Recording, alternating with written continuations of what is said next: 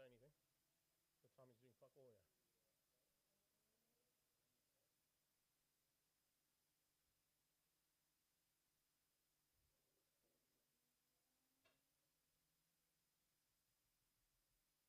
There's no timing. I did.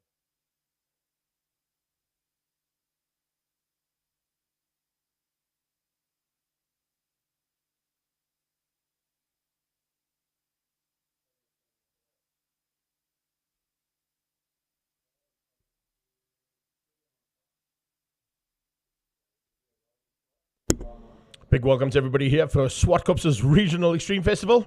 It's the Supercars and Pocket Rockets, and we're starting off with the on-the-track racing and national sports car class combined into one. Absolutely amazing day's racing action starting here so early in the morning, 7:15, and we're running right up until about 5:30 this afternoon as the lights are about to go out for race number 1. Let's see what's going to happen as they head down towards turn 1. On-the-track racing, of course, the sponsors behind this category.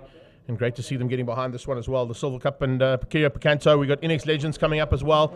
It's going to be in for a great day. And of course, we also got car care clinics, both classes, 111 Sports and GTs, and the Super Hatch category. Lotus Challenger in the house, and so are the Paybar Volkswagen Challenge classes A, B, and C. G&H Transport Extreme Supercars. And looks like our poleman's had some problems here right from the word go. So things not going according to plan there as we get things started here for the very first time and into race action. So early in the morning, it's not the usual case, but it's great to be here at Zwartkops and enjoying all the race action here at Zwartkops for the first race of the day.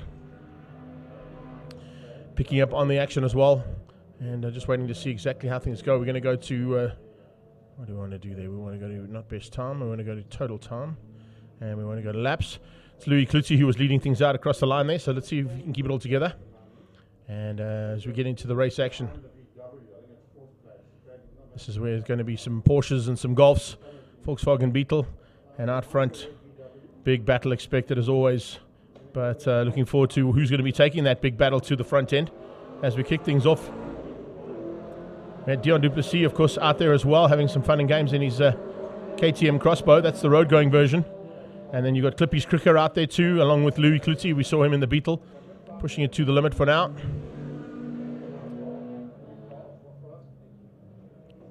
Don't want to change my timing monitor to give me the actual race action that's happening out there. Class B being led out by Louis Klutzy. He's fighting hard there with Dirk Lawrence, looking for around the inside of their Zoic panel beaters Honda, and finds a way through there. Klutzy in the Beetle. And they're all trying to catch the front end here. Ghost as he opens up a bit of a margin. Eugene Ghost, of course, will be looking to come through there. He didn't qualify yesterday, so he's already come to the front end of the field. And on the track racing and national sports cars combined here. I think we've only got about 2 or 3 sports cars in this category. So it should be a bit of a fight on here as well. We want all classes combined, and let's see if we can get that now as we get back into the action here. And up in towards Kenwood Corner. This is where things can change up as well. So early in the morning, of course, it's going to be cold track conditions, and tyres would have needed some kind of heat into them. The only heat that these guys have got available, of course, are the ability to get the heat into the rubber via the track. So as Philip Meyer starts to put the pressure onto the back end of that Zoic panel beaters Honda, Lawrence feeling the pressure there from the People Group Porsche.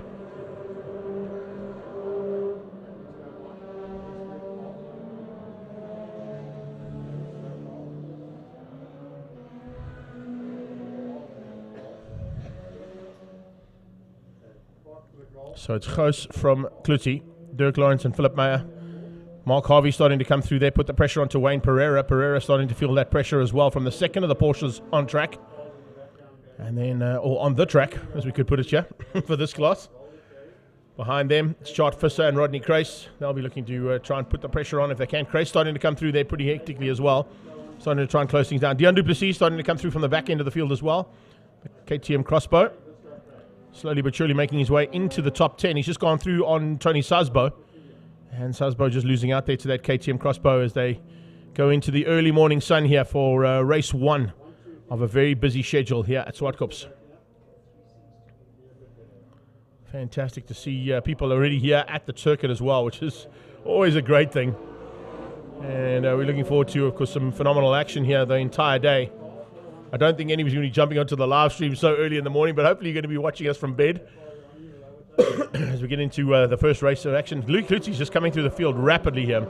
absolutely eating up this field like a hot knife through butter there in the Beetle, and putting Khosa's little Can-Am to shame there as they came out of turn 2. The little Chevy starting to feel the pressure, and you can see that he's already starting to look at options of trying to close back down on Klutzy, who leads it out. So it's the Arc Racing Volkswagen Beetle ahead of the lawn mowing man, Eugene Khos. Behind them, it's the People Group Porsche, and then Azoic Panel Beaters and JDM Racing's Honda Ballard of Dirk Lawrence heading to the top of the hill once again. 10-lap race to kick things off, and we've completed about 4 of them now as they come through on this next pass. Further back, the 88 car there of Tony Sazbo starting to come back into the thick of it. Watching at the background as well for the sports cars coming through. Remember, they started slightly further back than our On The Track Racing Clubmans series did. So you'll see the sports cars starting to come through, like that one, Clippy Skricher, in number 22. Slowly but surely making his way to the front, along with Dion Duplessis in the KTM Crossbow. He's now onto the tailpiece there and looking for a way past on Mark Harvey Wallbanger. So Mark Harvey probably won't have too much of an issue there with the Crossbow. Comes through and into turn 1, getting to 4 of 10 done. 6 laps still to go here for these guys. As they come around, you can see it's going to be the Crossbow just starting to tick them off one by one, trying to get to the front end. Watching in the background as well for Clippy Skricher in the Lotus. There's going to be a man also slicing through the field pretty rapidly, hoping to try and get to the front end as quickly as possible as he heads up into turn 3, as these guys are already through turn 4. And as that Duplessis now up on both Harvey and Chart Fisser, so he's up to about 4th place overall. There's the top 3. Make that 5th place. I forgot about Dirk Lawrence there. So there's Zoic Panel Beaters JDM Tuning's machine of Dirk Lawrence. That car right there in 4th place, staying in the hunt there with Philip Meyer and Eugene Khos. Khos not too far up the road there from those 2 cars. Thought the little Chevy might have a bit of extra grunt around the circuit to stay ahead of the Porsche and the Honda. But both of those little lesser cylindered cars are sticking with the big V8. Louis Klutzy, though, is the man to beat. He's disappearing at the front end, and no worries at all from him as he heads up onto that back straightaway for the first time and makes his way into a possible victory here overall. They've reached the halfway stage, and it's a big fight on here, as we expected from On The Track Racing, but it's for 2nd, 3rd, and 4th place, and it's about to start getting a little bit hotter. Definitely not in the ambient temperature at the track at the moment. We're still in the single figures in terms of degrees Celsius, but On The Track Racing, we're seeing some great battles.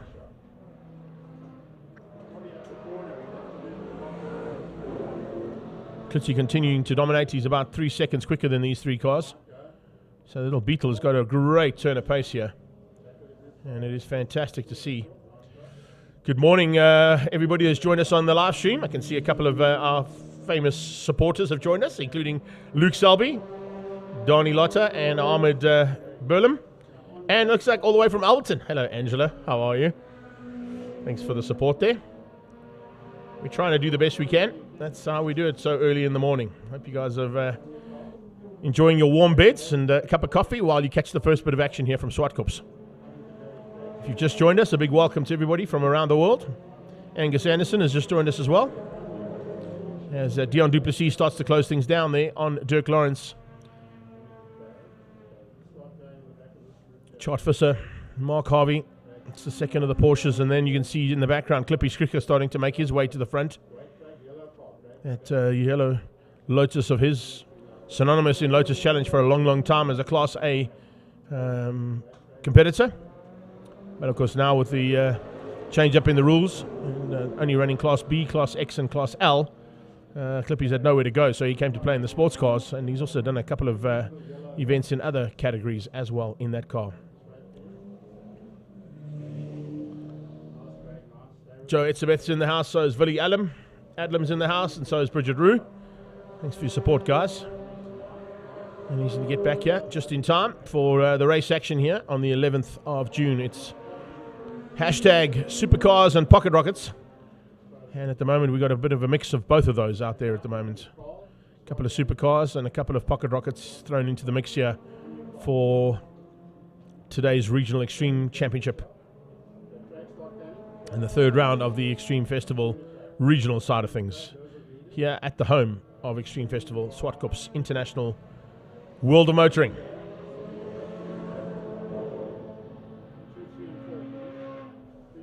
Eight laps about to be completed by the leaders now. Philip Meyer just getting through here and now staying ahead of Goos and Lawrence. Dirk Lawrence looking for a way through there on Eugene Goos. That was our early leader that comes through there. And yeah, unfortunately, Wayne Labochki's car not going according to plan there right from the word go. But he'll be looking to turn his luck around hopefully in the second heat. A couple of sports cars starting to make their way to the front as well. But the battle between the sports cars, of course, is separate to what's happening on track with the usual contenders in the on-the-track racing series. They're coming up there on Aaron Harmser, I think, and Anton Bitzer as well. But that 19 car there, or 191 car of Anton Bitzer, was the man who was on the front row. He had a couple of issues and unfortunately has now lost out to a couple of the sports cars who are making their way through. And look out as well for our overall leader, making his way to the front end there, Louis Klutti in the Beetle. Blue flags waving. There's the 155 just gets the warning. And Aaron Harmser just moves out the way there. Ron Harmser, of course, is car and Aaron behind the wheel. And we got a lap to go, according to that lap board. So 1 to go there on the timing monitor as well. If you want to catch the live timing, you can pick it up on Speedhive. Just download the Speedhive app and then go on to circuit racing or car racing. And then Regional Extremes at Zwartkops is up there. And all the day's racing will be there for your live timing if you want to be watching the timing as well as what we're putting out on screen.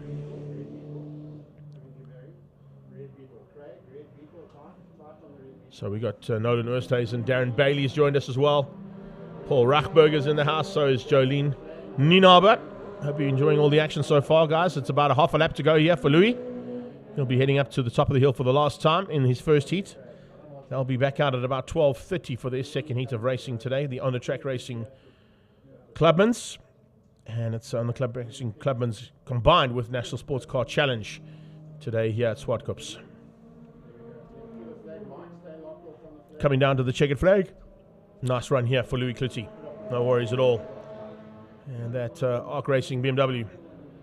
Not a BMW, but it's his fastest one. That Beetle is just unbelievable. I always give him a bit of a ragging saying it's a stock standard Beetle that you could buy off the showroom floor. But of course we know it is some serious modifications done in that car. Across the line in second place is Philip Meyer, who's come through for a great little run to the front end there from his Porsche, the People Group Porsche. And then you can see making his way into third was Eugene Goos, just keeping Dirk Lawrence behind him as they came across the line there ahead of our original poleman, the 191 there. And that didn't quite go according to plan for Anton Bitzer, but I'm sure he'll try and get that sorted out tomorrow or possibly later on the day to get it all ready to go for the second heat of racing. Big welcome there, of course, to Roderick Mitchell. Hope you're enjoying that as well. Thanks for your support, buddy. Paul Rachberger and Brent Alberts has joined us as well, all the way from Alberton. He's probably working today at Haval the Glen or doing some kind of work out there for the IPOP group.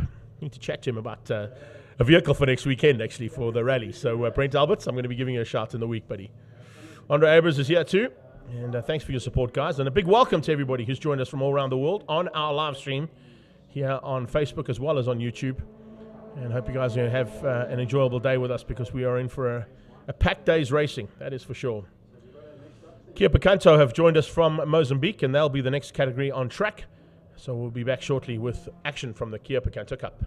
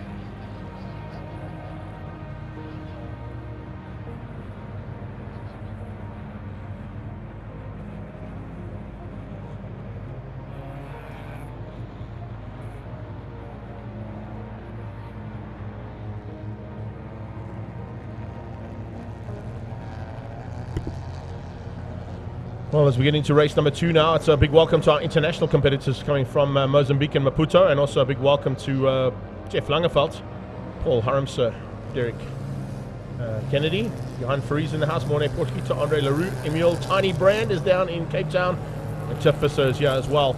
And a big welcome to everybody here on our live timing, coming here from the Regional Extreme events at Zwartkops, and it's Supercars and Pocket Rockets. Some of the Pocket Rockets out on track at the moment, coming out of our incredible Picanto Cup. And a big welcome to our competitors once again from Maputo, joining us here for some race action. Of course, we don't have who the drivers are, but we do have the teams, and it's 5-Star Racing out in front. The Kia car in second, Moztec Pro and Moztec Racing in third and fourth, ahead of the Trans Auto and CA Racing cars. Then it's 5-Star Optica, Bluetech and Moztec, and the 11 cars.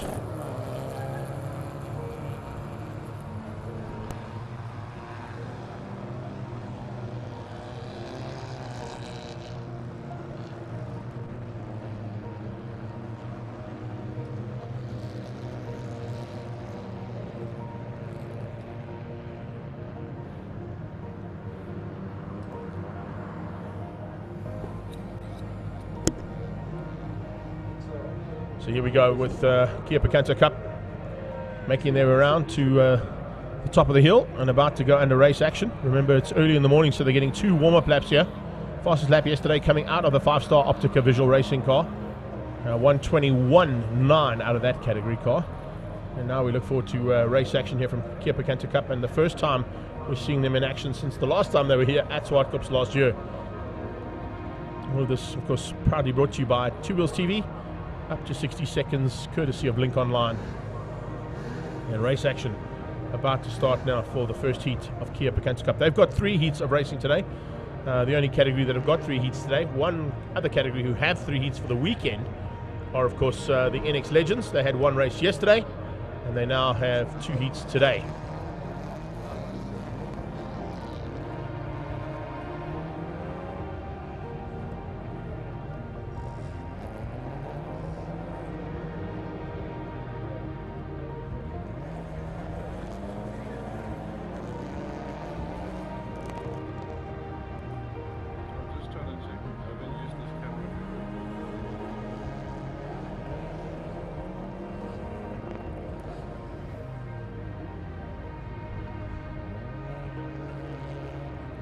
So we're lined up and ready to go now.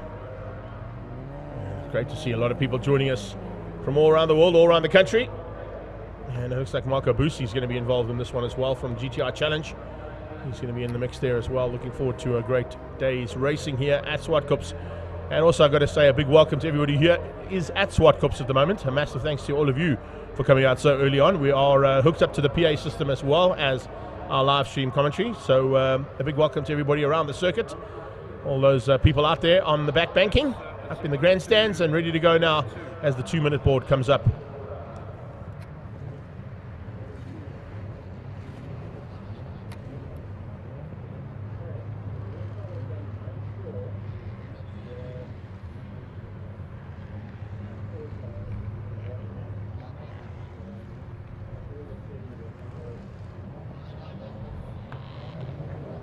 Here we go, down towards turn 1, off the line they go, and down towards turn 1, looks like it's the 5 car around the outside, that 5-star Optica visual racing machine, looking to try and get to the front end as early as possible, and try and lead things out from the front end. Good battles through the field as well, expected to be seen. See the Moztec 11 car, they're taking on MediPlus as they head into turn 2 here at Zwartkops. Fantastic to see how close this racing action has been all weekend long, and awesome to see that the racing categories that have come from international part of the southern part of South Africa have joined us yet again here. A couple of local drivers who may be giving an opportunity to be in the mix. 00 Kia machine out in front and leads things into turn 4. Nice run there as well, coming out of Trans Auto. Trans Auto already up there. The Moztec car slowly but surely starting to make its way to the front end. That is in 5th place at the moment, fighting it out there with that 33 Trans Auto machine.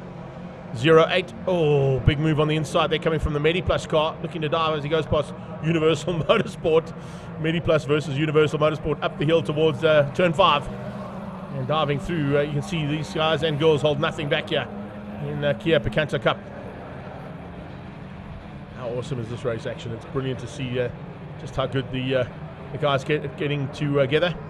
Looks like we're up and running now with our live timing as well on Kia Picanto Cup. Hopefully on the timing now we'll also get to see who's at the front. Yeah, it is basically the race teams as opposed to the drivers, because these race teams that come in the Kia Picanto Cup, they have different drivers sharing each of the category cars. So 5-star leads out Kia from Moztec Pro and Trans Auto. That's your first four across the line for the first lap of 10.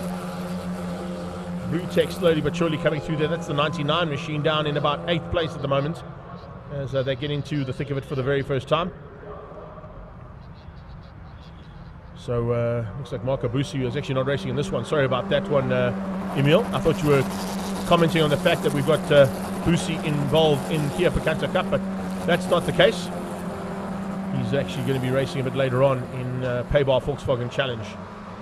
So we look forward to that one. But right now, epic battles as always. MediPlus slowly but surely making their way through the field rapidly. Up into 6th place now, trying to close down on the Moztec machine. And 33 just ahead of Moztec, that is Trans Auto. So Trans Auto racing now under a bit of pressure as they go through turn 5.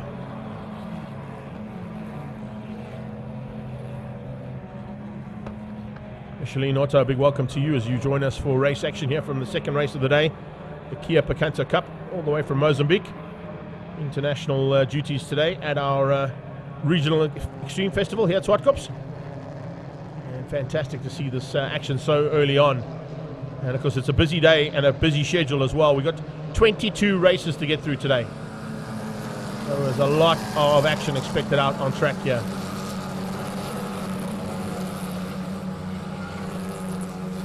A little bit of chopping and changing there. The 50 car of 5-star Optica Racing looking for a way through. Looks like he might have just squeezed through. Yes, he has. Oh, and forcing it wide there. 99 is Blue Tech just diving and slamming onto the inside and finding a way through. And makes his way past and up ahead of that 5-star Optica Racing car. So it's all good. It's all good at the moment. Thanks, Mornay. Sorting us out there with a little bit extra laptop to sort out the timing. But it's back up and running here on our tablets in front of us. And a big welcome to Tahir Sayed, who's just joined us as well on the live stream. Up to the top, looks like a bit of pressure coming from that 21 machine. Moztec trying to get ahead of that number 33, the Trans Auto racing car. All of these Kia Picantos, of course, and the Kia Picanto Cup is how they do things up and to the east of us in Africa.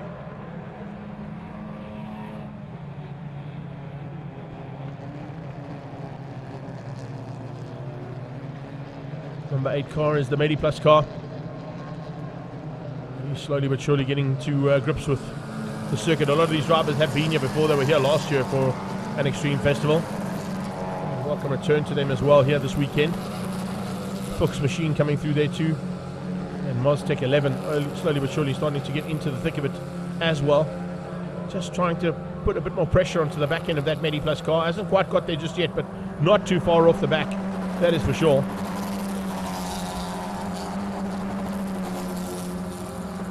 Early morning sun here, so giving us a little bit of a sort of a glazed look on our cameras, but of course the cameramen have been out there since 6 o'clock this morning, so hats off to them for being here early on to get everything sorted out to bring you the production here from Two Wheels TV and up to 60 seconds.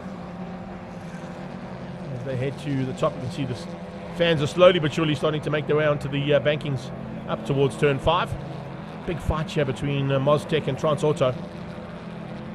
Moztec looking for a chance to maybe just find a way past there, but that Transauto car just keeping him honest. Top 3 at this stage, there they are.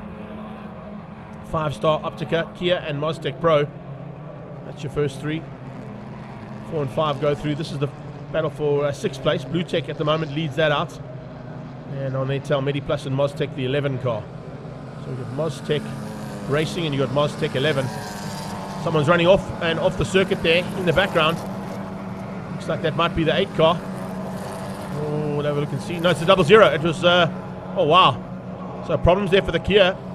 The Kia car who's in 2nd place, coming off the circuit, coming out of G&A's transport corner and running wide, completely off track onto the dirty stuff. Now drop that Kia machine. Oh, and there's some big problems. You can see starting to slip and slide into turn 2 as well. So some dirty tires there and possibly a problem on that car. Picanto just not firing like it was. He was sitting in 2nd place and looking to try and attack the 5-star Optica Visual Racing car. Unfortunately, ran off out of turn 8. And he's got a problem. He's being closed in rapidly now by the number 46 AMM 46 Racing team. And behind that, it's going to be ProData. ProData in the 10th spot at this stage, looking to maybe just get ahead of that 00 machine.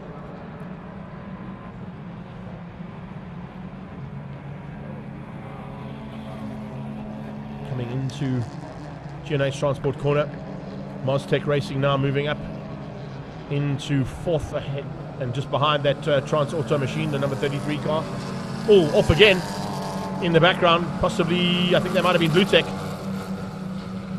Blue Tech or Moztec 11 going off the track in the background. We'll try and get the number on the car as it comes through, but definitely another car off there.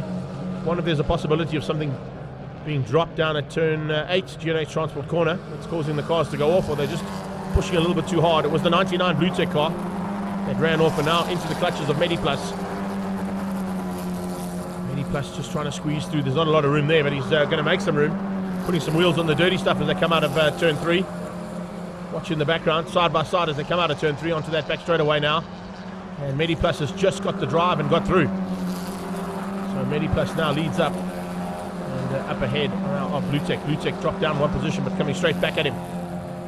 Great start to this first heat of Kia Picanto Cup. Heading to the top of the hill there. You can see on your timing on the left-hand side, the leader now comfortably with a 1.9 second lead over Moztec Pro. But how's this for the fight? 99 and 8 going at it, and Blue Tech trying to take on the Medi Plus machine. Medi Plus trying to come back there. Watch as they come out of turn 7. There they come down the hill. And just behind them, the Moztec 11 car is coming along for the ride as well. So it's Medi Plus versus the Fuchs and 99 Blue Tech machine. 6 down and 4 to go. Great to see this kind of action so early on. Hope you guys are enjoying it there at home, having a sip of coffee, or maybe you just got to the office. If you have, a big welcome to Zwartkops Regional Extreme Festival. Hashtag Supercars and Pocket Rockets. And these Pocket Rockets are now going at it. Here we go. Banging wing mirrors. That's what we like to see in Kia Picanto Cup. We saw a lot of it last year when these cars were here. So wing mirror tucked in now on the Mediplus car as Blue Tech has made its way back into what is now 5th place on track. And looks like even the 11 car, Maztec 11 has got through as well. So the Maztec 11 car also catching out the Mediplus car there and dropping it down 2 positions. So down to 7th place there for the 8 car. 99 up into 5, and here comes the 11 car for 6th.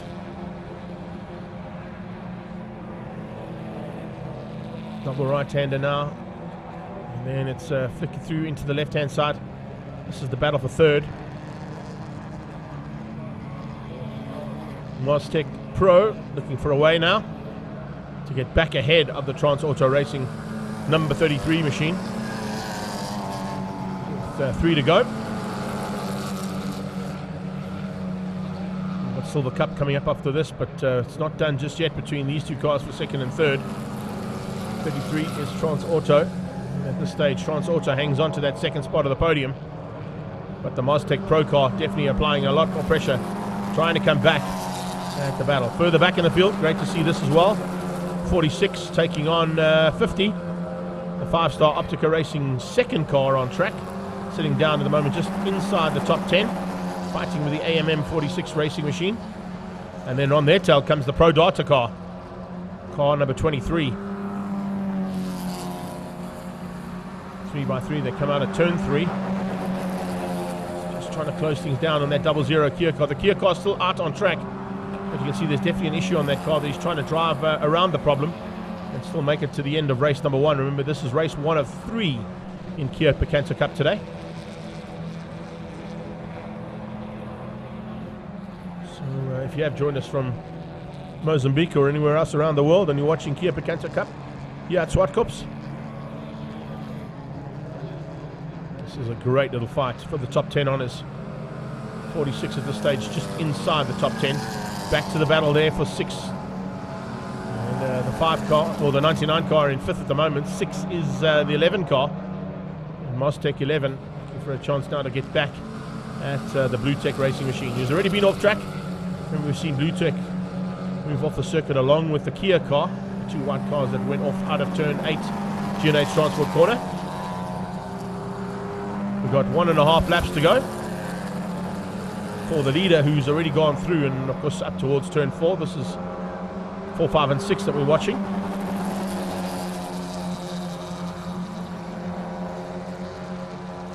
There goes the leaders to the top of the hill. 05 car of 5 stars Optica Visual Racing, now with 1.6 seconds ahead of Maztec Pros.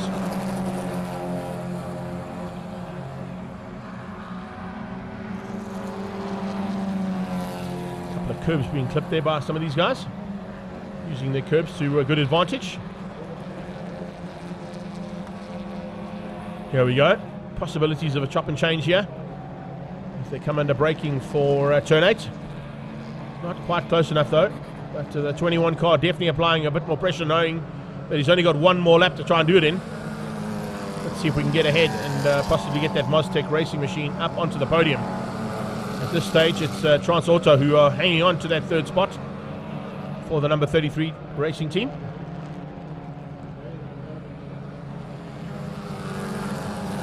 Big welcome to Brett and Charlotte, and of course Johan Stolk has also joined us too. Here's a move. Great bit of driving there. Setting it all up there. Maztec Racing coming out of turn 2, realizing that if he gets the apex very late, he can possibly get the drive down, and he's up to 3rd. So we got now Maztec Pro versus Maztec Racing. That's for 2 and 3 on the road, but no one's going to catch the 5-star Optica Visual Racing machine out front. So the Maztec teams have moved up to try and hug and take the majority of that podium away from everybody else. 5-star Racing about to come into it for the last time into Kenwood Corner, down through the left hand. Turn 7, and finally down towards the last corner on track here. And it's plain sailing basically for this car. Good run there from either Collinson or Blaze, who are going to take the first victory. And happiness on the side of the wall as well from all of the supporters for Kia Picanto Cup, as top 5 come across the line there. 5-star Optica Visual Racing taking the victory. Maztec 11 coming through as well for a possible 6th place. And as they've crossed the line there, it's Maztec Pro in 2nd, Maztec Racing in 3rd place, beating out Trans Auto's number 33 car in 4th. The Maztec 11 car comes through for the top 5, and behind them it's Blue Tech versus Kia, MediPlus 5-star Optica Racing 2 in 9th place, and the AMM 46 car there in the top 10. Behind that, Pro Data, Move Racing, and a good effort as well from the 21 car to come through there. 22, of course, is Move Racing. Here he comes, and that is your results unofficially at the moment for the Kia Picanto Cup's first heat of racing here at the Regional Extreme Festival for Zwartkops. Big welcome to everybody from around the world, and everybody joining us on our live stream. Hope you can enjoy the day's racing. We have got a busy day. We've still got 20 more heats of racing to come your way, starting with up next the Silver Cup. We then go into NX Legends. That's race number 2 of their weekend. Car Care Clinics, 111 Sports and GTs in the Sports and Saloons. We've got Lotus Challenge, Car Care Clinics Super Hatch. We've also got Paybar Volkswagen Challenge, G&H Transport, Extreme Supercars, and the BMW Performance Club Series. We'll be back shortly with action from Silver Cup.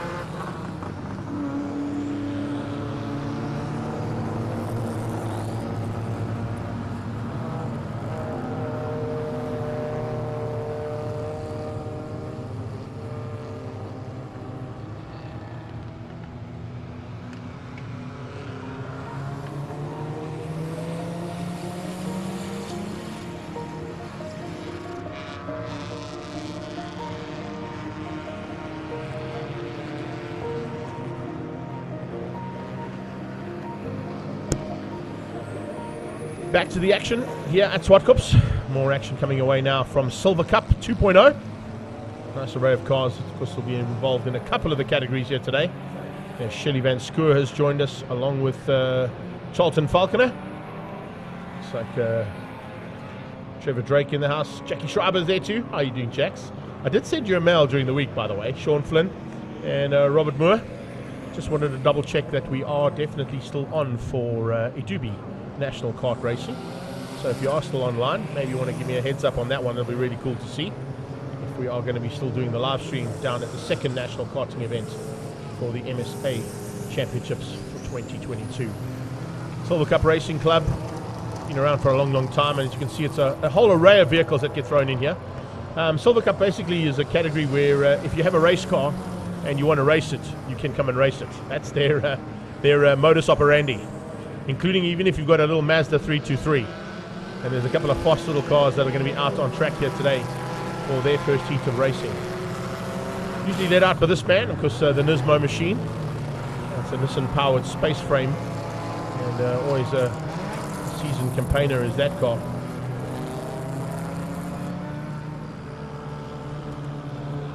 Jagger Robertson will be involved in this one. Nice to see crowds up on the G&H Transport gallery there. Devin Robertson, Richard van Heerde, Gerard Baru. They're of course all fighting for NX Legends a bit later on at Silver Cup. There's always a big fight between Marius Jacobs, Evert Seifert Jr., Julio Riga, Freek Bluknoot, Witten Brouwer. Watch out for Karel Stoltz, of course, in the Pretoria Noord Toyota. And he'll be looking to battle not only in this category, but also, of course, in Super Hatch a bit later on. So we're getting a full day's racing and a little bit of extra value for money, especially at a day like this.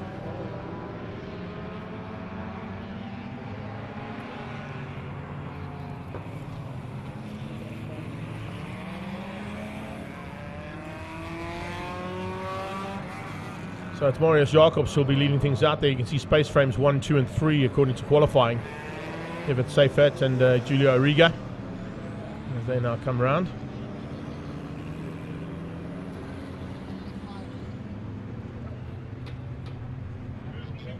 They're going to come and get ready to line up for their heat. Problems by the sideline there. Looks like a Beetle-based chassis of some nature, but certainly not to where he wants to be. There's a car in the way, so possibilities that it should be a rolling start, yeah. So I think that red flag that's been pulled out there is due to the fact that we've got that car stuck in the middle. But let's have a look and see now. I can see Henny on the side looking to go for a start. So whether or not that car's in harm's way, we'll wait and see. Maybe it's just out of harm's way, and they're going to give us a go ahead. I'm just waiting for a green flag at the back.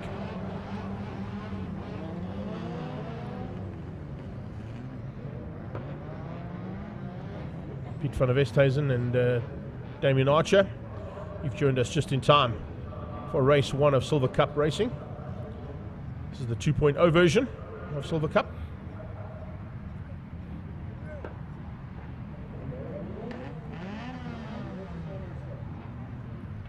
Yeah, going for a standing start, by the looks of things. Thought we were going to go for a rolling start with the 2 warm-up laps that were given. Wilton Brouwer out there as well, looking for a chance now to bring that little Civic of his through in amongst the space frames. 5-second board. Lights are about to go on. When they go off, we go racing. There you go, off the line. Good start coming out of Jacobs. Good start out of Seifert as well. Evert Seifert Jr. trying to fend off the attack coming through the middle of the pack there from Freek Bluknoot. Bluknoot, of course, in the 323. That little Mazda 323. 107 is Johan Smith in the BP Nissan Sentra. But it's space frames 1, 2, 3, and then comes the Mazda 323. Around the outside comes Karel Stoltz in the Pretoria Noord Toyota. Good start there from Stoltz. He came through pretty rapidly from the word go. Comes onto that back straightaway now. Stoltz ahead of Bluknoot. Battle for 4th place there between old school and slightly newer vehicles. Golf 1's in the mix, and there's a whole bunch of those, as you can see, heading out of turn 4. The 44 machine. That's Paul van Niekerk. New car there for him. We're watching also for a couple of cars coming from the back of the field. as they come through rapidly. Safe Fat getting it a bit sideways out of turn 5. Blicknote runs a bit wide. Brouwer tries to get on the inside of him. Walton had to just back out of that one, but he has to go defensive due to the fact that he got a Golf on the inside there. The 252 of Martinez Viljoen. Viljoen trying to find a way through and get into the mix right from the word go. And as we get into the first race, Wilton Brouwer out of shape big time. And he gets completely out of shape there, heading to the top. It wasn't quite what he expected, that's for sure. Let's see if he can keep it all together now, as we're into the thick of it here of Silver Cup. Marius Jacobs from Ariga. It's Safe Fat Jr. in third, Stoltz is fourth, and Blicknote in the 4th spot. 4 and 5 being fought out there between him. Wilton Brouwer has got going again, but he's a long way back. And does he make his way onto the circuit or not? We'll wait and see. Let's have a look at the replay here of Brouwer's spin. He just comes out of there a little bit too hot. Cold tires, cold track. Brouwer just trying too hard and almost slamming into the wall that saw the end of my race only 3 seasons ago in the Trans Africa Racing Dart, right in front of the galleries there. And Brouwer fortunately able to get that car back up and trucking, but a long way down now and a huge mountain to climb to try and get through a field of Silver Cup competitors. Off the circuit, another one. In fact, 2 cars off track. 113 makes his way off the circuit completely there. Wayne Pereira in the Grange Workwear Performance Golf 1. But he was following Everett Safe Fat Jr., who'd already gone off. Safe Fat Jr., of course, had gone off at turn 5 and had run onto the runoff road and the exit road. Problems here for Marius Jacobs. In fact, no more problems at the background as Julio gets it a little bit out of shape. Dangerous little maneuver he tried to pull there in the Mazda-powered car. Cyril Jacobs has come from the back of the field. He's up to 2nd place now. Julio Arriga trying to get back onto the circuit, but having to seriously do some work to get into that pack. And almost drove completely head-on into oncoming traffic. Have a look at this. As he comes into turn 2, he's a little bit too hot. A little bit late on the brakes. Trying to get through there on Jacobs. Jacobs saw him coming. And Arriga, unfortunately, making a big mistake. So Jules on the sideline and now down to about 10th place. So a bit of work to be done now from Julio Arriga to get back into the thick of it. Golf 1's fighting hard here. The 209 is Neo van der Walt. He's got Wayne Pereira on his tail. Grange Workwear car trying to squeeze through. And become the 3rd Golf on track as he gets up onto the brakes into turn 5. And he's done just that. So it's Martinez Viljoen, Paul van Niekerk, Neo van der Walt and Wayne Pereira all in Golf 1s. Trying to close down there on Blicknote, who's in the 323 Mazda there, just in the foreground of the shot. Here comes the Golf battle. Viljoen at this stage keeping out Paul van Niekerk. Season campaigner, of course, in his Golf. That's a Golf 2, of course, that he's in. Not the Golf 1s that he's fighting with at the moment. So the big jumbo in amongst the little Golf 1s. Van Niekerk, long time and season campaigner in a Golf 1 for a while. Go Wayne Pereira, says Natasha Mandel. Ronald van Niekerk's also watching from the sidelines. So is Belinda Groenewald. Big welcome to Willem Boyson as well. Hope you guys are enjoying all the action. And McQueen's in the house too with Haley Farid. Hope you've enjoyed all the action so far. It's the 3rd heat already of the day's racing. We've got a very busy day ahead of us here at Zwartkops for Supercars and Pocket Rockets. 3rd round of the Regional Extreme Festival here at Zwartkops, the home of the Extreme Festival. Blicknote now trying to just close things down here. Trying to stay on the back end there of Karel Stoltz, but Stoltz is just showing him a really, really clean pair of wheels, and it's 2 pairs that's on that car to stay ahead of that old school Mazda 323. Coming down the hill to close down on Stoltz. Stoltz looks in the rearview mirror, turns into turn 8, G&A Transport Corner. Stays just ahead of Senior. Nice little job that Kirk Blicknote has done on that car.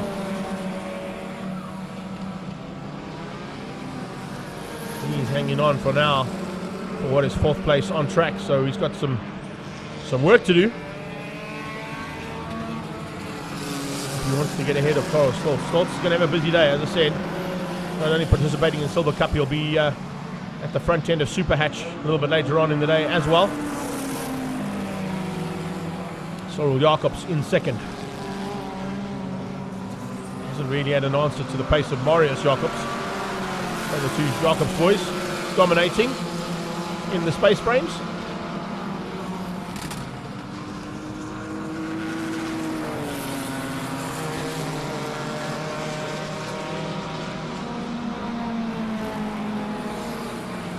Edison-powered space frame. It's a Peugeot space frame, I think, if I'm not mistaken, that Marius Jacobs is piloting. This one is the Volkswagen chassis. Range workwear car. It's the Golf 1. Now leads out the Golf battle by the looks of it. Yes, good move there from Wayne Pereira. He's now ahead of Viljoen and Paul van Niekerk. Van Niekerk ahead of them initially, but some work to be done now for the three Golfs who are fighting hard. Paul van Niekerk in the Dub Developments car, trying to close things down and see if he can find a way through on the two Golf 1s ahead of him.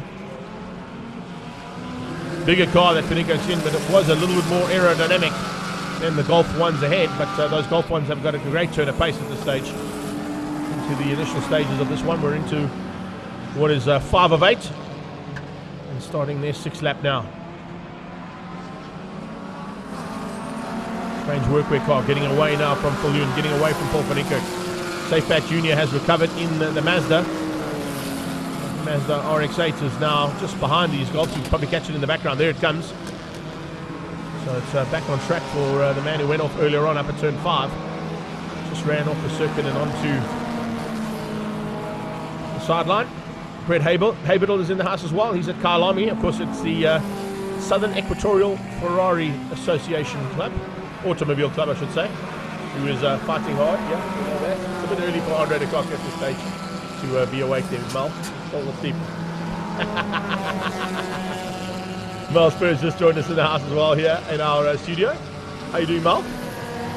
As we head into turn number 8 once again, and coming out to start what's going to be the last lap of Silver Cup. Okay, maybe not. It says 2 to go there. Right, 2 more laps to go for these guys. Udo Vergara is in the house. So is Jody Illenveld.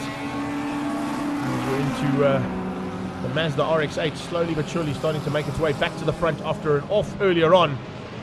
Wasn't really a crash as such, just an out-braking maneuver. Fortunately, a little bit of run-off road there for the Mazda to get out of harm's way. And slowly but surely now, Safepat Jr. has made his way into the Golf battle. He's through on Van Niekerk, he's through on Viljoen, and he now has his sights firmly set on Wayne Pereira up in 5th place.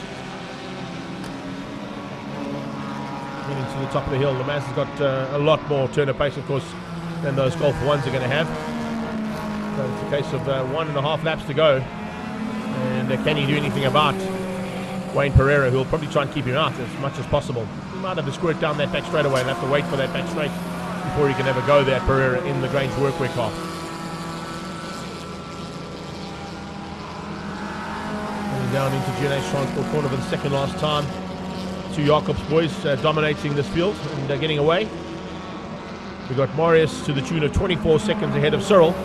Cyril's got about 33 seconds over Karel Stoltz in the Pretoria Noord Toyota. And then it's Bloknoot in 4th place in the Mazda 323. So 2nd place there into turn 4, Cyril Jacobs. Coming out of the top of the hill should be the first car, Marius Jacobs. The space frame heading towards turn 6.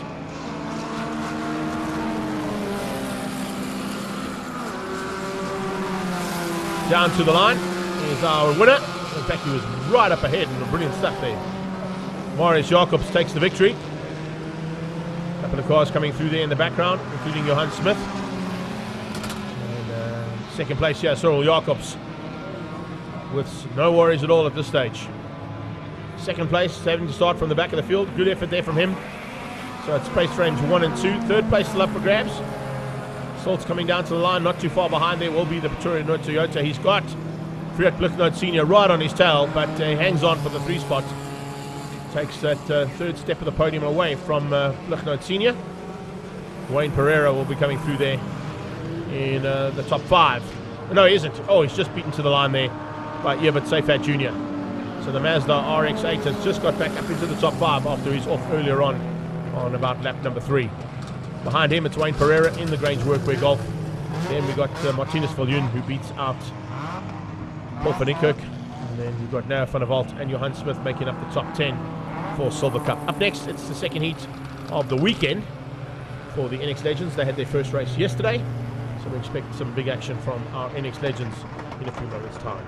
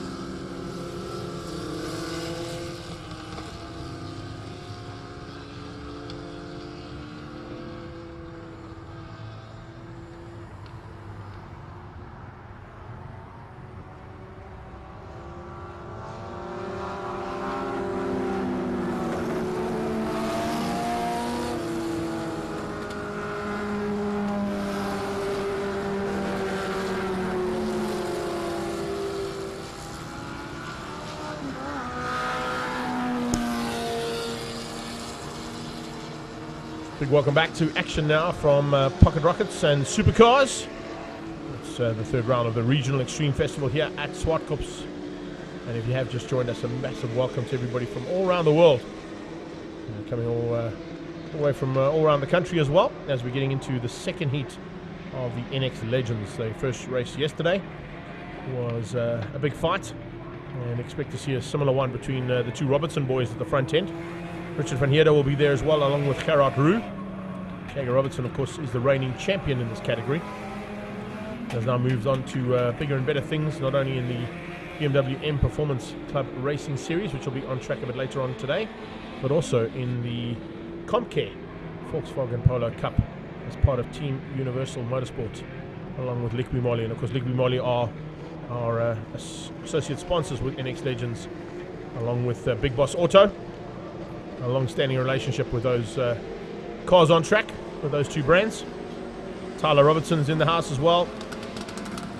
Look out for Ian Upton, Johan van der Vente, Johan Juster and Niels Juster fighting for honours in the Masters category. So we've got a Pro class, we've got the Young Lions class, and we've got the Masters category, all about to go to battle now for the second time this weekend. Remember, if you have just joined us, they did have a race yesterday afternoon to get through the busy schedule. Otherwise, we would have had too many races here today on a race day. So Extreme Festival bringing you a little bit of action yesterday. We didn't cover that one, but race one going to Jagger Robertson. And we'll be looking forward to more of the same of the battles in NX Legends for race 2 now. 31 out front is Richard van Heerden. He will be on pole alongside the 68 car there of Gerard Roux. And expect a big fight between those two.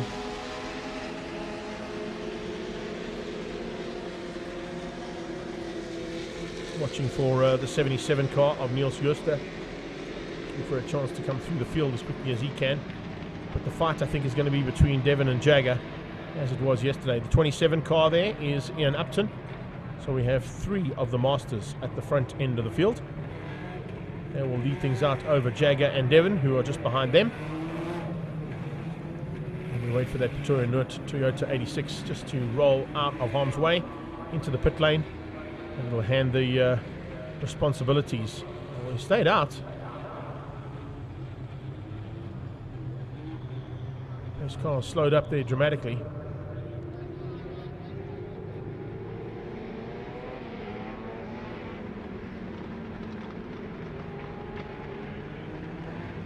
So watch out in the background as well, as I said. The 68 car of Gerard Roux will be looking to come through the field and take on both Johan Juster as we now go for another lap under safety car.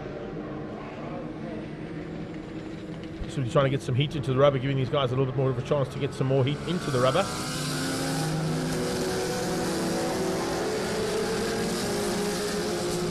These are Yamaha motorcycle engines underneath the bonnets of these cars. FJ 1200cc machine that powers these machines. It's a really cool little car as well to have a go in. If you ever get a chance to get behind the wheel of one of these little NX Legends, it's definitely something that you want to put on your bucket list. So much fun. Got a chance to race one here at Zwartkops and also down at the Desi's Raceway. And I can tell you, same kind of scenario as racing an actual motorcycle. Gives you a similar kind of thrill too. That scream of that FJ 1200 is certainly something that you want in your ears when you're so up close and personal with this field. And of course this field does get very up close and personal when it comes to race action. We'll see on certain occasions, and hopefully today as well, probably 3 or 4 up to 5 abreast going into race action. So Wessel Smit, Stefan Skuman, Andrew Owens, Peter Hunter's in the house as well, and just joining us there, Fred Stemmet, as we're about to go racing this time. And it looks like hopefully the safety car will be rolling out of harm's way to bring them under starters orders. 31 will lead them out, Van Heerden. Lights are out. So the 86 moves off the circuit there. And here we go for race 2 of NX Legends. Lining up and ready to go on the attack. See a couple of cars already starting to show what their potential is and where they can go. Jagger Robertson there in the 3rd place. Certainly wants to get to the front as quickly as possible. Devon will be coming from the back in the 11 car. But they're now under starters orders and about to go racing. Oh, they held the lights for a long time, and eventually when they went out Jagger went diving on the left-hand side to try and squeeze through into turn 1. Ooh, there's contact going into turn 1 there between the 68 and the 8 car. So Johan van der Venter getting a little bit of a tag there from that 68 of Gerard Roux. Devon already up into third place. Jagger's up in a second, trying to close things down there on Van Heerden. Van Heerden leads out the AE car there in fourth place. Just losing a little bit of ground as they started things out there. So Johan Jooster drops back into the fourth place as they come out of turn 3. Onto the back straightaway. Jagger Robertson already going on the attack for the lead. Takes the lead ahead of Van Heerden. Devon just tucks in behind for turn 4. Will probably pull out and try and get up the hill and up the inside into turn 5 and to past the Universal Racing Stable and up towards AMG Driving Academy. Devon's going to be late on the brakes. He's exceptionally late on the brakes. A little bit of a lock up there. Bit of tyre smoke, but squeezes through up into second place, and Van Heerden's down to third. So the pole man into third place by the time they hit turn 6. That's how we start things out here for the second heat of NX Legends, heading down towards turn 8. Liqui Moly NX Legends in the house here with the two Robertson boys, 1 and 2. Big move from the 18 car, just diving through there. Tyler Robinson looking for a way to get up the inside and find a way past there on the 27 machine of Ian Upton. Upton keeps him honest for now as they head towards turn 1. There's a big move from Tyler. Tyler had a big look into turn 1, couldn't quite make it stick, and the Sierfari Racing machine just shut the door on him. There's the meet and the sandwich between both of those Sierfari Racing machines there as the 68 car of Gerard Roux dives through, gets past Tyler Robinson. So Upton and Roux now ahead of Robinson. That's Robinson as opposed to Robertson. Robertsons are out front, and it's Jagger with Devon right on his tail. Steam train heading into turn 4. Side by side with Roux on Upton. Upton loses out. And Upton drops down one place into turn 4 and into the clutches now of Tyler. Tyler Robinson looking for a way through as he heads up to the top of the hill. They're going to go 3 by 3. Comes onto the right-hand side and has to cut back. So defensive driving coming out of Ian Upton as they went to the top of the hill.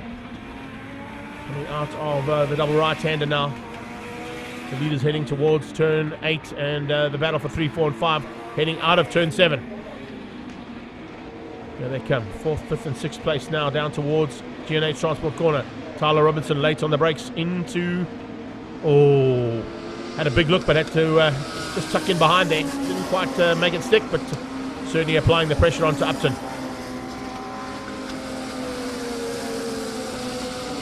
Flying through now and up into turn 2. Late braking from Robinson, locking the tyres up a little bit, and unfortunately that's cost him a bit of time. Upton's closed the gap down on Roux again. Fight for 4, 5 and 6 now starting to heat up here. As Upton tries to close the gap. Jagger Robinson, Devon Robinson. It's like a steam train between those two cars. Absolutely nothing in it as they head into turn 4. Tyler Robinson looking for a chance. Can't get there. Van Heerden trying to close things down now. Van der Venter in the mix as well as Van der Venter comes up on the inside of the AE machine. Johan Jooster under attack. Jooster sees him coming.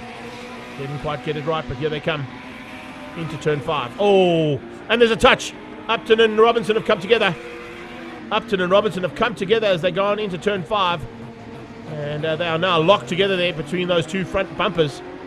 You can see they've got open bumpers on those cars. It's almost like a roll cage style bumper. And the two cars now locked together, nose to nose. It's going to be difficult to get those two cars apart. Johan van der Venter now has been gifted an opportunity to move up ever so slightly. But it is certainly on here. And fantastic race action as always from NX Legends.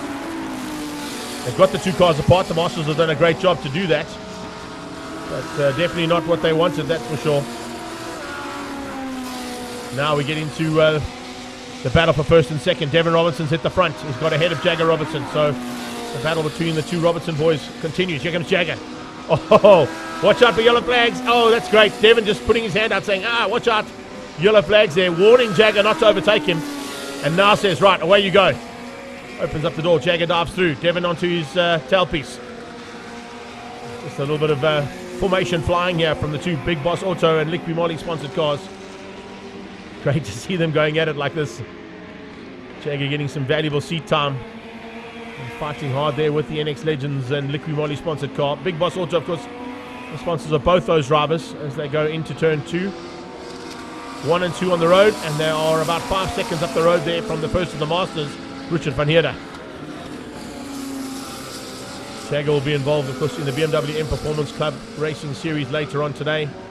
And then in about 2 weeks' time, he'll be heading down to the next round of the Comcare Volkswagen Polo Cup. He will have a busy schedule in his racing career this year. Devin side by side now, and they head up into turn 4. Gets good drive and follows Jagger through. This time Jagger follows him through though into turn 4. With yellows, no, yellows have been withdrawn. Cars have been removed out of harm's way. Good marshalling there from the combination of now Zwartkops and Carl Army marshals, all based at Zwartkops now. A great effort there from the marshalling team to get those two cars who were locked together back on track and out of harm's way to allow us to continue here with race 2. An 8-lapper, and the halfway stage has already been reached. We're into lap 5 completed now for both Devin and Jagger Robertson.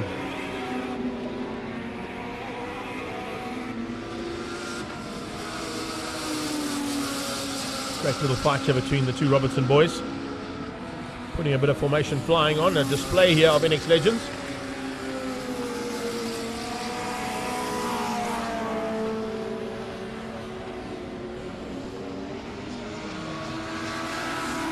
Oh, spinner. Juster's out of shape. Johan Juster in the AE car. Any out of shape there, out of turn 8. Has he got it going again? Yes, he has. But let's see if he can keep it all together now as he gets back on track. He does. Not really going to affect him too much. I think Niels Juster and Ian Upton were too far behind him to affect him as he's gone through. But he's got back up and going. Getting a bit sideways out of turn 1, but catching it as he comes out of turn 1. Coming out of turn 2 and trying to make up the ground that he lost there. Still going to be in for a chance of a 6th place. Top 2 down towards UNH Transport again. And no problems at all there for Devin and Jagger Robertson as they're going to come across the line and start to close things down on Upton. Ian Upton, after that little crash, has got a bit of the bumper missing on the front of the car, but that's due to the fact that he was locked into the front end there with the Golf Racing coloured machine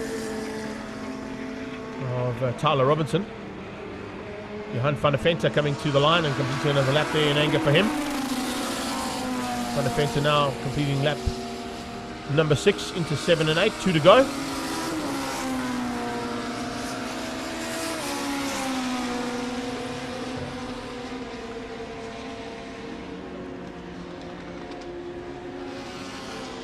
Tyler Robinson having a little bit of a fight on there as well with the boys out there. And showing that she's got the prowess there amongst a big field of a couple of seasoned campaigners in NX Legends, but great to see the young lady into an NX and showing us what it's all about from a lady's point of view.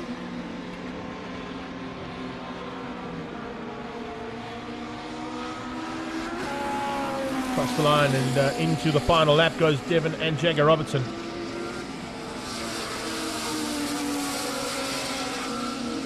Who's going to have what it takes here? Is Jagger going to give Devin a run? Or is Devin going to try and keep Jagger out and share the honours? Jagger's taking the first race, remember. That was yesterday afternoon. Second heat now up for grabs. I think Devin wants the second heat. He's not going to give it to Jagger without a fight. Good drive onto the back straight though for Jagger Robertson. He's going to try and squeeze on the inside here. Devin under braking for turn 4. Now side by side into turn 4. You've got a man who's won this championship with the number 1 car, but you've also got a man who's won the world championship in this category. A couple of seasons ago, Devin Robertson went to represent South Africa at the World Finals of NX Legends and came out on the top step taking the victory ahead of Americans and European drivers in NX Legends. And he was the top man with the number 1 plate in the world. He's got the double 1 on his car at the stage, and the number 1 champion is right on his tail. Out of the same family, out of the same stable, out of the same racing team. This time it's Devin though. Dev takes the win ahead of Jagger. Great dance there between them as well, as always, putting on a show there for the crowd here at Zwartkops. Hope you enjoyed that one here at the Zwartkops circuit. Hope you enjoyed that action on track as well as Van Heerden comes through for second, or for third. It'll be the win in the Masters, beating out Gerard Roux and Johan van der Venter for the top 3 in Masters. Tyler Robinson would have taken, of course, the Young Lions category, but she unfortunately had to retire the car after a bit of an incident at the top of the hill. Oh, a little bit off track, right in the closing stages there. Johan van der Venter going off track. Tyler Robinson unfortunately has parked it in the pit lane and is not on track anymore. Johan van der Venter. So we've got Robinson 1 and 2. Van Heerder comes through there for third place. He's got his arm out the car there in the background. Ian Upton is down in 8th, but he recovered nicely after that little incident and having to get involved in a couple of evasive maneuvers. Brew comes through for the 4th place. And Johan van der Venter will take the 5th place. That's 1, 2, and 3 in the Masters category for Van Heerder, for Leroux and for van der Venter. Up next, we're going into the next part of the day's racing, which is the Car Care Clinic. 111 GT Sports and Saloons. Midfield about to get onto track for their first 8-lapper in a few moments' time.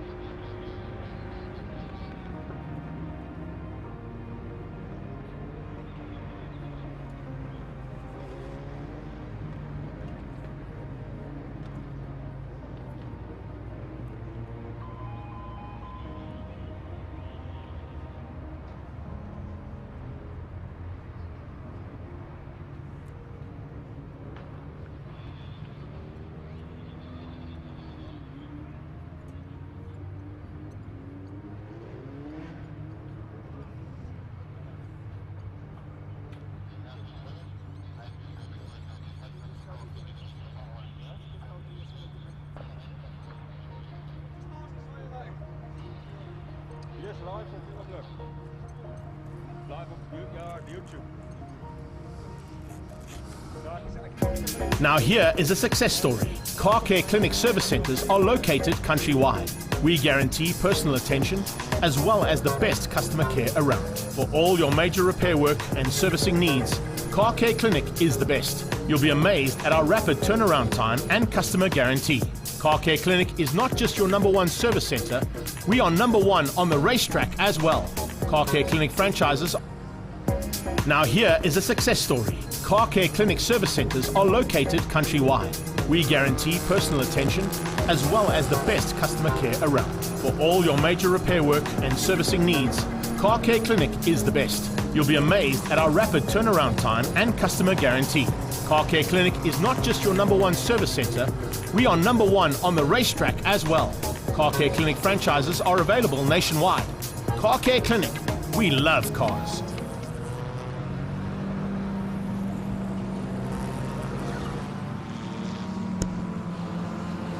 Welcome back to action here from the Regional Extreme Festival. It's Supercars and Pocket Rockets that we're expecting to see action from today. And we have got some big action expected now as we get into race number 5 of the day. And the first heat of the Car Care Clinic GT Sports and Saloons, 111 Sports and Saloons. As they make their way out for 8 laps of race action here. And expecting to see some big fights at the front end as always between the GT class and the 111 Sports and Saloons. And we've got no power. Okay, I'm back. There we go. As we're into the warm-up laps here, it's Louis Scholz and Gerard Henning who will lead out with Mark de Toy behind them. Look out for Andre de Lange and Piet Potgieter. And then Leonard Archer, who of course has stepped up into a new car. We saw that at Red Star Raceway.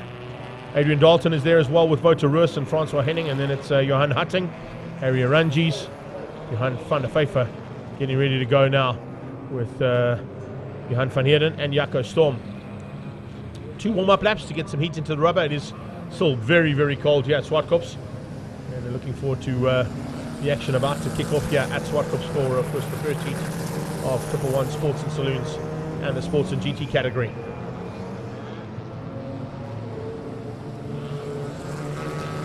That's Piet Potgieter in his Rocky-inspired car. A couple of famous celebrities and movie stars and movies characters on the side of his race cars in the past. He's now stuck with the Rocky theme now for the last 2 seasons. And having that polo out of Nathan's Motorsport, of course, it gives us an opportunity to send our best wishes to Graham Nathan on a speedy recovery after a little bit of surgery that was done during the week. Hope you're enjoying all the action there, Nate, and hopefully watching us from the hospital bed, all warm and tucked up nicely. And a speedy recovery from our side, from everybody here at Zwartkops as well, to the big dog, Graham Nathan from Nathan's Motorsport. His team, of course, are here. Michael Ahler's looking after the Nathan's Motorsport team this weekend and doing a superb job to get all the cars involved in that category and that team onto the various racing classes for the day. The car I'm not seeing out there at this stage was the man who qualified on pole, and that's Louis. There he is. Just picked up on it eventually there, Louis Scholz, ahead of Gerard Henning. The RBTS Racing Golf going to be taking on the Car Care Clinic Racing Golf, and then it's Mark Toy in the Z4. Alongside him will be Andre de Lange in the Roofschuur Golf 1. Certainly going to be a car to watch out for, as well as that little Golf 1. Good turn of pace on that machine. Piet Potgieter and Leonard Archer behind that. Van der Pfeiffer is right in there as well, and look out for Dalton, Roos, Henning as they all get ready to go now. It's the GT class that have got a small gap down to the Sports and GT 111s, who are just behind them. So GT category cars will start first with about 2 grid positions or grid rows gap between them and the Sports and Saloons behind. Holding the lights very long again as they go down towards turn 1. Louis Scholz under attack almost instantaneously from Henning. Henning under attack as well as they head down in there. And then it's Piet Potgieter who leads out the 111 Sports and Saloons. Harry Arangis there in the mix. Look out as well for opportunities for him to come through there. He'll be fighting hard along with Johan van Heerden. And as they come through turn 2, it is Potgieter ahead of Dalton. Dalton coming up with Meyer coming through there on Arangis. And then 93 there, Francis Henning coming through to put the pressure on. Hutting is in the mix as well, but it's Louis who leads things up at the front end of the field and at the top of the GT class. Mark de Toy in 4th place. De Lange has moved up into 3rd in the Golf 1. He's got Van der Pfeiffer on his tail as de Toy as they head towards turn 5. And then that Pragmar car coming through there, of course, looking for opportunities right from the word go to possibly just get up into the mix there. Have a look at that. It's Dalton now ahead of Meyer. Meyer ahead of Arangis. We've lost the front end. Where has our lead car gone? So some problems there for the lead car as they came through. But Piet Potgieter has not been able to hang on to that front. And there you go. Cobus Brits out of shape in the Polo Classic. The Pragmar Polo Classic gets it a little bit out of shape and comes off the circuit coming out of turn 7. He won't be the first man to do that in the early stages of the race day, because there's hardly any heat in the rubber and there's not a lot of heat in the racetrack at this point, I can tell you. Arangis now putting the pressure onto Meyer. Meyer putting the pressure onto Dalton. Arangis dives on the inside in the Volvo Fluid Systems Nissan, looking for a way to squeeze through. Just has to back out of it ever so slightly, and now falls into the clutches there of Henning. Francois Henning starting to put the pressure onto the back end of Harry Arangis as they came onto that back straight away. Here they come. Potgieter's down to 5th. There he comes in the Ding Ding car. And that Rocky-powered Polo from Nathan's Motorsport. He's going to just squeeze out. I thought so. Francois Henning in the Repsol coloured and almost Marc Marquez style machine there in the Polo. Henning might have a problem though. He seems to be slowing in the background. So you've got Potgieter's gone through. Van Heerden has gone through. So has Wouter Roos. Yeah, definitely an issue here for Francois Henning. Henning being caught out by Mark Harvey as well, who's also got dual duties to do today. So So the People Group Porsches going to be fighting hard in both GT Sports and Saloons, 111 Sports and Saloons, and in the On the Track Racing Club series as well. As you see, Francois Henning pulling the Polo into pit lane. Off track goes Harvey. Harvey just putting wheels on the dirt there. Manages to just catch it and bring it back on just ahead of Hopkins. Roland Hopkins now under attack from the Shield Golf of Wayne Lebotsky.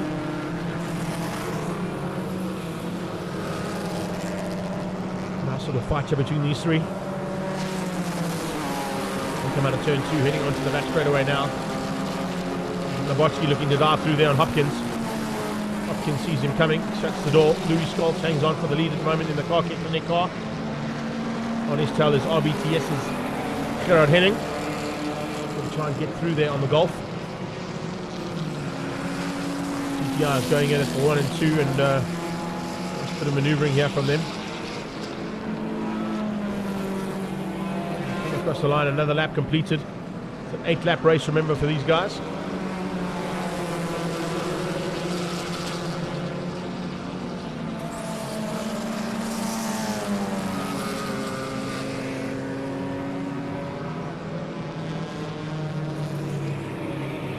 Louis Scholz, Gerard Henning on the top 2.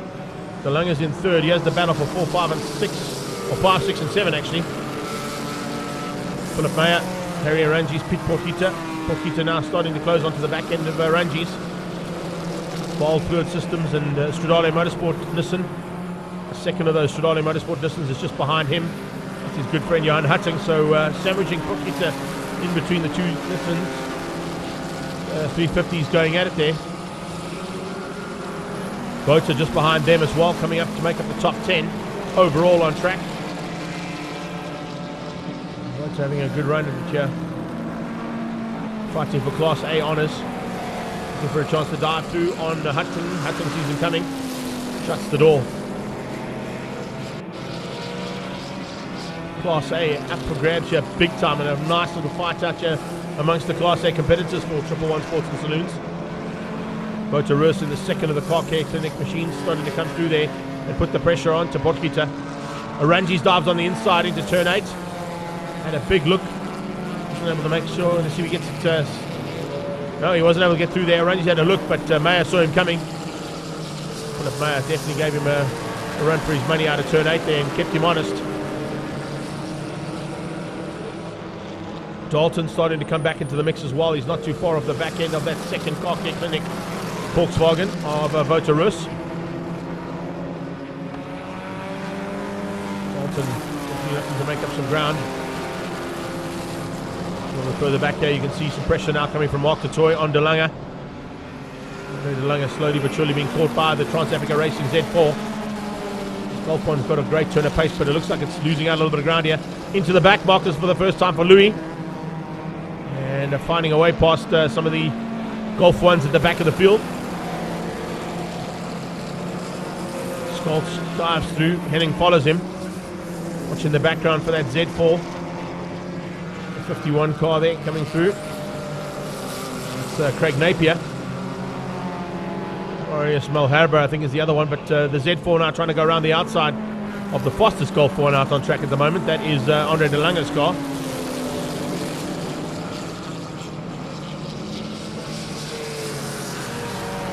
Back markers are plenty here into turn 4.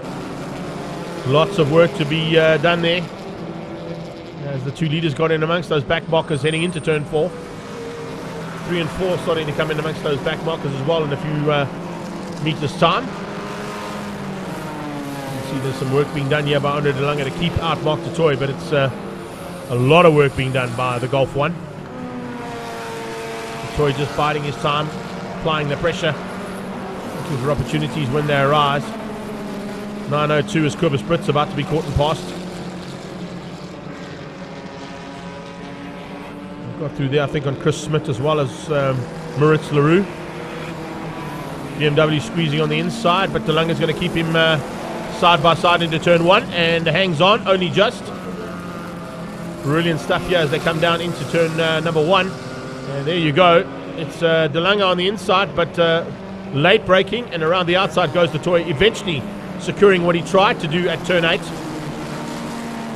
him 3 corners to get it right, but he eventually got it right coming out of turn 2. Change up for the lead. Henning's hit the front. Henning hits the front now. So it's Henning from Louis Scholz as they went into turn 4. Mark du Toit now up into 3rd ahead of De Lange. So there's confirmation of your new leader.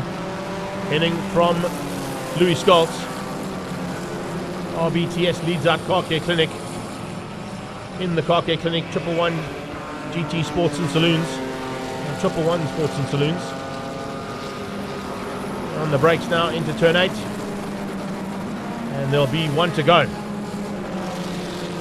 1 lap to go now for Henning and Scholz.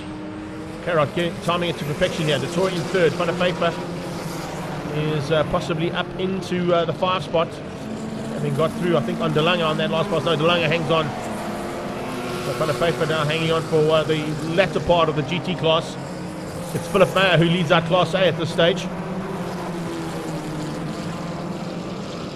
The People Group Porsche looking for a victory in Class A of 111 Sports and Saloons. The GT class heading to the top of the hill, with Henning at the front.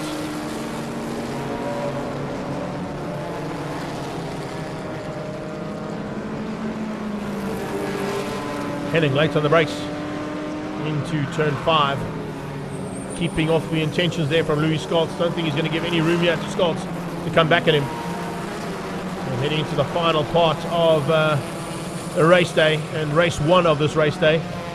It's going to be Gerhard Henning for RBTS and Jägermeister to take the first victory. Flags out. He wins out the GT class, beating Louis Scholz to the line in the Car Care Clinic Golf GTI. Drive from the pole man. Oh, and De Lange is out of shape right in the closing stages. He loops it and goes onto the inside, catches it. Fortunately gets back on track in time. Probably only going to drop him down to 4th place. Du Toit's gone through for 3rd. But he got through on Du Toit and was potentially looking for that 3rd spot. Makes a mistake into the final corner. He has the lead for Class A, and Wout having a dive on the inside. Not quite getting through there on Piet Potgieter. So it's Philip Meyer who wins out Class A ahead of Piet Potgieter. Wout in 3rd. Dalton comes through for 4th place. He beats out Harry Arangis. And here comes Harvey Wallbanger to beat out Wayne Labotsky.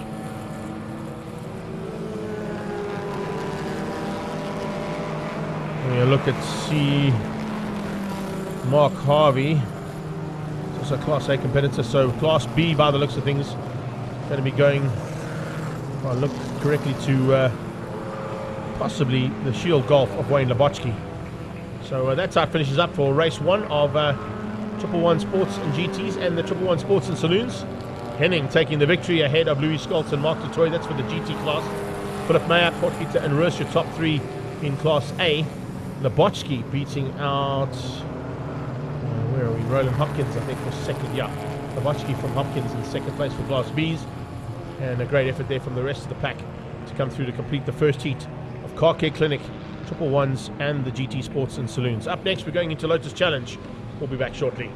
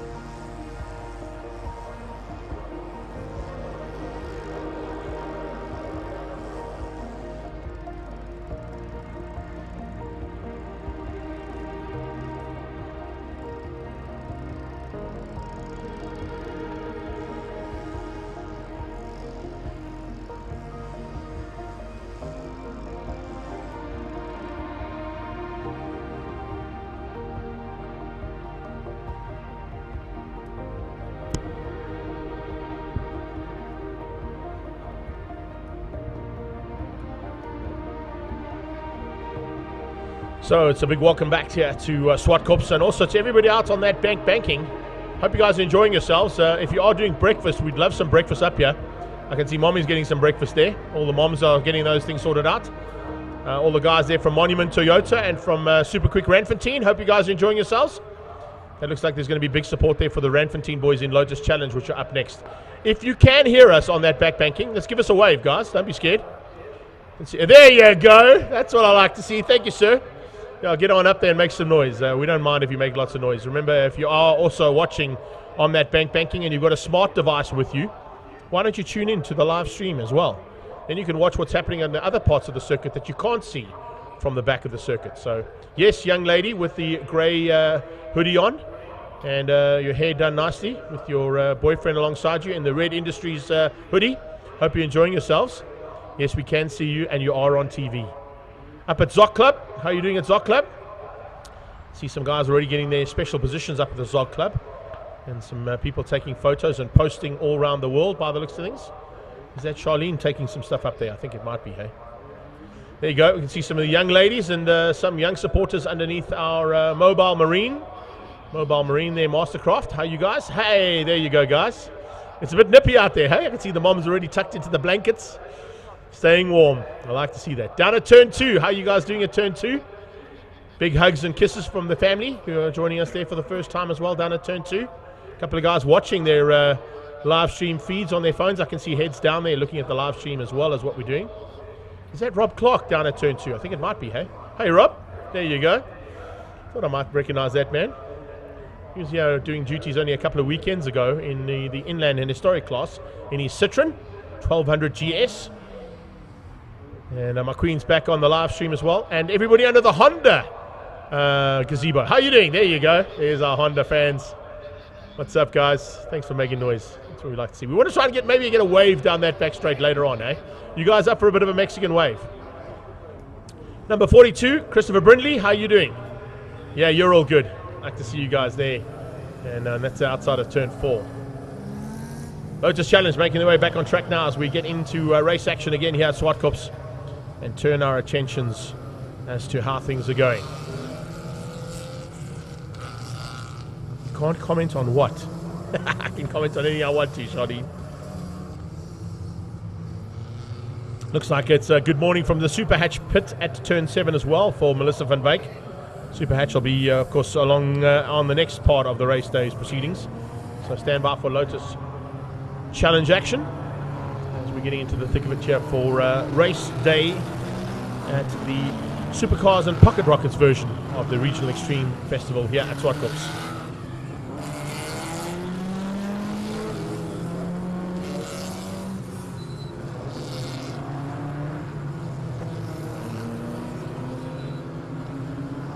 So we got lots of people around the track that are enjoying it, and I'm hoping that you're all enjoying yourselves on your vantage points that you've got here at Zwartkops. It's a bit nippy still.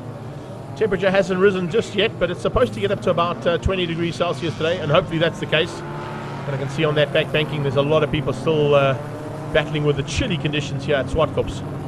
We had some hot race action though. That's what we're expecting here from Lotus Challenge, as we always see it with the Lotus Challenge.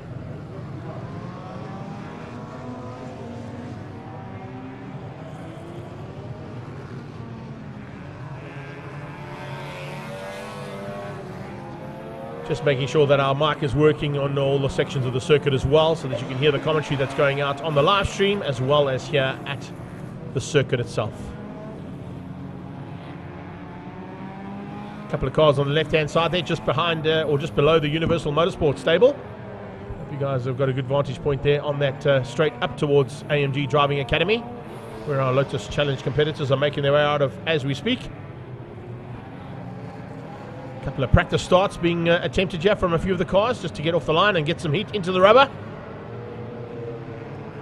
53, David Kutsia getting a little bit of a light up of those back tyres. He wants to get up and close and personal with the Class B battle. As they come to the line, it's going to be Jeff Kruger who's on pole position for Team Universal Motorsport. Alongside him will be Thomas Falconer.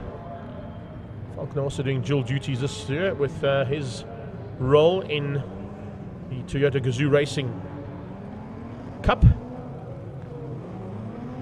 Jeff Kruger also, of course, involved for Team Universal Motorsport in the Global Touring Cars Super Cup category. Coming to the line will be JP Norkia and John Kruger.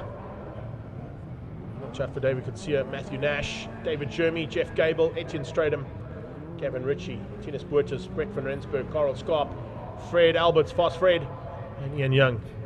The 15 cars about to line up to go to action here for the first heat of Lotus Challenge.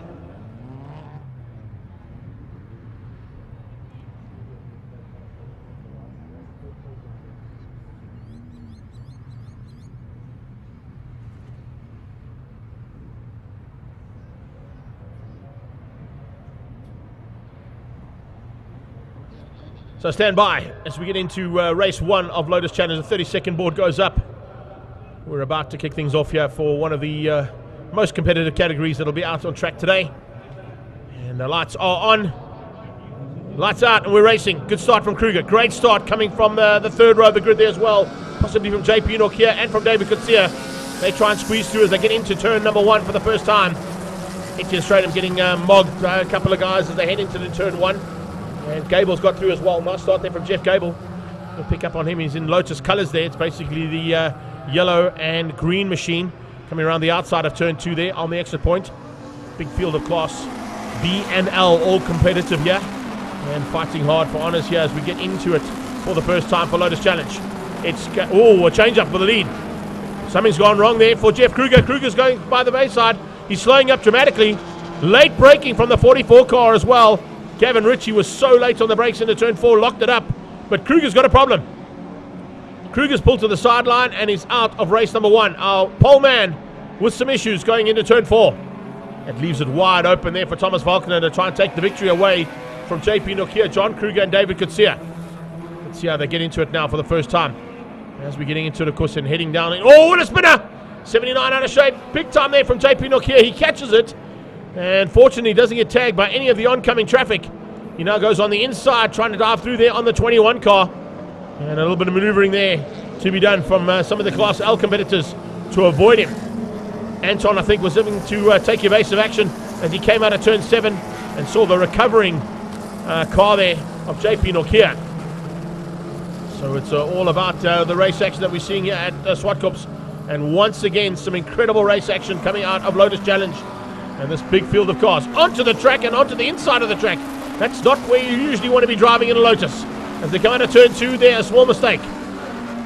Can you believe this action that's at the front end of this field? Absolutely brilliantly done here from our competitors. The top 15 going at it there and fighting for honours. Gijs van der Walt at this point in time leading things out in Class L ahead of Sean Hepburn and Jean de Toy. So as they come under braking there, you can see there's a move on the inside from Kutsia, putting the pressure onto his stablemate there, Rudy Barnard. The Hadler Motor boys going at it. John Kruger's in second place. How was that for a bit of maneuvering? So unfortunately, Jeff Kruger with some problems right on that very first lap. And it's allowed Thomas Falkner to get away now from John Kruger.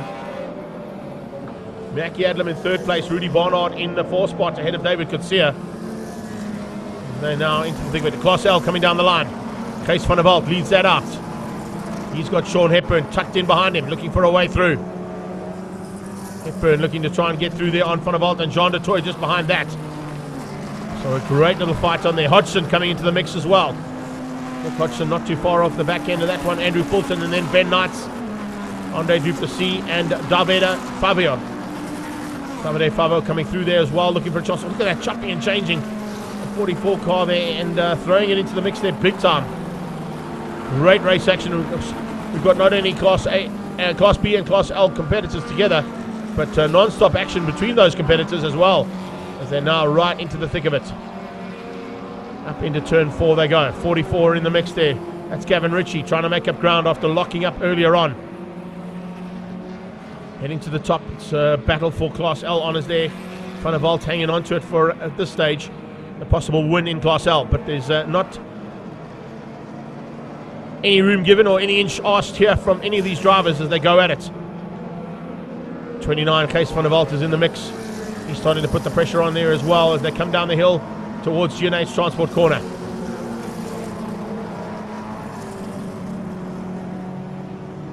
Good move there from the 25 car. Andre Duplessis starting to put the pressure on. Class L definitely heating up here for the honours.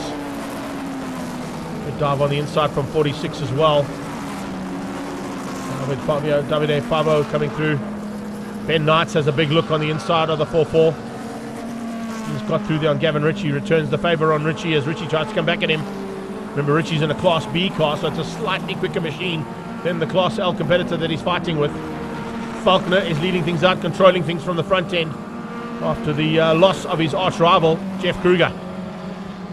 John Kruger in second place, all on his own. So he's got a couple of seconds ahead of the third place battle between Mackie Adlam, Rudy Barnard and David Kutsia. Class L certainly heating up here. As they come through, Hepburn, Jean de Toy, Tinus Boertes and Gijs van der Walt. Case at this stage in the 29 car leads out the battle for Class L. 51, Tinus Boertes is a little bit off him at this stage. But this fight is for third, fourth and fifth place in Class L. 51, Boertes just squeezing Hepburn out. Sean Hepburn running wide, trying to come back at him. 57 car there looking for honours, of course, for second place in this fight for Class L. A little bit of a gap there for Gijs van der Walt to keep out the attack of second and third. That's the back end of Class B. Brett van Rensburg. But, watch out for the front end of Class L. Starting to get a little bit more spread out here into turn 4. Hepburn still with a bit of intention being shown there from the car behind him there of Jean de Toy. John Kruger under big pressure now. Looks like Kruger might have lost out there slightly. And yes, he has. Rudy Barnard's moved up to second. Kruger's into third now. And into the clutches of Mackie Adlam. Adlam and Kutsia on his tail. So a fight for third place in Class B as they go into turn 2. Could be a fight for second if they can just close that gap down to Rudy Barnard, who's moved through there. So it's Adlam Auto versus the two Universal cars should be if Jeff was there. But it's Faulkner out front and disappearing. It's got the entire back straightaway ahead of Rudy Barnard. So Thomas Faulkner showing everybody else the way to go around here.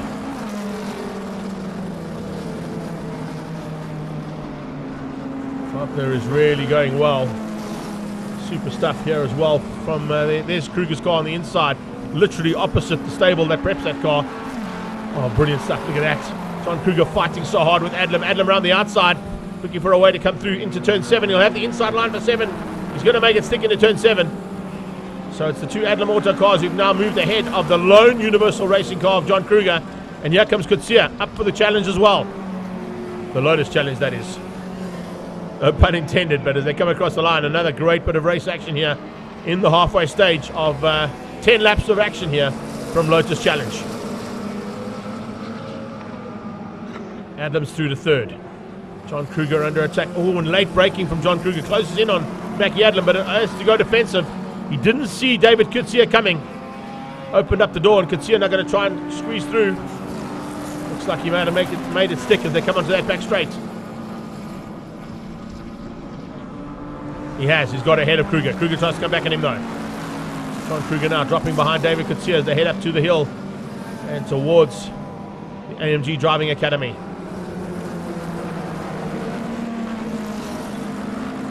So they head up into the brakes. Kutsia now trying to close down on his stablemate there, Mackie Adlam. Adlam behind his teammate, Rudy Barnard. So the Adlam Auto boys now sitting second and third on track. Long way back though from the leader, Thomas Faulkner.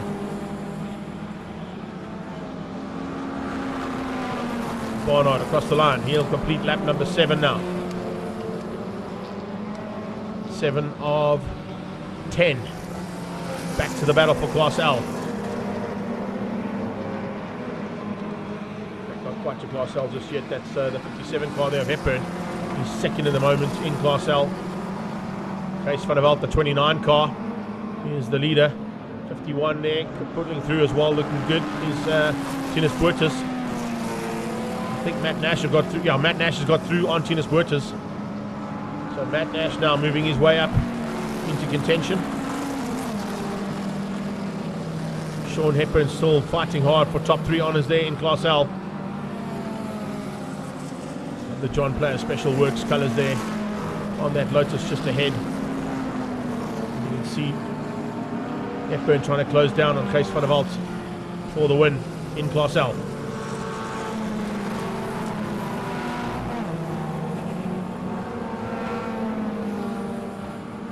Tinus Woerts is the last of the Class B competitors. It's Hepburn who's in second. That is your leader in Class L in the JPS machine. The Strap King car there, Kees van der Walt. Here comes a move from Coetzee on Mackie Adlam. No, on Barnard. It's Adlam who's ahead of Coetzee. I should say Mackie Adlam and David Coetzee have now both got ahead, along with John Kruger, ahead of Rudy Barnard, who seems to have a bit of an issue here in the closing stages of this one. Rudy Barnard was looking really good for second. As Tyrone Alberts has just joined us here from the Green Isle of Ireland. So we see some action here from the category that he used to support from Suzuki Alberton's point of view, and still Suzuki Alberton stickers on some of those cars out there as well. Great to see them still supporting the brand that gave him some live coverage on a few occasions there. And the man who was behind that, of course, has just joined us on the live stream. Hope it's nice and warm over there in the Green Isle. And warm enough to see some action later on, of course, coming from the senior TT at the Isle of Man, only down the road from where you are. Big slide out of turn 2. That's the way we do it, but the 15 car having to take evasive action. That didn't quite work out there for him. So unfortunately, some problems there for Miles Downward. He had to just avoid the car in front of him getting a little bit out of shape. So we got 1.5 laps to go for the leaders. Class L starting to heat up, as well as Ben Knights comes back into the thick of it, looking for a chance to get top 5 honours in Class L. A little bit off the pace that we normally see from him. So it's the JPS car of Kees van der Walt who leads out Class L at this stage, ahead of Sean Hepburn. Sliding into turn 5 is 46 as well. And Davide Favo having a fantastic... Here's a move for the lead of Class L. Big dive on the inside for Hepburn. Hepburn has a big look on that JPS car. The Strap King car just shutting the door firmly into turn number 8, G&H Transport Corner. Great bit of race action here from Lotus Challenge as always. So it's Thomas Faulkner coming to the line. Easily done in the end. Didn't have much competition as the flag comes out for him. His biggest rival, unfortunately, going out on lap number 1. And the victory goes to Thomas Faulkner. Mackie Adlam should come through for second. Oh, will he? No, he won't, because David Coetzee has just dived on his inside. It's a drag to the line. Oh, brilliant. Adlam just hangs on to beat out David Coetzee, but Coetzee kept him very honest right into the closing stages. And then it's an ailing Rudy Barnard who comes through for 5th behind John Kruger. Waiting for that JPS car to come to the line now. That'll be the lead of Class L. Is it going to be Hepburn or is it going to be Kees van der Walt? Van der Walt and Hepburn going at it. Is it the grey and orange car or is it the JPS coloured car coming to the line? Here comes the final Class B competitor. That's Tinus Woerts. And here they come. Shouldn't be too far behind. There's Woerts. Here we go. It's Hepburn. Hepburn's got to the front, but there's a dive on the inside. Van der Walt coming back at Hepburn to the line. The two of them side by side. Who's going to get it? Oh, that's brilliant. Fantastic finish there from the Class L competitors. And it looks like Kees van der Walt has just got through. Yeah. Kees van der Walt just beating Sean Hepburn to the line. Matt Nash was just ahead of them as well in Class B. So that's how we wrap up the first heat of the Lotus Challenge. What a run. Brilliant stuff there from Thomas Faulkner. In the end, he wasn't really troubled. Got 12 seconds up the road ahead of Mackie Adlam, who fought hard with David Coetzee for 2nd and 3rd. Kruger finished in 4th, beating Rudy Barnard with an ailing car in the end. Schradam, Gable, Andre Himon, JP Nokia, and Brett van Rensburg made up the top 10. Then we go to 13th place, where Kees van der Walt was just able to beat out Sean Hepburn, and Jean de Toy will come through for 3rd place in Class L. Lotus Challenge Race 1 done, in the bag. Up next, we head into Race 1 of the Car Care Clinic Super Hatch.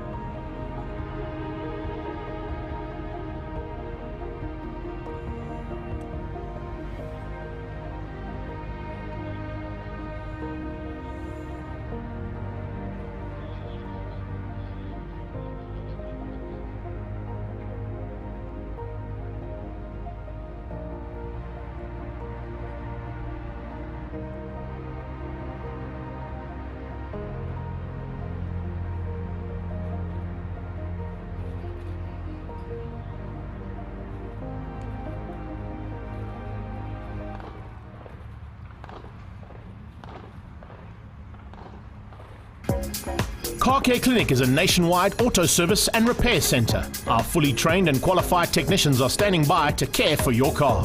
For personal attention and integrity, Car Care Clinic is first choice every time. Fast and efficient service is our personal guarantee. Hi, I'm Louis Scholes from Car Care Clinic. We love cars so much we even race them. Franchise opportunities are available at Car Care Clinic. Car Care Clinic. We love cars.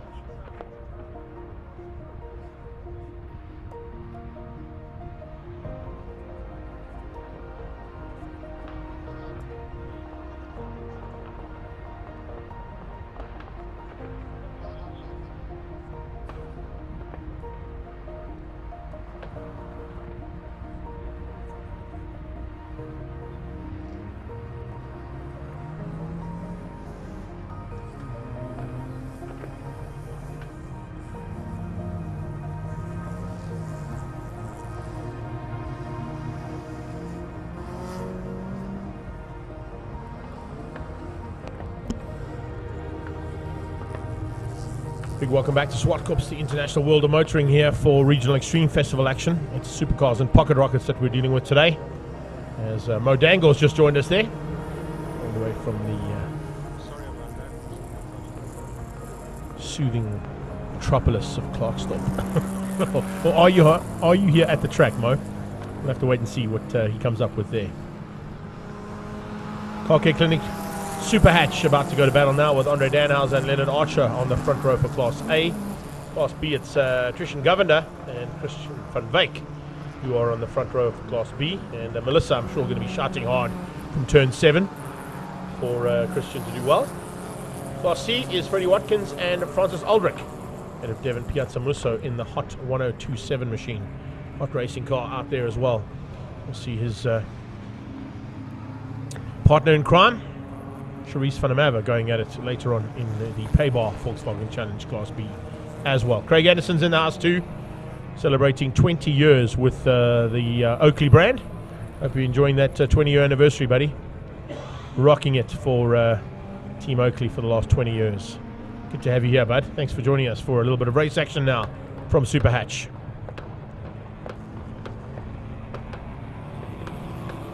It's 2 warm-up laps to get these cars a little bit of heat into the Dunlop rubber that they run and get them ready to go now for their first heat of the day. We've got another one a little bit later on in the day.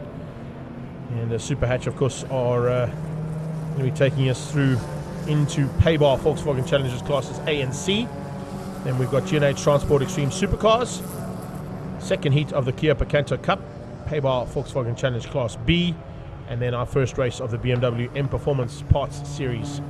They will be bringing us to the lunchtime break at about 12 o'clock or 20 past 12 today. Miles Spur in the Car Care Clinic Volkswagen Polo, looking to take on this field and give them a good run for their money in Class B. She's got to get through on Jonathan du Toit and Nick Martin, and look out for that fight between herself, Trishan Govender, Christian van Wyk, Miles Spur, Jonathan du Toit, Nick Martin, and George Ulrich. We'll be fighting for Class B honours here in Super Hatch. Class A is a bit further up. It's Danhauser, Archer, Stoltz, and Dieren Gannison, as well as Francois Henning, who hopefully has got that number 93 car of his all sorted out. Had some problems earlier on, and hopefully going to be at work. Like to hear that, Mr. Dangle. Working hard. Selling cars, buddy. That's what you want to be doing, selling cars. So it's Danhauser in the Pro Auto Rubber Opel Corsa, who is alongside Leonard Archer in the ACD Valcom machine. The little Hyundai has got a great turn of pace and always a very, very fast car to have fun with. Ishmael Beloy we saw there as well in the Trans Africa Racing Honda Civic. And it'll be Freddie Watkins and Francis Aldrich who will make up the front row of Class C. A couple of guys getting a little bit of practice starts in there, trying to get some heat into the rubber. See if it's going to make any difference down into turn 1 on this cold day here at Zwartkops.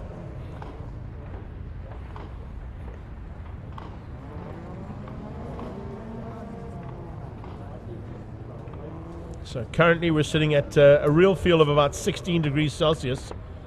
It says 12 degrees here at Voortrekker, but it's slightly chillier than that. And of course that means very cold track conditions as well, which is not ideal.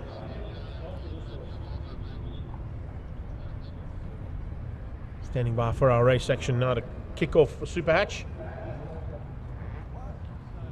Looks like a little bit of a final discussion there for Mel from somebody on the sideline.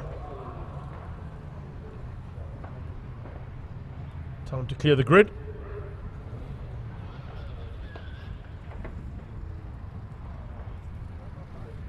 Danhauser looking in the rearview mirror, waiting for that grid to clear. Here we go. Car Care Clinic Super Hatch, under starters orders. Danhauser and Archer, your front row. Stoltz and Gannison, the second row. Then it's Francois Henning. A little bit of a gap down to Trishan Govender and Christian van Wyk. Head of Jonathan du Toit, Nick Martin, Mal Spur, George Aldrich, and Ishmael Beloy for Class B. Watkins, Aldrich, and Devon Piazza Musso for Class C. Lights on. Here we go, down towards turn 1. Good start there from Danhauser. Great start coming out of, looks like Devon Piazza Musso already starting to go. Mal Spur off the line very badly. Did not go according to plan there for the Car Care Clinic car. Evan Piazzamussa starting to put the pressure on as he comes through the pack. Trying to go around the outside there of Freddie Watkins. Watkins goes defensive.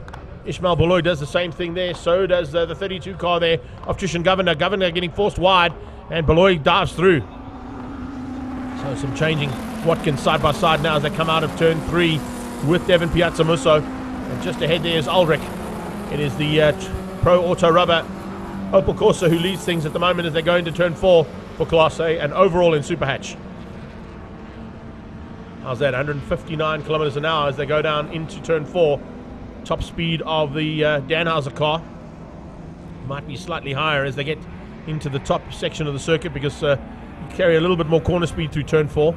But incredible to see the lap times that are being put down here by these guys. And of course, top speeds in these cars too.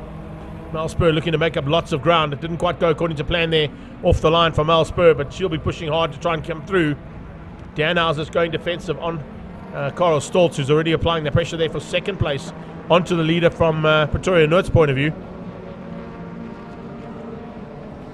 Devin Piazzamussa now just getting ahead of the 168 car, Francis Aldrich, taking the lead of Class C as that hot 1027 car makes its way to the front end and now looks to get onto the back end of Ishmael Beloy.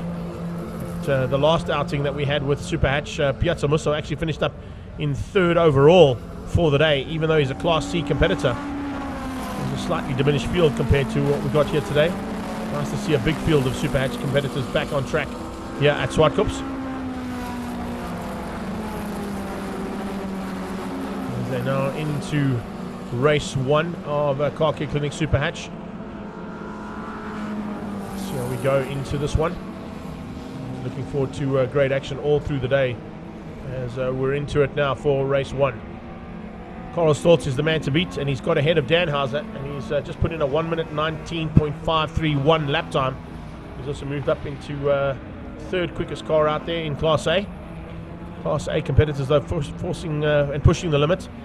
As you can see, starting to come through there is a big move from Archer. Leonard Archer, he's gone 2nd quickest to the personal best in that last sector. So slowly but surely making his way to the front end of Class A. Beloy under attack.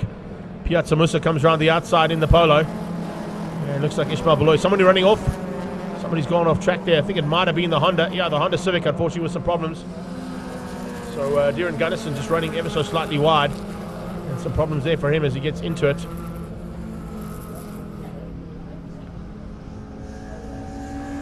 Into turn 2. And Beloy trying to go around the outside. He's found a way past, and looks like Aldrich losing out there to Ishmael Beloy. Danhauser under attack as well, losing some ground as they go into turn number 1. And coming out of turn 4 now, he's had to drop back into 3rd place. He lost 1 position to Stoltz on the previous lap. He's now losing positions, of course, to Francois Henning. And he's now moved into a good maneuver to get through into what is now 2nd and 3rd place battle. Leonard Archer coming to join the party there as well for 3 and 4. He's now onto Danhauser's tail. Andre Danhauser under pressure big time now from Henning. And he's lost out on that battle, but he's now trying to keep out Archer, who's doing the same thing. Leonard Archer in the ACD Velcom Hyundai, trying to get through there on that Pro Auto Rubber Opel Corsa. Nick Martin in the background leads out Class B. Rex different gearbox and NATO coloured Peugeot 207 GTI. Behind him it's Christian van Wyk doing a fantastic job there. It's not Christian van Wyk, I don't think it is. No, it isn't. It's Darren Gunnison. Van Wyk has gone missing. Van Wyk has gone missing right in the opening laps there. I'm not quite sure what's happened to him, but certainly some problems there for Christian van Wyk's point of view. He was looking really good, unfortunately, but has dropped out of it here.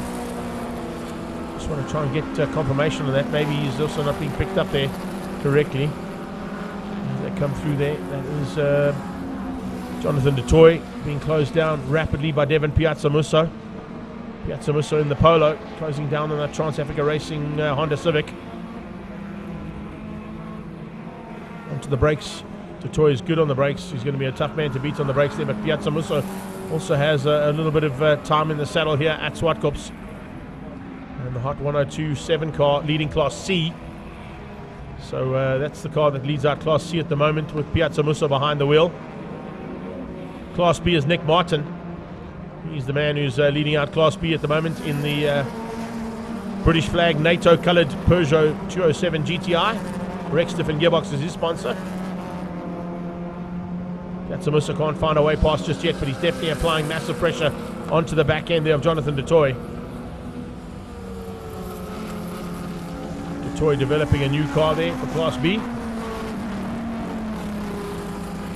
As we get into the halfway stage of Class A, B and C of Super Hatch. Leonard Archer still has not found a way through there on Andre Danhauser. Danhauser third place at the moment in Class A, behind Stoltz and Henning. With Archer now putting pressure onto him. Up to the top of the hill comes the leader of Class B, Nick Martin. Nick Martin got a long way ahead of Jonathan du Toit and Ishmael Beloy, the top three in Class B at this stage. And in fact, Nick Martin, he's sitting currently at the moment in 5th place overall, behind the Class A competitors ahead of him. So there goes 1, 2, 3 and 4. He has 5th place. Du Toit trying to close him down. So that is Class B, then du Toit, and then your leader of Class C is just behind Jonathan du Toit.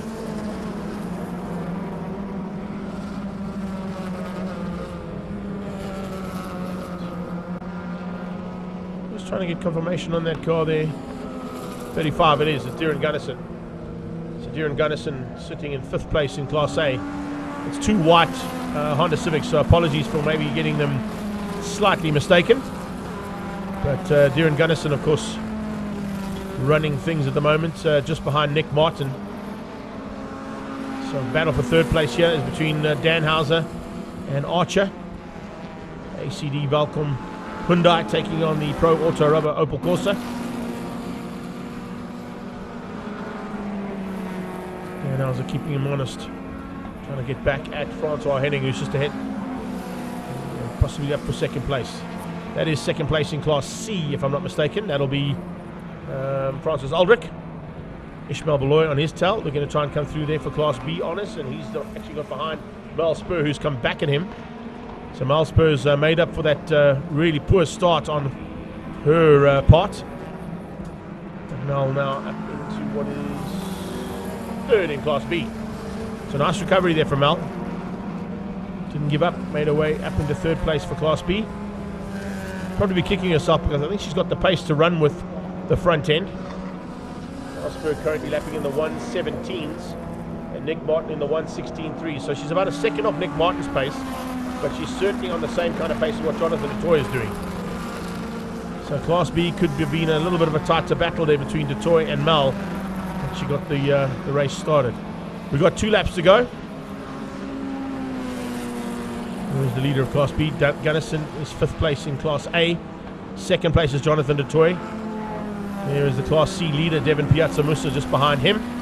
And then Mal Spur in the background is 3rd place in Class B. Piazzamusa doing a magic job as he did at the previous round.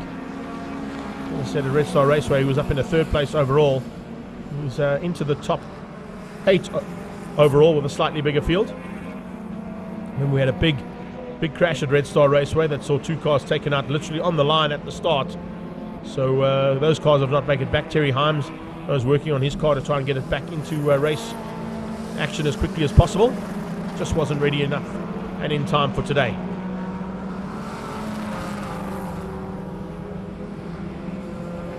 Oh man, Leonard Archer trying a bit hard there, running a bit wide out of turn 2. Wants to try and close things down. Hasn't quite been able to do just that. As you can see, the action continuing here between them, and it's a big move here from Carl Stoltz to get away from this pack. Henning is in 2nd onto the final lap here. Is he going to be able to keep out Danhauser? Danhauser definitely wants to have a go. Danhauser's pushing hard. Look at that. Danhauser at turn 4 was very, very fast. One of the fastest runs there from Danhauser. He got 162 km an hour just before he climbed on the anchors, and now trying to get ahead of Henning. Francois Henning in 2nd. 3rd place is Danhauser. 4th place is Archer. And it's on for Class A. Danhauser trying to make a mistake here. Force a mistake out of the 2nd car on track there, Francois Henning. Francois Henning are going to have to hang on, but look at this. Perfectly done by Carl Stoltz. Toyota, of course, are one of the big partners here at Zwartkops, and they're going to take a victory in Super Hatch. with Carl Stoltz behind the wheel of their car, winning things out over Francois Henning, who beats out Danhauser and Leonard Archer. Class B goes to Nick Martin, and Class C to Devin Piazzamusso. Hot 102.7 FM behind them, and lots of support being given there by the radio station to both Devin Piazzamusso and Charisse van der Merwe. Across the line in the next car will be Mel Spur. She will still secure third place in Class B. Francis Aldrich will take second in Class C's, and Watkins will come through for third place in the Class C battle. So that's your Super Hatch category. First race done. 8 laps of action in the bag. And standing by now for Paybar Volkswagen Challenge Classes A and C. There's unofficial results. Top 3. Carl Stoltz from Francois Henning and Andre Danhauser. That's Class A 1, 2 and 3. Nick Martin ahead of Jonathan DeToy and Mel Spur for Class B honours. And then it's Devin Piazzamusso beating out Francis Aldrich and Freddie Watkins for Class C in Car Care Clinic's Super Hatch. We'll be back shortly with Paybar Volkswagen Challenge Classes A and C.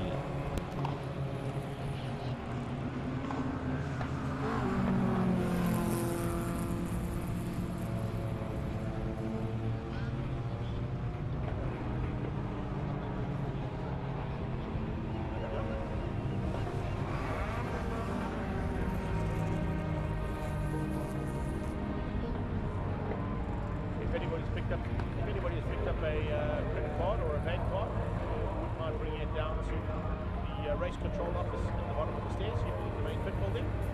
These guys have got someone who's lost their credit card. If anybody has picked up their credit card, please ask me to bring it back to the race control and to the race office downstairs. Thank you.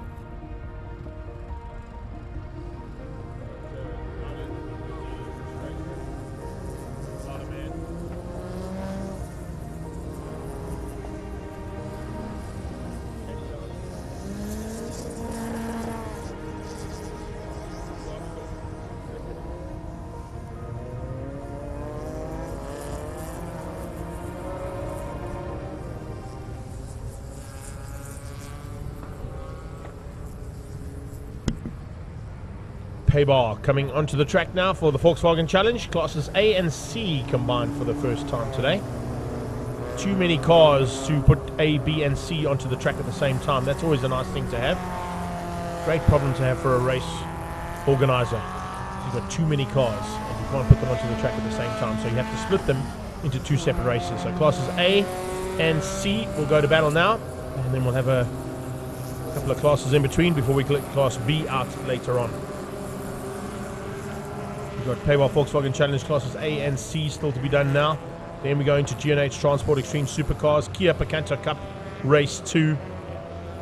Volkswagen Challenge Class B, and then BMW M Performance Race Series to wrap up the first heats of the day in this very action-packed and packed program of racing here at Zwartkops.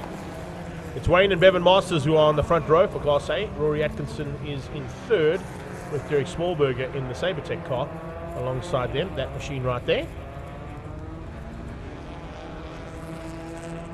Waldy Monkeys and Marco Busi all the way from Cape Town will be on the third row ahead of Nathan Victor, Sam Dale, Chris Dale, Gavin Ross, Gival Taron and Miadi Mfana. And then you've got Roland Hopkins and Mike Barbaglia making up what is Class A of this category. I'm just waiting for my timing monitor to refresh on my iPad, and then I can run through Class C, but I know that Ian Walker is on pole for Class C, so we'll wait to see as they get going here for their first heat of the day. New colours on Rory Atkinson. Gone all pink on us there by the looks of things for BHIT Logistics. So let's see if those new colours can fly at the front end of the field and give him a run.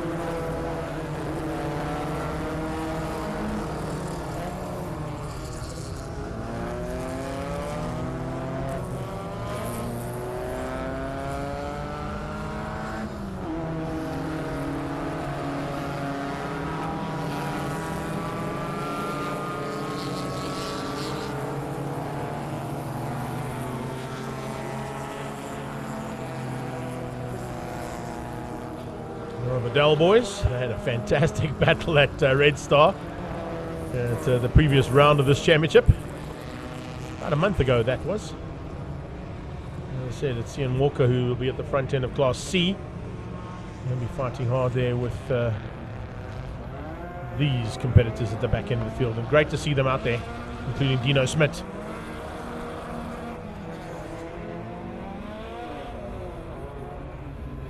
Nathan Victor coming around there as well. He'll be 7th place on the grid for Summit Racing. But it's Performance Masters and the CPS Warehouse that'll bank up the front row, with Wayne Masters and Bevan Masters on that front row. BHIT Logistics is Rory Atkinson. It's the old pink car now, new livery on that color, and those colours. Sabertech is of course also helped out by Universal Motorsport, and it's Derek Smallberger who's in 4th on the grid. Now just ahead there of Waldy Monkeys and Derek Smallberger and Marco Busi, I beg your pardon, all the way from Cape Town. And I'm sure we're going to see Tiny jump into the live stream now as we're about to get underway for the first part of Pay Bars action today.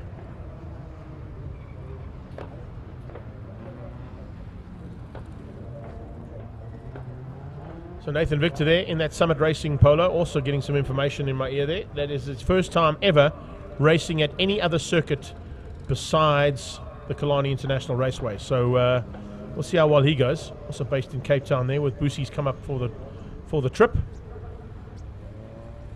Two of them looking to take on Volkswagen Challenge, coming out of the GTI Challenge down in Cape Town.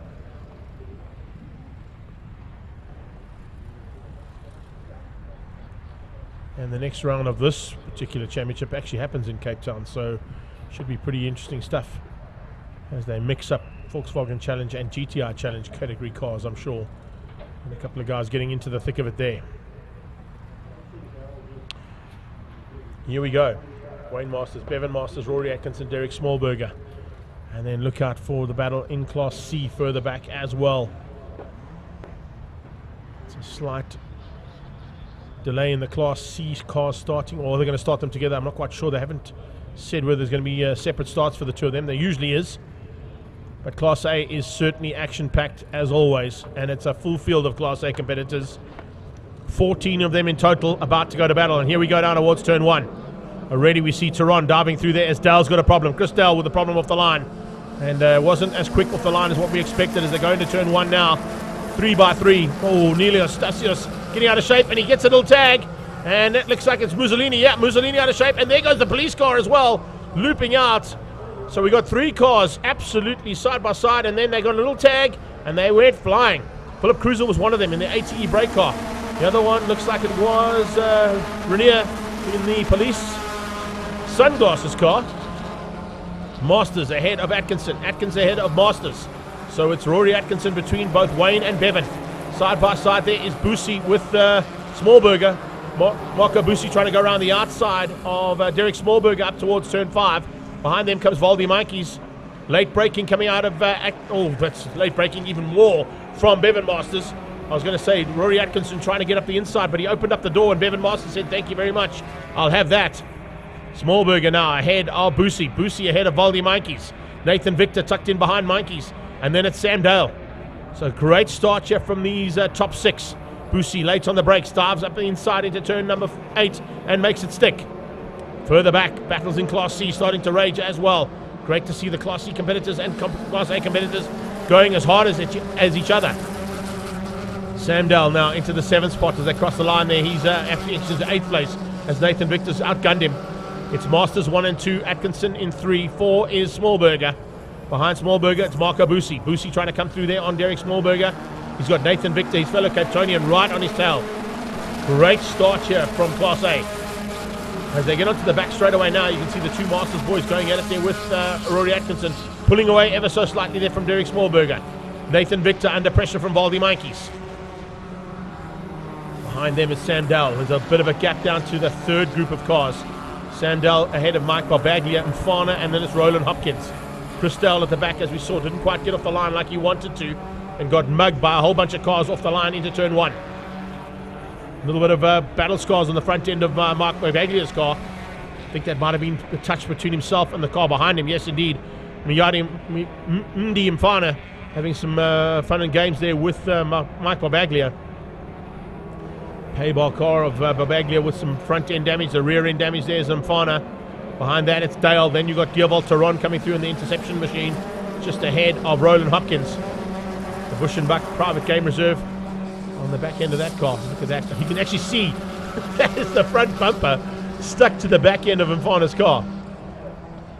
So brilliant stuff here between these Class A and Class C competitors. Ian Walker leading out Class C ahead of Mark Castle. Mark Castle at this stage hanging on for 2nd place, but 1 and 2 getting away here. Atkinson's got problems. Rory Atkinson just dropping by the wayside and under attack now from Marco Boosie. Boosie dives on the inside. He's got through on the Sabertech car. And it looks like the BHIT car in new colours is not going according to plan. Nathan Victor following Boosie through. The two Cape Town boys hunting in pairs here. Trying to give the Sabertech car a run on his brakes, and there you go, diving through. Sliding slightly is Nathan Victor. Smallberger tries to come back at him. And he has the door firmly shut and has to tuck in behind. Valdi Mikey's now applying pressure onto the back end of Smallberger. Smallberger with some pressure coming not only from Valdi Mikey's but also from Sam Dale. Dale on the inside. Valdi Mikey's could lose out here. Mikey's goes side by side in the Silver Dream Racer. Losing out there slightly to the hard charge coming out of Sam Dale. Chris Dale in the background has made his way to the front end of that 2nd pack. Boosie now on the attack, trying to get through on Rory Atkinson. Atkinson at this stage is just having an up and down day. Looked like he had a little bit of issues there. Easy Parts car at the back end of the field also in with some fun and games to be had there with him.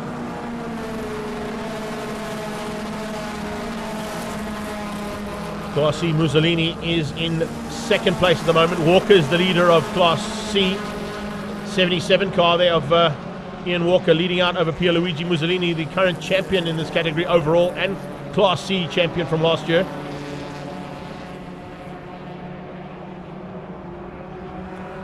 They come across the line. There is the leader of Class C, the 77 Cycles United car there of Ian Walker. Just opening up a big margin over Mussolini, who got involved early on in the spin, so he's got some work to do now. It didn't quite go according to plan there for him, as we saw. But take nothing away from what's happening at the front end of this field. The battle for Class C is heating up, as you can see, but it's for 2nd, 3rd and 4th place. It's not for the lead. 4, 5 and 6, 7, 8 and 9 in Class A, certainly well up for grabs and still not sorted out just yet. The Masters boys in formation flying at the front, getting away now from Rory Atkinson in 3rd. Atkinson doing 169 k's an hour. Nathan Victor 170 k's an hour down that back straightaway. Fastest man on track at the moment is a man who's never raced at any other track other than Killarney International Raceway. And he's sitting 6th place at the moment, tucked in behind his Cape Townian stablemate, Marco Busi. Sabertech machine of Derek Smallberger falling into the clutches now of Voldy Monkeys. Monkeys had a go, but he didn't be able to make anything stick. There is 2nd place in Class C, Pierluigi Mussolini. I'm waiting to see now. We'll pick up on Mark Castle and Panagiotis Nusias. Wait and see if he comes through there for a possibility of a 3rd place overall. There they come. Philip Cruiser also making a welcome return there. That's Castle. Castle being closed down now by Nusias. It's actually Nusias who was in the police car. Beg your pardon, I thought it might have been Radar, but it wasn't. It's actually Nusias who spun out there. They managed to slam that boot down and get him back on track. Now trying to make up the ground that he lost earlier on. Still with the battle scar on the back end of his car there, Mfana. Mfana, of course, coming together with Mark Bavaglia at the start of this one. As they go into turn 2. Turn 2 under pressure now from Dioval Tehran. Medium Mfana and Tehran going at it. Sam Dell losing grip to that pack, but falling into the clutches there for Dad. Christel starting to close in on him. Christel in the British Union Jack flag colours on the front end of his car, and of course it's kind of the negative version of that Union Jack, the black and white version of it on Sam Dell's car. It's the same livery, just different colours on that livery for the 2 Dell boys. Wayne Masters, Bevan Masters, Performance Masters versus the CPS Warehouse. Those 2 cars now with almost 2 seconds ahead of the BHIT logistics machine of Rory Atkinson. As I said, with the new livery on that car, hasn't quite gone according to plan there for them.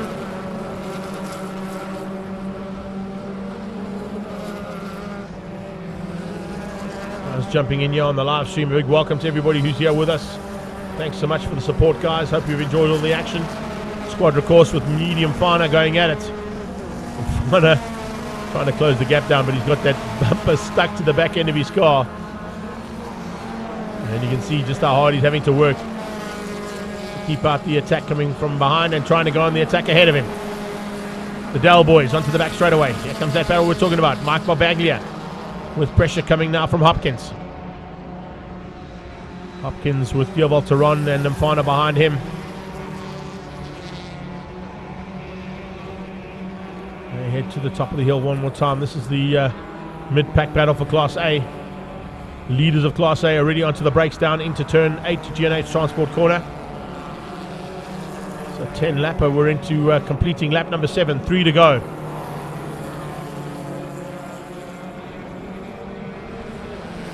Three race laps to go here. Has Rory Atkinson got an answer here to any of the Masters boys out front?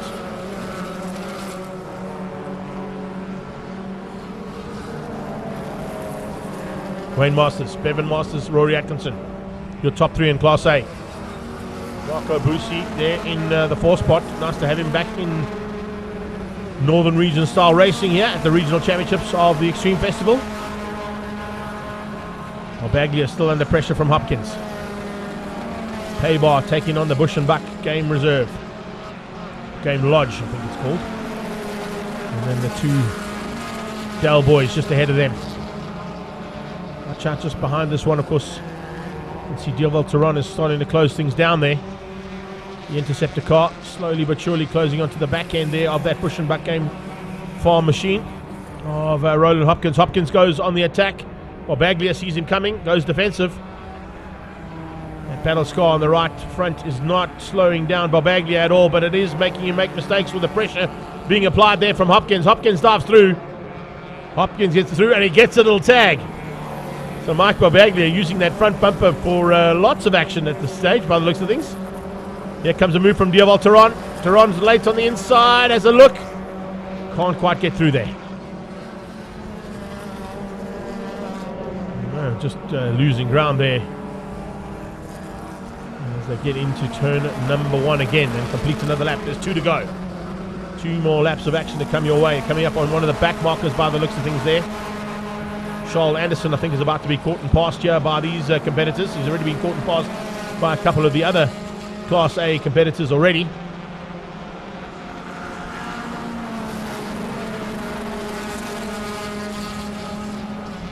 Christelle in full flight in the Posi Drive car as he comes up through turn 4, closing things down on Sam. Sam Dell's going to have to be very wary. There's a nice arch rivalry there between father and son. It always rages at this form of racing.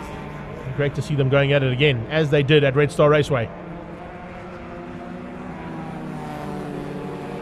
Speaking of brothers racing, well, the brothers at the front are doing a good job with a lap to go.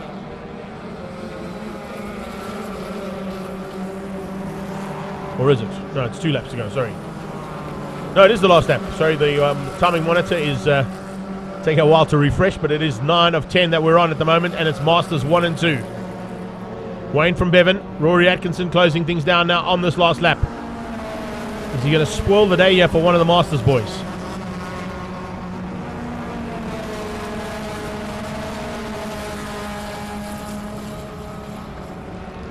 Rory Atkinson in third, but is it going to be second or possibly even first? He might have a go here into turn 5. No, he's not close enough. Bevan had to be late on the brakes to keep him out. He was, but he wasn't late enough on the brakes to get through on Wayne. Bevan and Wayne flicking through to the double right-hander at Kenwood, into the left-hander at 7, down towards turn 8. G&H Transport corner, checkered flag on standby. It's going to be Wayne Masters in the Performance Masters Polo to win out over the CPS Warehouse and his brother. Bevan Masters there in second. Great run here from Nathan Victor. A top 5 overall for Nathan Victor, just behind his fellow Cape Townian. That is Marco Busi. There goes Dino Smith. He's in the mid-pack of Class C, and he'll probably be finishing up in about 6th place in Class C as the Bush and Buck car goes across the line. Beating out Mark Babaglia. So it's Hopkins from Babaglia. Mfana. There is Charles Anderson, also one of our lapped Class C competitors. And we're waiting for, of course, Ian Walker in the Cycles United car. Cycles United car will be the lead car in Class C coming down. There he comes with Pierluigi Mussolini just behind him. The Class C honour is going to go to Walker ahead of Mussolini, and then Nusias coming for the 3 spot in Class C for Paybar Volkswagen Challenge. Well, hope you enjoyed that one, ladies and gents. Great stuff on the outside of the circuit, and more spectators have joined us now. A big welcome to all of you. It's Wayne Masters from Bevan Masters and Rory Atkinson, who ended up with the fastest lap of the race there on that last lap to try and close things down for Class A. Class C, it was Ian Walker in the 77 Cycles United car, beating out the number 1 car of Pierluigi Mussolini, and then Panagiotis Nusias winning out the 3rd spot for Class C. Up next, we're going into G&H Transport Extreme Supercars. They'll be out on track shortly. We'll be back with commentary pretty soon.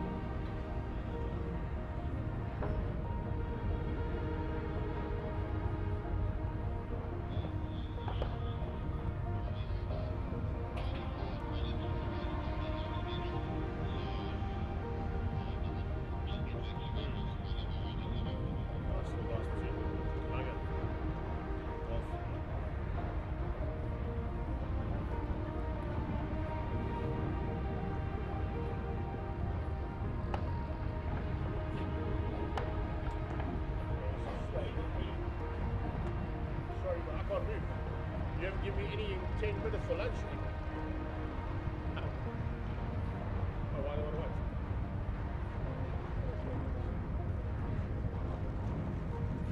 Why don't you? Appreciate it. I did ask Zelda because I know you're busy, but she didn't answer my message. I was like, okay, let me send it to you just in case.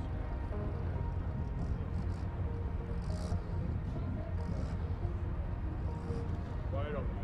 Why am I not?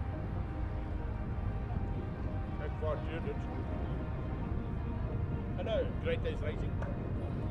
Where are you going?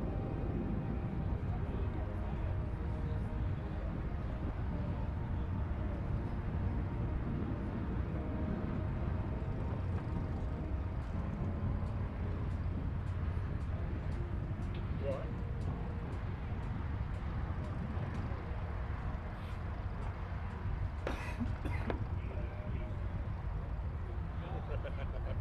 I know that feeling.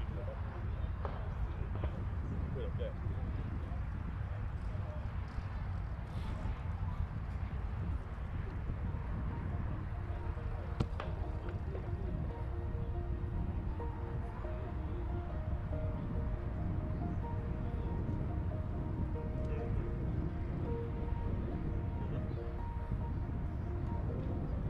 What do you?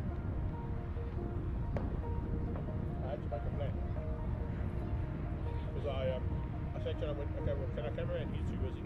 He's actually busy. I'm sitting here, I can't move. Gotta make a plan, so.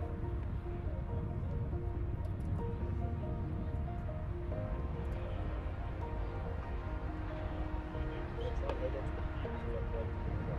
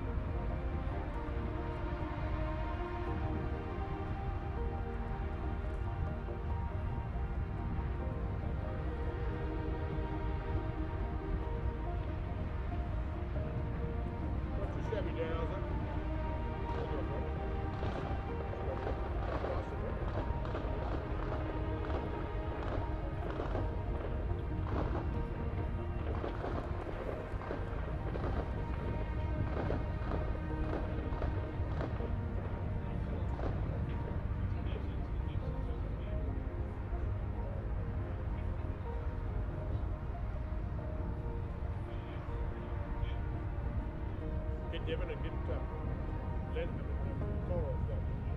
Because initially Coral was behind him when I was coming through.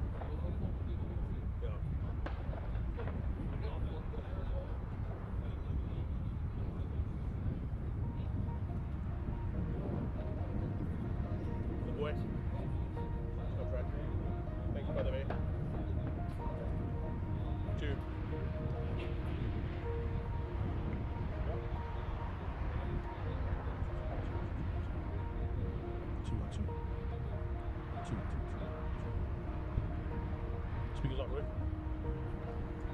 No, I want to make sure it's on. I can hear me in the background.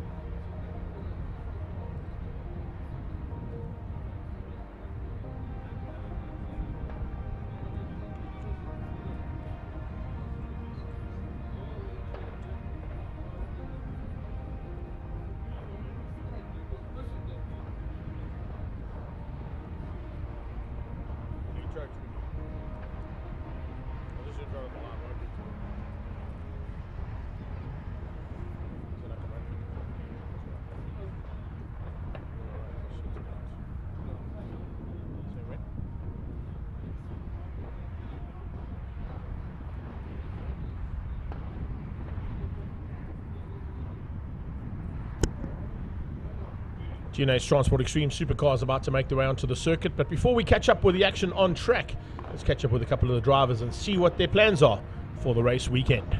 Next up on the track, the Extreme Supercars. Looking forward to a fantastic race from these exotic vehicles. Amar sitting there all quietly on that left-hand side of our screen. Tell us your thoughts for today and the racing that's going to take place. Had so far a good day. Looking forward to qualifying and the race tomorrow. Hopefully we can make up some places. And a bit about your opposition, who you're hoping to stick into the fences? Well, we have a few Cape Town guys here as well, so we all in one class, so trying to come out on top. Well, good luck to you. Thank you. Over to Rechard Roots. Reg, driving the Nissan GTR, a bit of a beast around here, eh? Yeah, it's wild. We detune it for you. It's a normal hill climb car. So the big thing is to make it last. So the booster's probably running half what we normally run, and it's got a huge fuel tank next to it. And yeah, but we're going to make it work, and hopefully it all stays together. It's used to running for 40 seconds at a time, so you know, doing 15 laps, 16 laps is going to be a different story. But it's an amazing car. I mean, amazing competitors. So it's going to be a good race. So I presume the place that really wants to go fast is up the hill towards turn 5, being a hill climb car. It wants to go fast everywhere. Yeah, up the hill. Yeah. Dion Duplessis, the only KTM around these days. We all love your car. Do you love it? Of course I love the car. I mean, if I can't ride the bikes anymore, give me a KTM car and I'll ride the cars. No, it's just fantastic to be able to participate. Still, KTM make good off-road bikes. Let's hope the car stays on the road there. Good luck, guys, and we wish you all of the very best for today. Thank you. Over to you, Greg.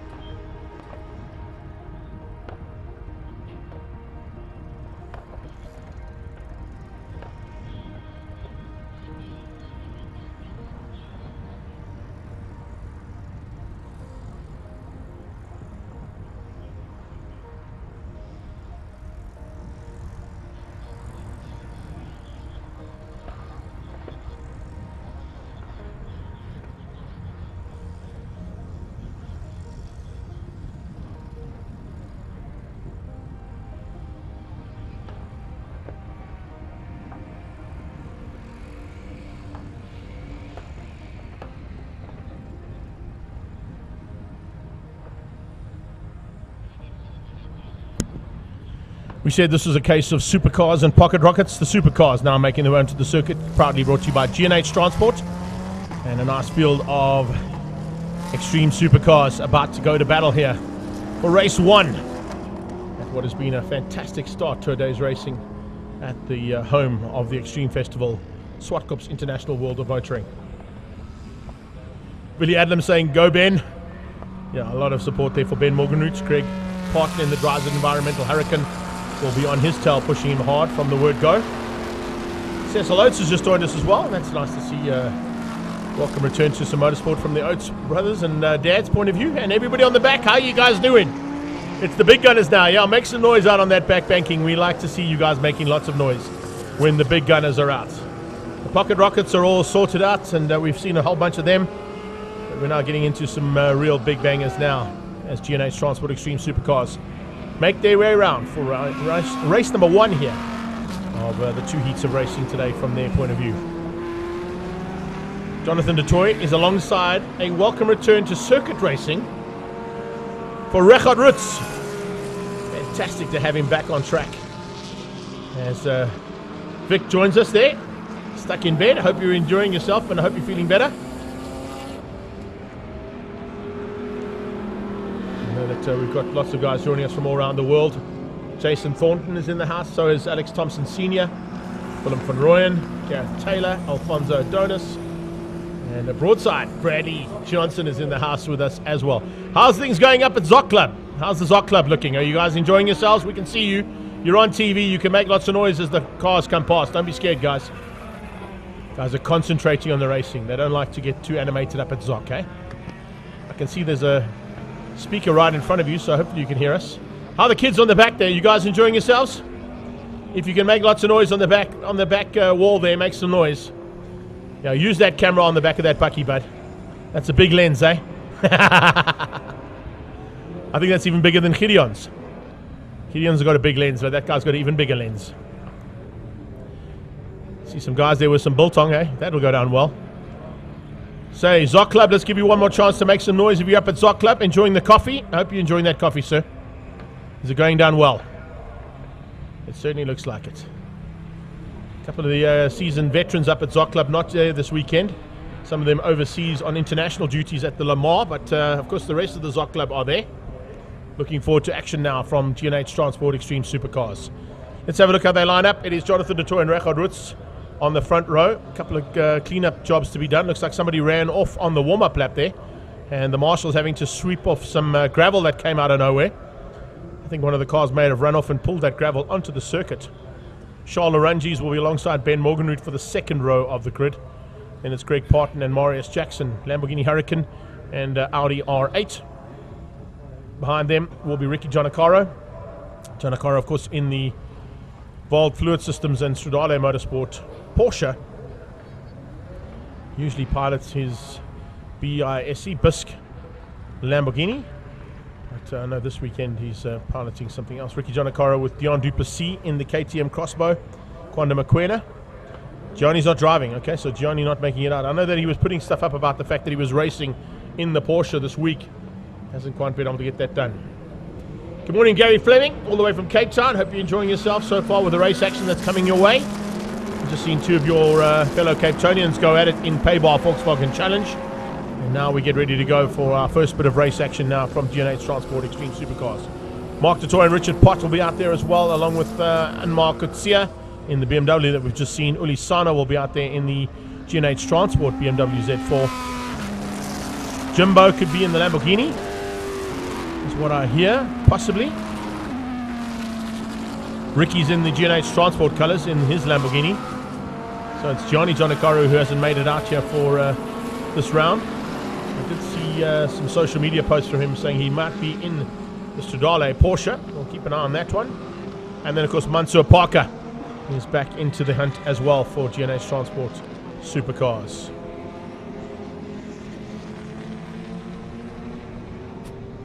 So Jonathan DeToy taking on the Paget Racing Audi of Charles Laranges and thrown into the mix, and a welcome return, as I said, to circuit racing.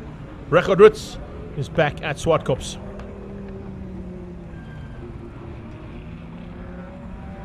As they get ready to go now under starters orders. The Pretoria North Toyota's lights are out.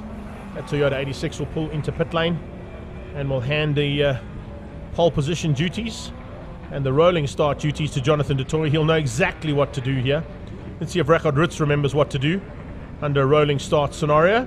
The last time that car was in action was on the hill climb, only about a month and a half or so ago. And the lights are out and we're racing. Richard Ritz puts the hammer down, tries to get on the inside of Jonathan du Toit. Looks like he's got it. Ritz using the inside line at Zwartkops to try and get the whole shot, and I think he's done that. The 34 machine coming through there, that should be Mark du Toit. As they come flying through there, yes it is Ritz who leads out. Charles Orangi is already having a look on the inside of the Lamborghini from Trans Africa Racing, and Jonathan du Toit has lost 2 positions in the space of 3 corners. No, he hasn't. He's been able to keep out Charles Orangi as they come out of turn 3. Orangi's in the Paget Racing Audi R8 GT3, putting the pressure onto that Lamborghini in front of him.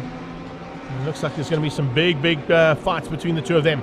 The two of them getting on the last time of asking at Zwartkops under a minute at Zwartkops. They did that only a couple of weekends ago down at the Aldo Scrivanti circuit, both of them getting into 58-second laps around Aldo Scrivanti. So looking for more of the same here at the home of G&H Transport Extreme Supercars. Out of G&H Transport corner they come to complete lap 1 of 15. Jonathan du Toit, 214 kilometers an hour down the back straightaway. 209 from the Nissan out front of Richard Ritz. But he was the fastest lap with a 103.210 from the rolling start. Paget Racing and Sudale Motorsports, Charles Orangi's in third, the current champion in this category. Hangs on to that 3 spot, a long way up the road from Ben Morgan in fourth. Look at how Richard Ritz is starting to put the hammer down now. Trying to get away there from Jonathan du Toit and from Orangi's. Going through there as well, looks like it is Jimbo Jonacaro. Yes, Jimbo's in the Lambo. Jimbo Jonacaro there putting the pressure onto the back end of Ulisana. Ulisana under pressure now from Jimbo into turn 4. Oh, big look, but he backed out of it. This time it's G&H Transport who wins out over the Bisque Lamborghini. As they head to the top of the hill now, it is Jimbo Jonacaro fighting there with his fellow stablemate Ulisana in the Z4 BMW. Ricky Jonacaro just ahead of Dion Duplessis. Kwanda Mokoena just ahead there of du Toit. Mark du Toit I think is running 34 on the side of his car, but I think he's only number 3 in the race numbers that have been allocated to these cars. And Mark Coetzee behind that. Mansour Parker at the back of the field in the second of the BMWs. Coming down into turn number 2, Mark du Toit in the Silver Dream Racer. Jonathan's old car. Du Toit at the wheel of that one, piloting it to the best of his abilities. Ricky Jonacaro looking good there for G&H Transport. But the battle at the front about to start heating up here, as you can see. Jonathan du Toit slowly but surely closing in onto the back end now of Richard Ritz. Du Toit on the last pass was second quickest. A 1 minute flat from Richard Ritz on the last pass. Let's see what he does on this pass. He goes a 1 minute flat again, a little bit quicker, 5.21. 60.521 for Richard Ritz. They're not quite under the 60-second bracket just yet, but they're nearly there. Jonathan du Toit also with a 60-second run, and so we see the same thing coming out of Charles Orangi's. First 3 cars onto the flat 60-second lap times. Not under the minute bracket just yet, but they're nearly there. Have a look at the top end speed of these cars. Turn 5. Jonathan du Toit, 222 k's an hour. Richard Ritz, 217 k's an hour, 219 from Charles Orangi. Very evenly matched top 3 cars on track. Ritz under pressure though, and du Toit wants by. Du Toit looking through, has a big dive. Ritz sees him coming, shuts the door.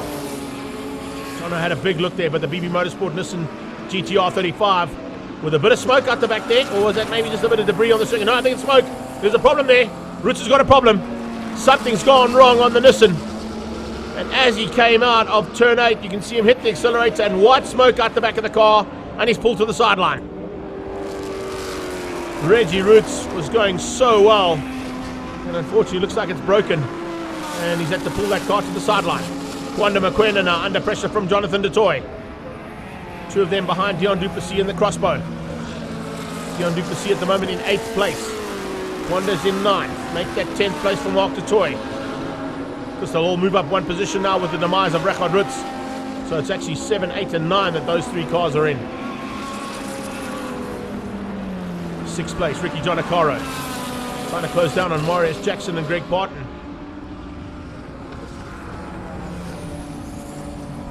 Coming through on that R8 GT4 spec machine. The Lamborghini of Ricky Giannaccaro is up the road.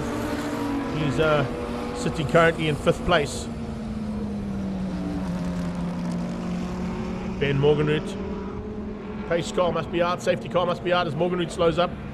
Greg Barton with his hand out the small window of that Lamborghini Huracan.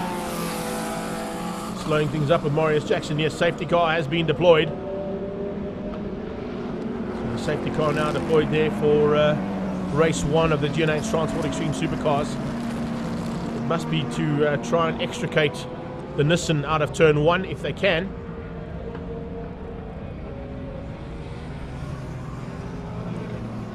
And more could see it coming down towards turn 1. Yes, it is. There it is. The reason for that safety car is they want to get recovery 1 down into turn 1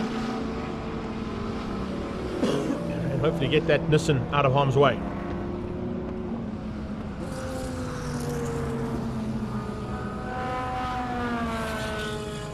Reggie did everything right to try and get it out of the way there, but unfortunately didn't quite work out. Richard Daly in the second of the BB Motorsport machines, coming out of turn number 8 and going across the line again. Toy and Arungis have already gone into the 60-second laps around this circuit, so it's been a good start for the two of them, Dutoy and Arungis. Morgenroot in 3rd now with the concertina effect with the safety car, hoping to try and stay with the Lamborghini and the Audi ahead of him.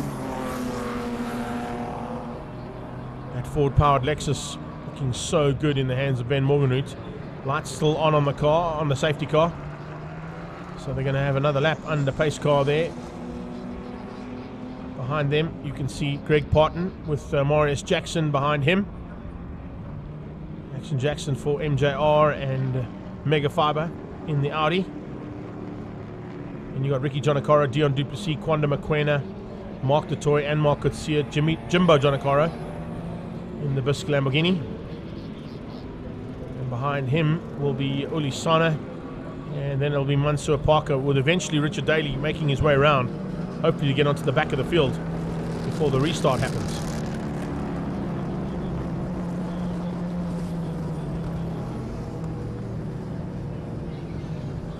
So it's the demise of Richard Rutz, the reason we're under there on the left-hand side of that shot, the reason we're under safety car scenario right now.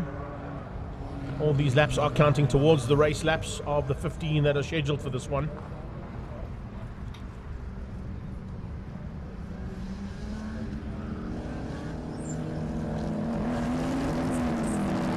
Well, Rich has got the car going, he turns it around, and I think he's going to probably drive back in pit lane. Yeah, he's going to be allowed to drive back into the pit lane, so he doesn't have to do a full lap and possibly break the car more or put some fluid down on the circuit if there is a bit of an issue on that car.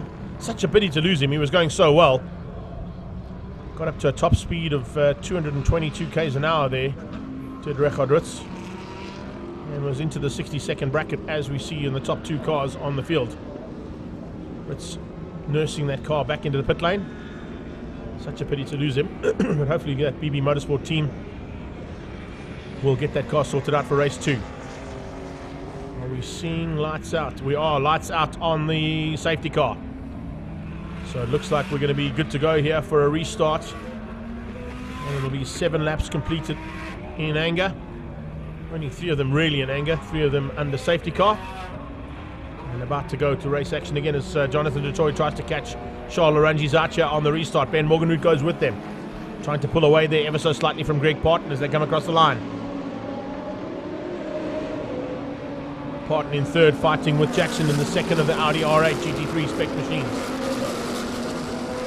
So it's Audi sitting at the moment in 2 and 5. Lamborghini in the front. Ford Power Lexus in 3rd. 4th place is another Lamborghini Huracan. Then we've got a Lamborghini GT3 Trofeo. Lamborghini Trofeo car also really good in the hands of Ricky Jonakaro. Jimbo Jonakaro running ever so slightly wide with Ulisani on his tail. Really looking for a way to squeeze through there on Jimbo and return the favour. Ricky Jonakaro looking to try and wrap up things for GT3.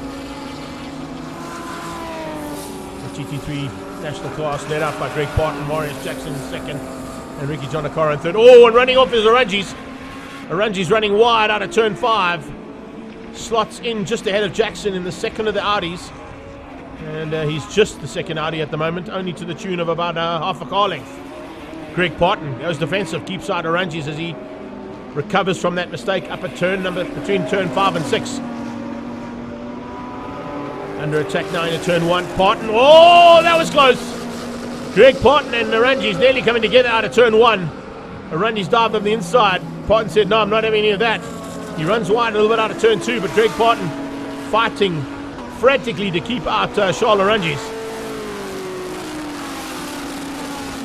Here comes Morganroot. Expect to see an overtake maneuver here, possibly from Arangis, while he's flashing the lights and he's telling Greg Parton he's coming. This is for position on track. Parton does not have to give this up. Parton has to fight. He can fight as hard as he wants against Arangis. He's late on the brakes. Is Arangis going to have a go here? No, he's not. Greg Parton keeps him out again. This is great driving coming out of that Drives It Environmental Lamborghini Huracan to keep out Charles Arangis. Paget Racing and Stradale Audi R8 is not having it all his own way here. I think Parton is making him work for it. This time he sneaks up on the inside of G&H Transport corner. Gets up the inside and gets through. That's a bit of hard driving there from Charles Arangis. He had to work even harder than what he'd expect, with Greg Parton keeping him very honest. Good driving there from Parton. Morganroot now under attack. Will Morganroot do the same? Ben Morganroot's not going to give this up without a fight, that is for sure. He knows it's not only for overall positions, but for championship positions here. Morganroot in A+. And Charles Arangis in the A+ category as well. He can fight hard here to keep out Arangis. Will there be any changes here as they go into it? Big maneuver here from Arangis late on the brakes. Is he good enough? No, Morganroot sees him coming. Oh no, he doesn't. Late bit of blocking from Morganroot to keep out Arangis. The squirt on there from the Audi out of turn 6, and he just gets ahead. Oh, good stuff there from Arangis. Showing while that number 1 plate is on that car, he gets through on Ben Morganroot. And looks like I don't think he's going to have enough time to catch Dutoy now. Jonathan Dutoy up the road by 8.7 seconds. Because Charles Arangis made a small mistake. And now Arangis having to make up for that ground after the mistake he made. It was a costly one. Dion Duplessis under pressure. Coming out of turn 8. This is Ricky Jonakaro all on his own.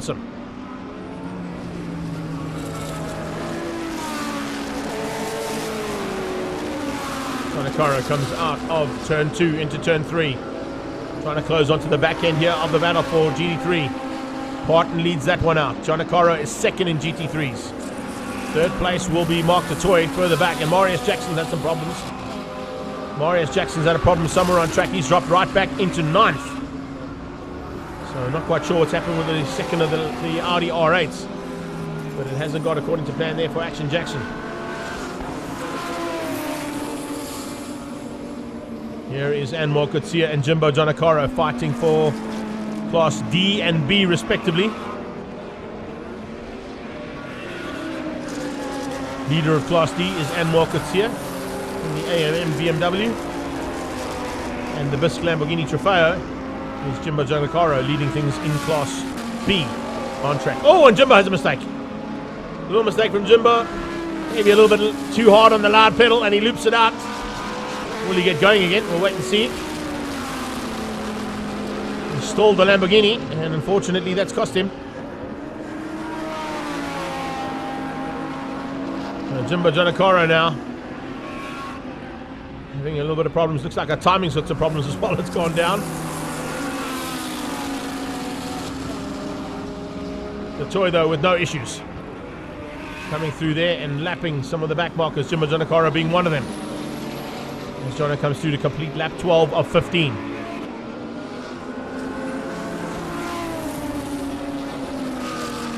Jonathan Dutoy just cruising at the front end now. 3.5 seconds up the road to Charles Arangis.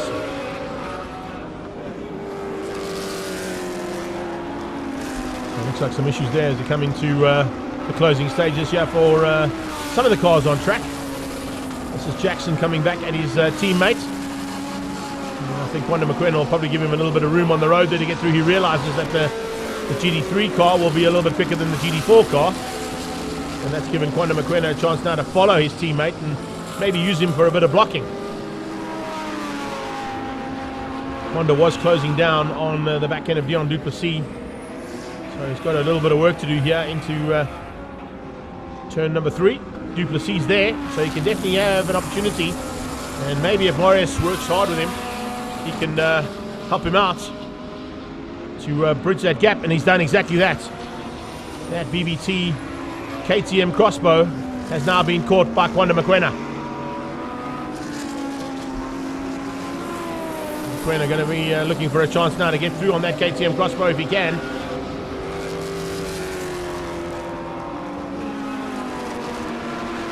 Good run here from these guys. Oh, and Jackson out of shape. Jackson comes out of shape there in the Mega Fiber MJR Audi. And he has got it out of shape, but it looks like he can get it going again. He went to first. He's going to have to go to reverse to get it out of that position. And are we going to see possibilities of another safety car? Just doesn't want to hit the wall, so he's just going to reverse back, watch for cars coming through.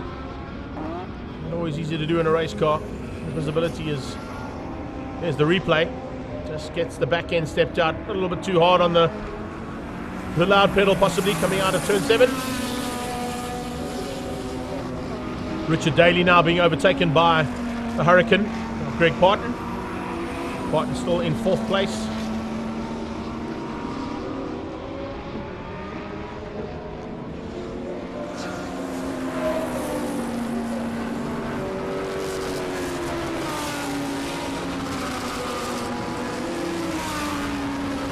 Jonathan DeToy now controlling things from the front. Charles Orangi's in 2nd. 3.5 second gap between them. Morganroot is still in 3rd, but Greg Parton definitely wants to have a go here if he can. I'm not quite sure, I should say, if Parton's got the same pace as Morganroot. They're coming to the line now, and the checkered flag will be on standby for Jonathan DeToy. DeToy shouldn't be too far away from his first victory of the day. And I think Mansour Parker might just survive. And we'll have to do another lap. Yes, he'll have to do another lap as the toy comes through and takes the flag for the win. Orangi's in 2nd place. Not too far behind him, in fact. A lot closer there. And both of them coming down into the sub-minute lap times on those last 2 passes. 59.7 from DeToy, a 59.9 from Charles Orangi's. Ben Morganroot with a 102.4. Greg Parton with a 102.8. There's a late dive on the inside from Ricky Giannaccaro to get through on Richard Daly. Didn't give him much of an issue as he's being lapped there by Ricky Giannaccaro. Giannaccaro will come through to finish up, and that'll be for the top 3 in GT3 for Ricky Giannaccaro. Mark DeToy coming to the line now in the Silver Dream Racer out of Trans Africa Racing. 430 Ferrari crosses the line, and DeToy will finish up in 7th place ahead of Dion Duplessis, who I think has just been able to keep out Wanda McQueen for the last part of the race. There is unofficial results. DeToy with the fastest lap, and the fastest lap being a 59.7 here at Zwartkops. Beats out Charles Orangi's and Ben Morganroot for Class A+. Marius Jackson is coming through there still for 4th place, but I'm not quite sure if that is right. Greg Parton in 5th, Ricky Giannaccaro in 6th, Mark DeToy in 7th. Duplessis and Wanda McQueen beating out Anmar Kutsia for the top 10. Up next, we go back to Heat 2 of 4 of the Kia Picanto Cup.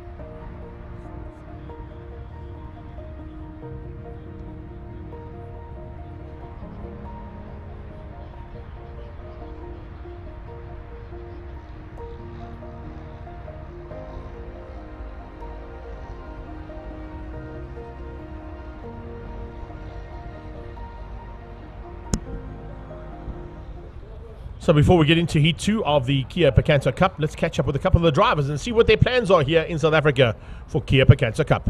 Next out on the track is the ever exciting Kia Picanto Cup. Comes from Mozambique. Last time you guys were in South Africa racing, Paolo. It was a great race, and obviously you've enjoyed it because you've come back again. Yes, it's always exciting to come to SA. This is an amazing track. In Maputo we only have one track, so we've been racing there on a regular basis, so it's nice to change a while. Last year we came, it was a great show. It looks like it's going to be a great show again, so we're very excited for tomorrow.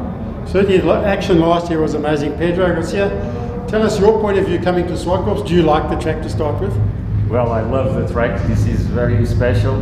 You can breathe motorsport here in Zwartkops, and being here with all these guys, to me it's like a dream. It's coming true, and it's very special because I normally don't race in Maputo because I'm the promoter, but this one, because it's out of the championship, I'm in, and I'm as a driver.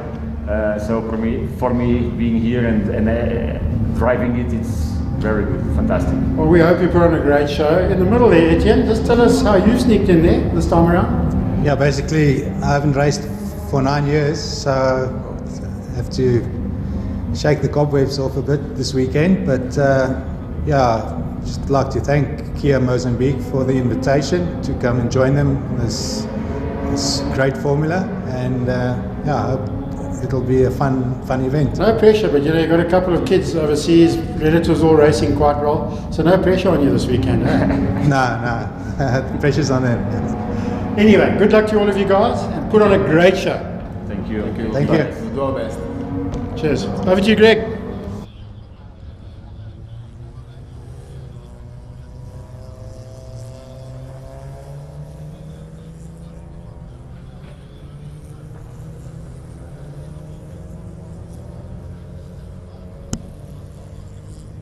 Kia Picanto Cup Heat 2 now on track and making their way around to sort out their grid positions. Looking for some big action between these cars, again, as we saw in race 1 earlier in the day.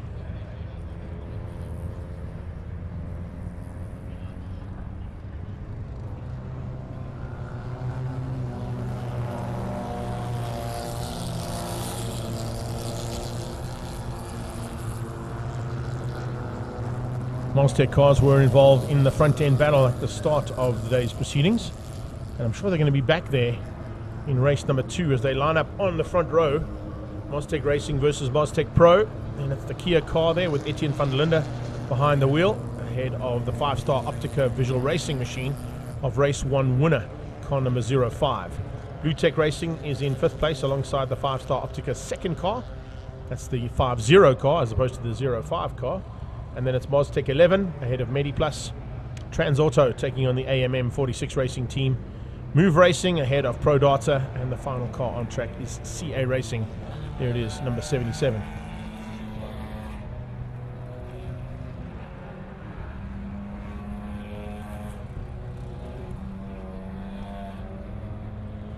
So we're wishing, of course, all our competitors from Mozambique the very best here for their second heat. Great to have them back here, and a little bit of international flavour to a regional race day at Zwartkops.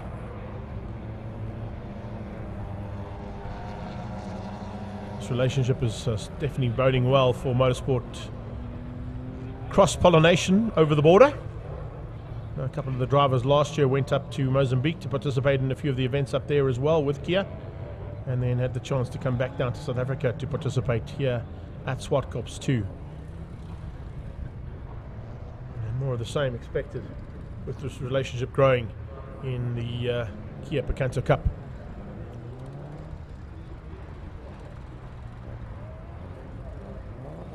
Great to see some spectators in the house. Hope you guys are enjoying yourselves. If you're up there on top of the gallery on the left-hand side of the pit building, hope you enjoyed all the action so far. On the back straight, I know that you've definitely enjoyed it. I saw you guys getting really animated during some of the racing there, particularly after the last event.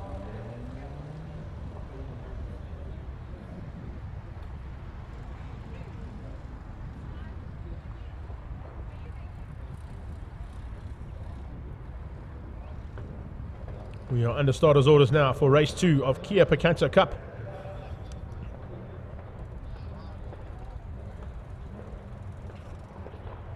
this action courtesy of Two Wheels TV, up to 60 seconds with Link Online. Lights about to go on, and we're about to go racing for the second time in Kia Picanto Cup. There, the lights are out. Good start from the 21 car there. That is Maztec Racing. Looks like it might have outgunned the Pro category car. Yes, it has. Maztec Pro just being outgunned down into turn 1, and lots of work to be done there in the mid-pack. Maztec 11 coming through as well. The move car on the outside, trying to squeeze through there on 23 Pro Data. Now onto the brakes into turn number 1 and 2 they go.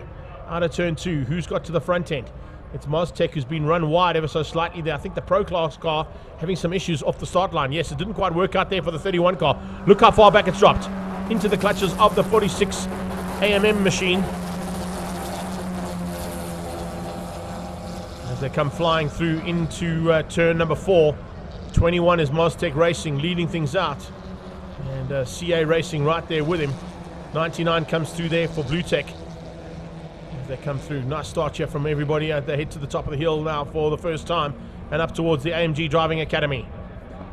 I would assume in the Kia car it would be Etienne van der Linde, and he'll be there in second place on the road at this stage. So Etienne van der Linde in that Kia machine, pushing hard, showing that even with the rust, he's still got what it takes to get behind the wheel of a race car. Multiple SA champion that we interviewed there just before the race meeting, if you caught it on the live stream. But it's Maztec Racing who leads things out.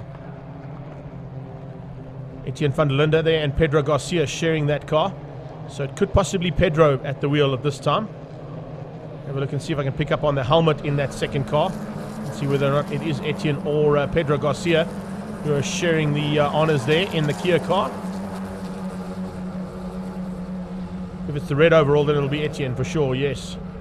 As they come down into turn number 2. Try and pick on that one. I think it might have been Etienne van der Linde, so Pedro Garcia probably at the wheel of the car for the first heat. Stuart McClarty, and looks like some support there from the Franklin and Mateo Racing machines as well. As we're up on the gallery at G&H Transport Gallery. Hope you guys are enjoying the race action up top there, guys. Nice run here from our Kia Picanto Cup, and on the sideline, lots of support at the back there. Great to see the kids getting animated as the cars go flying up towards Universal Motorsport and past that stable. Good move here from 31 Maztec Pro. Yeah, that Maztec Pro car making up ground now after a bit of a hard start. 33 behind him is Trans Auto, and then behind the Trans Auto car comes the Maztec 11 car. 3 cars coming out of Maztec. 11 car there at this stage sitting in what is 9th place. So top 10 honours there for the second 2 Maztec cars. 99 coming through is Blue Tech Racing. But it is Maztec Racing from Kia. Kia from 5-Star Optica. Mediplus and Blue Tech. The 5-0 5-star car is there just outside the top 5. In fact, for that 5-0. The 50 car now trying to get ahead of 99 Blue Tech. Running wide in the background. Ooh, problems for the 23 machine. 33 machine, I beg your pardon, of Trans Auto. Battle of the double numbers there. 11, 22 and 33, all fighting hard. Etienne van der Linde in the Kia machine, looking for a chance now to dive on the inside. This is the battle I was just talking about. 11, 33 and 22. Double digits, fighting hard. The Move Racing car at the back. Once through on both Trans Auto and on that Maztec 11 machine. Great recovery here from the 31 car of Maztec Pro. Dive on the inside of the 50 car. Can't get through there just yet, but here we go. Possibilities of change up for the lead into turn 8. Yeah, Etienne van der Linde takes the lead and gets through on the Maztec 21 machine at Maztec Racing car. In second place now with van der Linde taking the lead.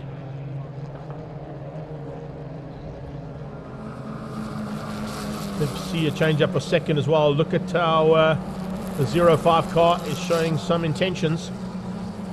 They've been looking a little bit more aggressive from Blue Tech, from the 5-Star Optica car.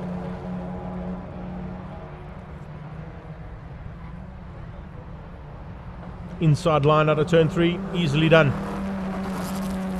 Very good move there from the 5-Star Optica Visual Racing car.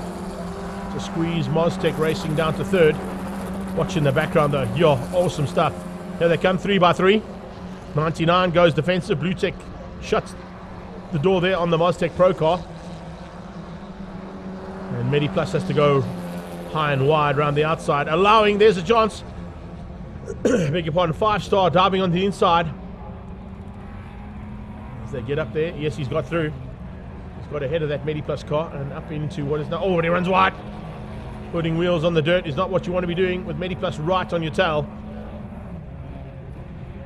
And it's 5-star Optica who've eventually cemented it after a couple of attempts. Now going on the attack to try and get onto the back end of the 08 car. The 08 car MediPlus machine falling into the clutches now of the third group. Change up a second. 5-star Optica diving through into second place and now cementing it down into turn 2. Moztec Racing down into third place, even though he was the fastest on that last lap. Back end 77 CA Racing has made up a little bit of ground, got through on Pro Data and on AMM 46.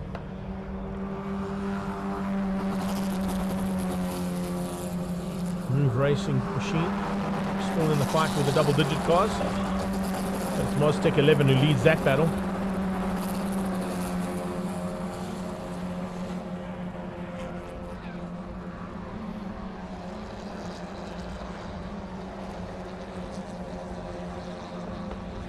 Kia out front, leading things and controlling things at the moment with Etienne van der Linde behind the wheel.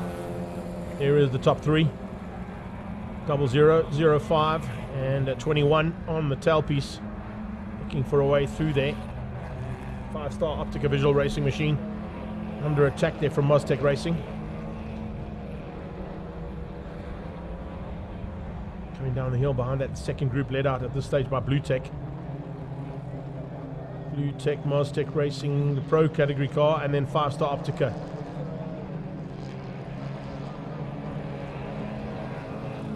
Oh, in the background, a big one. Big one in the background. Car running completely off track. I'm waiting to see if it gets back on circuit. 122 from Blue Tech Racing has moved him up to the fastest car on track at this stage. 122.326 for that car. 4th place on circuit is Blue Tech. And it's the fastest car on track at the moment, but down in 4th place, trying to make up ground. Trying to close the gap down on the top 3. Van der Linde trying to get away now as they start to fight for second. He's using that to his advantage. Definitely working out to big advantage there for the Kia machine of Etienne van der Linde. As 5-star Moztec fight it out. Moztec this time into second. Up into turn 5. Turns the favour and gets up ahead. Comes a little bit wide onto the rumble strips there. It's a little dive on the inside there that keeps him ahead of that 5-star Optica Visual Racing car. Picanto now going to be completing lap 6 of the 10 laps for race 2. Still got 2 more heats of this racing to come later on. As a 5-star runs wide. The support on the sideline there, telling the guys to get a hurry up on. Moztec Pro not quite on the same pace as the Moztec Racing machine there in second. Profile class, of course, was on pole position. Just got the stock all bundled up slightly. Let's see if we can keep it all together now and possibly still steal that 4th place away from Blue Tech.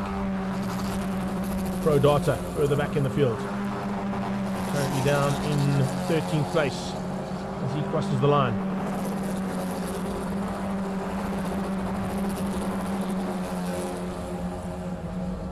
99 Blue Tech at it. Staying ahead of that Moztec Pro car, and second of the 5-star Optica Racing machines, also running a little wide out of turn 4. So it's 00, 21, 05. Your top 3 coming out of Kenwood.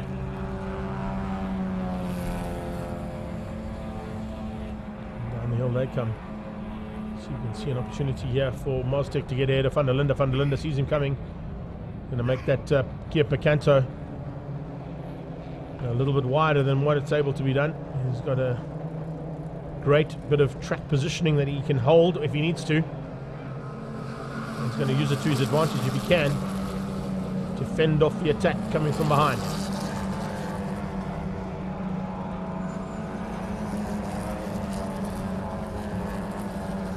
.33 in the house. That number 33 machine has lost some ground now to the battle for the double digits, I should say.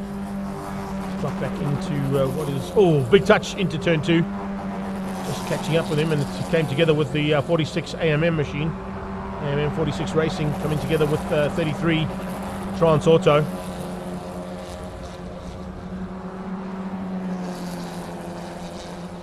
Back to the top of the hill. We're going to stand by for a replay of that little bit of action. 00 car under attack though. Have a look at that. Yeah, 46 AMM just getting a little late on the brakes. Tagging the back of the 33 car and spinning Trans Auto out.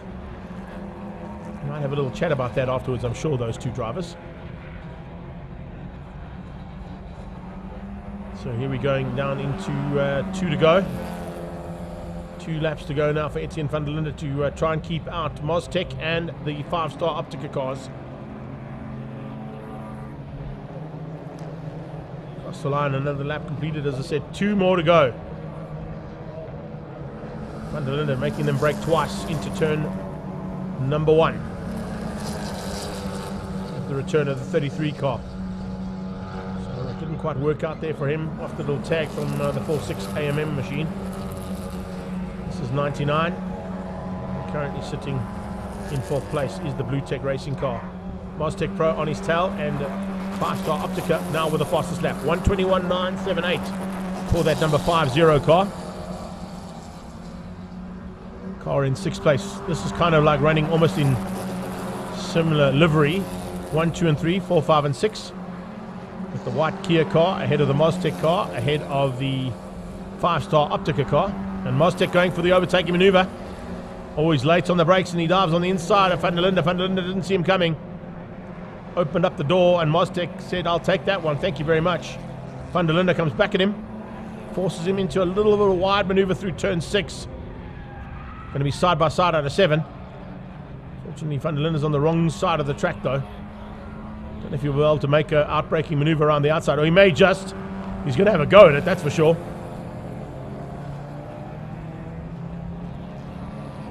Awesome stuff as they cross the line again.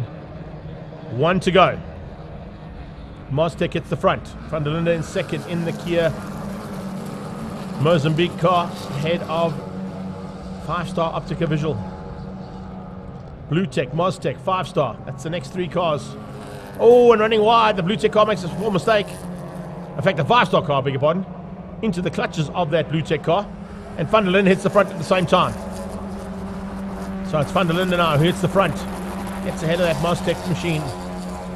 Onto the final lap. And it's now a 5-way battle. Almost a 6-way battle for the top 6. The second group has caught the first group. And they've got half a lap to go. Lovely run to the top of the hill. This was where the same overtaking maneuver happened. Oh, there's a tag! There's a little tag there between Mostec and Van der Linde. Mostec Racing keeps it on track. Very lucky to survive that. That could have ended up in a lot worse. But fortunately, a little bit of room given there from Van der Linde. Just backed out of it slightly to avoid massive contact between those 2 cars. Will Van der Linde be close enough there to have a go into the final corner? No, he's not close enough. They're going to go line astern across. Mostec Racing taking the win. Kia Mozambique in 2nd with Van der Linde at the wheel.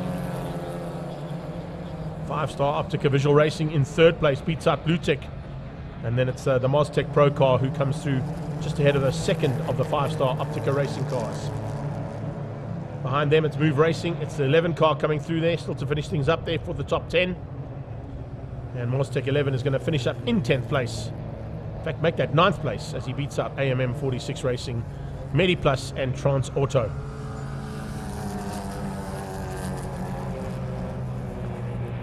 So onto the back straight. That is the race 2 of our Kia Picanto Cup. It's Mostec Racing who take the victory ahead of Kia Mozambique. 5-star Optica Visual Racing in 3rd ahead of Blue Tech, and he had the fastest lap on that last pass. 121.9 out of these little Kia Picantos. Good run there from them. Maztec Pro in 5 ahead of 5-Star Optica Racing 2. And it was Move Racing, CA Racing, Maztec 11, AM 46, MediPlus, Trans Auto, and the Pro Data car, number 13, lucky for some. Up next, it's Pay Bar, Volkswagen Challenge Class B for 10 laps of action. We'll be back shortly.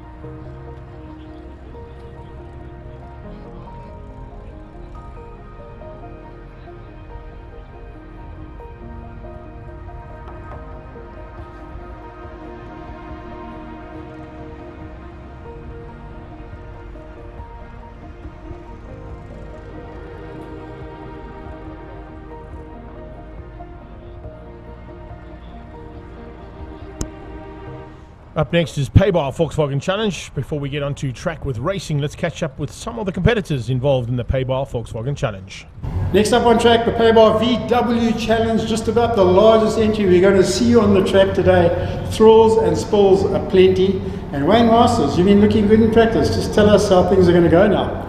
Well, look, we've been putting a lot of effort into it. Our team, Martin and Quinton, have been giving us a great car, great setup. And we've also got my son Keegan helping us with our data. And so we've been working hard at it for the last couple of weeks because we need to get Rory off the top podium. So that's our main goal, is to try and take the top step.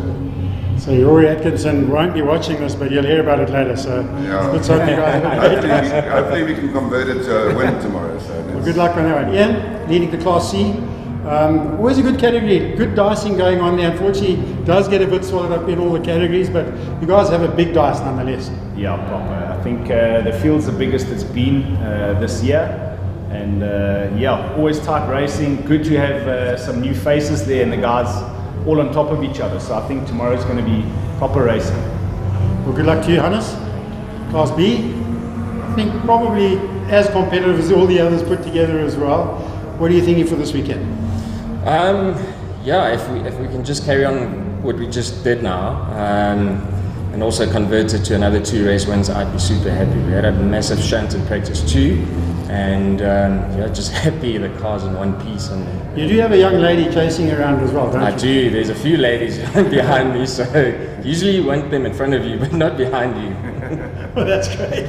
Okay, guys, good luck. Give it hell out there. Cool. Thank you. Thanks.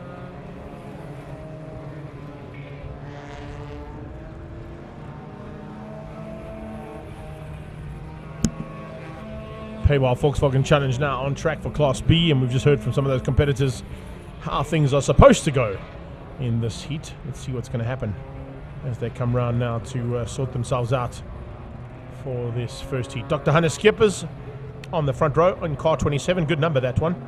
Alna Cruiser alongside him. It's Karshan Naidu and Sharice van der Merwe in the Hot 1027 car. They're alongside each other there for the second row of the grid.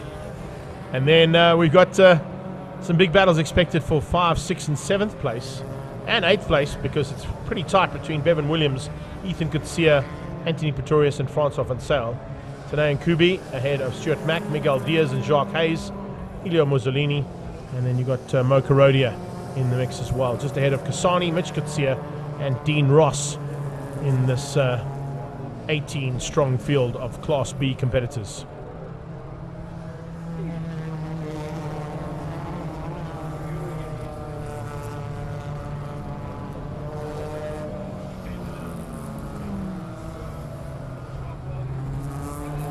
Giving the cars 2 laps to get some heat into the rubber. It is exceptionally cold here at Zwartkops. We're still sitting with low ambient temperatures, which of course have not heated the circuit up at all, making it exceptionally difficult to get these cars up to the correct and optimum racing temperatures that they'd like to be at in terms of track temperature, which then of course converts into grip available to the rubber. And we'll wait and see as they come around now whether that has indeed changed or not. We're up to 15 degrees Celsius, about 3 degrees Celsius more than the first heat of Class A and C earlier on in the day, and it still means it's pretty chilly for how things are going to go here from the weather side of things.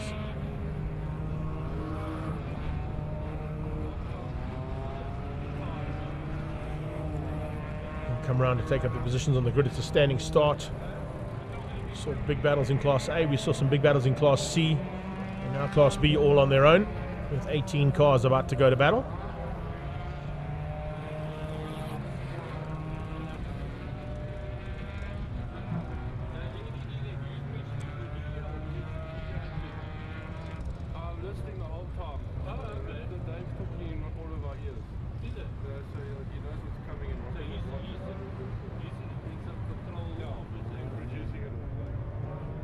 Jacques Hayes in the Auto Aces machine there, ahead of Elio Mussolini and Mo Karodia.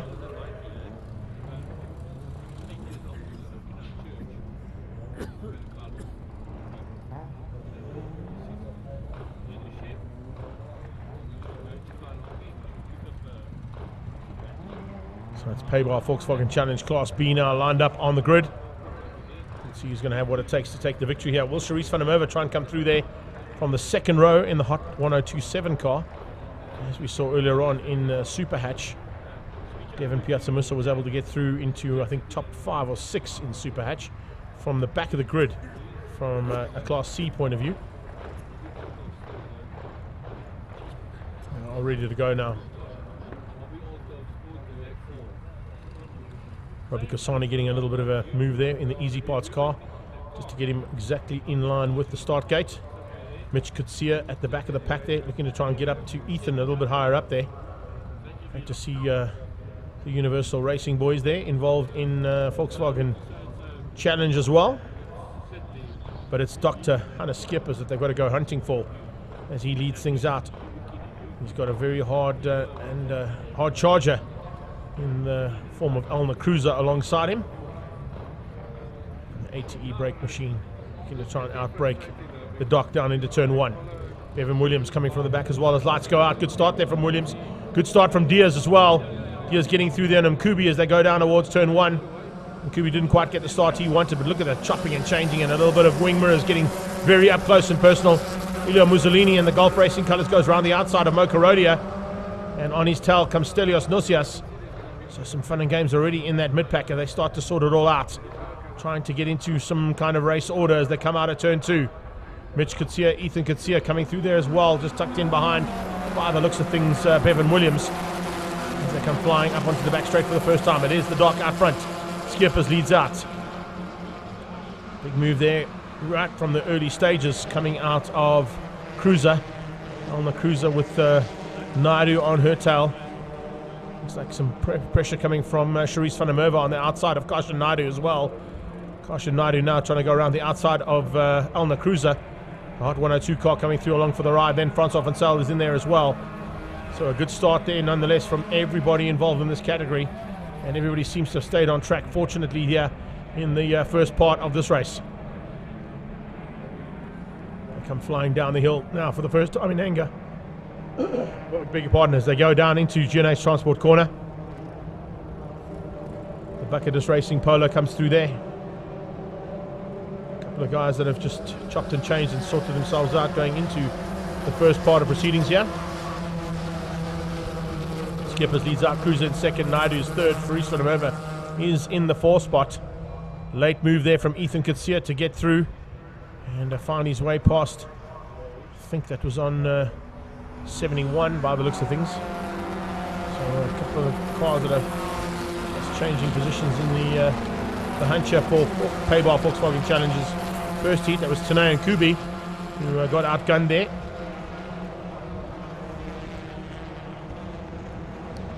Driving here from Anthony Pretorius as well in the Bucketless Racing Polo. Trying to find a way through there on Hayes.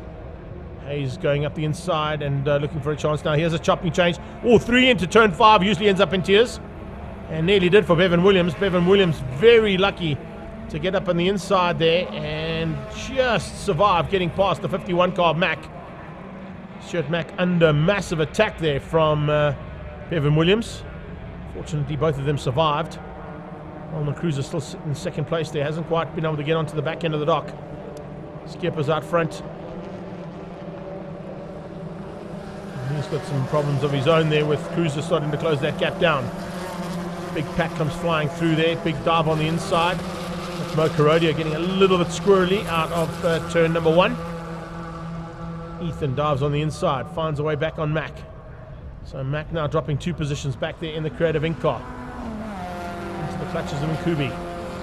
Nkubi's got Stelios Nosios on his tail. I mean, beg your pardon, he's got Mussolini on his tail. He's then got Jacques Hayes just behind that. Mo Carodia, Pretorius, and then Stelio. So some good racing here in amongst the Paybar Volkswagen Challenge Class B competitors. Easy parts car there. That is Robbie Kasani. He's got Kutsia on his tail. And back of the field will be Dean Ross. Currently doing all the cars. How evenly matched do you want these cars to be?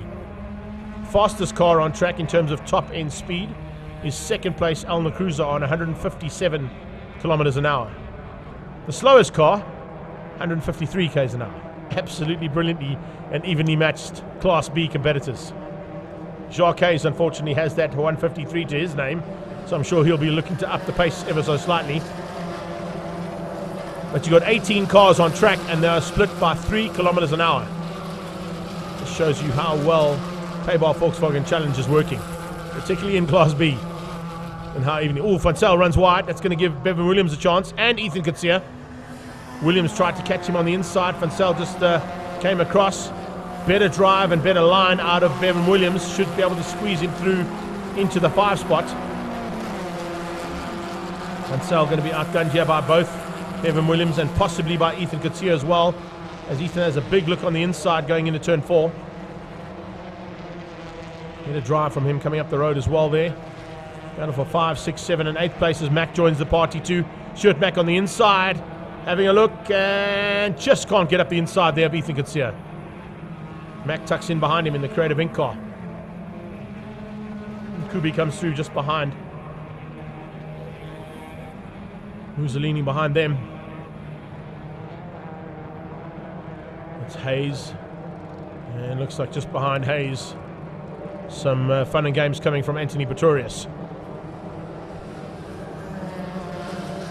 Skippers, fastest man on track, 1:15.3 out of Hannes Skippers. Top speed of 1:55. So the 1:57 still remains the fastest on track in terms of top end speed of these cars, and still in the hands of Dr. Hannes Skippers, but it is Alna Cruiser who's looking to close him down. He's dropped back to 1.4 seconds back in second, so there's the gap you can see between first, second and third. Second and third getting a little bit more intense as Karshan Naidu closes onto the back end of Alna Cruiser. The hot 1027 car there of Faris van der Merwe. She's just hanging on for 4th place. What a shape! Oh, that's big! Well held, Hayes. Great bit of driving there coming out of Jacques Hayes. Very lucky to survive that. That could have ended up in tears. Big time. As he came out of turn 4, put a wheel on the dirt and just got sideways. Caught it. Fortunately, some good traction on that car. Just managed to keep him in a straight line and staying out of harm's way. But only just. Shows just how hard Hayes is pushing to try and stay at the front end of this field. Cruiser still in second. Third place still in the hands of Karshan Naidu. And Sharice van der Merwe hasn't an answer. Bevan Williams starting to close that gap down if he can. He's bringing along Ethan Kutsia, Francois van Zyl, Stuart Mack, and Mussolini for the ride. Miguel Diaz looking to try and get through on Mo Karodia. Late braking out of the bucketless car. Oh! Thread the needle. That's how you do it. Hayes lucky to survive again. Only just. How many lives does Jacques Hayes have? Where was Pretorius thinking of going? Late on the brakes there, coming out Anthony Pretorius in the bucketless car. And he nearly bucketed that car straight into the kitty litter. Gonna play with the bucket and spade in there if you got into that kitty litter, that's for sure. Jacques Hayes, lucky to survive another moment. Oh, he's had some big ones so far. One of them was coming out of that corner on the last pass. So he tries to hang on now and gets onto the back of Mussolini. And Kubi at the front end, looking to try and keep out Mussolini and Hayes. And here comes Pretorius back at it again. Puts the bumper onto bumper there coming down the hill. So it's Bucketless Racing's Anthony Pretorius trying to get through there on Jacques Hayes, and Hayes runs wide onto the dirty stuff. Face full of roost there for Anthony Pretorius. He is just loving it, isn't he? Ace Auto Parts car fighting hard there with the Bucketless Racing machine. Pretorius late on the brakes. Is he going to be late enough this time to make it stick? He is. That's how we do the braking into turn 2 there, Mr. Pretorius. A little bit better there. But Hayes comes straight back at him. Ace Auto Parts car having a fantastic dance here with the Bucketless Racing car. First 4 go through, no problems at all. Here comes an overtake, possibly from Ethan Kutsia. Kutsia on Bevan Williams. Williams is going to make it very hard for him. Ethan Kutsia running ever so slightly wide up the inside, and he's coming back at Bevan Williams. They are side by side to turn 5. Side by side just behind him as well. As this time it's Bevan Williams who runs wide into the dirt. Williams makes a mistake up at the top of the hill and goes into the dirty stuff. He gets onto the slip road now. Is that the long lap penalty he's just taken? So long lap penalty there for Bevan Williams. He gets back on track, gets it sideways. Ethan Kutsia is through. Francois van Zyl fighting with Mack as they were right behind. Van Zyl on the inside. Can he make it go through there on the Creative Ink car? No, he can't. Francois van Zyl side by side with Mack, and here comes Nkube. This is great stuff from Class B. Absolutely fantastic action from Paybar Volkswagen Challenge Class B. They've completed 7 laps. They've got 3 to go. Here comes Mack on the attack into turn 2. Creative Ink versus Van Zyl. Oh, and something's broken. What happened there? Mack turned on the inside and just went left, and then it all of a sudden just broke to the right-hand side. Something went wrong on that car, and Stuart Mack was caught. He ended up on the grass. That could have ended up in tears. And unfortunately, he's only lost 2 positions. Van Zyl now falls into the clutches of Nkube and Mussolini. Mack into the clutches of the drivers just behind him there. And that will be Bevan Williams and Anthony Pretorius. Oh, what a run here. Stelios Nusias getting into the mix now as well.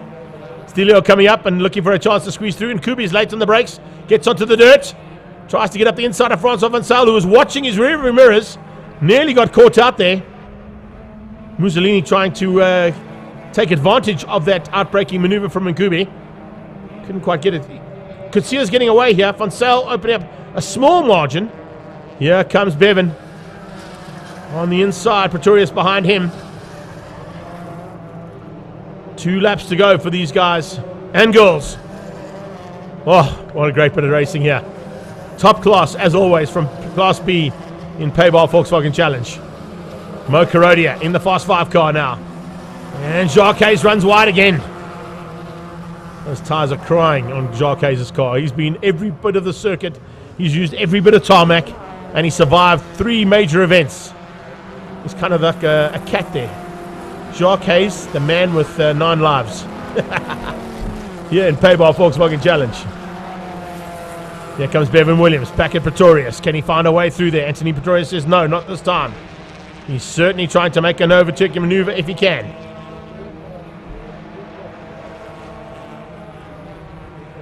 Loving all the action that we're having here on track, and I'm sure that you all are on our live stream here on Facebook and YouTube, and of course here at the circuit as well.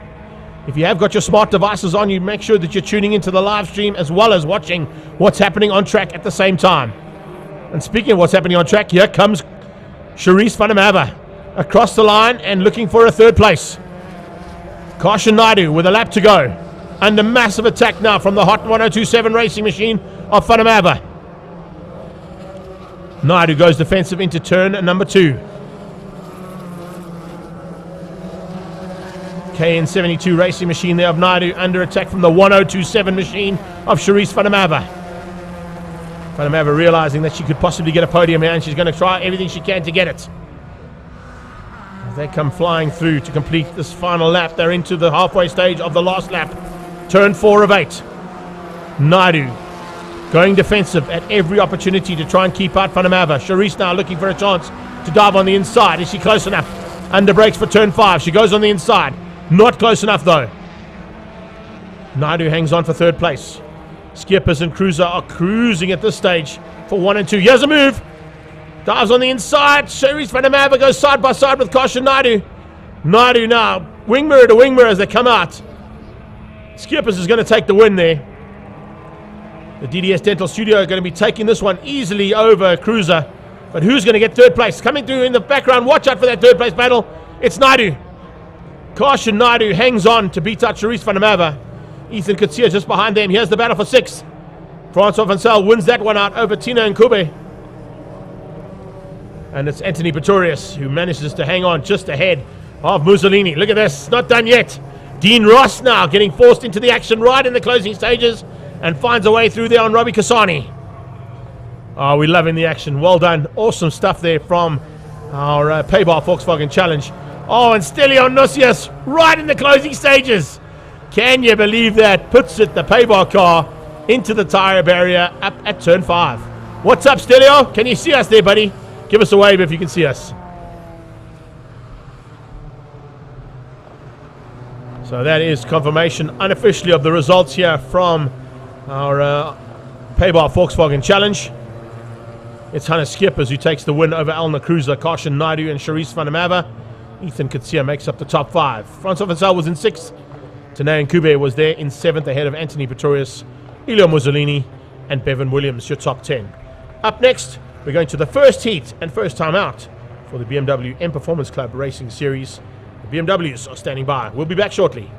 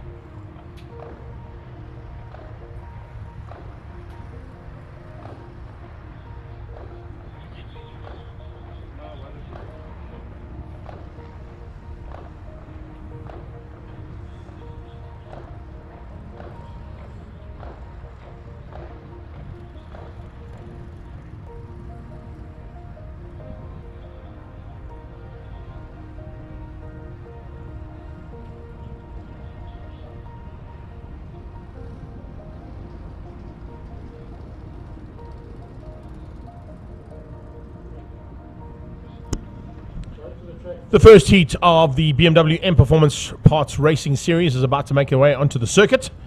And before they get on track for all the race action, let's catch up with some of the drivers and see what their plans are here for heat number 1. And up next we have the BMW M Performance Parts Race Series. With us we've got about 38 cars today on the track, and we've got some of our drivers. In the middle, Nicholas Fisher, currently leading Class E and the overall championships. Nicholas, please tell us what you expect for today and what's your championships hopes like. After a rough start yesterday with the engine problems, we were hoping to qualify in the top 3 at least, and for the weekend have a podium finish over Bernard and definitely over Mike Robler. That's good. On your right we've got Shane Frobler. He's currently leading Class D. What are your expectations? You've got a nice beautiful boxy We've actually got 2 guys with the boxies here today, so what's your expectations out of Class D? Hoping to win both heats, but it's going to be very difficult. Too many cars in the class and a lot of quick drivers. Yeah, the last time we had some guys bashing into you, hopefully they stay away. And then on our left, we've got Rob Gearing from BMW South Africa. As you know, we've now sponsored by BMW Performance Parts. He's also racing in our category, currently in an E30 with a 335 motor in it. So tell us what you expect from your car and what do you expect for the weekend. So really looking forward to it. I mean, as BMW South Africa, we took a leap of faith with the club, standing forward and putting our In Performance Parts branding together with the series. As you've said, 38 cars on the grid. It's an amazing turnout. My boxy, yeah, it's brand new. It's got an N55 in it. It's probably a little bit quicker than I am at this stage. And certainly when it was cold and slippery this morning, it was really fun because right foot means oversteer, and the car was oversteering everywhere, but that's part of taming the beast. It looks like the real winner in the Diebel's old colours from the 1991 DTM series, so add some colour to the series, we hope, and really looking forward to an exciting day's racing tomorrow. Thanks, Rob, and yeah, let's go racing. Obrigado there, Bernard de Gouveia. We appreciate the little presenting role that you did. I believe it was about 27 takes that you had to get that right for those interviews, though.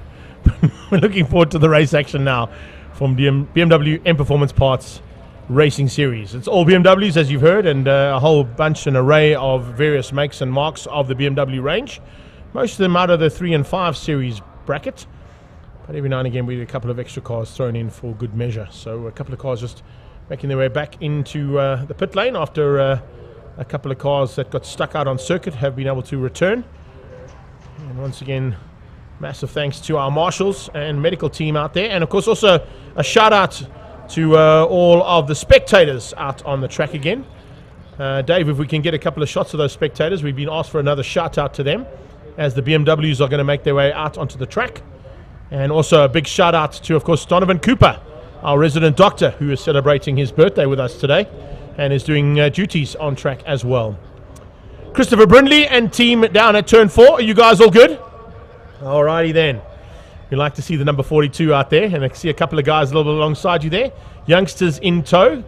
And yes, you can buy yourself a brand new cap. They can sell any form of cap. You can buy a Lamborghini cap, a Porsche cap, a Ferrari cap. But right now, BMW cap would be the one to have on as Jagger Robertson leads the German onto the track. If you're up on the gallery above us here, you can see some guys gesticulating as how racing works in South Africa. The Pretoria Nerd Gallery. I hope you guys are enjoying yourselves up top above the pit lane. Yes, we can see you, sir, in the green t-shirt. It is about 500 degrees Celsius, minus 500 degrees Celsius, and I'm not quite sure if you can get a tighter shirt than that guy's got on. He looked for one. He couldn't find it. And the back straight. What's happening on the back straight there? Monument Toyota. How are you guys doing? Honda. R2D Fuel. I like that, eh? It's a nice play on words there. R2D Fuel. And there we go. The Dozer boys are in the house as well. How are you guys doing? And ladies. There they are. You guys enjoying yourselves? It certainly looks like you are. This is what we want, guys. Remember that you must get your smart devices out as well and watch us on the live stream. Not only what's happening on the live stuff on track 2. To our lady marshals and marshals for doing a phenomenal job and keeping us all safe. And to our race control and timekeeping, thanks so much for the awesome job you guys are doing to allow us to bring the entertainment to the crowds. That's what we like to do. We're going to try and get a little bit more interactive with you as well in the future. Zwartkops and the live stream team going to be doing some live stream interaction and activations, I'm sure, at some point with everybody that's out there.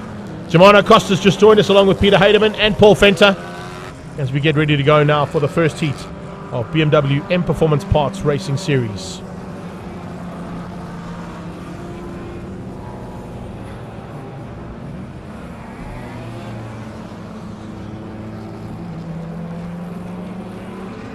Vandenberg and Fedetto should be on the front row with Jagger Robertson and Andreas Meyer, the German, in the second row. Rick Larrea, he's just ahead there of Smith. There are going to be some big fights amongst these seasoned campaigners in some of these cars.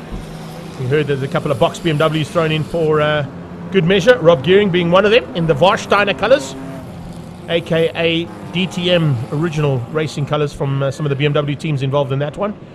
We've got a couple of Winfield BMWs thrown into the mix as well, as always. Expect to see some big fights amongst them. Lyle Ramsey will be pushing hard as well in the 116 car. And the 16 car out there as well, also looking for opportunities to be at the front end. 23 is the Sav Speed car. Watch out for action in that mid-pack with Mark Jones in that Sav Speed BMW. Jonesy, of course, also piloting one of the Gazoo Racing Cup cars in the Toyota Gazoo Racing Series that's running with the National Championships of Extreme Festival.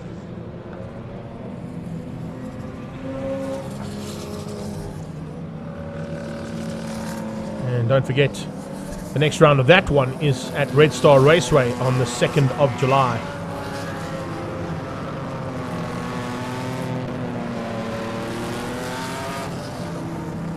Another big date to have in your calendars, of course, in July is for Zwartkops Annapolis 8-hour. That's on the 23rd of July. And that will be here at Zwartkops International World of Motoring.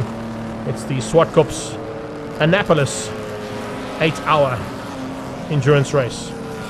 And it's something completely different. It's never been done at Zwartkops before. And it's basically cars that are under 50,000 Rand that you can buy them for, and you can bring them here to pilot them for 8 hours with a team of 4 drivers allowed to be participating in that class and category on the day. So make sure you got that one in your diaries for the end of July, the Zwartkops Annapolis 8-hour.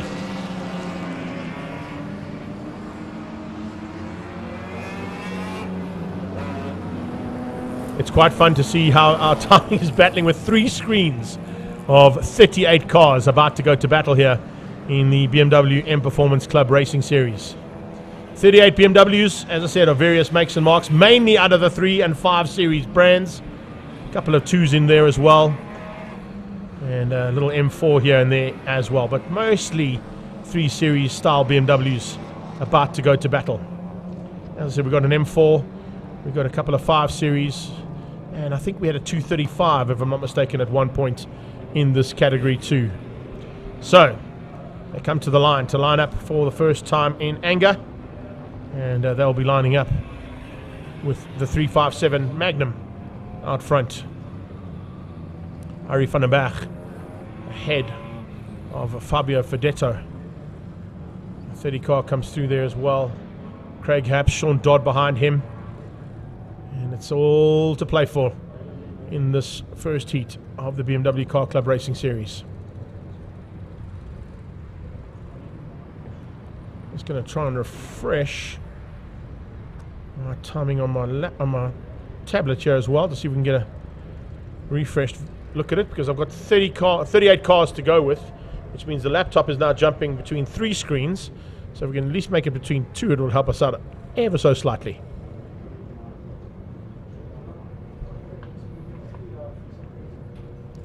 Looks like we might be down on speed half, but we definitely got live timing alongside me, so I'll wait for that speed half to refresh and see if we get it up and running.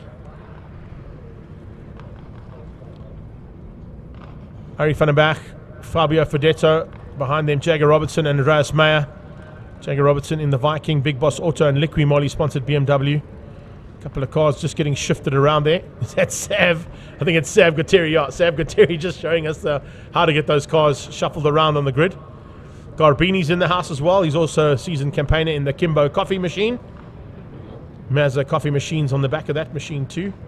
So definitely an all Italian coffee branded racing team. There's 38 cars, which means they're going to go round the back of turn 8 to get the grid sorted out. We've got a green flag, which is a good thing.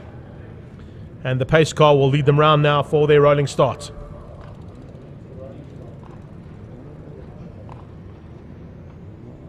Unbelievable.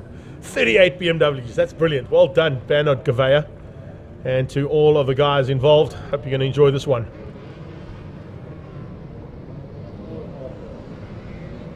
Here we go. Van der Merwe with a little bit of an issue in the Stigworks car, getting off the line there. And of course that also gives us a chance to give a shout out to the friends and family of Stigworks. Adrian Burford, my good friend, fortunately passing away during the week, so we wish him and his family all the very best at this very trying time. But great to see that Stigworks car on track and flying the flag high there for the Stigworks brand in honor of the man who lost his life during this very tough week on motorsport. If you've been following the TT, you would know exactly what I'm talking about, and of course a couple of motor industry related friends and family have also passed on during this week. So we got Rob Gearing in that mid-pack. Watch out for him coming through the field as well in that boxer. The Warsteiner colours, as you heard from him. Very synonymous with German touring cars in their early stages of running. Not quite the same wings and flicks and bits and pieces that are on the current DTM cars. But certainly a great example of what those cars looked like in their heyday. As German touring cars started what has become one of the most competitive and arguably one of the most watched classes in the world. There is that car we're chatting about. A couple of boxes, as you heard there from Bernard Gavea chatting to the drivers at the start of this one. And in fact, a couple of bits of information thrown my way from the chairman. One man that we have lost, unfortunately, is William Einkammerer, who was a big contender at the front end. He blew his motor in the 555 BMW. Dave Rees, the rookie, broke something on his diff, and he was trying to get that ready for race number 1, so hopefully we've got him on track. It looks like we do because there's 38 cars on track there, but thanks for that info there, Bernard. Up to the 357 Magnum now to dictate the pace of Arie van den Berg. And he is alongside Fabio Fedetto in the M4. As the lights go out, we go racing. Down into turn 1, the German having a look on the inside of Jagger Robertson as this pack comes flying through. Good start there from Mark Jones in the mid-pack as well in the Sav Speed car. The man from the Citizen Motoring with his good friend alongside me here in the commentary box. As they go out of turn 1, Ari sure hanging on only just to keep out the intentions being shown there by Jagger Robertson and by the German. Oh, this is a good start there. Andreas Meyer coming through and looking for a chance now to squeeze out the youngster that is Jagger Robertson. Robertson with the German on his inside, then a big dive there from Renier Smith and Michel Singh. Michel Singh coming through the field rapidly as well in that box-shaped BMW. Panamava in the Stigworks car in that mid-pack looking for Class C honours, but it's Meyer who gets up at a second by the time they hit the top of the hill. He's got Jagger on his tail as they come out of turn number 4 and into 5. It's Rick Leroux who's tucked in behind that one. The 126 there of Rick Leroux, a slightly different machine that he runs out of the G&H Transport Extreme Supercar cars. His combined racing BMW had some problems down in Aldo Scribanti, so he's had to go into his boxer for this one. He lights up the back end of that boxer coming out of turn 8. The box-shaped BMW now looking for a chance to get in amongst the slightly more aerodynamic versions of the 3 Series. But Rick definitely knows what to do as he keeps out Nick Macris right behind him, and Fabio Fedetto's dropped back into 6th place in the M4.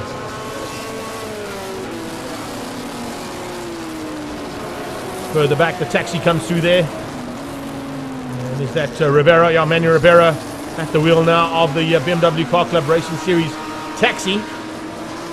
That's the station wagon version of the M3 or 3 Series. Problems for, was that car 43 out of shape. A little bit of a mistake there from him. Great fights right the way through here, and you can see just how hard Nick Macris is trying to get ahead there of the 2nd place car, or the 2nd battle cars. Panamava goes defensive into turn 8. This is Leroux. We're going to get ahead now of Jagger Robertson, just ahead of him. Andreas Meyer trying to close the gap down to the leader. 91 is Thomas Portita, Lorenzo Gotteri behind that, and Osbert Gioni. 17 is Rob Gearing. I think that's Gearing in that car. Sorry, I beg your pardon. I saw the Warsteiner car, but further back I thought he said he was in the Warsteiner car. Gearing actually in the green livery on that box-shaped BMW. So apologies there to Rob and the team. How's that big flame out of the BMW under braking into turn 4. 66 having a big look here going into turn 4. Rasley Harris having a big look on the inside. Can he make it stick on Ramsey? No. Lyle Ramsey says, no, you're going to have to work harder than that, but he is working hard, and he's got through. Driving through into turn 5, he cements that position. and gets ahead of Lyle Ramsey. Lyle Ramsey tries to come back at him, and he does. So Ramsey going at it with Harris. Right behind them is Fansel. Fansel looking to pick up the pieces if he can, if something goes wrong. Back marker's not coming into play. Certainly shouldn't have come into play by this stage, but definitely some problems there if there's a back marker that far up at this stage of the race. It's a 10 lapper, remember, and we have now completed 2 of them. On the inside, big dive from Rasley Harris, trying to find a way through on Lyle Ramsey. Ramsey shuts the door. Mark Jones not too far off the back end of this little fight. And running wide is the car that spun out earlier on.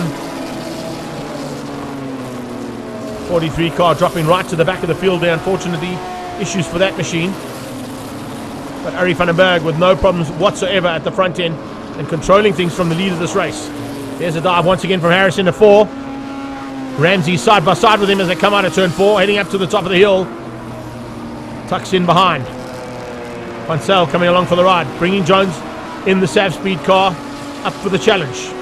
4 cars going at it here for what is going to be about 16th place on the road. 10th place on the road. The German is second. Jagger Robertson is third. 4 is Rick. 5 behind Rick, pushing hard. You can see there just how they're coming together.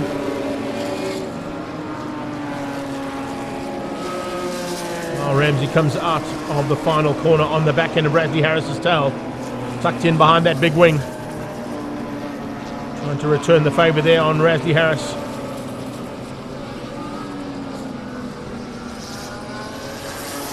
Harris late on the brakes into turn 2. Runs a bit wide. That might open up the door. Yes, it's going to. You don't want to do that with Lyle Ramsey on your tail. He'll make you pay. Nick Macris onto the back end now. So that comes along for the ride is Vedetto. Vedetto bringing along just behind them. Looks like Nicholas Herbst. We saw Nick Herbst having some fun and games of his own. Nicholas van Zyl is the man we chatted to, looking for a chance now to secure things at the front end of the championship. Overall, that is.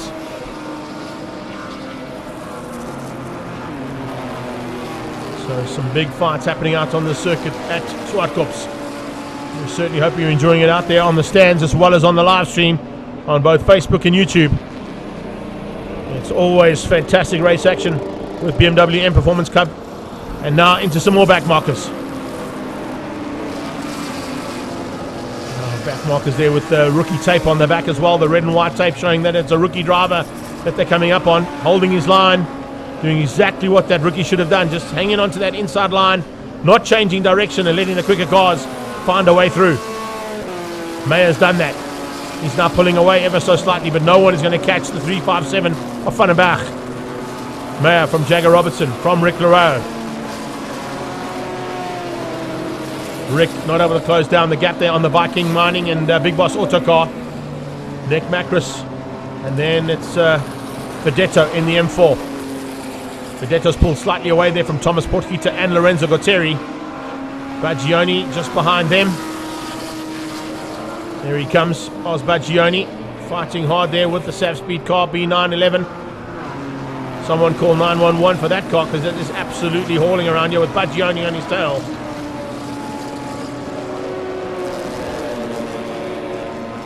It's a good little fight on here. And you can see that 911 car there of Lorenzo Gotteri has his work cut out for him to keep out Oz Baggioni. Then we go to Harris. Harris still with Lyle Ramsey behind him. Ramsey hasn't had an answer, but he's got to go defensive on Van Zyl, who's tucked in behind him.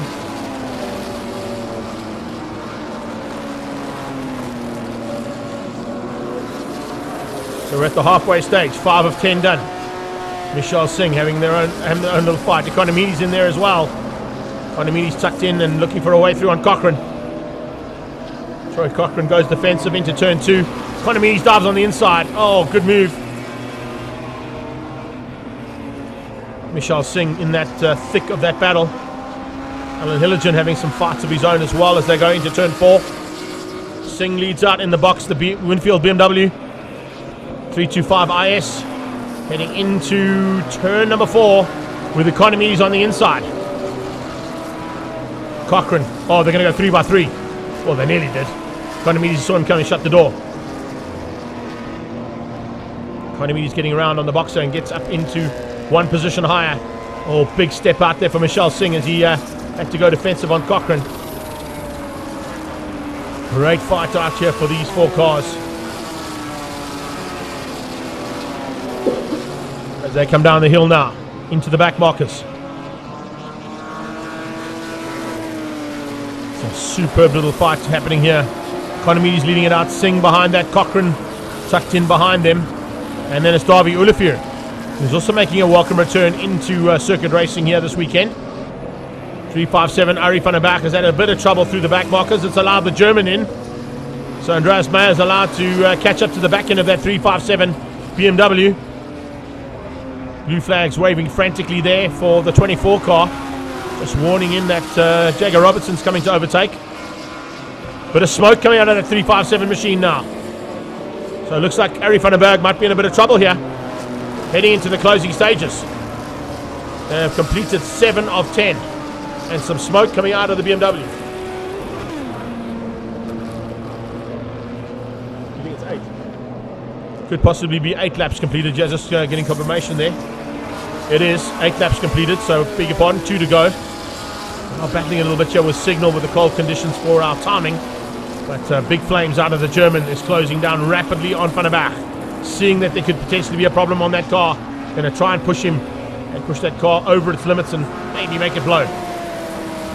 Jagger Robertson comfortable in 3rd. Rick is in 4th. Macros still in 5. That's how they fend and attack here for the top 5 on track. Rick not in his probably his first choice of car. That one is the combined racing machine that he normally pilots.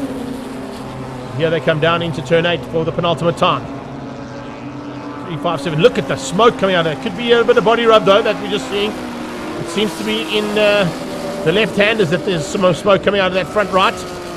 And I wonder if the bodywork is catching. No, it looks a little bit more terminal than that. As you can see, the smoke starting to pour now.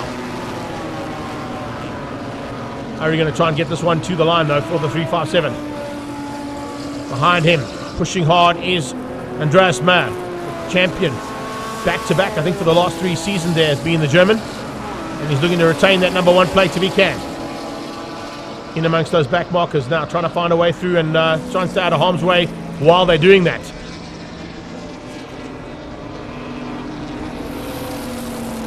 Andreas Meyer coming into 2nd place. I think he's going to have to settle for 2nd. I don't think he's going to have a chance of getting through there on the lead car. So Meyer going to have to settle for 2nd place. Jagger Robertson's going to hang on for 3rd. As they come down to the line, they're coming up on the back end of the number 30 car there of Craig Herbst. He'll still have to do another lap in anger. Survival mode coming out of Arie van der Berg. He's survived to take the checkered flag and the victory over Andreas Meyer. Jagger Robertson also keeps out the hard charge coming out of Rick Lerero. Good run there from Rick to finish up in 4th place in the boxer. Nick Macros will come down and finish up in 5th ahead of Fabio Fedetto. How's this though? Oz Baggioni has got through and he's used the back markers to his advantage. He will finish up just behind that pack of cars coming through. So brilliant stuff there. This is Rasley Harris also in amongst those back markers.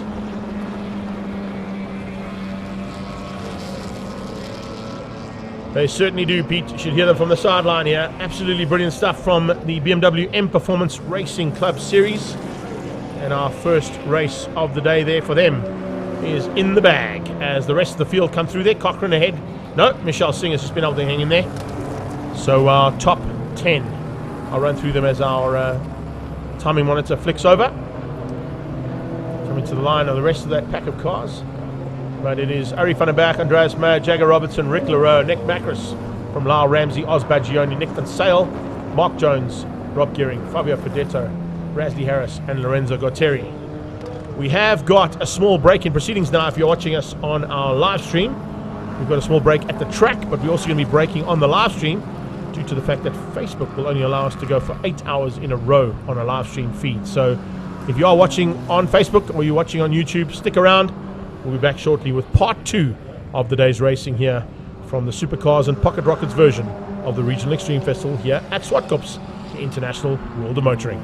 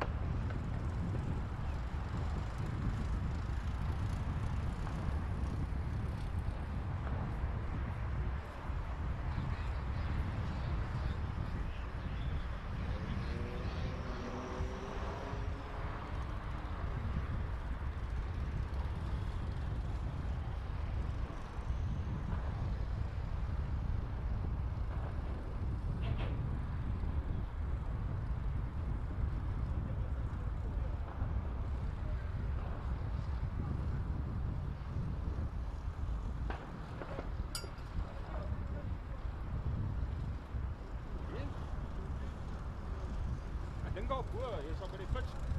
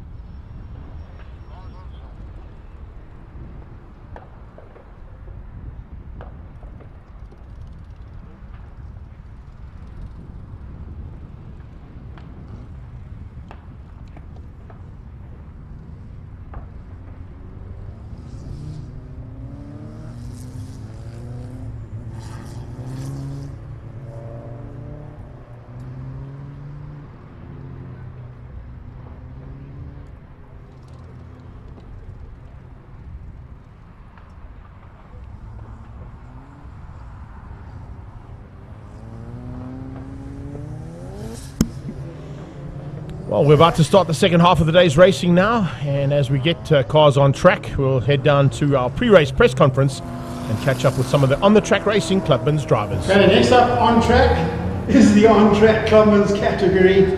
Always exciting racing, and Rodney, it's one of your categories that you've been around for quite a while. Tell us about the category and what goes on there. Dave, it's not much to it. Everything goes. As long as it's got wheels and an engine and it's a race car, you can race Clubmans. We're trying to keep it interesting, changing the grid up, changing classes, changing breakout times.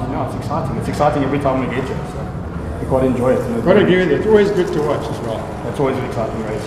And I look through the annals of racing history, this type of racing, you'll see Wayne Velocity name comes up over and over again. Are you still enjoying it? Listen, Clubmans is a family, and I've been in Clubmans for 10 years, also racing the 111 series. But I think it's a great starting ground for anyone coming out wanting to get involved in racing. It's serious to a point, time-based. You can start out with a low-budget entry car, work your way up, and it's got different levels to allow someone to actually start moving up the grid, and then start going into VW Challenge or anywhere. So I think it's a feeder system. And then for the older guys or whatever, we're all competitive within our own space and whatever. So it's quite nice and really a good day out, and quite competitive, but at the same time kind of has a bit of a sporting flair to it. I'm just looking on your left hand side there, Chad Fisser. He's got that sort of race look in his eyes. Chad, is that true? You're out here to race. You're not going to play with these boys. I'm chasing Wayne. We become the on-track targets. Tell us about your feelings for today. Actually good. Made a few changes to the car, positive. Always trying to catch Wayne, and I think this weekend it will be the weekend.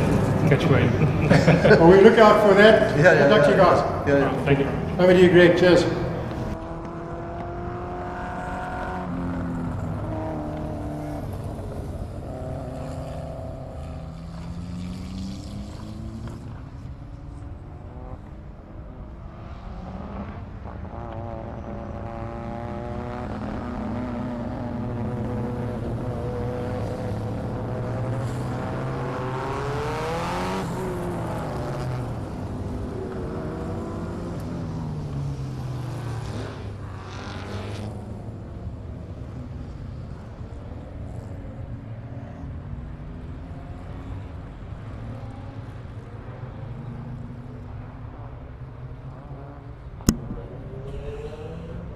On-track racing now with on-track Clubmans, and it's time to go racing once again for these guys. We saw a good battle at the front end earlier on in the first heat of the day at 7:15 this morning.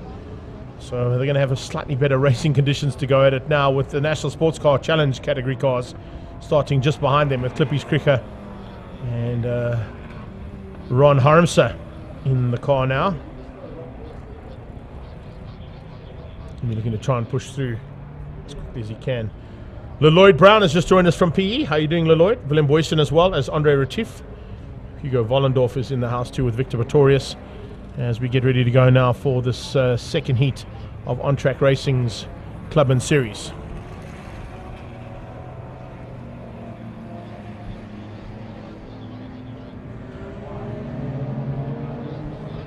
Dion Duplessis going to lead things out as Clippy Cricker goes on his inside. We'll be looking to try and get everything 100% right as they look to go to the race start. And of course some race action here at Zwartkops. And looks like the race action here. Dion Duplessis, Clippy Cricker as we stand by for the start of the Clubman Series heading down towards turn 1. Once again a big battle expected between the leading cars there, 119 and Wayne Pereira going to be fighting hard through there as well. Watch out for Eugene Coase coming through the pack, as well as the hard charge coming out of Philip Meyer and Mark Harvey. We'll return a little bit of a inverted grid there as well with some changes in that mid-pack. A Falcon car taking a bit of strain coming out of turn number 2. Dive on the inside and a good move there from the JDM tuning machine of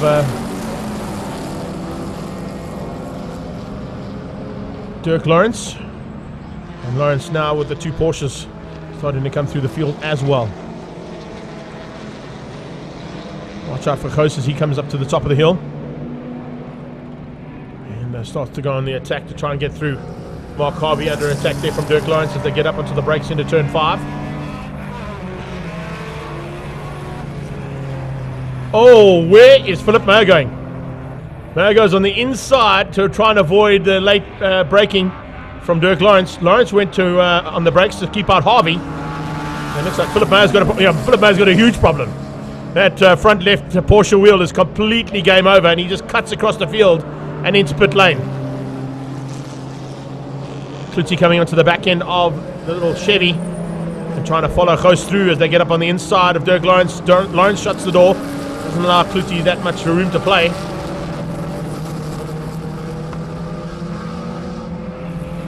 Sure, this is good action on into turn 2.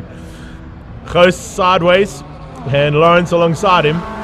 Here comes Louis around the outside in the Beetle, looking for a chance now to squeeze them all out if he can. But it's not going to be an easy job as he has to go around a long way of turn 3 to get ahead of Dirk Lawrence. He made him work for that. But that Arc Racing Beetle is just absolutely phenomenal around this track, and of course was the car to beat in race number 1 earlier on in the morning. There we go, dive on the inside there from Harvey Wallbanger, squeezing through there on Wayne Pereira. Pereira losing out 1 position to Mark Harvey. Now looking behind there, have to keep an eye out. Harvey's got Pereira, who's returned the favour. Here comes Ghost. Ghost looking to try and get through as well. Great little battle on here between the Golf 1, the little Chevy, Porsche 924, and the Beetle. As they cross the line and complete another lap of this 10 laps of Heat 2 of on-track Clubmans Racing.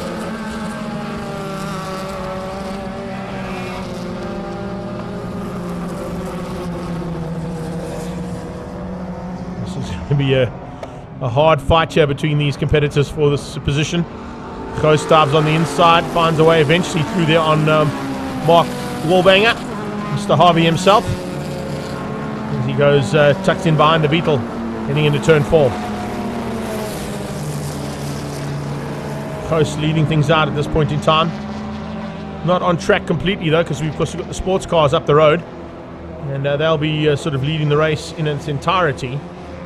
But this is the fight now for the Clubman side of things, combining with NSCC this time out for Regional Extreme Festival action here at Zwartkops.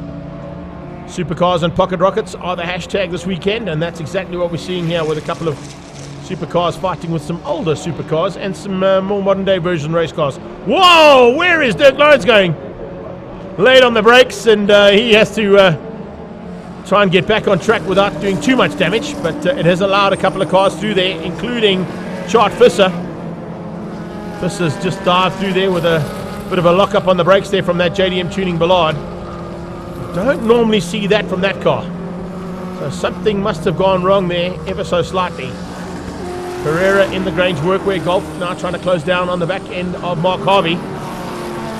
But it's Ghost and Clutie fighting for honours in Clubmans. Tippy Stricker behind Dion Duplessis, that is for the sports car class. Those are the top 2 on the road, and on their timing monitor if you're watching from the live timing.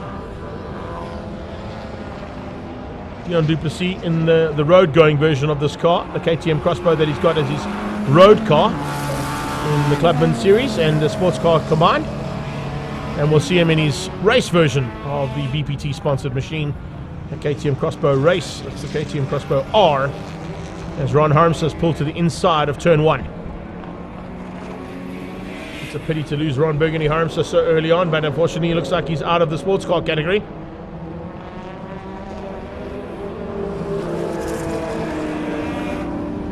Tippy Stricker in the BMW powered Lotus 7, trying to get onto the back end of Dion Duplessis' KTM Crossbow. Louis Clutie continues to lead things out in the Clubman's class. He's got now ahead of Ghost, and he's dead on the last pass. So he now tries to get away from Ghost in the little Chevy. The Master Mose man flying and trying to stay with that very, very quick, nimble Beetle. Got track again there for the 191, for the 191 car again. Having a bit of a spin and a bit of a tough time of it there.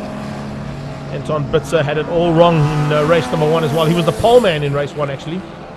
Just couldn't quite get that Falcon car to work of his.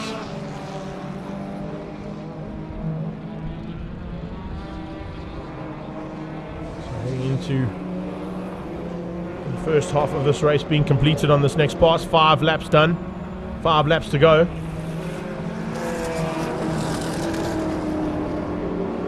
Big race action expected to happen here between the sports cars, maybe as they get into the back end. And coming up on Rodney Crace there is Dion Duplessis.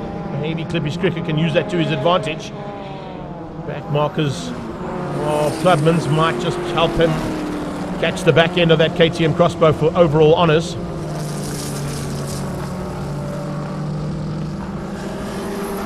Crace has been caught past there by the Crossbow, now being caught by Clippy Skricker in the Lotus.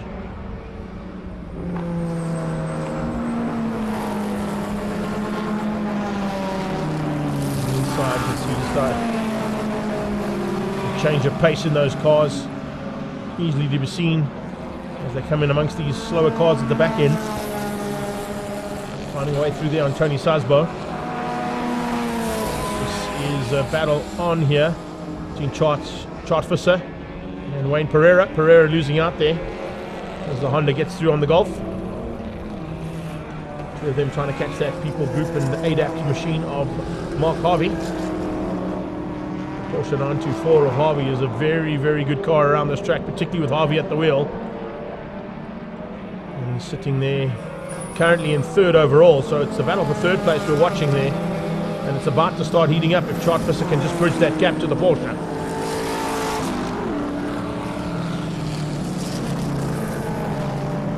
Pereira losing a little bit of ground there in the Grange Workwear Golf.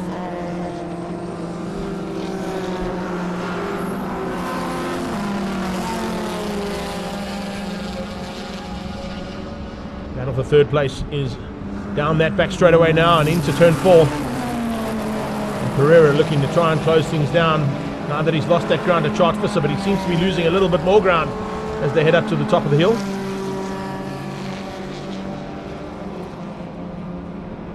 Up into turn 5. Chartvisser looking good. And at this point in time, looks like it's going to be a bit of a fight on here for the last 2.5 laps, or 2 corners and 2 laps to go. Completing lap 8 on this next pass. The leaders have already gone through.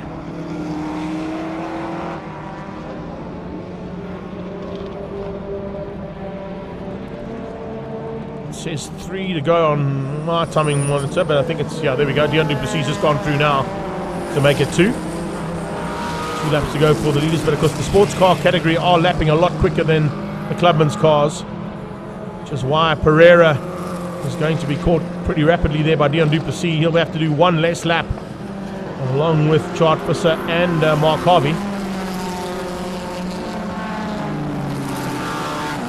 I'm just not quite sure if the sports cars will catch Eugene Goos or our leading car there, Louis Cloutier in the Beetle.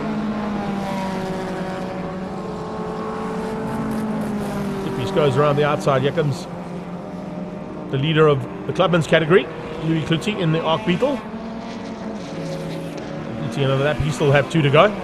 So will Goos. Yeah, I don't think those leading sports cars are going to catch the leading Clubmans. Let's see if we're going to see any changes here. Don't think for 1 and 2.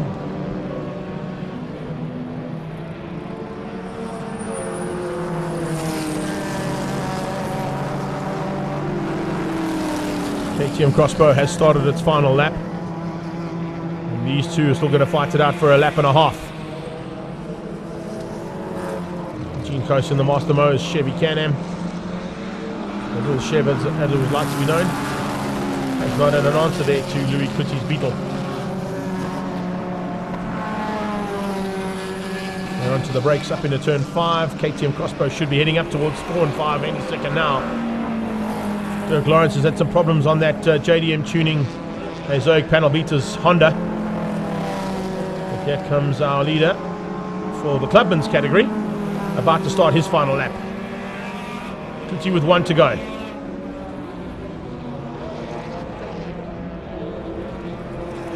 Dirk Lawrence going to try and survive. Here comes Dion Duplessis for the win in the KTM crossbow. Duplessis will take it over Clippy's Cricket for the sports car class. Yeah, they are almost in formation flying. And Harvey Wallbang out of shape in the background. Harvey under pressure from Chart Visser. Loops the Porsche out, and Chart Visser is going to go through.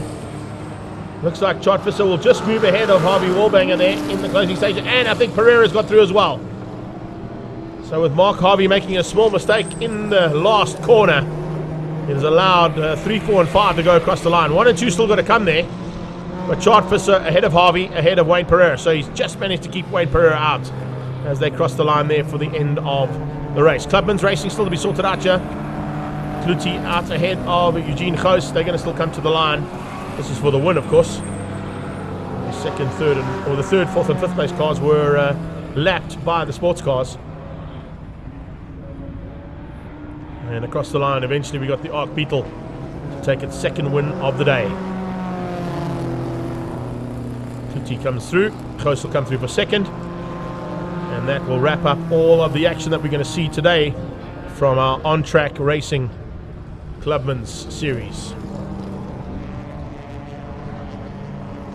Results up. There you go. Unofficially, Dion Duplessis from Clippy's Cricket, the sports car category. And then it was Louis Clutie who won out the Clubmans ahead of Eugene Goos and Chart Visser.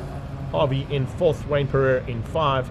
Labotsky finishes in 6th place ahead of Tony Sasbo, Rodney Crace and Anton Bitzer. Dirk Lawrence still circulating, and I think he might have gone into pit lane, so I'm not quite sure if he did cross the line and take the checkered flag or pulled in early. But that is the end of our on-track Clubmans Racing and National Sports Car category combined. Up next, Heat 3 of Kia Picanto Cup.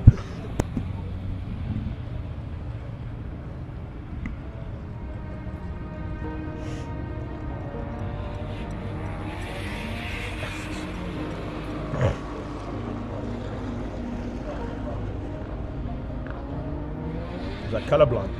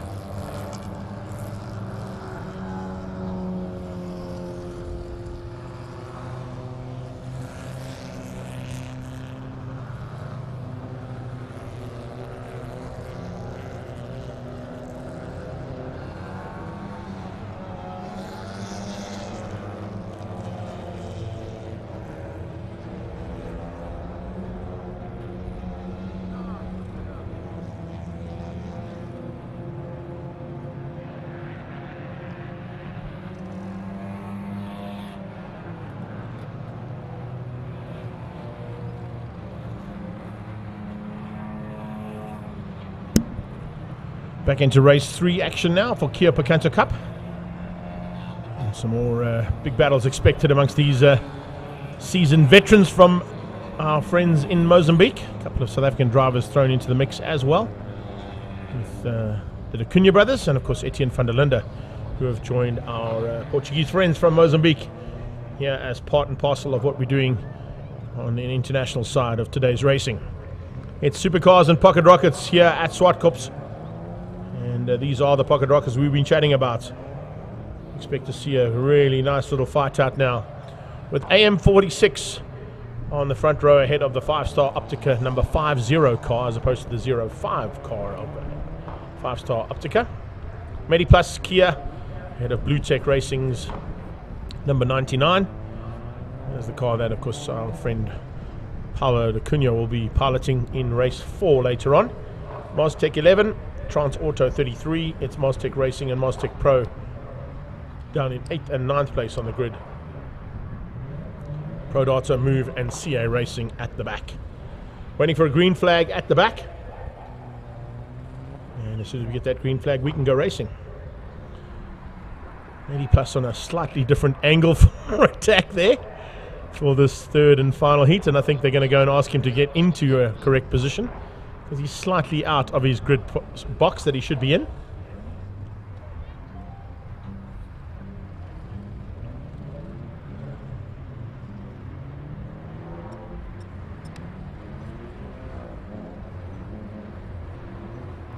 It's going to give that car a chance to get actually into its pit box as opposed to where it is right now. It's not the ideal position to be in. If you're racing Kias, you need to be a little bit more in the box that's allocated for your grid position.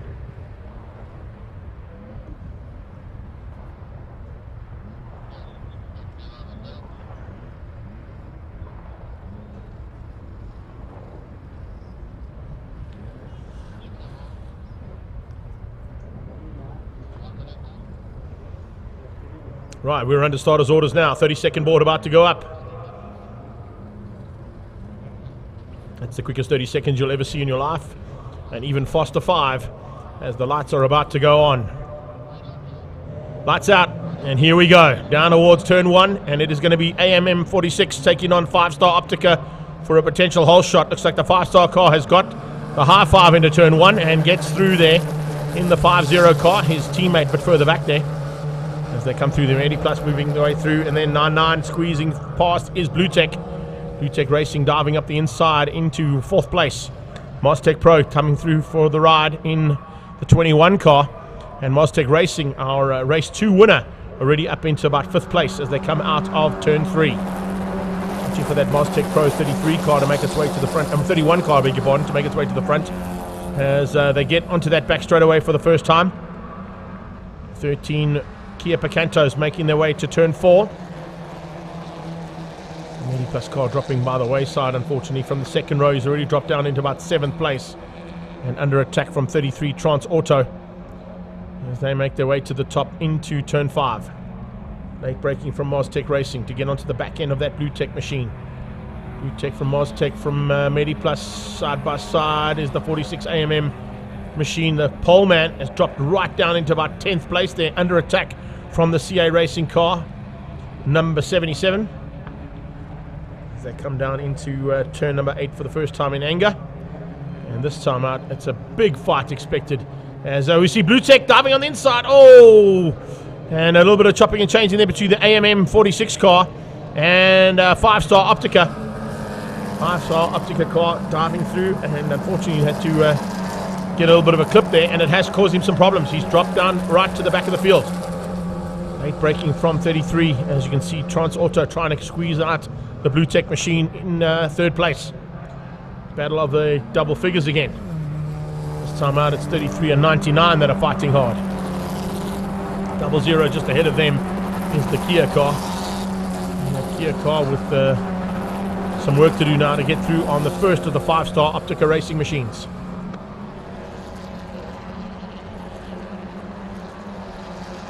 Coming through into the mid-pack, you can see AMM 46, the pole man, dropped down behind the 23 car of Pro Data. Very, very close here between the 0 car And the 50 car. I don't think that's Etienne behind the wheel this time out, though. It's probably going to be his teammate, Pedro Garcia, I think is his teammate for this weekend.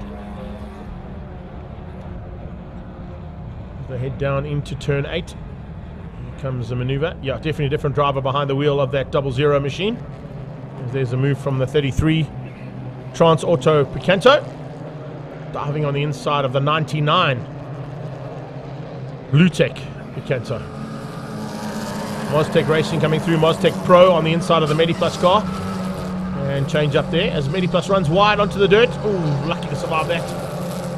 Wheels on the dirt on the exit of turn 1. You're going to feel it, and it's a big bump on the exit of that kiddie litter if you do get into it. Just ask a couple of the Volkswagen Polo and Volkswagen Challenge drivers. I'll tell you how bumpy it is out there.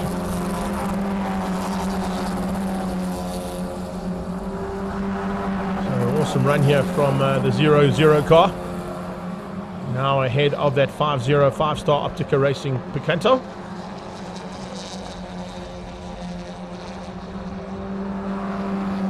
And we go up to the top 5 cars in it.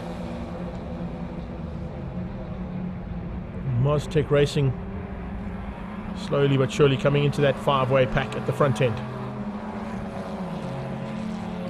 And we've seen a victory out of Mostec Racing. We've seen a victory out of the 00 car out front. So it could be any of those two that could win it out. 99, oh, here we go. 3x3 down into turn 8. Mostec Racing on the inside. Oh, has to back out of it. Allowing the Bluetech car just to squeeze through. But it's also forced a 5-star Optica car off track. Lost a little bit of ground there, a little bit of traction as well, but managed to keep it buried and stays at the front end for now. Mostec Pro coming along for the ride.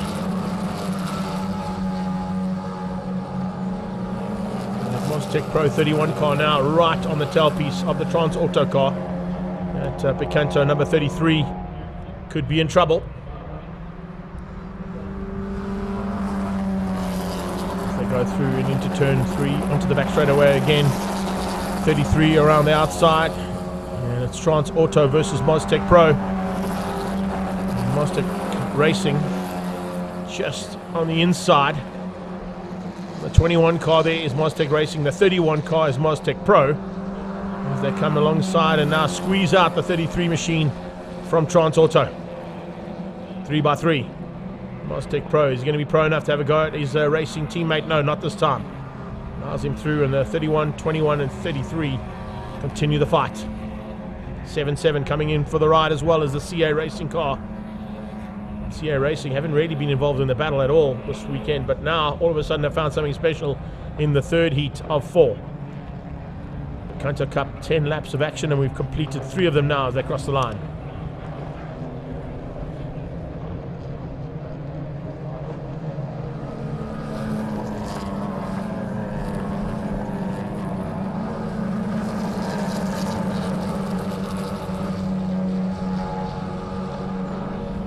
Possibly 4 laps, I think, is done.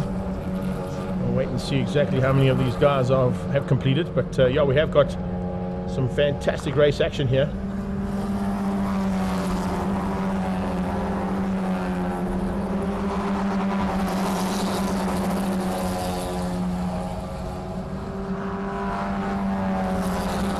Nice little fight continuing to rage down into turn 4 again.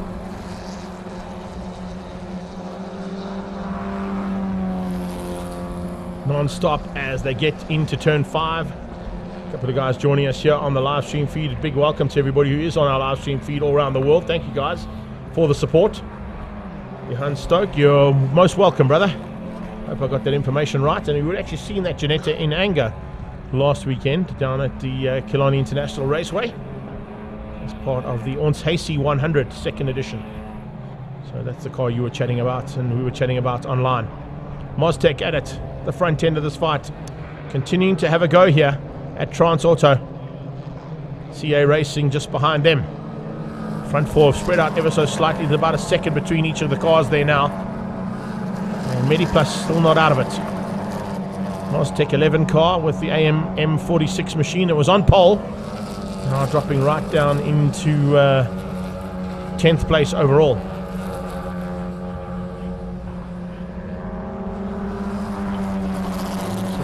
one here between this mid-pack as well, as we continue with our action from the Supercars and Pocket Rockets Day here at Regional Extreme.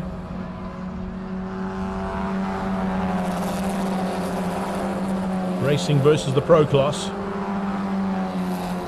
Those two cars out of the same stable. Evenly matched as well. And it says 5 to go in this one. So we're getting to the halfway stage. CA Racing on the inside, dives through into turn 5 and squeezes out that Trans Auto number 33 car. So the Trans Auto Picanto loses out one position there to the CA Racing Picanto.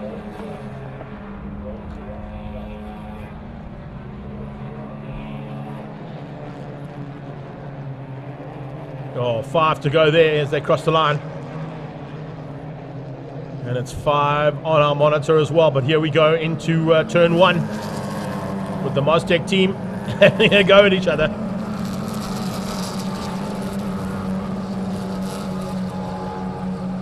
They come down into turn 2. Running wide is Racing. Pro follows him through. Great to see the support that the boys from Mozambique have got out of the corporates up there. See on the sideline all the series sponsors that are involved in this one.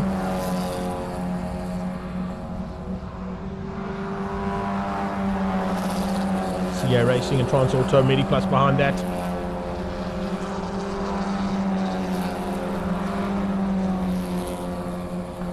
Support coming out of Coca-Cola, First National Bank, Kia Mozambique.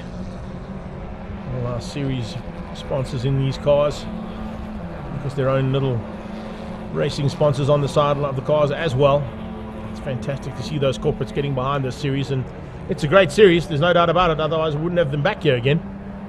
They put on such a good show last time out, and of course they ran 2 sprint races and an endurance race the last time they were here. This time out 4 sprint races, all 10 lappers, and we've got another 4 of them to go in this one, and 10 later on as our last race of the day.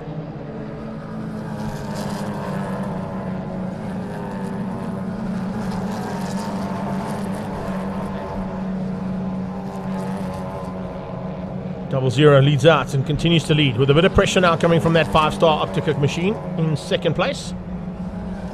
So it's Kia Mozambique versus 5-star Optica.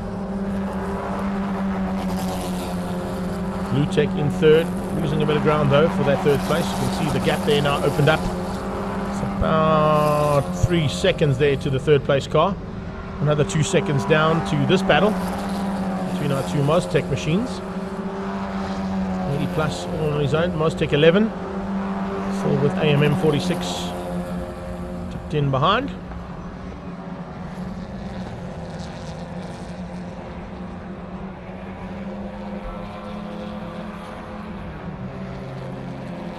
Maztec Pro looking for a way through. Ooh, looks like it might be a bit of a problem though. CA Racing around the outside of that Maztec Pro car, maybe a missed gear. I think he got it sorted out, possibly just a missed gear there on that car. Back into the hunt now for trying to catch down the Maztec Racing stablemate and teammate ahead. CA Racing under a bit of pressure there once again from Trans Auto.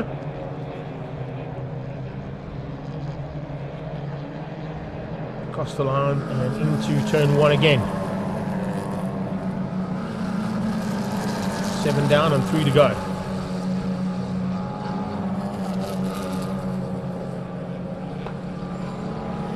Nice move, Trans Auto up the inside. 33 beats out 77. This time out into turn 2. So a change up again between those 2 machines on track. Kia Picanto is now fighting hard. 33 and 77 fighting for 6th place on the road. And here's a bit more pressure coming from the 5-0 car as well on the leader. Is that Maztec Pro ahead now? It is. 31 ahead of 21. So a change up for what is 4th place on the track as well. As the Pro car makes its way ahead of the racing car, both out of the Maztec Racing stable. Late braking out of the Optica machine. Wow, 5-star Optica very late on the brakes there. Nearly dived on the inside of the Kia Mozambique machine. Picanto just able to end it off in terms of the attack. But look at that. The fight between 1 and 2 has allowed the 3rd place car, Blue Tech, to make its way into that battle. 3 cars to go with 2 to go. 3 cars in it, I should say, with 2 laps to go.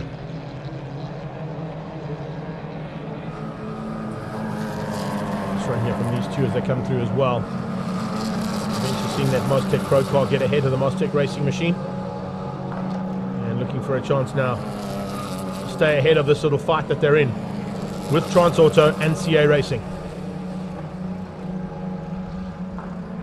2 laps in it.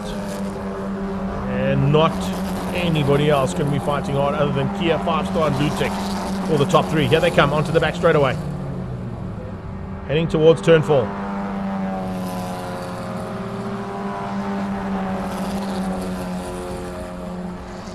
This is a nice little run up the hill now. Can we see an overtaking opportunity? Doesn't look like it. I think the Kia car might have opened up about 2 car lengths there. Just enough to keep out the blue machine behind. The 5-star Optica car with Blue-Tech behind him. Fuchs and Blue-Tech supporting that category, and of course supporting that car in this category. Coming down onto the brakes now for the penultimate time. 9 done, 1 to go. And it's anybody's race between these top 3. Fastest lap of the race now from the Kia Mozambique machine. 1:21.962. Actually not the fastest, second fastest I should say, but their fastest. Personal best out of the Kia Mozambique machine there in the lead. Fastest lap has actually come out of Mostec Pro, down in 4th place with a 1:21.896. Not a lot in it. We spoke about how evenly matched the cars are in K-Bar Volkswagen Challenge Class B. How evenly matched you want these cars to be in Kia Picanto Cup. Fastest car on track doing 137 kilometers an hour. And I would say there's about 6 of them that are doing 137 as their top speed. And they drop down to about 134, the slowest speed amongst these Kia Picanto Cup competitors. So there's 3 kilometers an hour difference between all of the cars involved in Kia Picanto Cup here for race 3. Still got 1 more heat of this racing to come as our last race of the day. But as they come down to the last corner, I think the 00 might be able to hang on, and does so. So it's Kia Mozambique to take the victory here in the 3rd heat of the Kia Picanto Cup, and beating out the 5-star Optica Racing car and Blue-Tech for the top 3.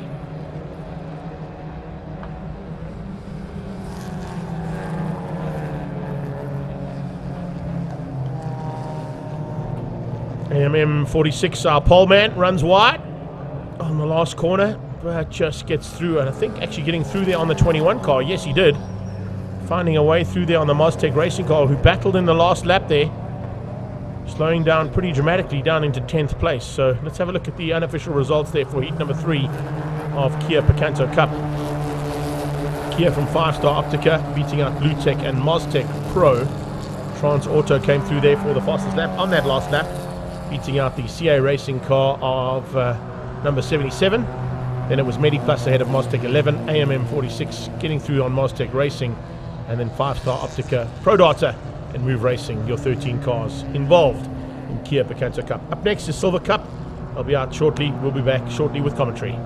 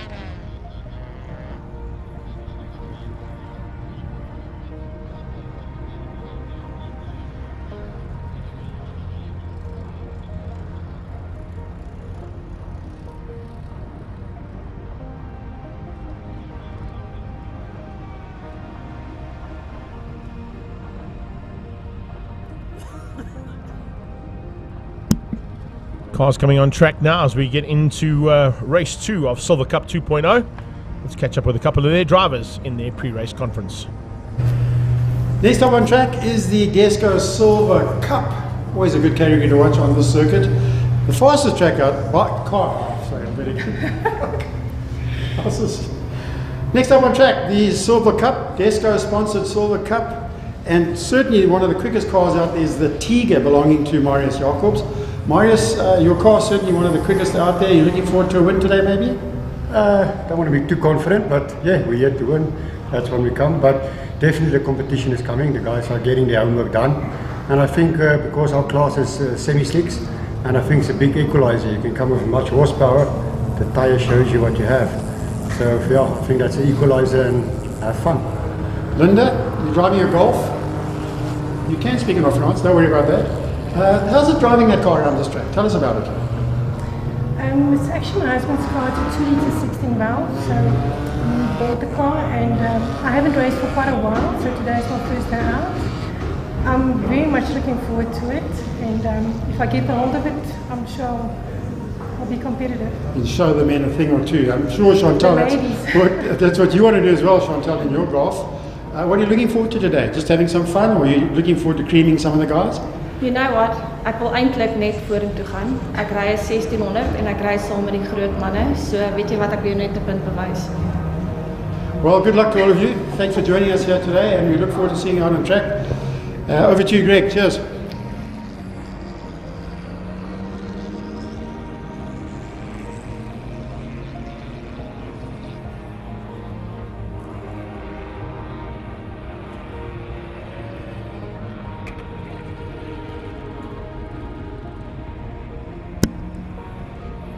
So as you join us now for Heat 2 of Silver Cup 2.0, see that version of a Morris Minor.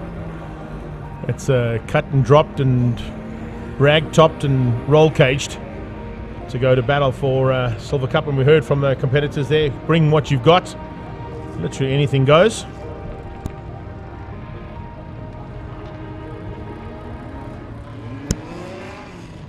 As we're into the start procedures here for Silver Cup 2.0, race 2 of the day, and into our second heats of racing now proper. Marius Jacobs and Cyril Jacobs on the front row. I'll be looking to try and stay ahead of this pack in the space frames, but keep an eye on Evert Seyfat Jr. looking to try and run with them there in that RX-8 Mazda. And you've got Carl Stoltz in the Pretoria North Toyota. He'll be looking to try and get to the front end and possibly spoil the rest of the car's days, including Freek Bliknoot Sr. in his Mazda 323. An array of Golf 1s and Golf 2s. Little Chevy Can-Am at the back. And also don't take out of that the 135 of Jimmy Tamage running in the Morris Minor. It's a shred of what a Morris Minor used to be. In that dropped and rag top version of the Morris Minor 135 car. 5-second board, lights are about to go on. We're about to go racing for the second time today in Silver Cup 2.0. Off the line, a couple of cars just getting dragged down slightly off the line, bogged down. Not quite the starts that a couple of cars wanted, but we can say they're all up into it and flying high in towards turn 1 and 2. Evert Seyfat Junior under a bit of stress and under a bit of pressure. As you can see, a bit of work being done there by Pereira. Pereira trying to get onto the back end of Seyfat Junior. Bliknoot has got through there, trying to run with Carl Stoltz. Stoltz under pressure now from Cyril Jacobs around his outside in the space frame. As they come flying up into turn 4. Seyfat makes it space frames 1, 2, 3 on track. Here comes Bliknoot Sr. around the outside of Wayne Pereira in the Grange Workwear Golf. Trying to close down on that Pretoria North Toyota of Carl Stoltz. Then it's Van Niekerk. Paul Van Niekerk leads out the Golf battle. He's got Martinez Viljoen behind him and looking for a chance now to be the first Golf on track. He's still got to catch Wayne Pereira if he wants to do that. As they go into turn 1 and down into turn 7, I beg your pardon. A little bit out of shape there from that RX-8. Very lucky to survive that slide out of turn 8 in the Cable Solutions Mazda. There's a Mazda powered machine that hasn't made it back on track as well. I'm also just trying to pick up on think it was Julia Arriga. Yeah, Julia Arriga hasn't made it back on track, unfortunately, there in his Mazda-powered space frame. He was in the Opel Tigra that's got Mazda. I think it runs a rotary engine, so it must have been a problem on that car. It was not able to be fixed in the time between when they went out third on track this morning at about 8:30 to the second race today, right now on track at the moment. Pereira on the inside of Stoltz. Strange workwear versus Pretoria no Toyota, and Pereira wins that one out into turn 4. Keeping it all together there as they come up into turn 5 now with Fiat Bluknoot in the Mazda 323. There's a move from Seyfat Jr. on the inside of Cyril Jacobs. Cyril Jacobs having to fend off that Mazda RX-8.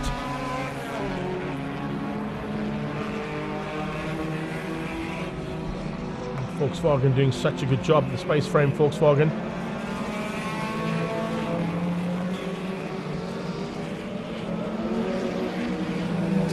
Oh, Seyfat out of shape again out of turn 8. Back into that Mazda starting to slip and slide. And we go further back, we're picking up on Smith in the PP Nissan Sentra. He's just up the road from one of our lady drivers out there, Chantal Buckes. She's doing a superb job out there, no doubt about it. Also got to chat to Linda Henning. She was involved in the interview, but I haven't quite seen her on track just yet. Maybe fighting hard in Gerard's car. Remember, she'll be in Gerard's car. Just looking down in that list, and yeah, she's on track. But a bit further back than what she'd like to be done, in about 15th place overall. Welcome return there for her, but not quite the kind of pace that we've seen under Lynn Henning in the past.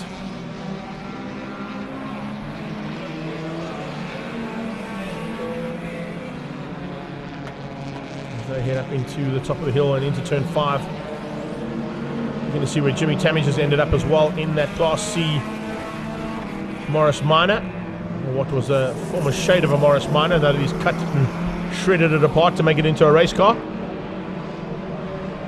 Stoltz under a bit of pressure now from Bluknoot Senior. Frecky looking a little bit freakish at the moment to try and get by.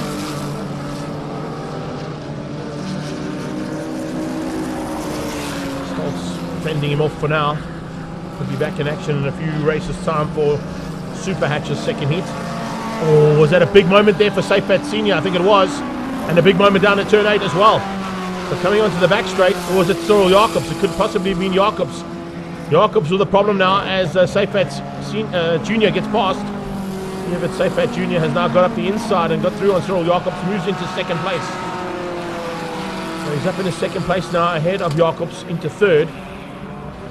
No one going to catch Marius Jacobs. Oh no, there's a problem. As I say that, I was about to say Marius Jacobs is clean and clear. He pulls into pit lane. So a problem there for the Nismo powered car. The Nissan powered space frame there coming in.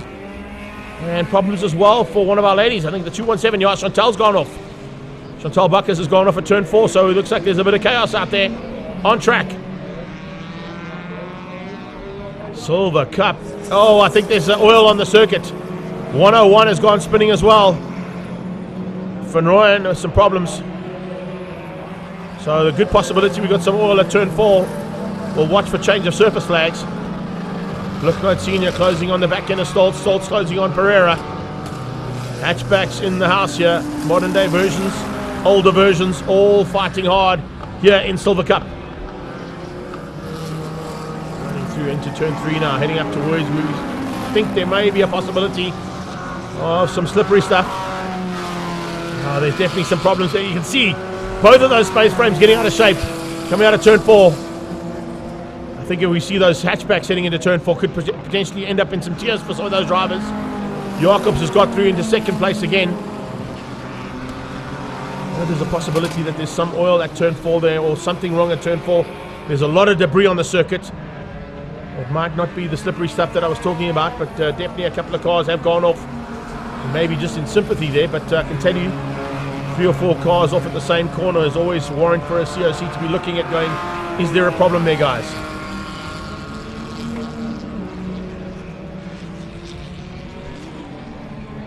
Pereira across the line. Completes another lap, goes past Safe Fat Jr. with 3 to go.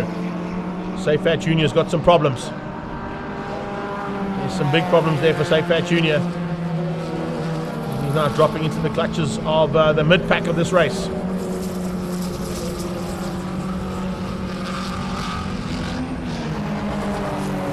Looks like Jimmy Tamage might be out in the Morris Minor. Unfortunately, he's still circulating, but he's a couple of laps down. Marius Jacobs is definitely out. Linda Henning also with some problems there. But with 3 to go, Cyril Jacobs leads us out. 56 is out as well now. Oh, problems right through this pack. Certainly not what they wanted, that is for sure. Smith under attack now from the big Jumbo Golf. 163 on Smith's tail is Lawrence Favey. And Jean Otto has pulled to the sideline at the top of the hill. So could be yellow flags. Change of surface into turn 4 is eventually out. It might have been out earlier on. We just picked up on that flag now. So there's definitely an issue at turn 4. Cyril Jacobs is now the leader as he comes down into turn 8. And he'll have 2 to go. He's taken the lead there from Marius. Oh, and Safe Fat Jr.'s out as well. That's at turn 2. So at turn 2, the Mazda RX-8 has also given up the ghost and pulled to the sideline. Cable Solutions. Oh, red flag. Red flag has been called. There's a good possibility now with, what have we got, 6 of 8 done. That'll be enough to, or 5 of 8 done will be enough to call the race. That's potentially why they've red flagged this one. And there's a lot of cars that have got some problems on track. One of them being that Golf there, the 2-litre Mark II of Paul van Niekerk. So lots of problems all around the track. At almost every single occasion and every single corner, there's a problem with a car from the Silver Cup. So it hasn't quite gone according to plan here for race 2 for Silver Cup. 56 is one of them. That's Jean Otto. So Otto on the sidelines and with some problems of his own. Safe Fat Jr. down at turn 2 in the Cable Solutions RX-8. Also having to retire his car into the kiddie litter. So a lot of work to be done now in the time between Silver Cup and NX Legends' third and final heat of their race weekend. So let's we can't give you an official result there, unfortunately, because they would have gone 1 lap back. But if I go 1 lap back, it should be Cyril Jacobs who takes the victory at least. I can at least tell you that he is going to take the win in Silver Cup 2.0 race number 2. We'll be back shortly with action coming out of NX Legends race 3. Here from the Supercar and Pocket Rockets version of the Regional Extreme Festival.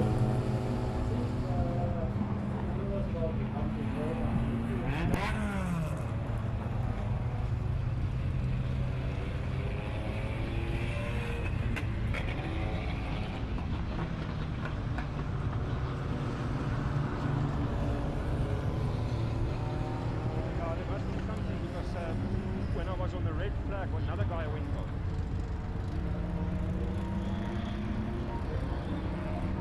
Yeah.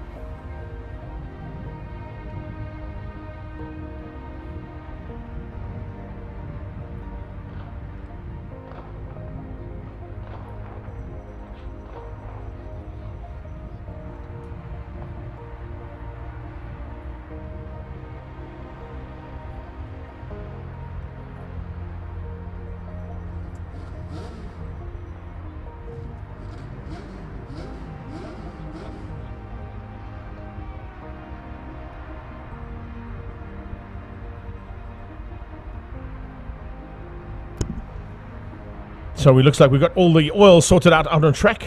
Great effort there from our marshals to get that done.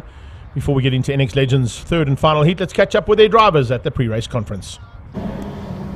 Next up is the Lippy Molly NX Legends, and apparently, Richard, it stands for, used to be, inexpensive. Just tell us about that concept. We understand it is when they started the format in America about 20 years ago, they were looking for a concept that was less expensive, and they put all the bolts and bits and pieces of odd cars together and came up with it's inexpensive racing. It's supposed to be cheap. But no racing is, but it's supposed to be cheap. But it's close on top of that. It's very close. Close on?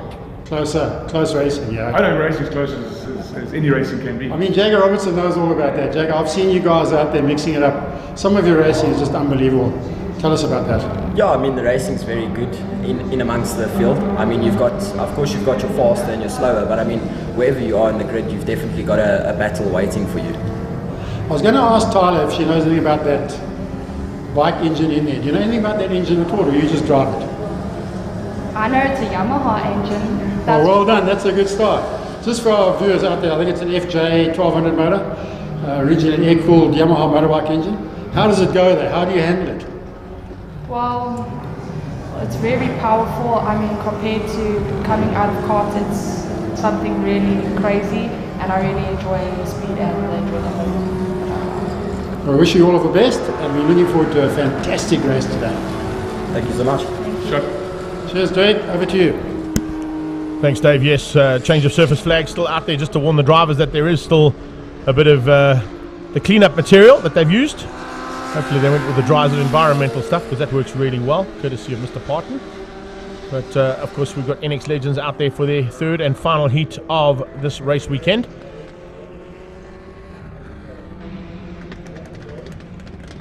Carol Drew, Richard van Heerden, Jagger Robertson and David Robertson will be the first two rows. Watch out for Johan van der Vente, Ian Upton, Johan Jooster, Niels Jooster, and of course our young karting lady driver, Tyler Robinson. She had a bit of a problem in the first heat of today. She went nasty yesterday, but hopefully they've got that car sorted out for her now for race number 2 of the day and race 3 of the weekend. They raced Friday afternoon, and now 2 heats here today on Saturday. At number 11 car, former world champion in this category, Devin Robertson. He's got a couple of South African championships under his CV, including a production car championship and a Polo Cup championship. Jagger Robertson, of course, has moved up into Comcare Polo Cup now, and we'll also see him later on in the BMW Performance Racing Series as well, where he got a 4th place in the first heat earlier on today. So some fights expected here amongst the NX Legends, and then we move into some action out of Car Care Clinic. We've got Lotus Challenge still to be sorted out for their second heat. Paybar Volkswagen Challenge classes A and C and the B class separate today. G&H Transport Extreme Supercars for their second heat. And then our final heat from Kia Picanto Cup.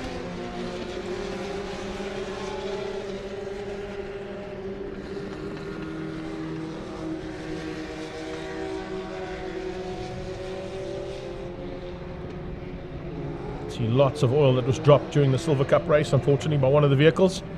And a valiant effort done there by our Kyle Army / Zwartkops / Red Star Raceway marshals. 88 with some problems. Johan Jooster pulling to the sideline. That has not gone according to plan there for the AE machine. Definitely not what he wanted. Might have to stay under safety car until they can get that car out of harm's way. It's right in the middle of turn 4. So I know they're all starting to get heated up, but safety car stays out and lights stay on. So they'll realize that they are not going to go for a race start here, even though they're starting to form up. They now get back into line astern just to keep the engines cool. They've got their 88 fired up again. So it looks like the car just stalled into turn 4, but he's got fired up again and now heads up to the top of the hill. He'll be able to push it all the way around to get onto the back of this field, if he can get there in time.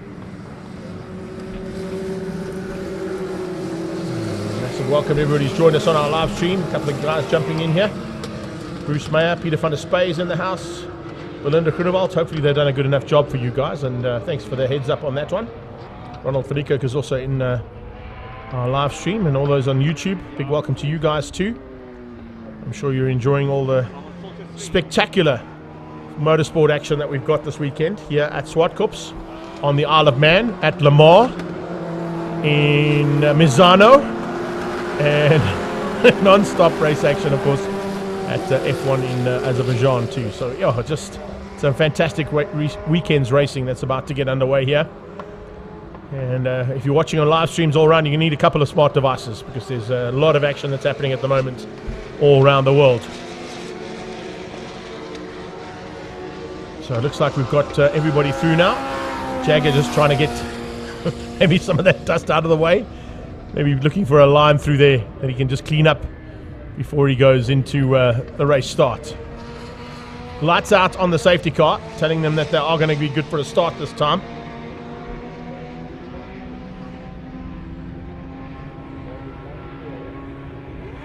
Roux and Van Heerden are on the front row. Robertson and Robertson behind them. Van der Venter and Ian Upton will be the third row. Fourth row, it's Jooster and Jooster. If Johan has got there, I'm not quite sure if he's made it all the way around to the original start position. He has. He's just getting in there in time to squeeze out and get ahead of Tyler Robinson. Here we go. Under starters orders, 2 masters on the front row, 2 pro car classes, cars on the second row, and expect to see those 2 pro cars come through on the masters as we go for a race start. 8 more laps coming away, lights out, and here we go. Jagger tries to go around the outside right from the word go. Devon going to squeeze through and thread the needle in between the 2 masters ahead of him. Niels and Johan around the outside of turn 1, and it's Jagger Robertson trying to go around the outside of turn 2 for the lead of the race. Has he been able to get there? He's trying hard to, and forces Gerard Roux into a bit of evasive driving, but he loses out, and Jagger Robertson hits the front. Into turn 3, we've got Devon Robertson up in the 3rd place. Kind of where he started the race, but he hasn't made up any positions just yet, but he has got one of the cars in front of him, behind him now, that was on the start grid, and that will be the 31 car of Richard van Heerden, our pole man. He falls into the clutches of Johan van der Venter as they head up to the top of the hill now and into this race action properly. Here comes Devon late on the brakes, trying to find a way through on Roux. Roux shuts the door. Jagger Robertson leads out into turn 5. And it's a big push now from Devon Robertson to try and find a way through there on Roux. Gerard Roux goes defensive into turn 7, forces Devon wide. Devon will try and come back at him. Here comes Roux onto the inside of Jagger Robertson. Late braking from Jagger just keeps him ahead of Roux as the Rubro building car goes through there and squeezes into 2nd place to complete lap number 1.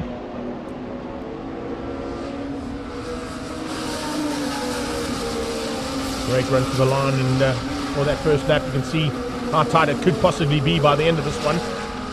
As Devon goes on the inside of Gerard Roux into turn 2, forcing Roux wide. We have a slightly better line though coming out of turn 2. And it might compromise the drive there for Roux. It has. Look at that, Gerard Roux having to go around the outside of turn 3 as they come through the big right-hand sweep onto that back straight. Robertson moving up into 2nd, possibly under braking for turn 4, yes. And now some bump draft as they get into turn 4 up the hill. Gerard trying to get onto the back end and onto that bumper of Devon Robertson. Try and use him to bring him up to Jagger at the front end of this race. They come flying through and into turn 5. Up onto the top of the hill and onto that platform right past the Zot Club. You see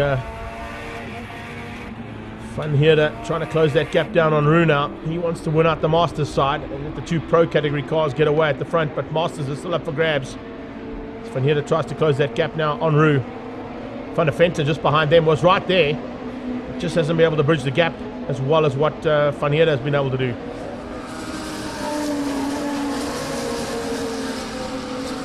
There we go. Round deck machine heading into turn 2. Looking for a way to just get 2-3 car lengths. Once again there, Johan parked on the sideline there. Johan Jooster. That's up at turn 5. On the exit road, and there's a little bit of a problem there for him, unfortunately, for what's happened so far in this race. He didn't quite get the start he wanted. with a bit of a stall into turn 4 on the warm-up lap. Had to do one extra warm-up lap. But now it's game on again between the Big Boss boys. Devin Robertson has a look on the inside. Driving in the Den Bravo Big Boss and Liqui Moly sponsored car. He's got the Liqui Moly and Big Boss car ahead of him of Jagger Robertson. In-house fight here between the Big Boss Auto boys and family as well. It's a family affair. Who's going to be the top end of this one? The one who wins this one, of course, will win overall, with each of them taking a victory.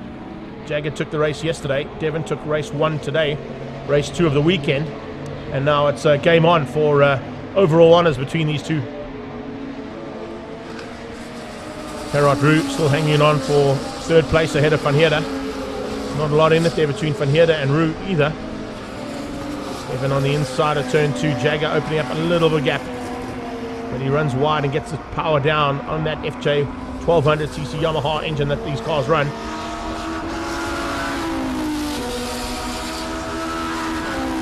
Absolutely amazing to see them going side by side. And here we go. Could it be Devin Robertson possibly to go around the outside of turn 4? Yes, it is. Well, the former world champion in this category showing the current South African champion the way around turn 4. Devin Robertson says, oh, that's how you do it. There's a lot of traction still available outside there. His tyres were crying out a little bit, but he's certainly hanging on for dear life. Jagger now onto the back end, trying to return the favour there to Devin. Two of them going to be ending across the line now any second to complete another lap in anger. This will be 4 of 8, the halfway stage reached. As they're getting into the closing stages here of this 3rd and final heat of NX Legends.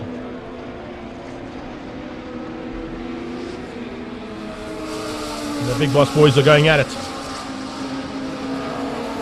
Bit of a formation flying display here between those two cars out front.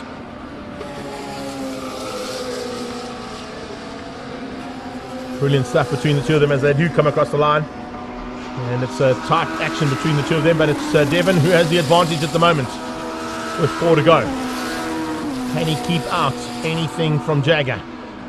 And if something goes wrong, I can tell you Gerard Roux and Richard Van Heerden will pounce at the opportunity to possibly spoil their day.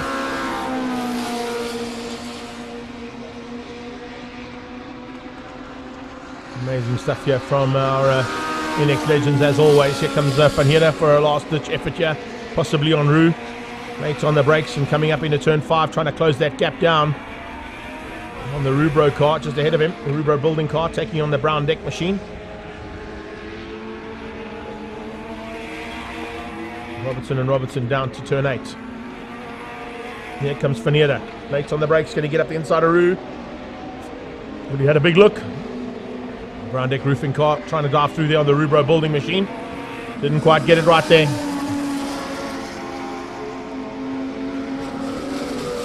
But take nothing away from this action out front. It's absolutely brilliant stuff as always. And this is how we do things here at NX Legends. Brilliant race action as always. And here they go at it again. Into turn 3. Are we going to see Van Heerden around the outside of Roux? Who's going to keep him on that outside line? Not going to give him any room to play for in turn 4. And onto the dirt goes Van Heerden. Putting 2 wheels onto the dirty stuff. Oh, he's trying hard. Van Heerden wants by. And there's a bit of a wide line. And this could possibly be the opportunity he wanted. He's put the pressure onto Gerard Roux. Roux's run wide. And here comes Van Heerden.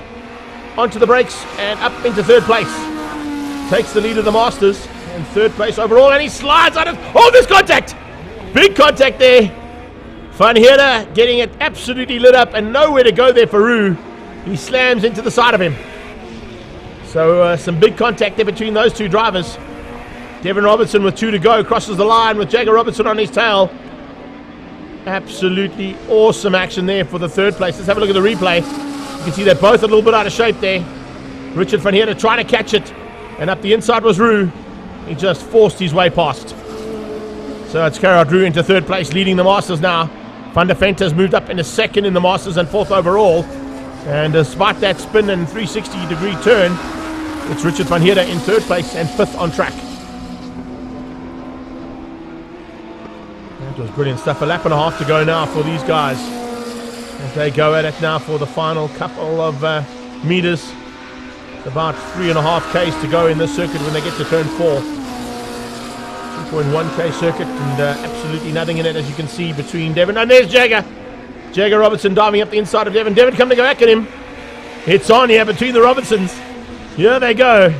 2x2 out of turn 6 into turn 7. Looks like Jagger might have just lost a bit of ground there to Devon as they head to the line now to start their final lap. It's definitely still on. It's not over yet. As the Robertsons cross the line for the penultimate time. 1 to go. Advantage Devon. Jagger on his tail. Huge advantage over the rest of the pack. They pulled out, I think, about 10 seconds or so ahead of Gerard Roux there for third.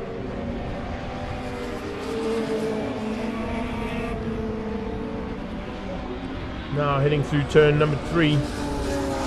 Jagger trying to get the line, trying to get the drive. Can he possibly squeeze up the inside and get ahead of Devon? Devon's going to try and fend him off into turn 4. How close do you want it between the two Robertsons? Liquimoli, Den Bravo and Big Boss Auto fighting for honours here between the two teammates. There'll be no team orders there other than to take each other out. And onto the brakes now. It's Devon on the inside. Jagger trying to go around the outside. Oh, and he just forces Jagger wide. He knows exactly where to place that car. Does Devon Robertson. To stop any potential overtaking opportunity there. Fantastic action here from these two as they come to the line. And they're going to wrap this one up. Oh, Jagger has a last-ditch effort. Has a last go there, Devon. Not going to win it out. Devon's going to take the second win. He'll take the overall as well, with 2 out of 3 wins on the weekend there for NX Legends. And a massive welcome there for those two. Masters is going to go to that man, Gerard Roux, as he crosses the line. He'll take it in 3rd place overall as well. The win in the Masters ahead of Johan van der Vente. No, it's not. It is Richard van Heerde who comes back for second. Just getting through on van der Vente in the closing stages. So awesome effort there from all of the drivers out there. And well done to Tyler Robertson, who finishes up the 3rd and final heat of NX Legends here, courtesy of Liquimoli and Big Boss Auto. Unofficial results there. Devon Robertson ahead of Jagger Robertson. They win out the Pro class. It's Gerard Roux, Richard van Heerde and Johan van der Vente, beg your pardon, who takes the 1, 2, 3 there in the Masters, and Tyler Robertson takes the Young Lions down in 6th place. We'll be back shortly with action from Car Care Clinics, 111 and the GT Sports and Saloons.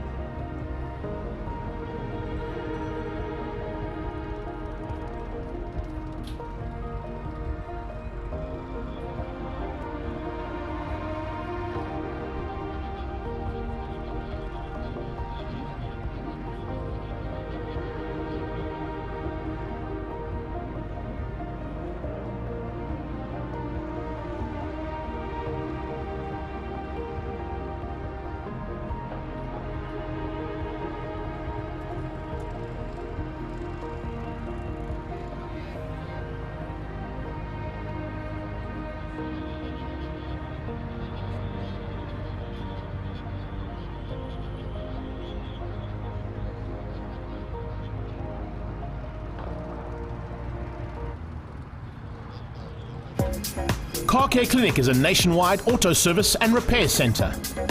Our fully trained and qualified technicians are standing by to care for your car. For personal attention and integrity, Car Care Clinic is first choice every time. Fast and efficient service is our personal guarantee. Car Care Clinic is not just your #1 service centre, we are #1 on the racetrack as well. Car Care Clinic franchises are available nationwide. Car Care Clinic, we love cars.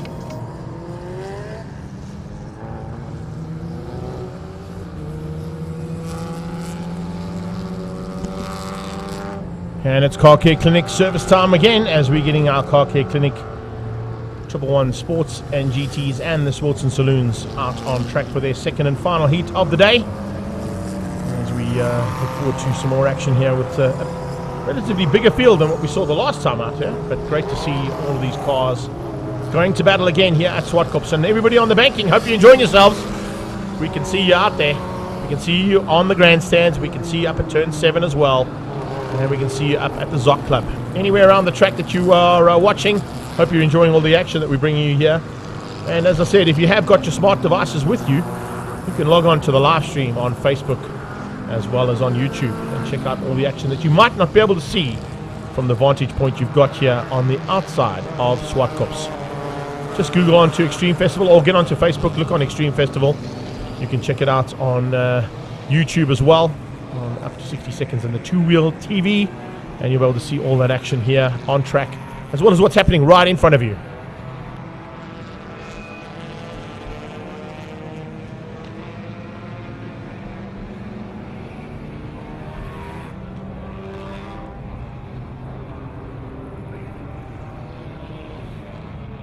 So 2 warm-up laps here for our Car Care Clinic competitors. Watching for another big fight there between Mark du Toit and Andre de Lange. Well, Golf 1 gave the Z4 a bit of a run for its money in the first heat. Look out for an epic battle again between the Class A competitors behind there. Philip Meyer, Piet Potgieter, Wouter Roos.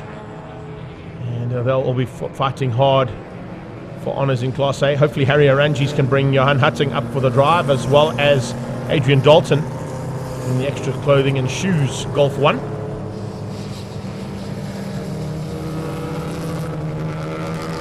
Scott will definitely be looking for honours here and wanting to turn the favour on Gerard Henning, who just pipped him to the line in the first one.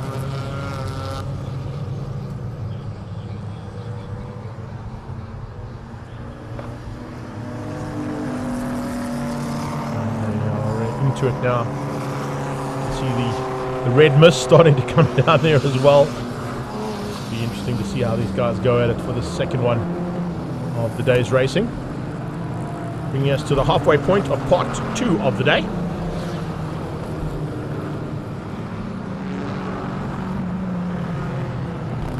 Seven more heats of racing still to come your way though after this one.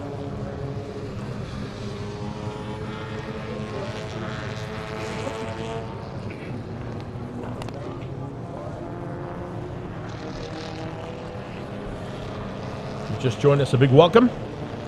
Stand by for action now from Car Care Clinic's 111 Sports and GT and the Sports and Saloon category. All combined. The GT class out front, as it always is. We'll be fighting hard for honours. And then just behind them, keep an eye out on classes A, B, C and X in 111 Sports and Saloons. Lights out on the Toyota 86 from Pretoria North Toyota means that it's now up to Karen Henning to dictate the pace. Louis got the inside line for turn 1. It's always a conundrum that you want to be playing with here at Zwartkops. The outside line is the cleaner line, but it is the inside line you want for turn 1. So being in second place is not always such a bad thing on a start, particularly on a rolling start. And if you can get the drop down at the right time, you might just be able to squeeze through, as we're seeing exactly that from Louis. Louis Scholz dives on the inside and gets the whole shot into turn 1. Portkeeter leads out, I think, by the looks of things. No, just behind the hard charge of Philip Meyer. Meyer now into the back of that GT class. And getting sideways. Here's the little Polo Classic. So Polo Classic, they're getting out of shape there and managing just to catch it there coming out of turn 2.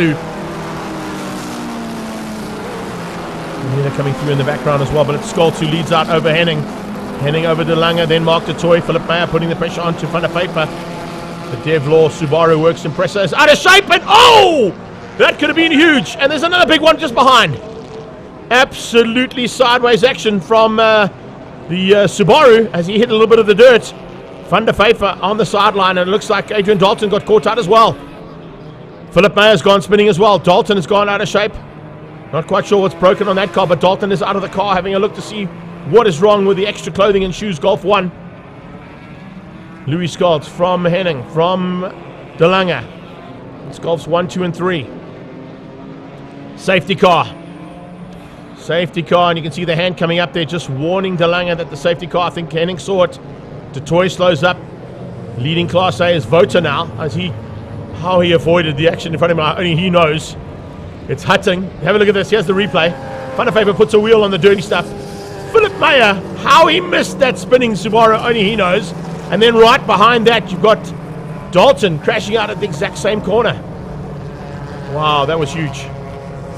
Can't wait to see some of the onboard footage for that. That, of course, you'll be able to catch on our TV production. It'll go out on channel 189 in about 2. Oh, don't it? Oh, that's a pity. Well, we'll try. Maybe we might have a couple of onboards there. Maybe Philip Meyer will have an onboard. Somebody will have an onboard that we might be able to use, hopefully. So Van der Pfeiffer coming into the pit lane. Something must have broken on that car as he put the wheels onto the dirty stuff.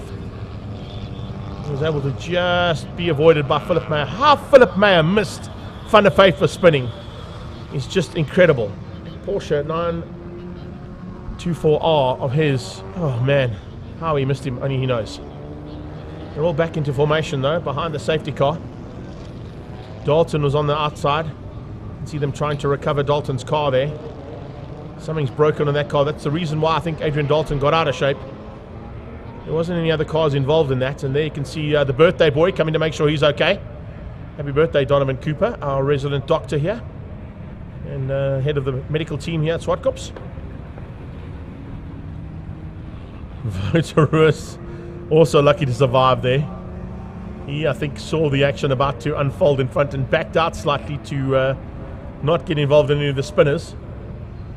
But you can't really say that you can back out, because when you're in a race car and you're turning into turn 4 and there's 3 cars ahead of you spinning, there's not a lot of place to go. So that's how things have unfolded here for the first start of 111 Sports and Saloons. You can see a bit of grass cutting being done there. And we need to get Eugene Ghost down there with the Master Mose car to sort that out. But Dalton going to be helped out of harm's way there by our recovery vehicles. Francois Henning in the Repsol 93 Marquez style car. It's the Polo that he pilots in this particular category. 777 is Louis Scholz. Car Care Clinic boss man leading out his own sponsored class ahead of Henning. And Henning will be looking to possibly spoil his day again. Going for 2 wins out of 2 starts if he can get that right. I think De Lange might be involved in that little fight too if he can get that Golf 1 into the fight there at the restart. Adrian Dalton helping the marshals out to recover the extra clothing and shoes Golf 1.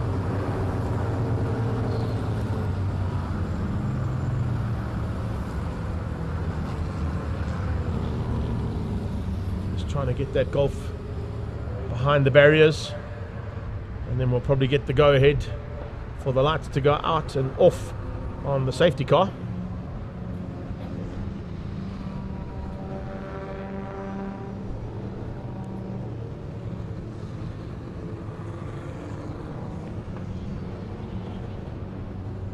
Chris Smith also in one of those 924Rs. We've lost Philip Mayer by the looks of things. I don't think he's been able to make it back on track. He's pulled back into pit lane, or he wasn't able to get going again. I'm not quite sure where he ended up because we didn't see him getting recovered. So with him off the timing monitor at the bottom of the list, I think he may have pulled into pit lane.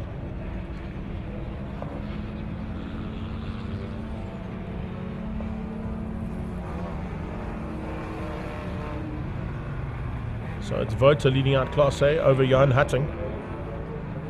Hatting will have Potgieter and Arangis behind him, and then Yanni van Rooyen. Safety car in. Here we go for the restart. Looks like Louis is going to try and catch them all out here. Get the hammer down early and get away. A little bit of smoke coming out of that Golf in 3rd place. Toy in 4. And it's the lead car of Class A of Vota Roos ahead of Hatting in the Stradale Motorsport 370Z. Behind him it is Piet Potgieter for Nathan's Motorsport in the Rocky Balboa powered machine. He's got Harry Arangis in the Val Fluid Systems 350Z. Behind that you can see them lining up with Yanni van Rooyen and Mark Harvey. Lebotsky leading out Class B. Van Rooyen of course is leading Class X at this stage. As they come through there. Yanni van Rooyen of course is in the Sirocco. Class X competitor. Arangis getting through there on Potgieter. Potgieter dropping by ever so slightly. Problem for Hatting. Hatting's got a massive issue. Something's blown there big time. Look at all the debris coming out of the bottom of the car as he goes across the grass trying to slow it down and up the hill. I think he's run out of brakes. Something has blown on that car, on Hatting's machine, and the Stradale 370Z pulls onto the inside of the circuit, and you can see bits and pieces coming underneath the undercarriage of that car as he went off circuit.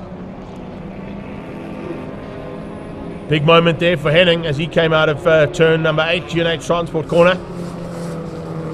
Flying into turn 2 now with some pressure coming from Andre De Lange behind him. Skolt's controlling things from the front though. Henning with that moment has lost a little bit of ground. Here comes the Toy, also wanting to be part of this action with the Golfs ahead of him. That's it for BMW from Trans Africa Racing. In with a shot of another podium if he can get through. Behind that you can see Vota leading things out in Class A. Then it's Potgieter. Then it's Harry Arangis. Further back in the packs you can see some fights as well there. 34 car there of Didi Machala fighting with Marius Malherbe and Bob Neal.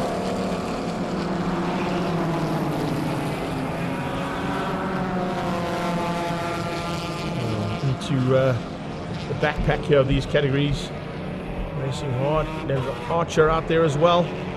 ACD Velcom Hyundai. Not quite sure what went wrong with his Type R Civic. There you can see the debris on the track from the broken 370Z that went onto the inside of the circuit between turn 4 and turn 7. Marius Malherbe, he's got Bob Neal behind him. And Jason Storm coming through there in the True Wood Interiors machine. Jaco Storm, a big one, not Jason. Jaco Storm. So Jaco Storm currently in 15th place. True Wood Furniture BMW onto the back of Smith.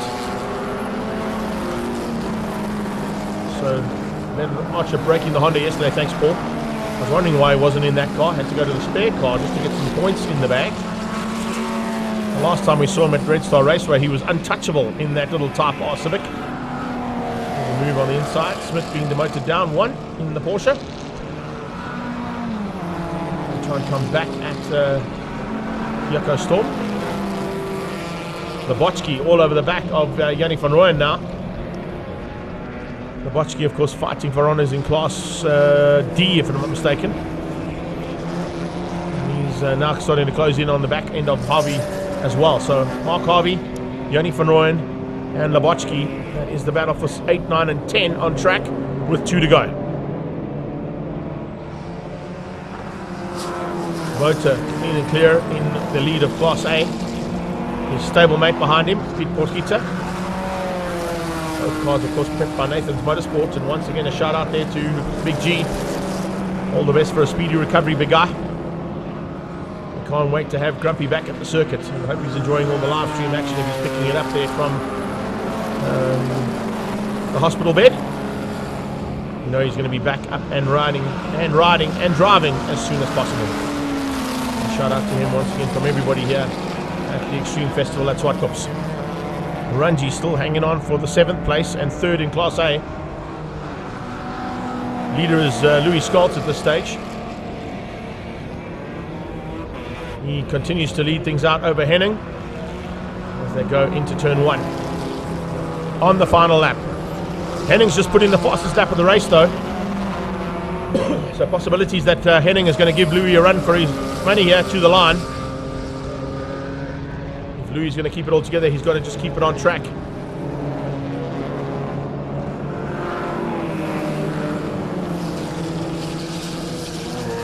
Henning coming along though, he's not going to hold back here.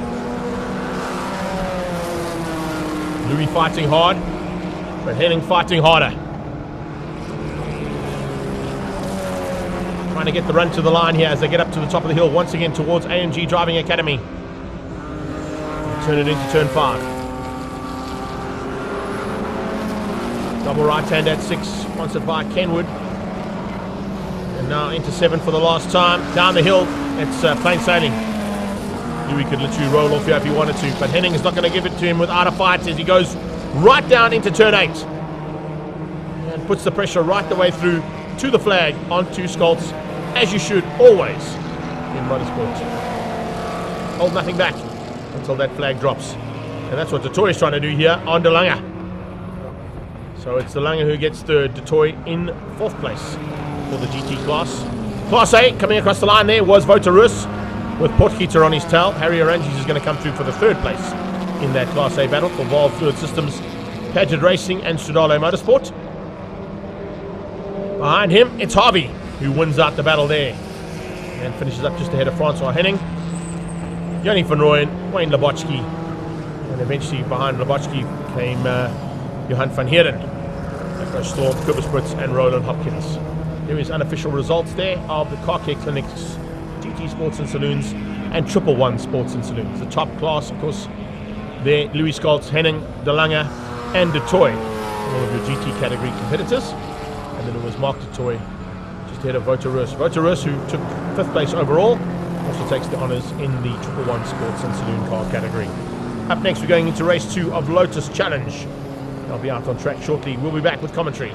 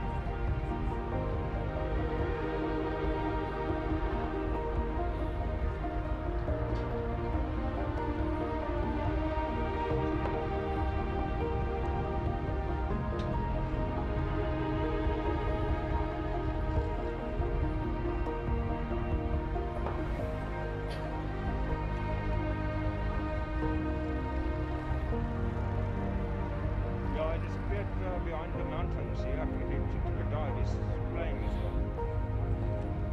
Here he comes.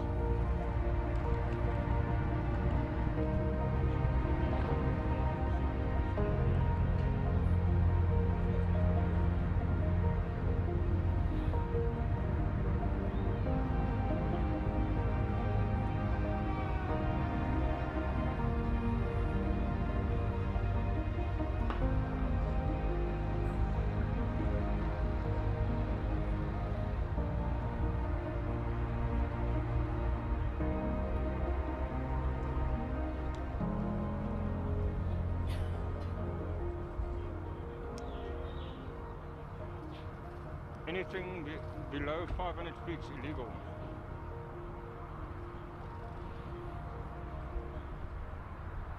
Yeah, he's at the moment he's about 100 to 200 feet, if that much.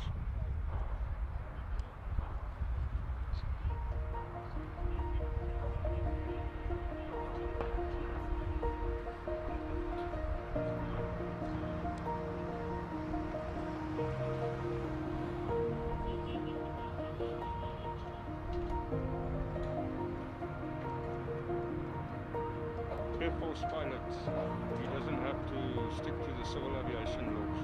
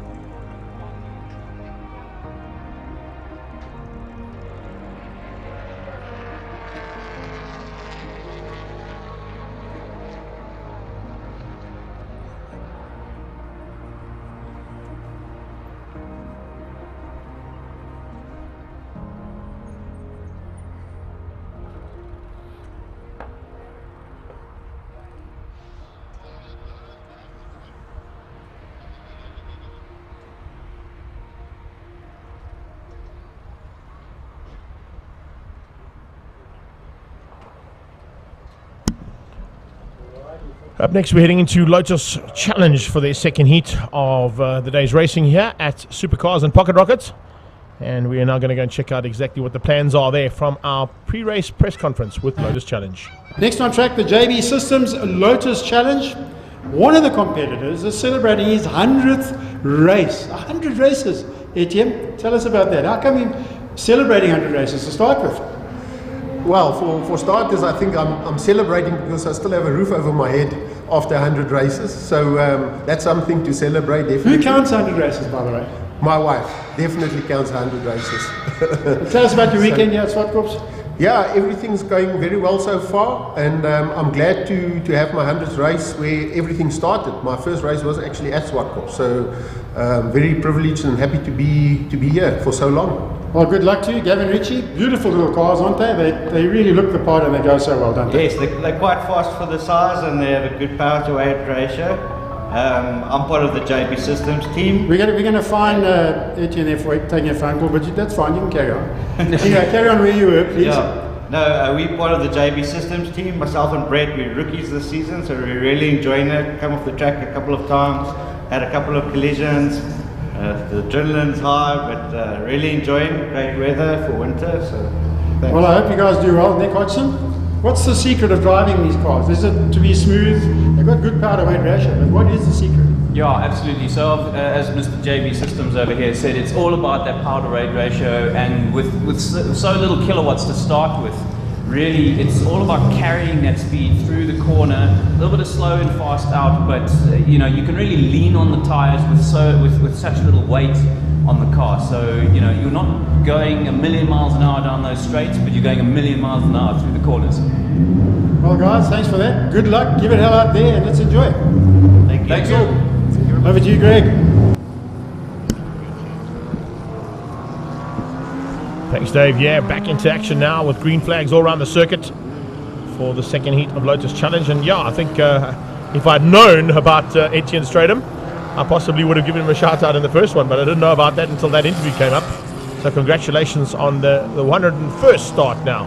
What is he, the John McGuinness of Lotus now? McGuinness had 100 starts in the TT last Saturday, and it's now 101 starts for Etienne Stratham here at the circuit he started his racing career. Has Jeff Kruger got back on track? That's the big question we want to be asking ourselves. Looks like he has. There he is in that mid-pack. But he's going to have to do some work from that mid-pack to catch the man who took the overall win in race 1, Thomas Falconer. Rudy Barnard will be alongside him for the start of the race. And you've got David Kutsia and Mackie Adlam, John Kruger and JP Norkia. They'll be just ahead of Andre Duplessis, Jean Dutoy. And then Jeff Kruger will probably be down there in about 17th place on the grid. So 16 cars to negotiate for Kruger. We'll be watching for that is for sure. Kruger's got a slightly better turn of pace than some of the categories of Class B and drivers of Class B. But take nothing away from those drivers in Class B. An exceptionally awesome and competitive class about to go racing again. Our Queen's back in the house there as Roy Prando joins us along with Etienne Terblanche, as well as Rodney Williams, and I think Cecil Oates still might be online as well, watching us here, courtesy of Link Online with our two-wheel TV and up to 60 seconds coverage of Supercars and Pocket Rockets version of the Regional Extreme Festival.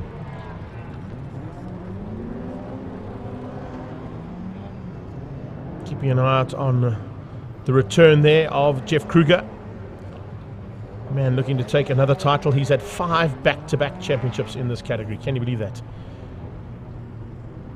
4 of them were literally back-to-back. He missed out on 1 when Mackie Adlam beat him to the line in 2020, I beg your pardon. In 2021, he came back for his 5th championship in Lotus, and now looking to possibly do another one. But results like race 1 is not what you require if you want to take championships in Lotus Challenge, particularly when the class is so competitive. So we got cars lined up here, ready to go for race 2. Bottom left-hand side of the corner of the shot there was Jeff Kruger's car. Down in 17th place. Just ahead of Fast Fred Alberts and the lead car, Davide Favo, in Class L. We are under starters orders now. The lights are on. We are racing down towards turn 1. Kruger gets up the line rapidly. Looking to try and squeeze through on about 2 or 3 cars as they go into turn 1. Favo got a good start as well, as you can see, as we go through there. And, well, some problems for the 36 car already as they go up into turn 2. Here's a good start from Falconer. Ahead now of Rudy Barnard. Barnard ahead of Kutsia. Mackie Adlam, I think, might have squeezed through there just ahead of David Kutsia as they came out of turn number 2. Kruger going around the outside of the Silver Dream Racer of Etienne. So Etienne Stratham being shown the way around there by the man who's been 5-time champion in this category. Despite 101 starts in the racing, you can never take away the talent of Jeff Kruger. He's got an exceptional talent behind any form of a racing car steering wheel, and even on dirt bikes he started to show some prowess as well in the GSXCs. So here we go up into turn number 5, and his dad moves out the way, gives him some space to squeeze through. Now going to try and fend off the attack coming from behind. There's the man celebrating 101 starts this weekend in Lotus Challenge. As they get into turn number 8, G&H Transport Corner, completing lap 1 of 10. The JB Systems Lotus Challenge now in the house and flying through turn 1. Kruger has made his way up into, what is that, 5th place. 5th place there for Jeff Kruger behind David Kutsia. So he's moved 11 cars in the space of 1 lap, and now looks to close down on the leading pack. Not a bad effort there from Kruger, but it's a great effort so far from Thomas Faulkner, making hay while the sun shines as he gets away there from the Adlam Racing stable. Adlam Racing stable, of course, fighting hard and then looking further back for Class L honours. At this stage, looks like might be in the hands once again of Gijs van der Walt in that John Player Special Lotus. It's Jeff Gable side by side to the top of the hill, looking for a way through. Gable want to try and squeeze through if he can and get a chance to spoil the day there for the mid-pack of Class B. There is Van der Walt in the Lotus Strap King and John Player Special colours. Here comes Gable, diving on the inside, trying to find a way through on Matt Nash. Matt Nash keeping him honest for now.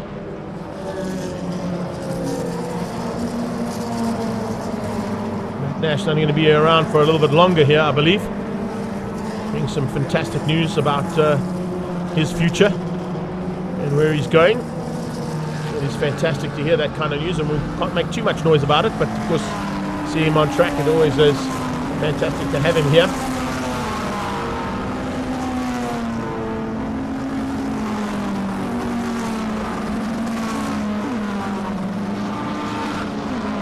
It would be awesome to get a bite to eat, Samantha Maloney, but unfortunately that's not going to be happening with back-to-back racing that we've got here today. As they go to the top of the hill, you could see under a bit of pressure there. You can see he's starting to feel the pressure being applied right on his tail. The 79 car on his tail is the JP Nokia, and JP Nokia's got Jeff Kruger right behind him. Oh, look at how they're fighting those wheels coming out of turn 7. 21 is in trouble here. Here comes Jeff Kruger. Diving on the inside, JP Nokia gets the motor down 1 position. And it is on there for the lead of this race. The 21 car of Andre Himman now under pressure from Kruger. Rudy Barnard, he's gone to the back of that pack. Kruger now up into the 4 spot. Eventually cements that position on Andre Himman as he dives through to find a way through in the Universal Racing Machine. That Lotus 7 now into 4th and looking to close down on the top 3. Himman wants to go with him.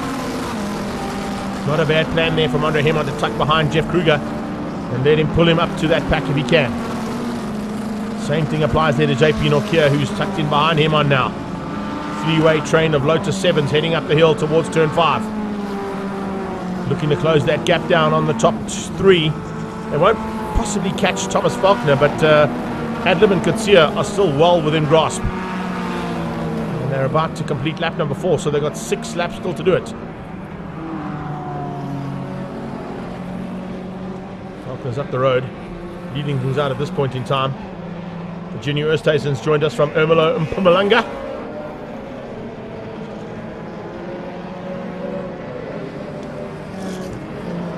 David Favo sitting at the moment in about 4th place for Class L. In fact, no, he's not. He's leading Class L. Favo is leading Class L. He's ahead now of, he's leading Class L on the 2nd list. It is still Van der Walt on the 1st list who leads out actually. So apologies for that. I've got 2 timing monitors and they're flicking between each other with the amount of cars we got on track. So Favo in 2nd, and then Van der Walt in the JPS Lotus still leads out Class L. Ian Young is the back end of Class B in the Pep Boys Automotive prepped car.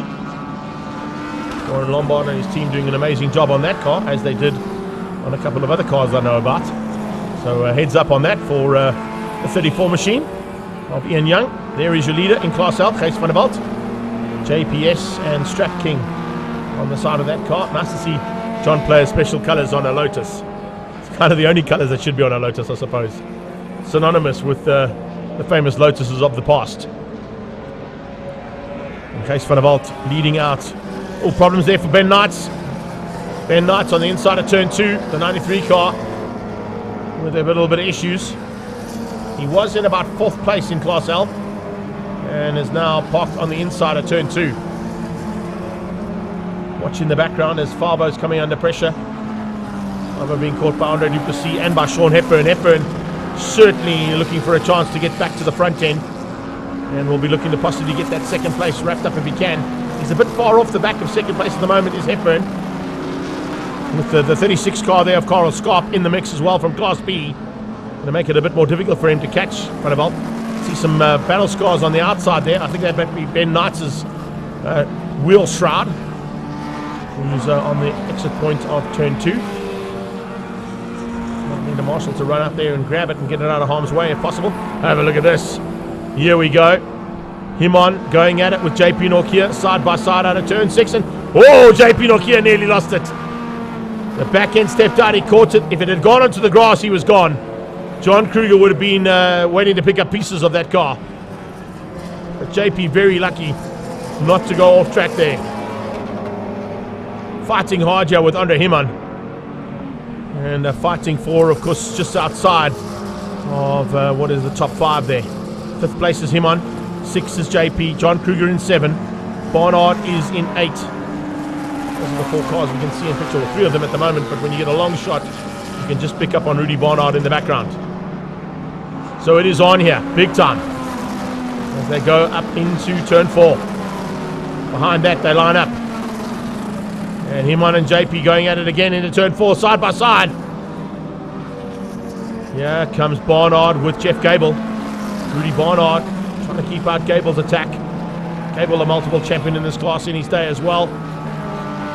Should be running 99 on that car, and in typical Lotus colours, green with yellow stripes. If you're not going to run JPS colours on your car, then of course that's the only other colour you should be running on a Lotus, I suppose. Unless your name is, a couple of those drivers out there that I'm not going to mention who are not yet today. Here we go, it's on. Heading into attack mode once again from Jeff Kruger. He's caught Kutsia, he's caught Adlam.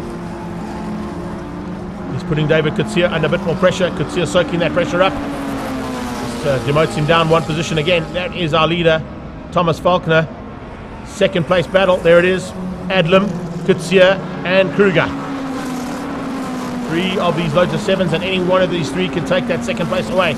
Possibly even spoil the day for Thomas Faulkner if they can stop fighting amongst each other. We're going to complete lap number 8 on this next pass, so there'll be 2 more laps to go as Kruger drives around the outside. Oh, brilliant. Brilliant stuff around the outside of Jeff Kruger on Kutsia. Take nothing away from what David Kutsia is doing right now. He's having a fantastic drive. And Adlam now looks in his rearview mirrors and goes, oh no, here we go again. And that rearview mirror of Adlam's car is huge. So you will definitely not mistake that number 76 Universal Racing Lotus coming up the inside into turn 1. 2nd place into the hands of Jeff Kruger now. 17th to 2nd place in the space of 7 laps. Make that 8 laps as they cross the line that last time. So with 2 to go, has he got enough to catch Faulkner? I don't think he has. Well, no, I think he's going to hang on for the win here, but only just. Oh, Hepburn spun out. Sean Hepburn has spun out and potentially lost a chance there of an overall.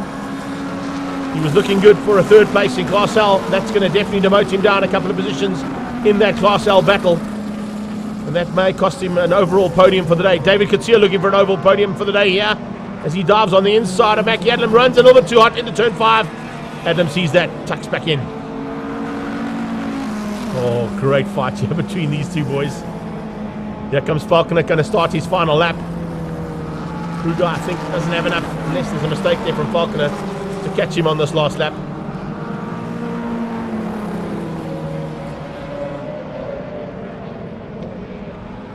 Falconer, Kruger, Adlam, and Kutsia. That is Class B's top 4. Into turn 2. I think there's not going to be much of a change up here between these 4. Unless there's a mistake. They're on the final lap.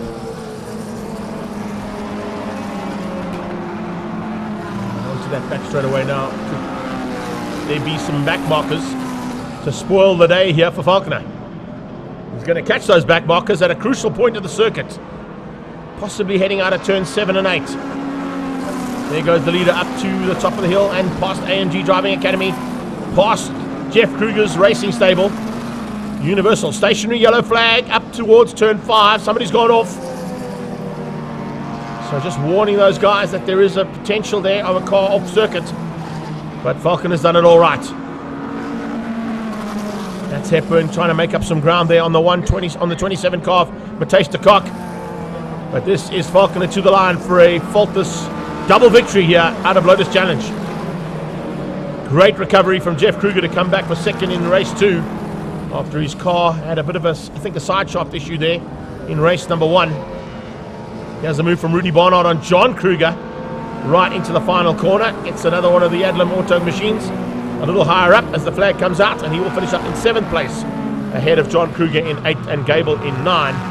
Matt Nash comes for a top 10.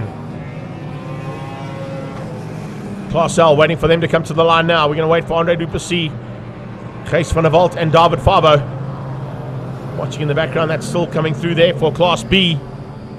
And they're still waiting to see Ian Young come across the line as well. Where is our Class L competitors? They should be heading down the hill towards turn 8 now. There they come. To the line, Andre Duplessis going to hang on. Only just beats out David Favo for 2nd and 3rd place on the road. And that's a great drive there. Thumbs up from both of them. They had a great battle for 2nd place. And still coming across, of course, a couple of the competitors in Class L to the bottom end of the circuit. Let's have a look at the results there unofficially for Lotus Challenge. Proudly brought to you by JB Systems. It's Thomas Falconer from Jeff Kruger and Mackie Adlam, your top 3 in Class B. We go down to 15th place with Kees van der Walt taking the victory in Class L ahead of Andre Duplessis and David Favo. David Favo coming through there ahead of Nick Hodgson, and Sean Hepburn recovers to a top 5 after that spin. Up next, we're going into Car Care Clinic Super Hatch. They'll be out on track in a few minutes' time. Until then, we'll be back shortly with commentary.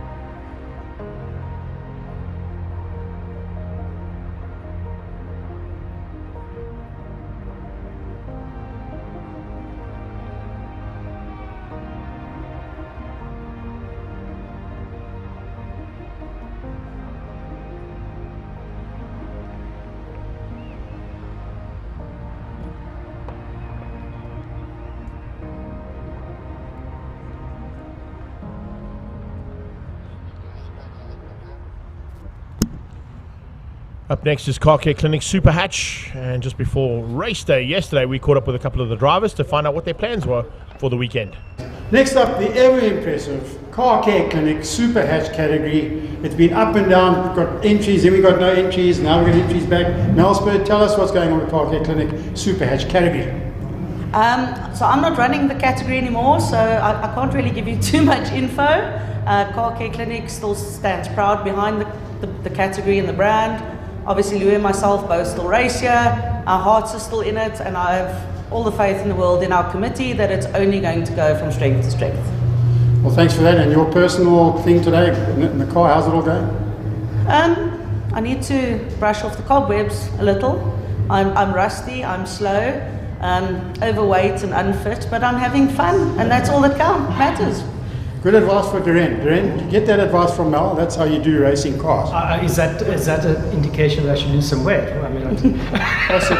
But Trans Africa Racing looking good this weekend? Yeah, we are. We're missing one driver, but we've still got a team of 4.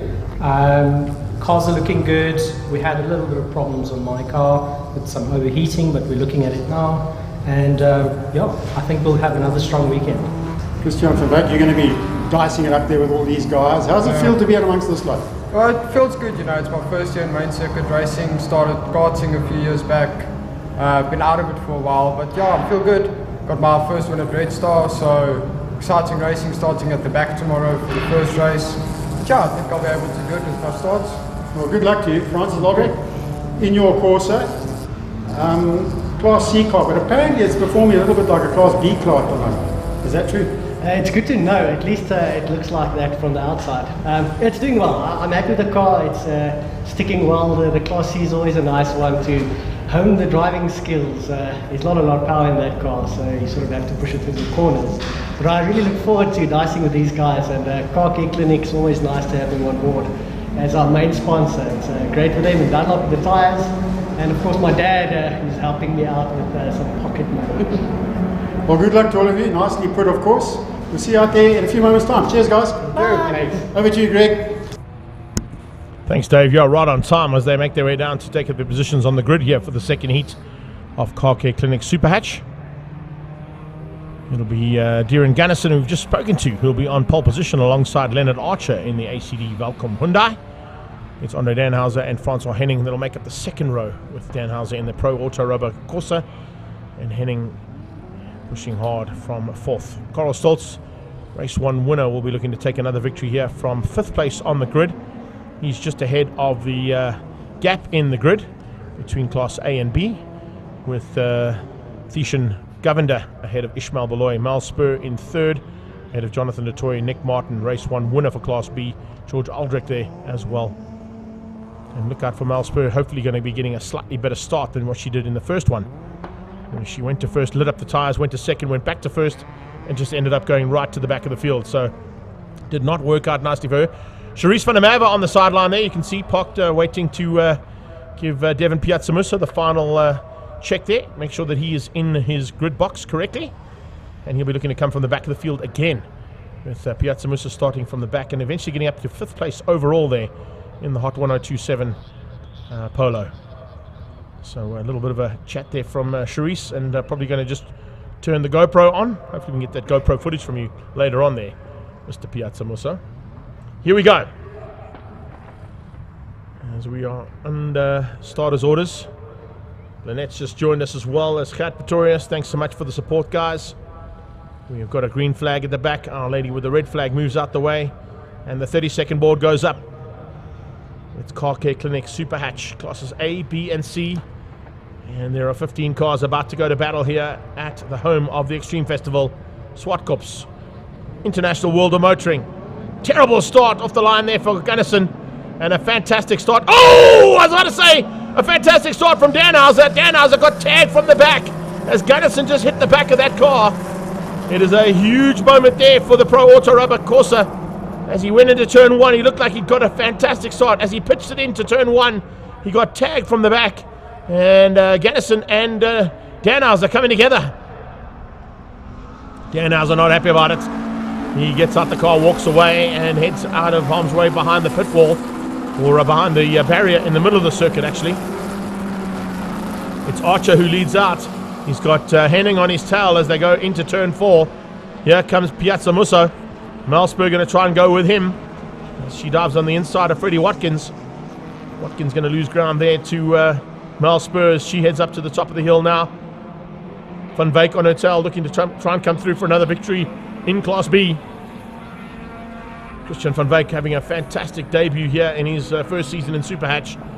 The NBR Racing Ford Figo, with Malsberg just ahead of him, looking to run with season campaigner. Back door, door opening up there big time. Literally, the door opened from the Honda Civic as they went into turn 8. There's Piazza Musso diving through. Here comes a big move from Aldrich on Watkins. And Gunnison, as you can see there, with the battle scar on the front end of that car.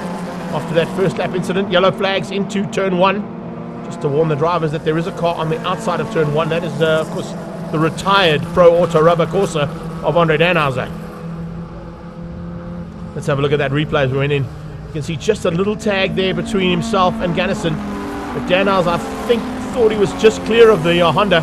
Tried to go around the outside of Henning as they went into turn 1. And 3 cars into turn 1 usually ends up in tears, and it did. Especially off the start line.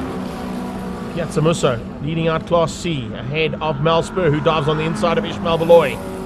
Valoy demoted down 1 position, so Mal moving up now possibly into the lead of the race of Class B. No, Jonathan DeToy, sorry, leads that one out. Jonathan DeToy just behind the Class A committers. In the background, woo, hello, down in turn 4, definitely some sliding. Yeah, there we go. The Honda is sliding off the circuit.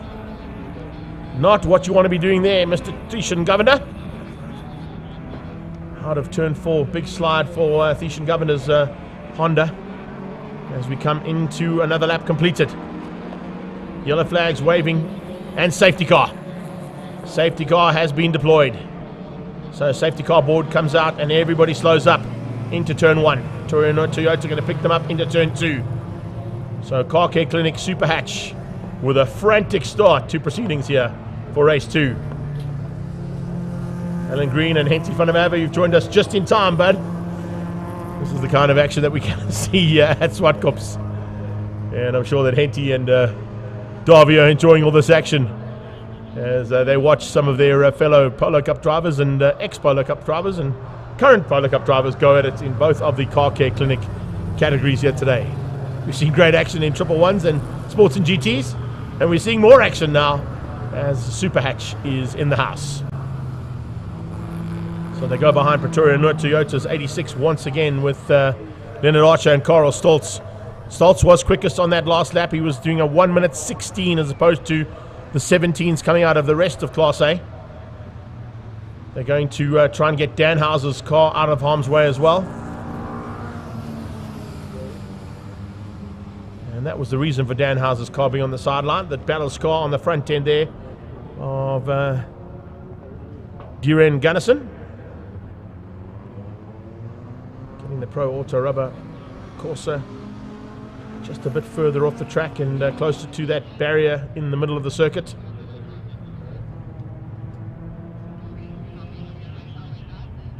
I think the lights might be out on that 86. We'll wait and see. Maybe one more lap under the safety car as we're into the second heat here proper for Super Hatch.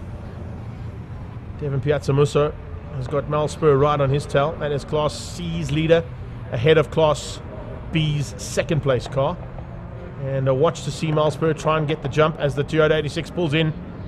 So we're under starters orders again now for a restart. No overtaking until you've crossed the finish line. And that's what Henning is trying to do. Trying to catch out that ACD Welcome Hyundai of Leonard Archer. Down towards turn 1. He's got the inside line. Stoltz is around his outside. Tucks in behind him. Then it's Nick Martin from DeToy. DeToy has got Van Wyk. Piazza Musso, I beg your pardon. And then Piazza Musso has got some big pressure coming from the back end. That is Aldrich in the Nissan Sabre. Not quite sure if that's a hatchback though, that Nissan Sabre, but clearly it's been given option to drive in this category. Usually have to be hatchback versions of motor cars. I'm not 100% sure if the Nissan Sabre was a hatchback, but that could be my interpretation. As Henning comes through turn 4.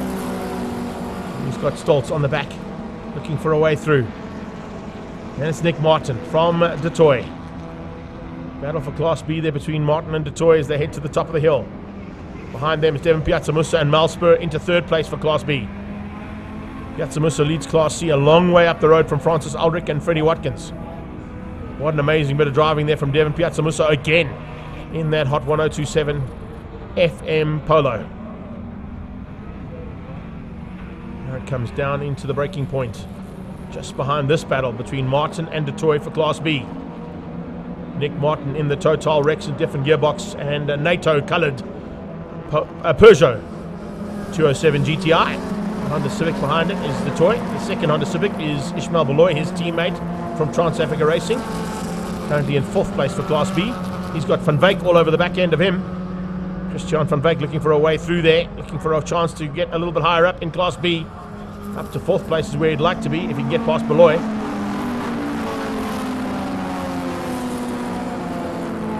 Into that back straightaway they go, and it's a hard charge coming from that third place car. Stoltz wants by. Carl Stoltz wants double victories if he can, and it's not going to be an easy thing to do, I can tell you that much. Not with the competitors he got ahead of him. And they come through the right hand at 4. It's Van Wyk under pressure now from Aldrich. Aldrich trying to find a way through. Beloy is on the defensive up into turn 5. Aldrich late on the brakes now in the Corsa. Beloy hangs on. Van Wyk runs wide slightly out of turn 5. Back into the clutches of both Aldrich and who's that? Is that Gunnison making a welcome return? It is. Gunnison now right behind Aldrich. So that battle-scarred Honda still able to get some good pace. Late braking coming from Aldrich. He dives on the inside, finds a way through there on Van Wyk. Promotes the rookie down one position. Gunnison now trying to come through as well. He goes into turn number 1 and just gets ahead there of Van Wyk. Van Wyk losing out 2 positions there in the space of 3 corners. Just trying to get his rhythm back again. He's got Watkins on his tail. It was clever, he'd run with Gunnison, realizing that that quicker car might bring him through the field. That's the leaders of Class B. Third place in Class B is Malspur. She's behind the leader of Class C, that car right there, Devon Piazzamussa. Once again, Piazzamussa just outside the top 5. He was third overall, I think, at Red Star Raceway, so just showing the prowess of that car and, of course, the talent behind the wheel.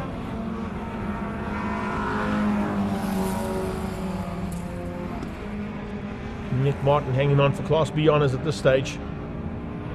Not really an answer from Jonathan DeToy, although DeToy is a lot closer than what he has been. But look at Carl Stoltz, fastest man on track on that last pass. 1:16.2 out of Carl Stoltz. Applying big pressure. With 2 to go. Or was that 1 to go? No, 2 to go. 2 to go there on the timing monitor. Just double checking on that monitor. 2 to go there for this category.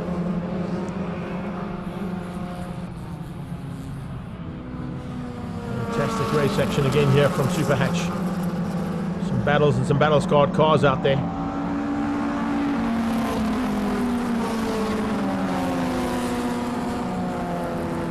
Mel shaking the rust off. Looking forward to more action with Super Hatch. Remember, we've got lots of action still to come here at Zwartkops Raceway. In terms of Zwartkops' category and classes happening in the next couple of months, we've got action with the Brunch Run and Thunderbikes on the 10th of July. Super Hatch make their way back up to the top of the hill as the battle continues there between the 2 Civics. Class A Civic there. Gunnison trying to find his way around on Class B's Ishmael Beloy. Aldrich with some wheels up and into the dirt there. Giving Van Wyk another bit of a sniff there to possibly move himself up another position. Beloy hangs on for now. Gunnison late on the brakes trying to dive through. Going to make it thick from that point, that's for sure. He's now got Aldrich, Van Wyk and Watkins on his tail.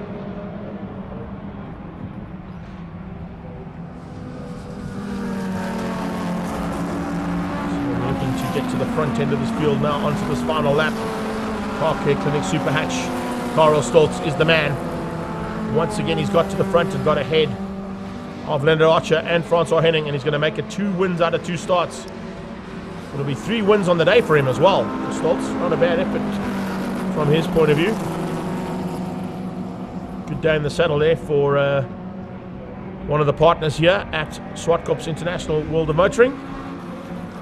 Torino Toyota being shown the front end of this field twice by Carl Stoltz. So not only do they follow the pace car, they follow Stoltz around as well. And to the line. It's a double victory there for Carl Stoltz for the Torino Toyota in the Car Care Clinic Super Hatch. He wins out over Leonard Archer and Francois Henning for Class A. In the background, Nick Martin takes the win ahead of Jonathan DeToy and Mal Spur for Class B. And just splitting that group, of course, was Class C winner. That was Devin Piazzamusso. Dive on the inside, coming out of Class B's Van Wyk. Close, but no cigar. Christian has to settle for what is 11th place on track. And gets beaten to the line there by Francis Aldrich, who gets second in Class C's. And Watkins follows Van Wyk across the line for third in Class C. So let's have a look at those unofficial results. Stoltz from Archer and Francois Henning, your top 3 in Class A. Nick Martin, Jonathan DeToy and Mal Spur take the 3 in Class B. And then it is Devin Piazzamusso who wins out over Francis Aldrich and Freddie Watkins for Class C. Up next, Paybar Volkswagen Challenge, Classes A and C, Race 2.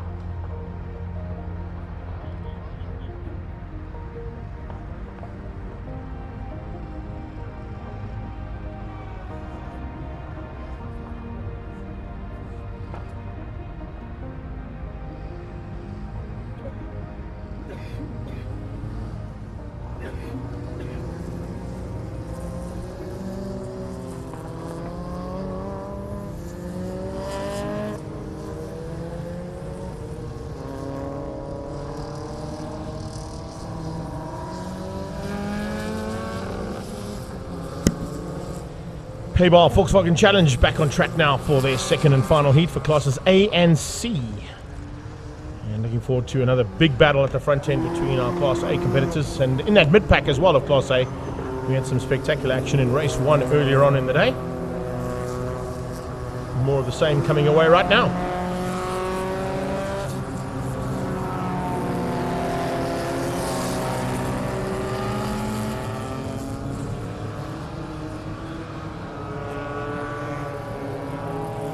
The Masters battle at the front was between both Bevan and Wayne. Wayne winning it out over Bevan Masters in the first heat.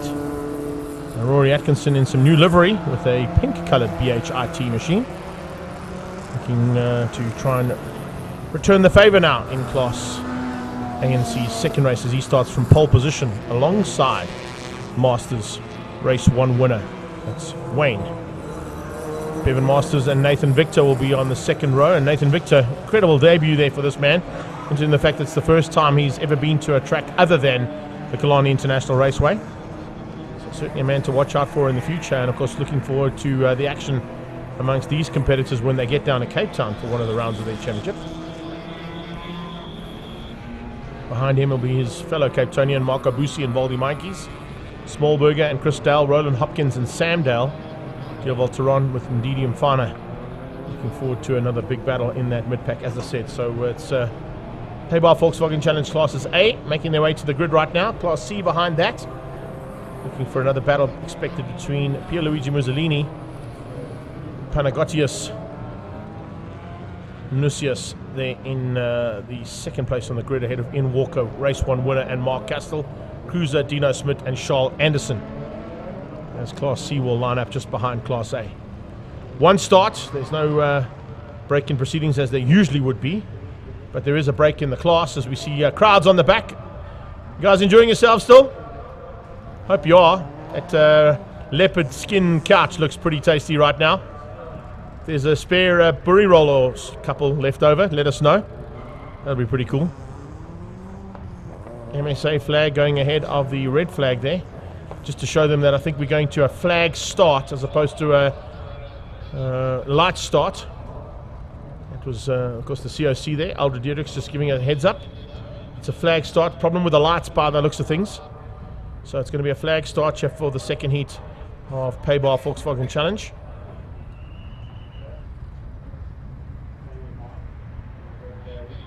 Just clearing the grid quickly for all the assistants and mechanics and team managers on these various teams. Getting a heads up on all of these guys.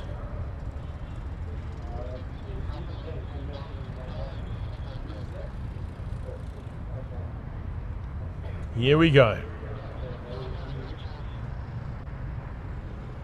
5-second board. It's a flag start as I thought. So Henny the flag will hold the flag up. As it drops, we go racing. Here we go. Down towards turn 1, slightly different procedure with the start procedure there, but it doesn't catch anybody out in the front pack as they head down towards turn number 1 and start to sort things out right from the word go. Ndidi and Fana going side by side there with Durval Tehran. Masters and Masters with a big attack coming from Cape Town, left and right and behind them. Ndidi and Fana has gone off at turn 2. The Squadra course car running off the circuit into the kiddie litter and now into the mid pack of Class C. Getting just ahead there of Dino Smith as he makes his way back on track. So it is Atkinson from Masters, Masters from Victor, Victor from Masters. And then pushing through there on Valdi Mikes is Derek Smallberger. Coming through in the background, watch out for Roland Hopkins as well as he gets good drive out of turn 4. He's onto the back of the Sabertech car as it heads to the top of the hill and into turn 5. Picking a line is going to be difficult here. The Sabertech car is on the inside line and Valdi sluts in just behind him. On the outside comes Hopkins. Hopkins has got pressure coming from Dale and Dale. Two Dale boys there tucking into the back end of that little fight for what is 6th, 7th and 8th place on the road. Top 5 getting away. Marco Busi into that 5th place. 6, 7 and 8. Those are the 3 cars crossing the line now. Smallberger from Mikes. Mikes from Hopkins. Then it's Dale. Chris Dale ahead of Sam Dale. Behind them Durval Tehran and Mike Fabaglia.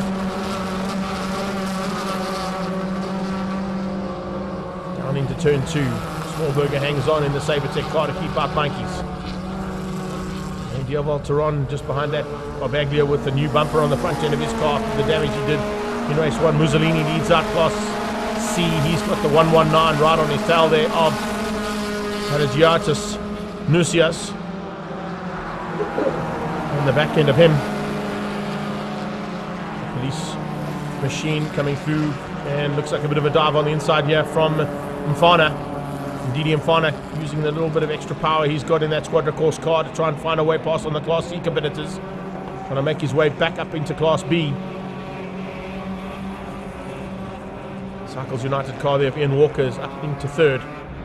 Race 1 winner now trying to close things down on first and second on the road in Class C.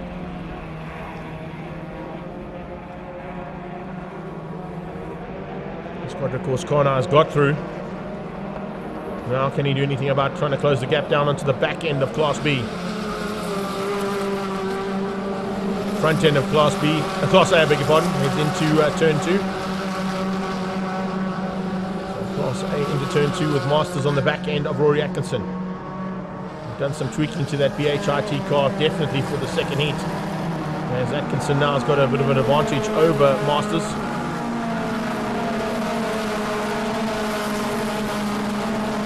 That field as well, just trying to pick up the Summit Racing car there of Nathan Victor is still in the 4 spot, beating out Busi at this point, and the Smallberger behind them has still got Mikey's on his tail. That's Mike Barbaglia. Behind Barbaglia comes Diavolteron. So it'll probably be Diavolteron that Ndidi Mfana is looking forward to trying to catch, and we're watching up the road to try and get onto the back of the Interceptor car. Paybar car there of Mike B. 6 cars coming through there, as you can see. Goldie Monkeys behind the Sabertech machine of Derek Smallberger.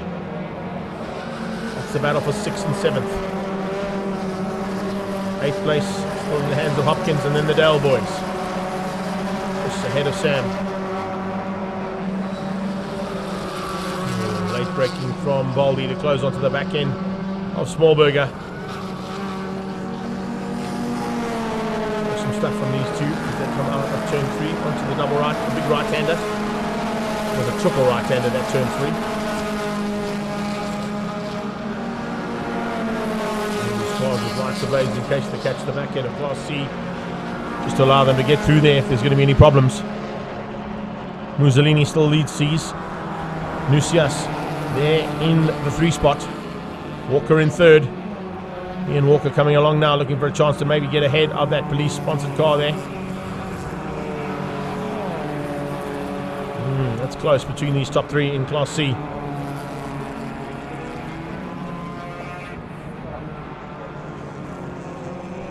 Here comes the Cape Town contingent. Summit Racing's Nathan Victor and Marco Busi. Not a bad run here from the 2 Cape Townians. Into a Man Fitment Centre there. There's Marco Busi's car. Summit Racing is Nathan Victor. Turn 2 trying to close down there on the CPS Warehouse Polo of Bevan Masters. He's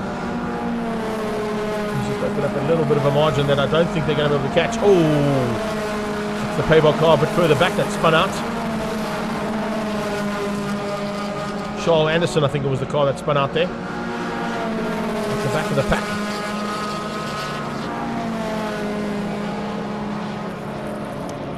Leaders to the top of the hill once again. Here goes Victor versus Busi. He had a little bit more experience in Marco Busi's cockpit than Nathan Victor's, but needless to say, take nothing away from Nathan Victor at his first time out from anywhere other than Killarney International Raceway to be running in the top 5 in Class A in Paybar Volkswagen Challenge. Shows you've got some prowess behind the wheel of a race car. Here comes Sam Dale on Chris Dale. And the negative version takes on the positive version, and it ends up with the negative coming out ahead of the positive. The Dell boys will be happy with that, but Sam will be even more ecstatic as he's got ahead now of Chris. As they head down into turn number 2. Behind them a bit of a battle as well, starting to rage there with Baglia coming into... Oh! Smallberger, and that's a CPS warehouse car of Bevan Masters. Bevan Masters and Smallberger have had a problem. That's up at turn 5, right in front of Zoc. And you can see both of them looking for damage on the car, but Bevan Masters is out of it. So is Derek Smallberger. Something's gone wrong there between them. That's going to change up the whole look and feel of Class A at the front end. Yellow flag stationary just to warn them that there are cars involved in an incident. It's Atkinson from Masters. Boosie is now up into 3rd. Nathan Victor is in 4th place. So there's 1 and 2. 3 and 4 coming down the hill behind them, the 2 Cape Townians. Baldy Mikey's in 5. 6th place now in the hands of Roland Hopkins. So something must have gone wrong with an overtaking opportunity there. Maybe a little tag between Smallberger and Masters. Here we go. Roland Hopkins into turn number 5. Turn number 2. 2 Cape Townians having a fantastic outing here at Zwartkops, that is for sure. Lucy and Victor looking to try and close things down on the top 2, but I don't think they're going to have enough time to do that. This is a 10-lap second heat. We're halfway through.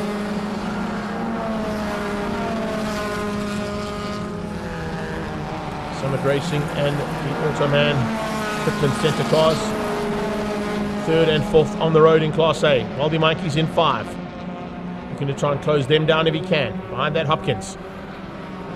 Hopkins has bridged the gap slightly onto his 7th place competitor and left him a little bit by the wayside. And that, of course, is Sam Dale ahead of Christel. Diavolteron is 9. 10 is Barbaglia. 11 is Mfana. Luigi still leading out Class C over Nusias and Walker. Christel starting to come back now. We're going to close that gap down on Sam. The captain looking to get ahead of his younger compatriot and family member. Let's see whether or not that's going to be the case by the time we get to the checkered flag. 2 Posse Drive cars going absolutely flying through turn 1. Great to see this kind of action between these two.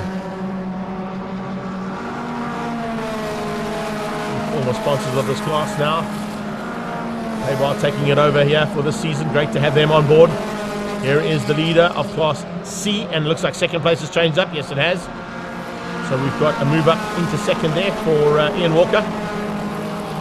Cycles United Polo up into 2nd behind Pierluigi Mussolini, reigning champion overall and in Class C in this category.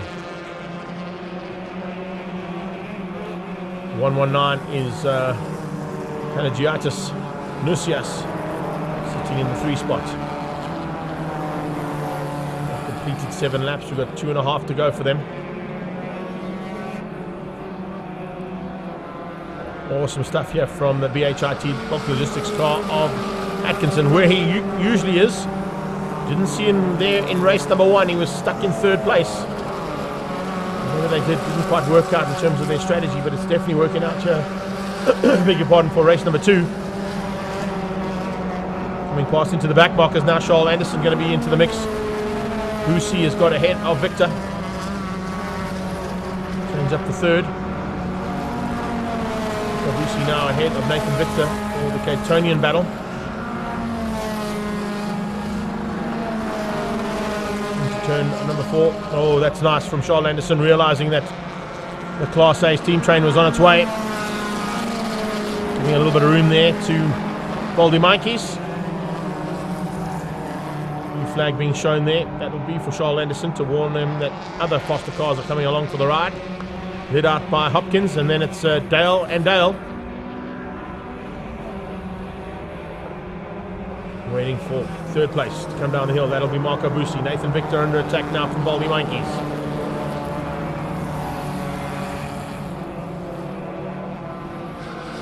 Mikey's are going to try and get through and move himself up into the top 5. He's in 5th at the moment, but he wants to be inside the top 5 in 4th. Even 3rd if he's got enough time, and there should be enough time with 2 to go. If he can get through. Oh, we've got 1 to go, beg your pardon, 1 to go for these guys. It's a change up on my flip over on the timing monitor. that are catching me out there, Paulie. Sorry about that. 1 lap to go. This is where Mikey's is going to try and get into that top 5 and into 4th place on the last lap.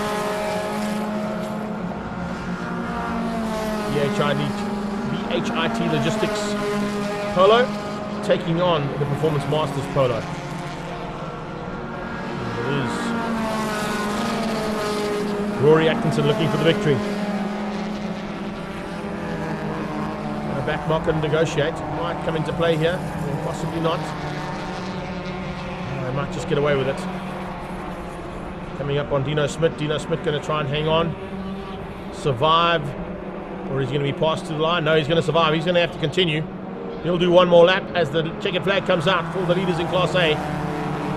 It's the BHIT Logistics car there of Rory Atkinson who will win things out. 3rd place is going to go to Boosie. 2nd goes to Wayne Masters. And it's Nathan Victor for 4th place, just ahead of Aldi Monkeys. Roland Hopkins comes through behind them for 6th. 7th place goes to Dale, and Dale in 8th as well. Theobald to run in the Interceptor car last. Move up the inside of one of the back markers to come through. He beats out Mike Bobaglia and Ndidi Mfana. He had that off-track excursion in lap 2 at turn 2. So let's have a look at the results. Unofficially, we're still waiting for Class C to come to the line. Of course, that'll be Pierluigi Mussolini. There he comes. Mussolini will take the victory here in the 2nd heat. So a nice run there from Pierluigi. He'll beat out Race 1 winner Ian Walker and Panagiatis Nusias for 3rd. Unofficial results there. It's Rory Atkinson from Wayne Masters and Marco Busi. Nathan Victor ahead of Baldy Monkeys, Roland Hopkins, Sam Dale, Chris Dale, Theobald Turan, Michael Baglia and Mfana. Your top 12 or top 11 in the Class A's. Pierluigi Mussolini ahead of Walker, Nusias, Castle, Cruiser, Dino Smith and Charles Anderson for Class C. Up next, we go into the Big Bangers once again. It's GNA's Transport Extreme Supercars. They'll be out on track shortly. We'll be back with commentary.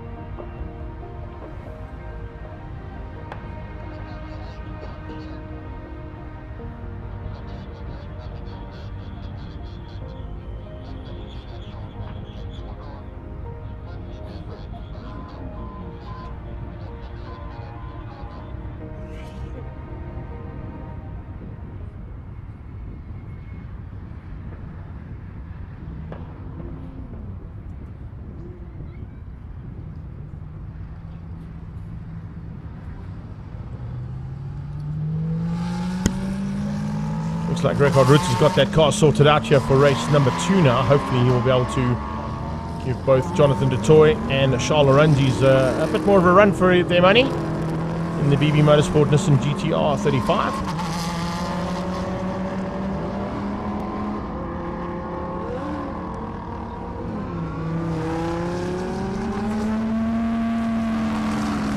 Mark DeToy in the Silver Dream Racer 430 Ferrari. Smoke coming out of Dion Duplessis in the KTM Crossbow R. It's the race version of those KTM Crossbows. He was in his road-going version a little bit earlier on today. Marius Jackson is also back on track after that late race spin out. And then it's Greg Parton behind him in the Lamborghini Huracan for Drives It Environmental. Ricky Giannacaro behind them in the G&H Transport Lamborghini Trofeo.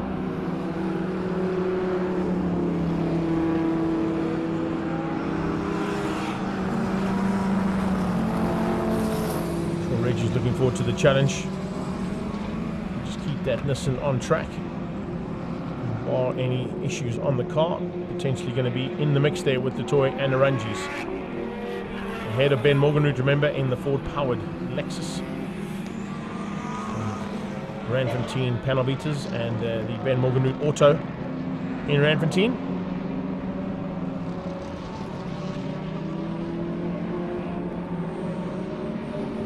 MJR and Mega Fiber Audi R8 of Marius Jackson. Watching in the background for his teammate Wanda McQuena in the GT4 Spec R8.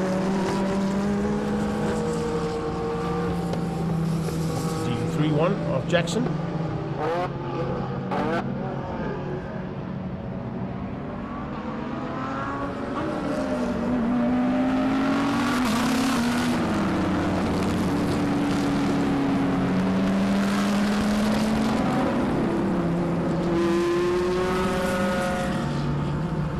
We'll wind up behind Victorino Toyota's 86 there.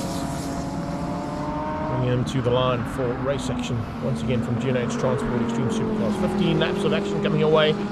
15 cars about to go to battle. Great to see Anmol Kutsia and Mansour Parker, who also made it here from Cape. In the mix there with Jimbo Giannacaro and Olusana for G&H Transport and BISC Bisc Logistics.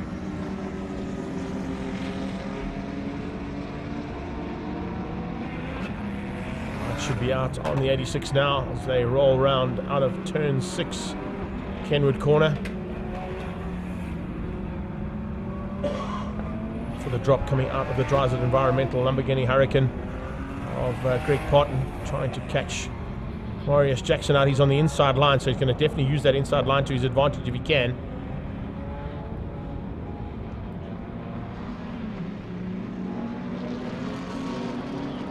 Here we go, to the line. And Jackson runs a bit wide coming onto the start line. It is a whole shot city for Jonathan DeToy. He hangs onto that outside line and the pole position he was on to outgun Charles Orangis into turn 1 and 2. Orangis now right underneath the wing. Ben Morganroot holding the rest of the pack up as Greg Parton tries to get past him. Oh no, it's gone again. Richard Rutz pulls into the inside of the track in turn 2, once again off the start line. And Roots out of race 2 in the BB Motorsport Nissan GTR.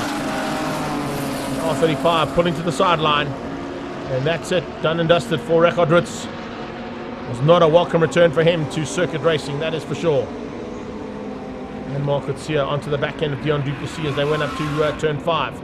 Pressure from Parton on Morganroot. Behind them, Giannacaro, Jackson, DeToy, Aquena.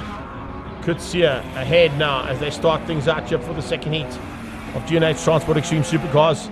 Dion Duplessis in the KTM Crossbow R just ahead of Jimbo Giannacaro.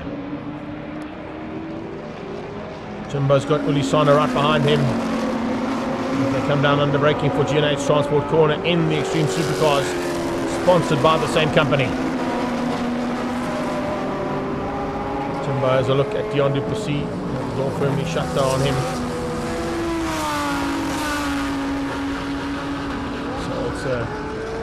KTM Crossbow versus Lamborghini Trofeo. versus Z4 BMW. And it's the BMW of Mansour Parker behind them.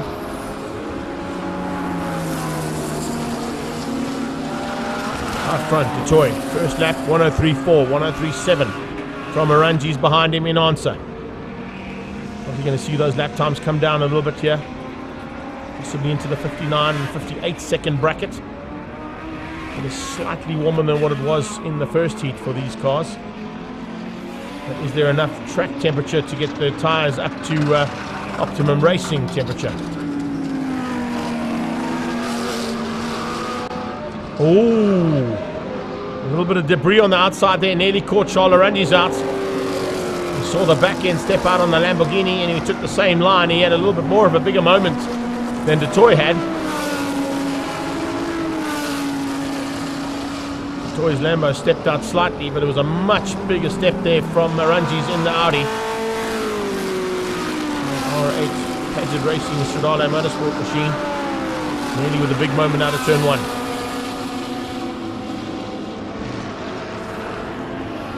Class A plus top 3 on the track as well. Further back, the battle for Class GT3 starting to rage here. The GT3 spec cars under a big blanket of a battle here. Ricky Jonakara hanging on ahead of Marius Jackson. They're not quite on the same pace as the Hurricane of Greg Parton, who leads out. There is that car. Look for the gap down to second place for GT3. And there's Ricky Jonakara in second, ahead of Marius Jackson, Dutoy, and Kwanda Mokoena. That's 2, 3, and 4 on track for GT3s, followed by Class C's leader, Kwanda Mokoena.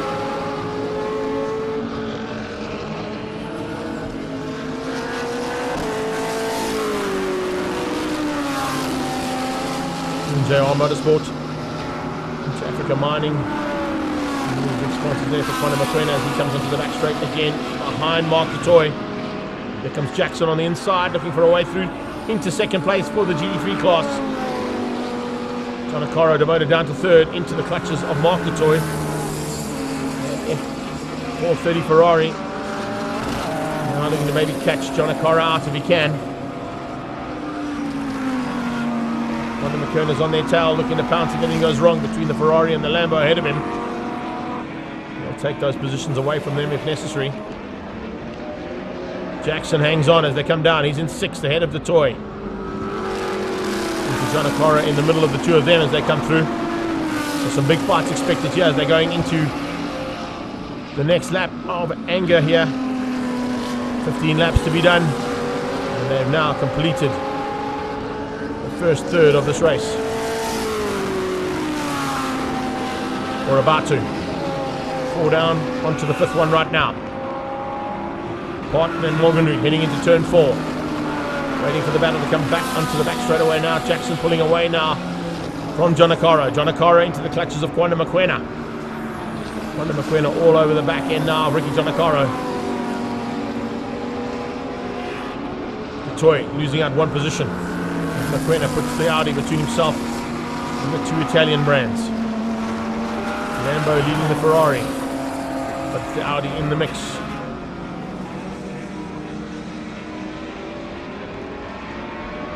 Get the lap times, they've gone down into the 1 minute bracket now between Aranji's and Dutoy. 60.245 second lap there for Jonathan Dutoy. And a 60-second lap coming out of Charles Aranji's as well. Tyres now starting to come into their own. Temperatures are up on the cars, temperatures are up on the tyres. Traction starting to kick in.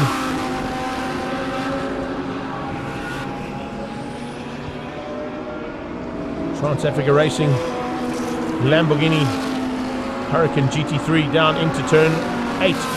G&H Transport Corner. 222 k's an hour there on the last pass for Jonathan Dutoy down the back straight away. 220 from Charles Aranji's. Paget Racing Stradale Motorsport Audi R8. Coming up on the back end, Richard Daly now. Daly about to be caught in the second of the BB Motorsport cars.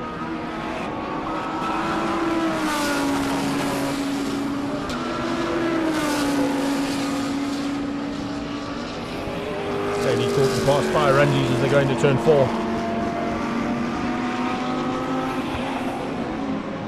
Hurricane still behind Ben Morganhout. Parton hasn't found a way past him just yet. Pass A+. Ben Morganhout in third. So not having the same kind of pace as the Audi and Lamborghini out front. In a big fight here with this Lamborghini Hurricane of Parton. He runs the Michelin tyres on that car.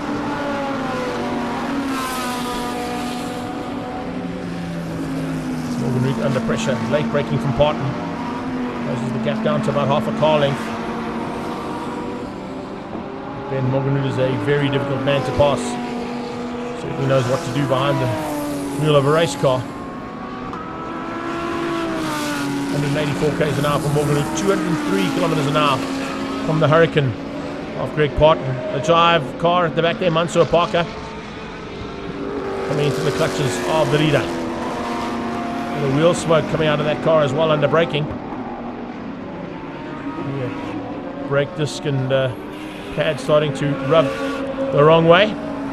Parker moves out the way, allows Jonathan du Toit through into turn 6.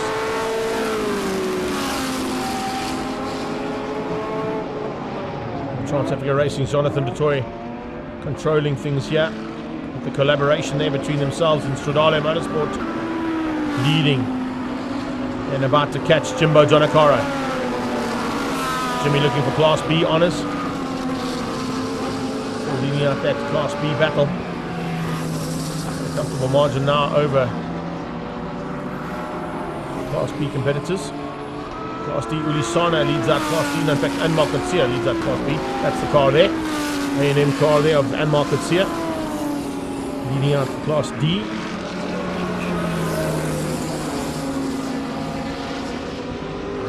There's Ben Morganhout. Keeping Parton out for now. Battle for third and fourth on track. Out of turn 2 they come.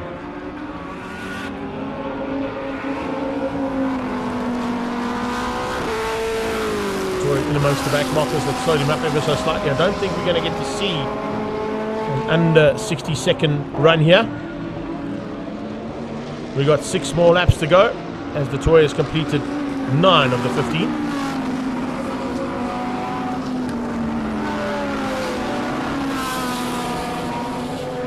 Parton putting big pressure, trying to force a mistake out of Ben Morganhout. That's not an easy thing to do.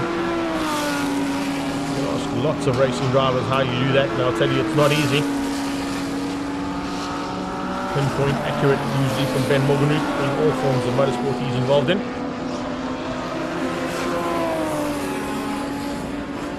Down into the left-hander. Turn 1. First to the left, there's 3 of them at the circuit. 5 right-handers. 2.1 Ks of tarmac to play on. The majority of these cars within a couple of hundredths of a second of each other for Class A Plus and Class GT3.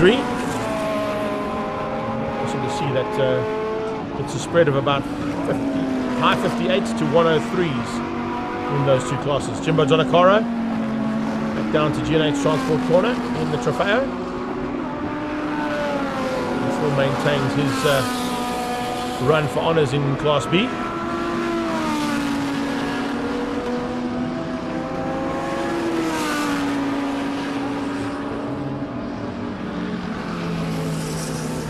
Transport Supercars with about 4 laps to go here.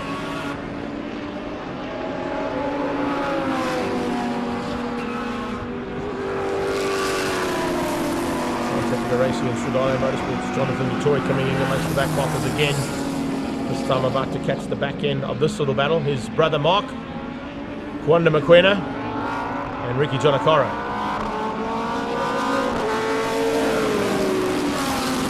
Kwanda dives up the inside. Mark gives him some room to play.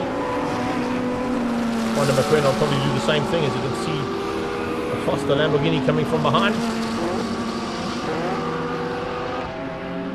Doesn't want to lose too much ground though to Ricky Jonakara in the process though, and he won't. Toy timing that to perfection. Through turn 3 onto the back straight. Third place, incredibly, is heading down the hill towards turn 8 as the toy is heading up the hill towards turn 5. That's the turn of pace you can get from a full spec GT3 Lamborghini Huracan. 1:0:42 on the dot there, fastest lap, and in fact it's 59 on these last parts. So we got down into the 59, 59.9 out of Detroit. I don't know what was the lap, I think 11 of this race. Bit of clean air now for Detroit if he can get through ahead of Ricky Giannacaro. He's now onto the back end of Jackson actually, so he's actually caught and past Giannacaro and he's now through on Marius Jackson, so he'll have a little bit more clean air with a couple of laps to go. And that give him a chance to go even quicker than the 59.9. Not really looking for lap times, he just wants the victories. And he's got that comfortably over Charles Arangis at the moment.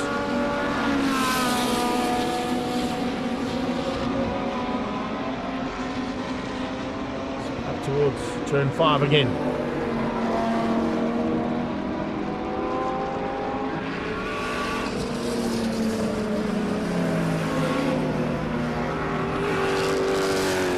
Plain sailing here for Jonathan Detroit. Flags waving in the background from the car behind him. That'll be warning him that some quicker cars coming along the road. Charles Arangis looking to try and close that gap down now as he gets through on Jackson. Detroit still no answer to Kwanda Mokoena, who's got away from him now ever so slightly. 430 Ferrari, the Silver Dream racer out of Trans Africa Racing. Mokoena moving away ever so slightly from Mark Detroit. Mokoena looking for honours in Class C. He's not involved in the GT3 battle. He's in a GT4 spec car.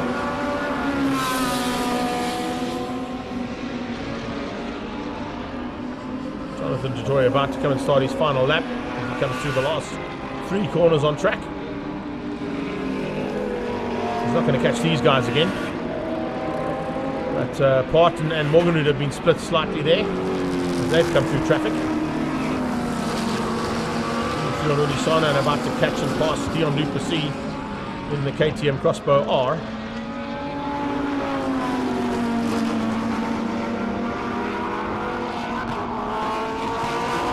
Morangi heading to turn 2 as well. Paget Racing's Finale Motorsport Audi R8. Back straight. Victoria heads for the last time. Through on the giant BMW, the Manso Parker. No problems whatsoever here for Jonathan Detroit. Actually cleaning up this field and decimating his competition in the form of Charles Arangis and Rekard Ritz. Yeah, Ritz fell out once again right in the opening stages of this race. Looking forward to seeing that car in East London, that is for sure. Maybe the next time we see G&H Transport Extreme Supercars in action as the checkered flag comes out. It's a toy for the victory. He wins out over Charles Arangis. Arangis also pushing hard there for that second spot. Didn't quite get to Detroit in the end. Have a little bit of help from the traffic to just slow Detroit down slightly. Jackson wins out the battle for GT3s. No, he doesn't, I beg your pardon. That's going to be won out by Greg Parton, who's still got to come through, of course. Jackson will get second in GT3s ahead of Ricky Giannacaro for the GT3 category. And for the cars still to come through there, of course, of Ben Morganroot and Greg Parton. Class A plus third place, and Parton for the win in the GT3s. Kwanda Mokoena is going to take the win in Class C. And Anmol Kutsia coming to the line now will be the winner of Class D. He's just ahead of Class A Plus's third place, Ben Morganwood, and the winner of GT3's Greg Parton in the Dryset Environmental Lamborghini Huracan. Jimbo Giannacaro to the line. He'll take Class B honours. And Dion Duplessis will take Class A honours overall in this category. So Jonathan Detroit, Charles Arangis and Ben Morganwood, Class A Plus and overall 1, 2, 3. Greg Parton wins out over Ricky Giannacaro and Marius Jackson for GT3 honours. Kwanda Mokoena takes the C's and Mark Garcia will take Class D. Class B goes to Jimmy Giannaccaro, and Class A to Dion Duplessis. Up next, we're going to Paybar Volkswagen Challenge Class B in their second and final heat of the day here at Zwartkops. Supercars and Pocket Rockets.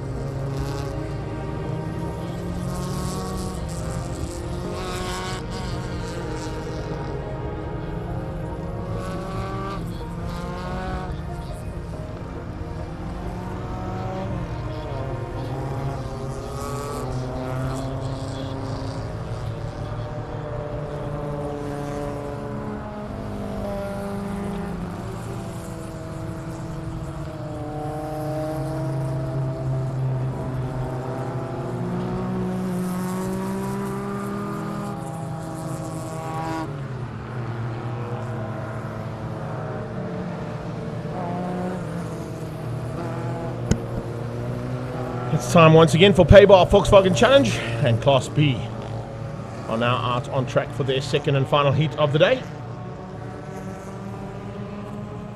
Right through the pack in race 1 we had action in that first heat, so look for more of the same here in race 2.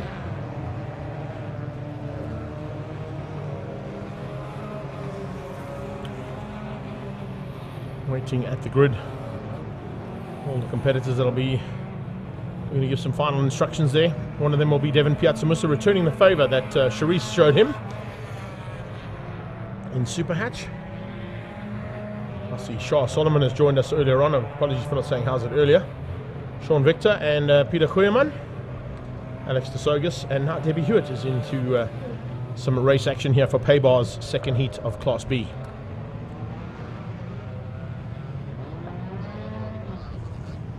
Ethan Kutsia will be looking to get a little bit higher up in the proceedings for Class B's action here in race 2. And he usually pilots his Universal Motorsport car in Comcare Polo Cup National Championship. This time out in his Class B. A little bit of instruction being given there by Stian Kriel by the looks of things to the dock. Race 1 winner, of course, came from Hannes Schippers. He's not on pole position this time, he's on the inside line. But one man who can definitely tell him how to take advantage of that inside line will be Kriel. He just gives him those final instructions to head down into turn 1, possibly to outgun the pole sitter, Elna Cruiser. Karshan Naidu and Charisse van der Merwe as the second row. Kutsia and Pretorius ahead of Mack and Nkube. And then you got Jacques Hayes, who is onto, I think, his 7th life of the cat lives that he has left. A couple of interesting moments with Jacques Hayes in that first heat. So we see more of the same here in the second heat.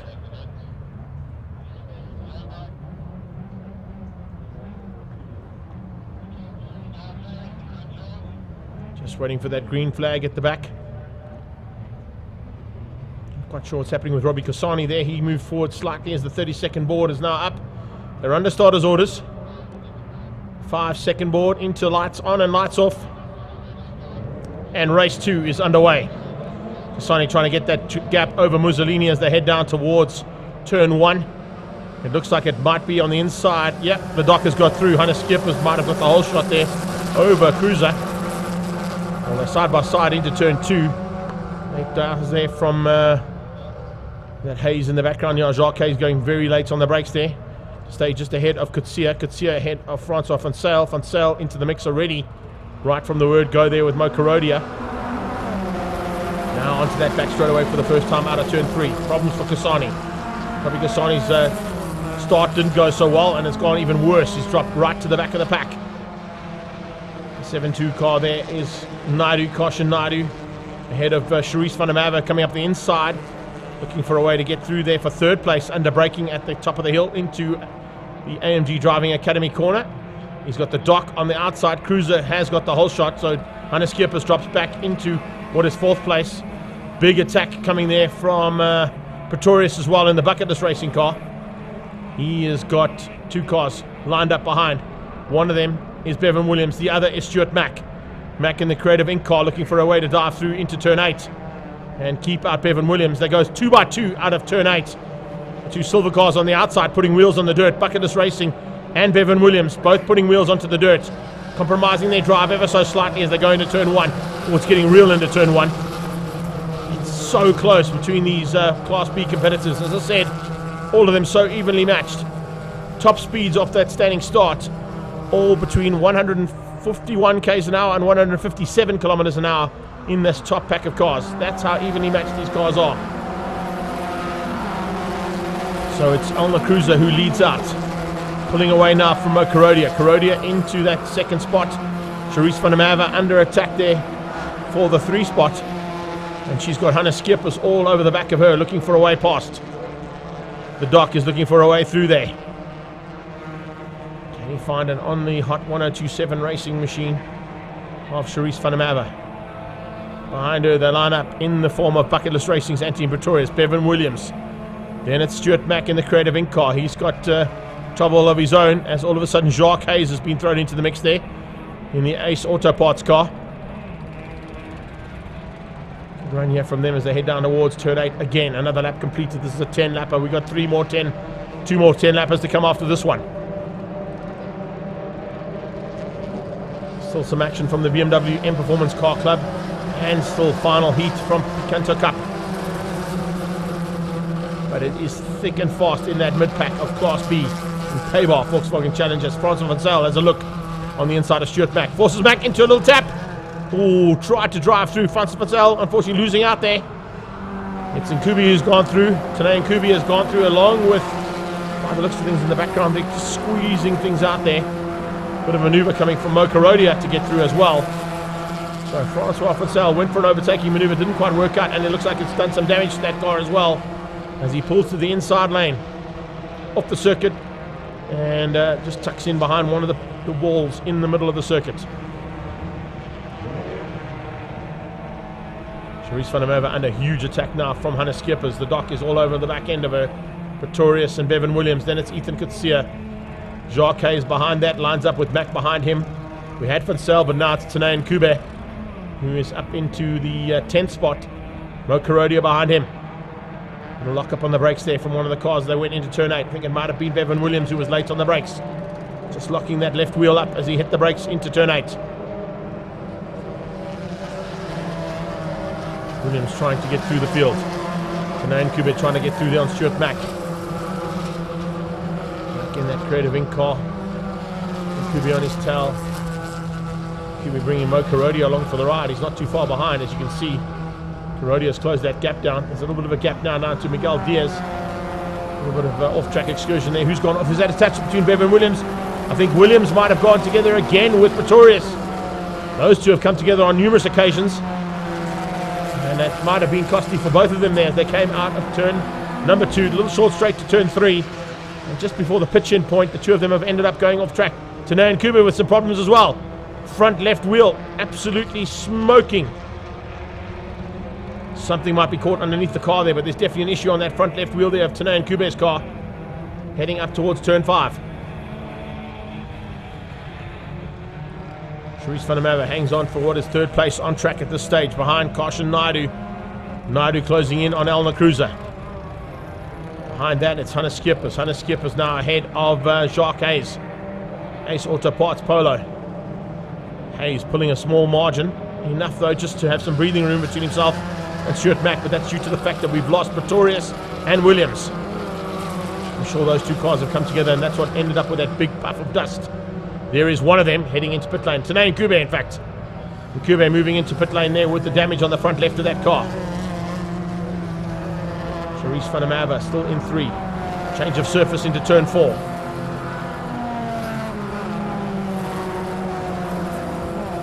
That's the reason for the change of surface. There's a lot of debris that's been pulled onto the track there. Those Dunlops do not like it, and you can see why. Oh, Naidu out of shape. Has he been able to catch it? Yes, he has. Oh, and a huge moment there as well. The bucket list. Oh, that is Pretorius off again. He's had an absolute nightmare here in the second heat. And another car off. Change of surface there as we're seeing another car slide into turn 4. It's the 25 car that's spun out. It's going to be Mo Karodia. So Karodia follows suit as he gets the outside line where all that rubbish is pulled onto the circuit. So some action there between turn 4 and entry and exit points. So we'll get another look at that one more time if we can on the replay. As they head down into turn number 2. Hannes Schippers now trying to close the gap down on Charisse, and in fact getting through on Charisse van der Merwe. Van der Merwe's made a mistake somewhere on track as well. Maybe caught out on that slippery stuff into turn 4. So Schippers up to 3. Here we go. That was the first part. That was the back end stepping out there on Naidu. Then we saw a full 360 from Pretorius, and right behind him, Mo Karodia, almost instantaneously coming up to the back. There it is. Karodia off track as well. So whatever debris is on the outside of turn 4, it's caught 3 cars out. Hopefully not going to catch any more into the closing stages here of Heat 2 of Paybar Volkswagen Challenge Class B. Karshan Naidu in second. All sliding is the dock. Dane Fern Dental Studios stock. Hannes Schippers with Charisse looking to capitalize on any mistake she can get out of the dock.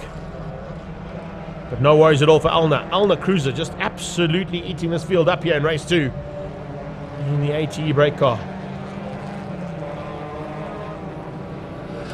So coming into Turn 1, just behind them, you can see it, Jacques Hayes and Stuart Mack. But Skippers hangs on for now. Sharice van der Merwe trying to get back at him after the overtaking maneuver he's pulled a bit earlier on in this one. Must have been a mistake there from Sharice van der Merwe. That's cost her slightly here in the closing stages. Look at the debris on the circuit. There's just dust and rubble everywhere. Make it very difficult for the next two classes. We've got BMW and Performance car clubs coming onto the circuit after this, and Kia Picanto Cup for their final effort. Easy Parts car goes through there as well.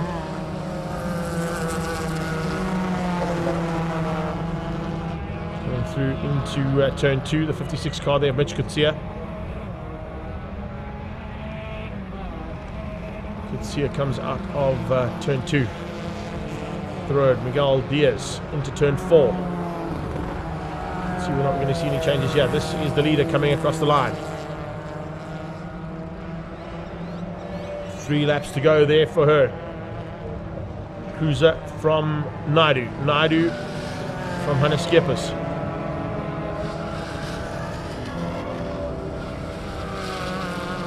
Skeppers pushing hard there for Class B honours, but looks like he's going to possibly have to settle for a second or third place overall. Definitely a third place at this stage in Class B's second heat.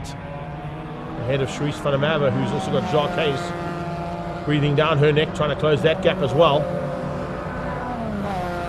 Hayes and Mack. We've got this battle. Stelio Nosios. Miguel Diaz behind him. He's going to be for 7th and 8th place on the road. Quite expect to see those two cars that high up, but of course we have had a lot of issues with cars in that mid-pack. They've all been promoted up with the demise of some of their fellow competitors. Haybar car goes defensive.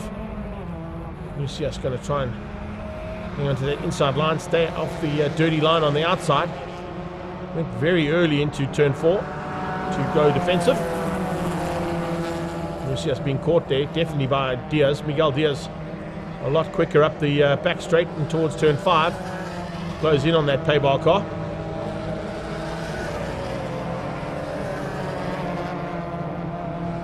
Two cars, and they go down towards the final 2 corners. And they're going to be starting their penultimate lap, so there's 2 laps to go for them. Diaz on the inside of Nusias should be able to get through here.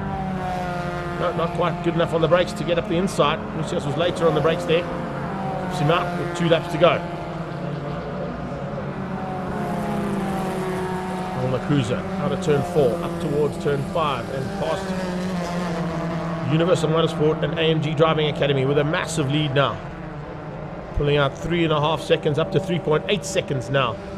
With a lap and a half to go for her. ATE brake car there. Looking for the victory here in Class B's second heat. Looking for that victory over Kasha Naidu and Hannes Skeppers. Skeppers race 1 winner might still be in for a chance of a good place overall as well here today. Across the line with a lap to go now for Haybar, Volkswagen Challenge Class B.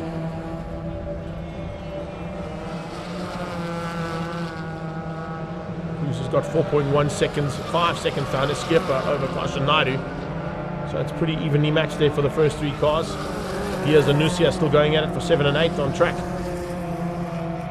Stelio having a fantastic run to keep out Miguel. They're still going to be high-fiving each other after this one. If something doesn't go wrong, of course. After a great battle, locking up into turn 8, running a little bit wide. Oh! Commentator's curse there on Nusias. Sorry about that one, Stelio. Runs wide under braking. Just that kind of small mistake at this point of the race is costly. Drops him down into 8th, moves Miguel Diaz up into 7th. 3 corners to go here for Elna. Cruiser basically in cruise mode right now. Coming to the line for the checkered flag. Going to beat out Kasha Naidu and Hannes Skeppers.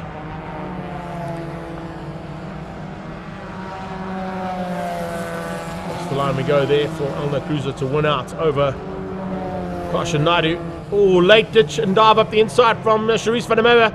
Squeezes through for third. Oh, that's brilliant. Last ditch effort there from Charisse van der Merwe to beat out Hannah Skeepers.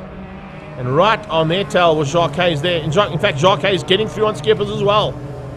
So the doctor caught out in the last two corners by two of the competitors coming from behind. One of them was Charisse van der Merwe in the Hot 1027 car. Jacques Hayes in the Ace Auto Parts car squeezes through to beat out the doctor. Dane Fern Dental Studios Hannah Skeepers down to 5th after taking the first race win in Paybar Volkswagen Challenge. Let's have a look at those unofficial results there, of course. Cruiser from Naidu. Naidu on the last lap, getting fastest lap of the race, a 1:15.8. He beats out Charisse van der Merwe and Jacques Hayes and Hannah Skeepers for the top 5.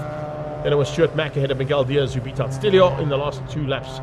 Elio Mussolini in 9th ahead of Mitch Kitsia, Robbie Cassani and Mo Karodia in 12th. Bit of a race of attrition there in that second heat of Paybar Volkswagen Challenge Class B. Up next, BMW M Performance Parts Racing Series. They'll be out soon.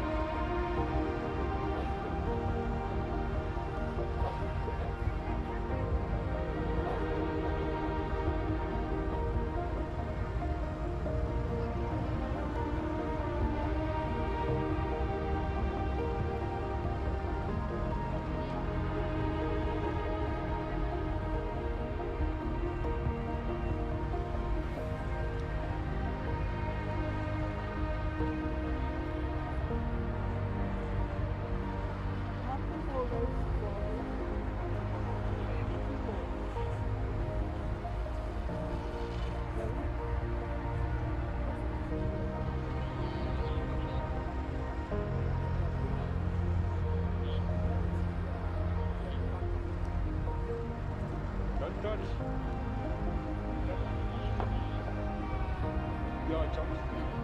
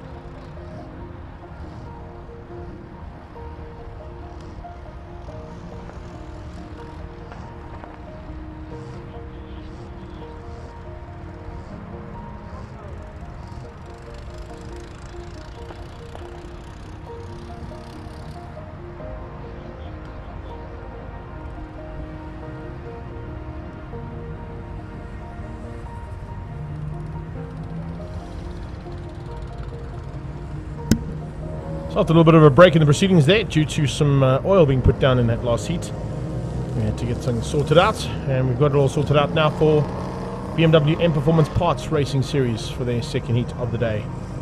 10 laps of action coming your way from these guys, 10 laps still more from Kia Picanto Cup. And that will bring us to the close of the day's proceedings here at Supercars and Pocket Rockets, the Regional Extreme Festival at Extreme Festival's home, Zwartkops International World of Motoring. Remember, the next round of the Regional Extreme Festival happens on the 13th of August back here at Zwartkops.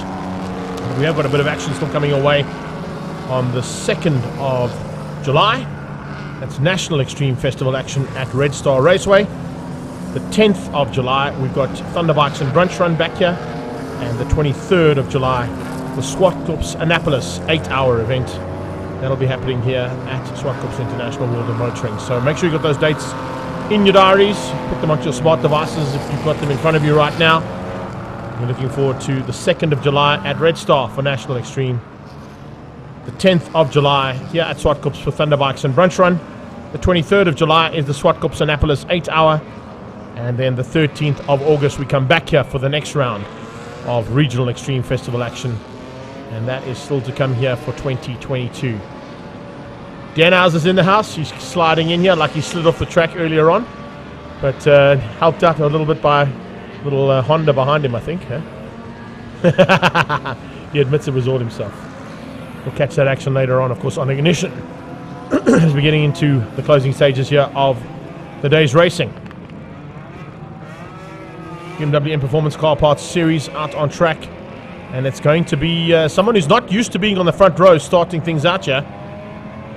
Rasley Harris going to be starting things out here on the front row. And remember, it's 3 pages of timing that I've got to get through. So apologies if we don't get to the names as quickly as what we normally do. Harris and Fedetto, Ari van der Berg and Thomas Potgieter, Hillingen and Lorenzo Gauteri, Mark Jones and Nicholas Van Sale, Baggioni and Ramsey ahead of Nick Macris. And that's how they are going to line up here for their second heat of the day and the second last race of the day as well. Bernard de Gavea, Nicholas Fisher, Sean Dodd, Spiro Macris, Dave Rees, Javelin Ramsamy and Jaco Storm are at the back of the field. But behind Macris, you're going to have Rick Leroux, Jagger Robertson, Andreas Meyer, and Vegan Naidu into 15th place there. So a little bit of an inversion on the way they finished up, and a bit of a shuffle around as well. It's not really an inverted grid, but a bit of a shuffle around there on the race proceedings here for race 2 for BMW M Performance Car Racing Series.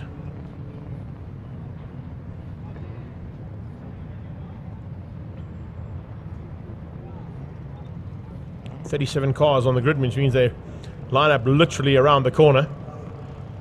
Unfortunately, it is a rolling start, so everybody will get a chance to resume their positions in anger. A couple of guys just trying to get some cool air into these cars. Those cockpits get very hot very quickly. Temperatures here haven't really gone above the 17-degree mark all day long. But when you're inside a race cockpit, it's a slightly higher temperature that, of course, will pick up dramatically. Barry Hubbard's in the house. He was in action only a couple of weekends ago. In fact, a weekend ago on Sunday in the Brunch Run and Thunderbike class. And Alan Brumby's just joined us as well for the last bit of action here from Supercars and Pocket Rockets version of the Regional Extreme Festival at Zwartkops.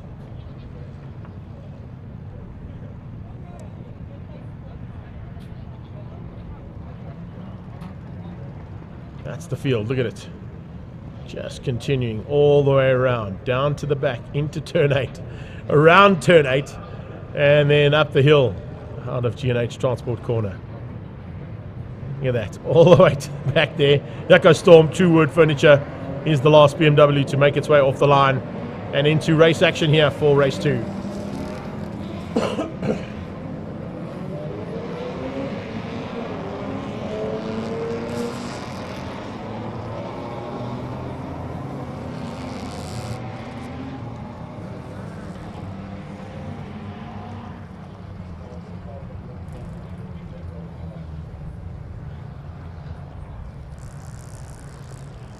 Baggioni, Lyle Ramsey, Nick Macris, Rick Leroux, Jagger Robertson, the German Andreas Meyer. Troy Cochran coming through there as well, just ahead of Michelle Singh. Van der Maver in there too. Ari van den Berg on the 357. Doesn't look like it's got back on track. I didn't see. Oh, there it is. Just missed it there. There's a couple of white BMWs, and then of course this low light makes it a bit more difficult to spot them. But the 357 BM is back on track. He just managed to cross the line in the lead of the race, remember, with an ailing car at the end of race 1. So I wonder if they've got that car all sorted out now. The German will be looking to come through the field rapidly. Watch out for his attack to the front.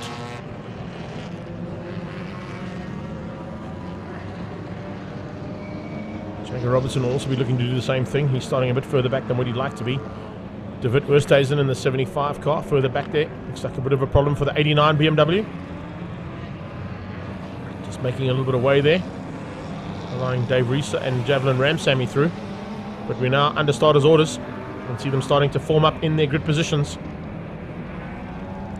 There's so many cars on track that they're actually going to have to slow them down pretty dramatically. The pace car is staying out. Quite sure where the pace car is staying out, but the lights have not gone out on the pace car, and I don't think the man out front there, Rasley Harris, realizes that they're still under safety car conditions.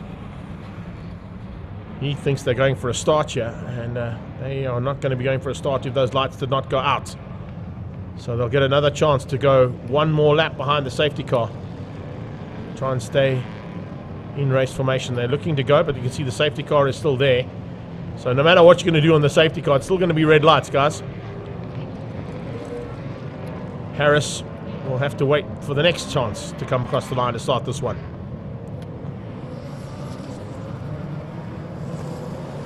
This is one of the issues that you can have when you don't have guys at the front of the field who are used to being on the front row. That's the reason for the safety car staying out. And I saw that 89 car pulling to the sideline. And then they're going to just use that little Toyota Condor to get it out of turn 4's entry point. So we're not racing just yet. You can see now they've all realized that they're not racing. And they're going to have to take up their positions once again behind the safety car. They've all overtaken the safety car. So, whoa, a couple of fines going to be going out at the next meeting of the board, I think. They didn't think the safety car was out there for the restart, but it actually was. You got to wait for those lights to go out, gentlemen, before you can go racing, and they hadn't gone out yet.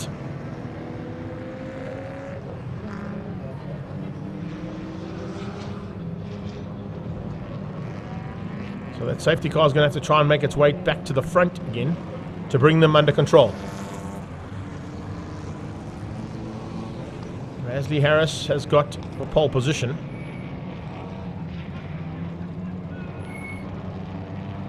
And he's taking it up, of course, alongside. Oh, there you go. Safety car's taking the shortcut. That's why he's gone across the little joining road between turn 4 and turn 8. And he's going to wait for them to come around the corner to pick them up again. Which means we're probably going to have one more lap under safety car again. Red flag. We're going to restart this one.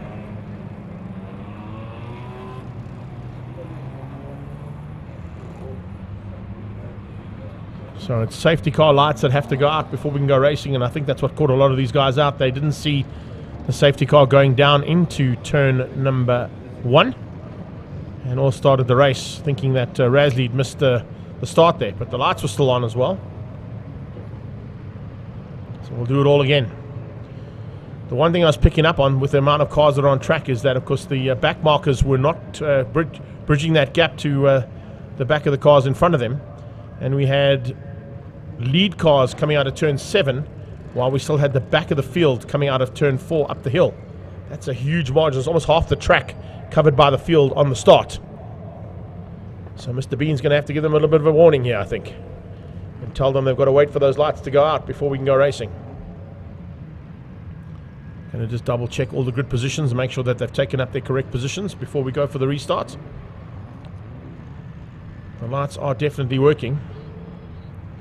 And they would have stayed on due to the fact that the safety car was still on track.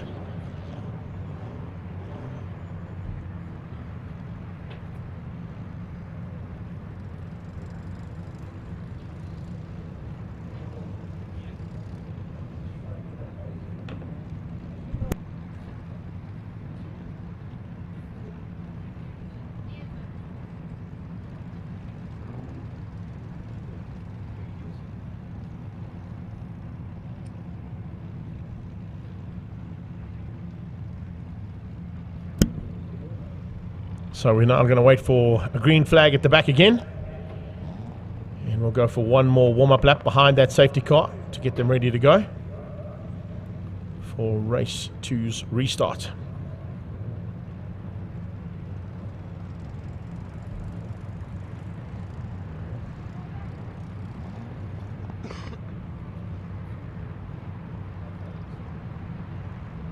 Mark Jones trying to get some cool air into his Sav Speed BMW.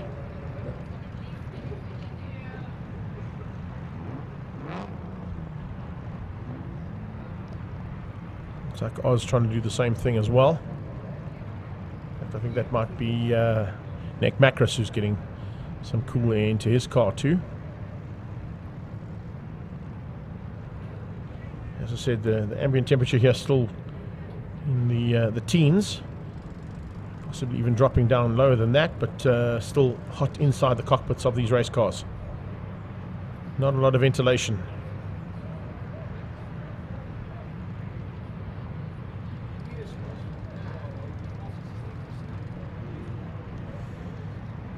Pace car rolls. Won't be too far behind that. The BMW start to roll behind it as well.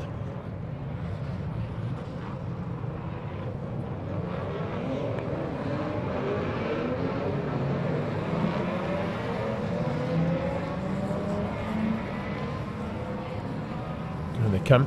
36 of them in total now. Fabio Fedetto in that M4 alongside Rasley Harris for the front row. 357 in the second row of the grid. Harry van den Berg, race 1 winner. Possibly looking for a double victory here today if he can. Watch out for the pace coming from behind though. We've got to keep an eye out on the German and on Jagger Robertson, as they'll be trying to get through this field, starting down in 13th and 14th place respectively. They've got Macros, Ramsey, Bagioni, Funsell, Gearing, Funamava, Economides, Renier Smith and Michelle Singh to go on the attack with.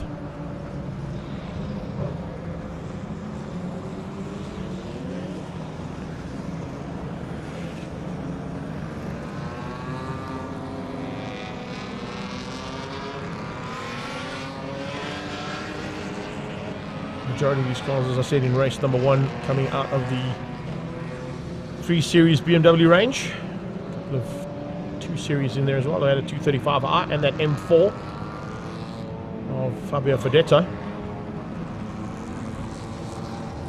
The majority of them have got some form or flavour of 3 Series.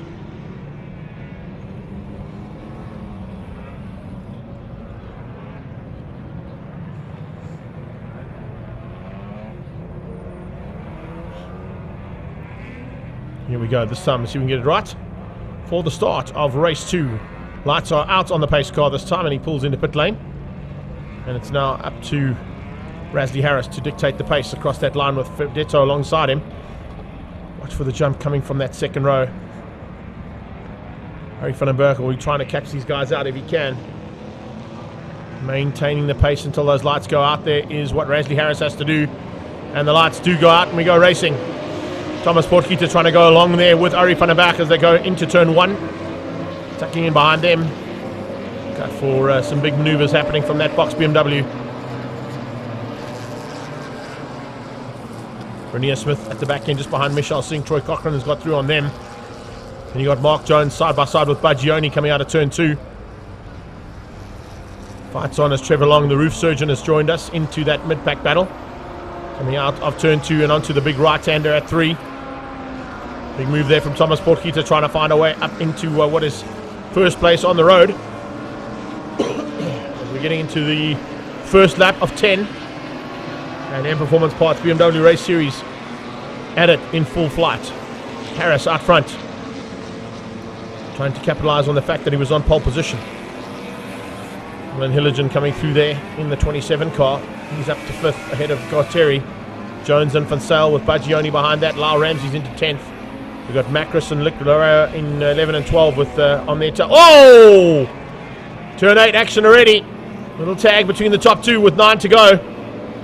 Portkita losing out there as he tags the back end of Harris, removing that rear bumper. Hilligen, here comes Jagger.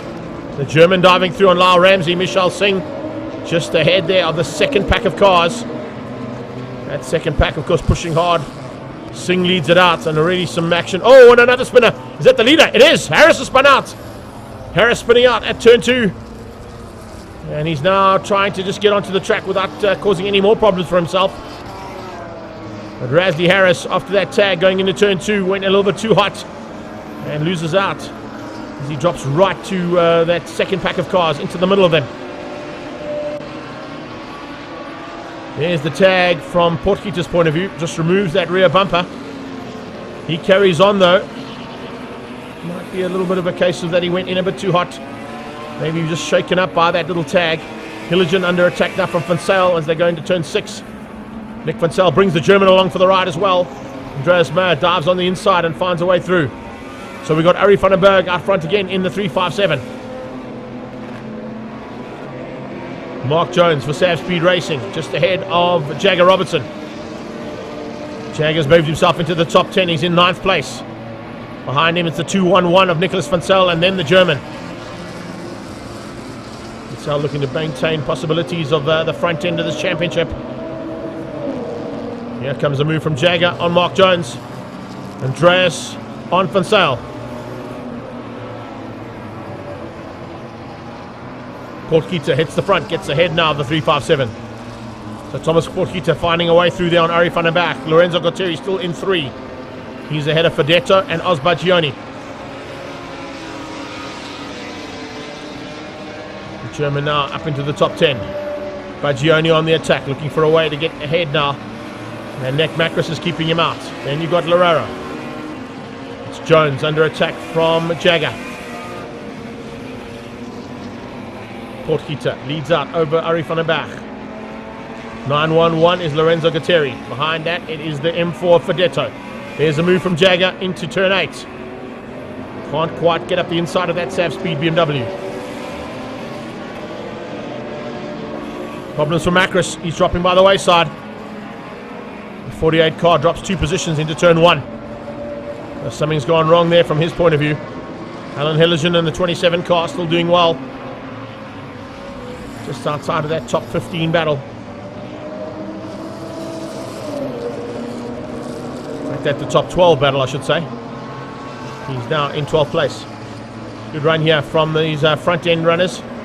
Macris dropping by the wayside though. There's definitely an issue on his car. He allows Jones, Jagger and the German to get through. Hilligen all on his own. Michelle Singh, the same thing can be said there. Then it's the 00 car of Darby. Yeah, Darby coming through there in the 00, just making sure.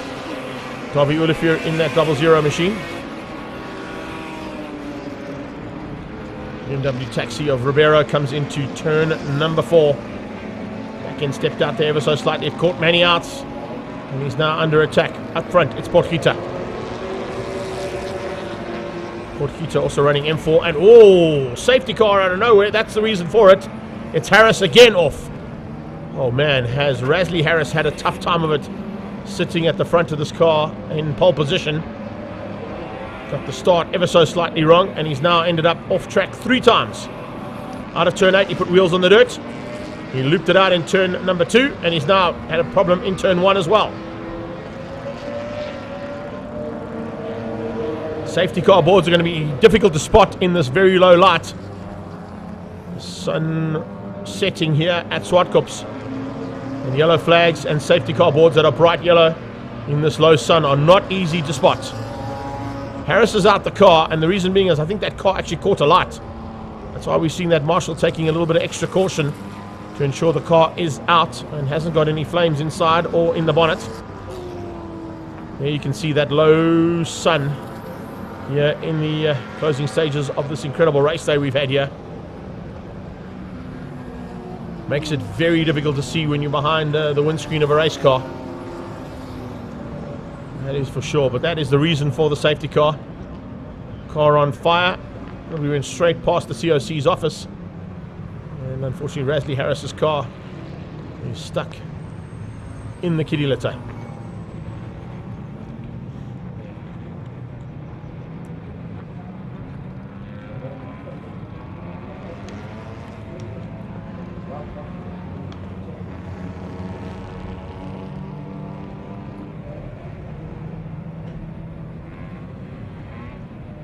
An incident-packed event here, that is for sure, for race 2 in the BMW M Performance Parts Racing Series.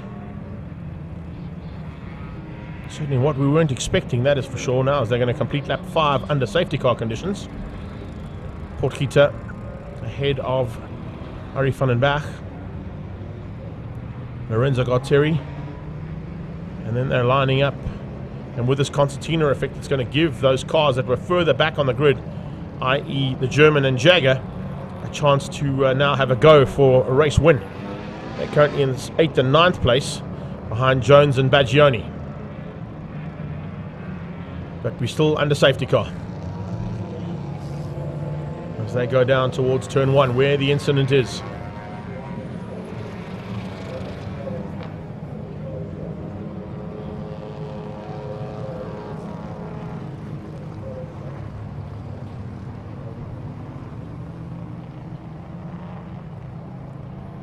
So they're just taking extra precaution to make sure that car is completely out of flames. Baggioni and Jones, then it's Jaguar and the German. Van Zyl ahead of Hilligen.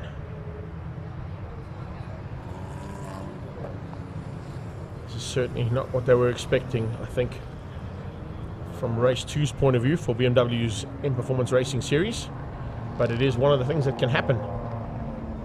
And brings some a little bit more excitement for the last couple of laps, which are going to be a huge sprint dice out here for the last honours available for this series.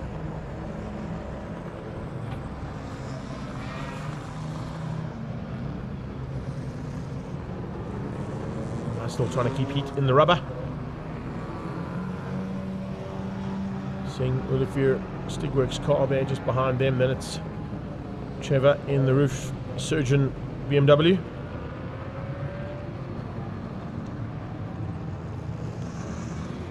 Bits and pieces of the car being put onto the back of Recovery 1.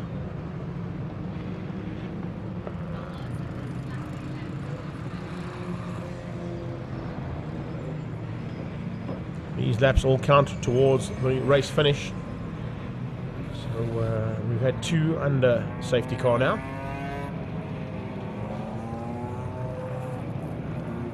Bringing him to the halfway stage of the race, of course, as well.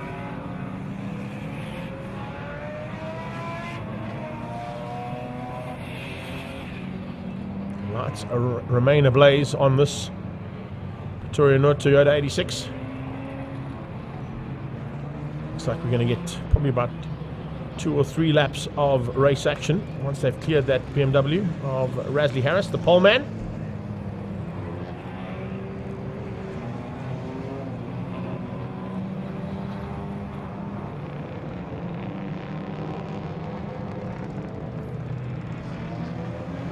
Look at this field. Absolutely amazing to see 36 cars. Make that 35 now, with Rasley's car on the sideline. But we had 38 that started and 40 that actually arrived here on race weekend. 2 of them having some problems yesterday in the qualifying and practice sessions.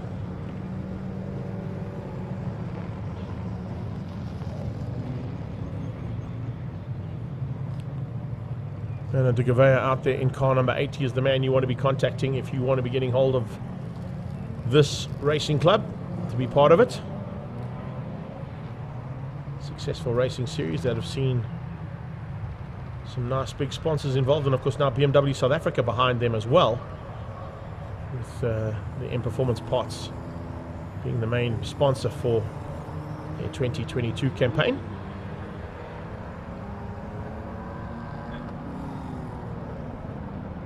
Right, looks like we've got that BMW all sorted out, and they're going to try and remove it from harm's way.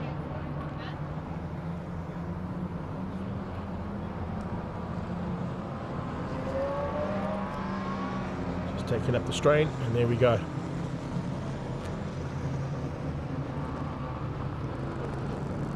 We'll try and bring it onto the grass before they extricate it into a position that's deemed safe, and then we can go racing again. And where they are right now potentially could mean that we're going to be having about 3 laps of sprint racing to go to finish this one up.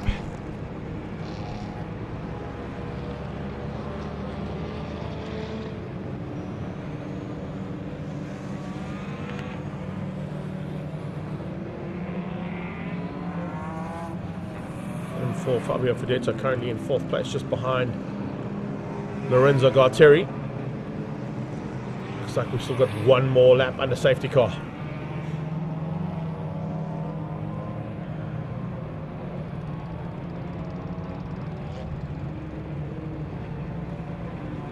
Here we go. I've got that car now behind the barrier, and that should be deemed safe to go racing.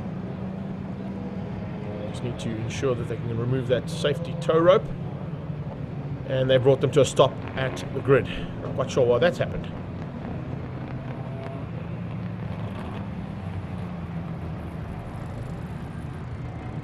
Okay, I'm not sure why they were bringing them to a stop at the grid. We were still under safety car. But I need to say they've decided that they're going to go and bring them to a full restart here again.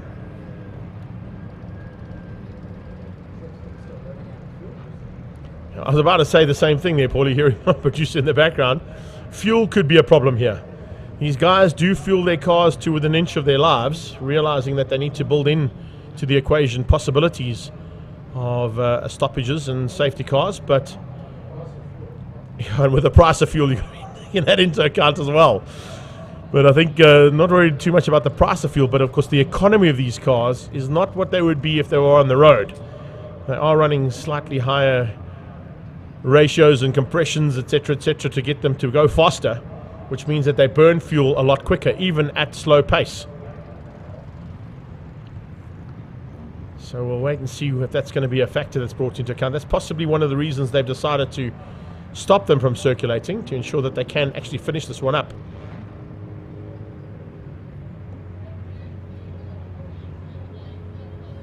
So Raz's BMW out of harm's way. Let's see if we can now go for a restart. Just waiting for Romeo 1 to make its way back to its original position. Jacques and his team, as always, doing an amazing job. Well done there, guys. Thanks to the assistance there from our 3 race circuits combined marshalling association. They're now, of course, based here at Zwartkops, but it's Zwartkops, Kyle Army and Red Star that combine their efforts for the marshalling that happens here in the northern regions.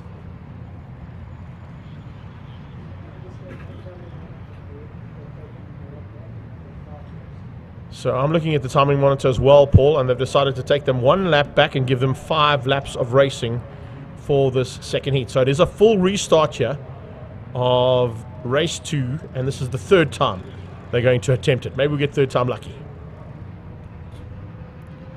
Renia Smith battling with some cooler air to get in the car. Same thing from Jonesy's point of view, a little bit higher up on the field, and from Davy Olivier.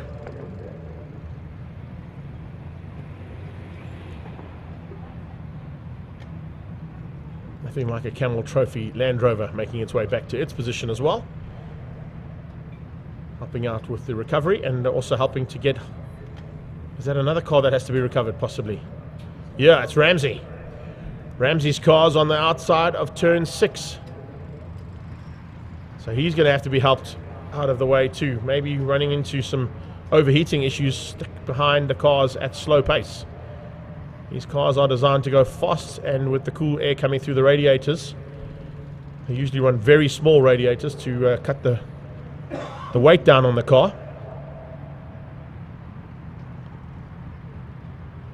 So let's see whether or not they can get that one extricated as quickly as possible. That's also one of the reasons they probably stopped the race too. Justin Robertson making his way down there from Big Boss, just giving a heads up there to Jagger, telling him he's got 5 laps still to go. Looks like organising committee making their way down as well, just giving the drivers a heads up that they have got 5 laps of racing coming their way.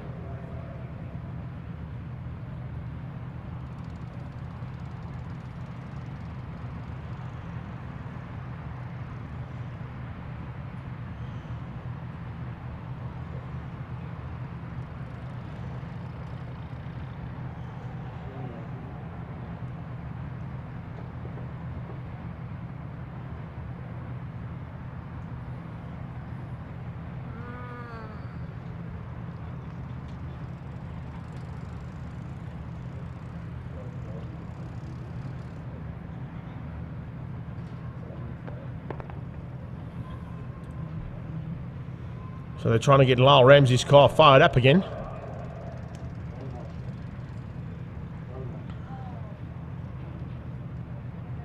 Even if they can't get him fired up, at least he'll be able to roll down to pit lane. And there should be enough momentum on that car to get him into the pit lane as he heads down through Kenwood and through turn 7. If it doesn't fire up, of course he hasn't got a far way to go to get to his pit garage here at Zwartkops International World of Motoring.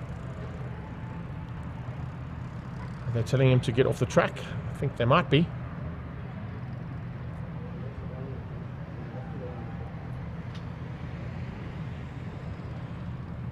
I think that Marshall's going to run out of steam trying to push that car on the grass.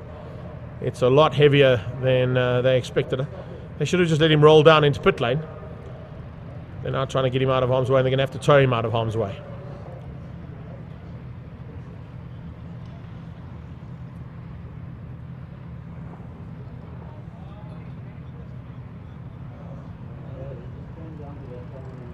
Andre Fadafefa has joined us on the live stream as Johan Stolk and Hayley Furry.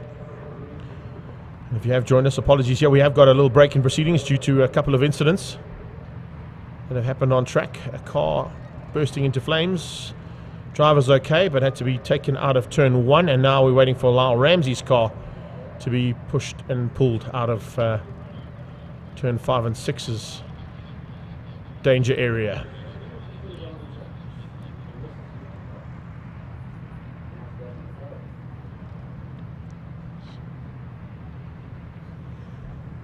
So is that enough, and is that out of harm's way enough for the COC to deem that we can go racing? We'll wait and see.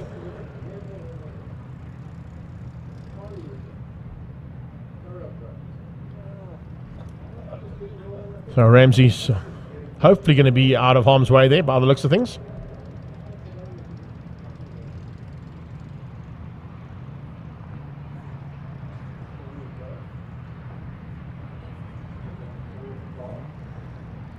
Well, a bit of aerial material there.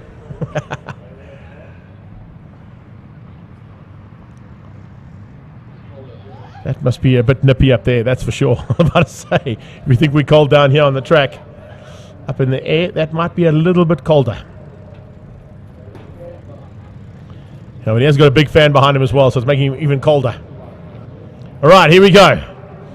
So it's supposed to be 5 laps of action here again for the restart for the 3rd time of BMW M Performance Racing Series.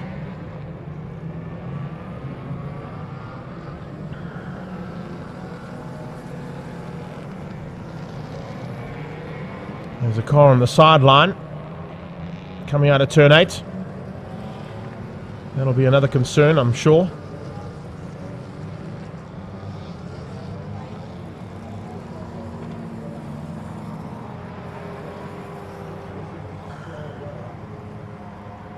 Looks like that car that was stuck on the pit apron has got going again.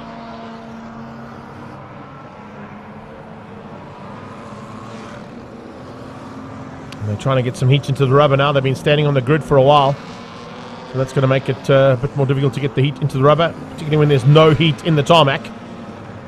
The sun dropping down rapidly behind us here on the southwestern part of the circuit.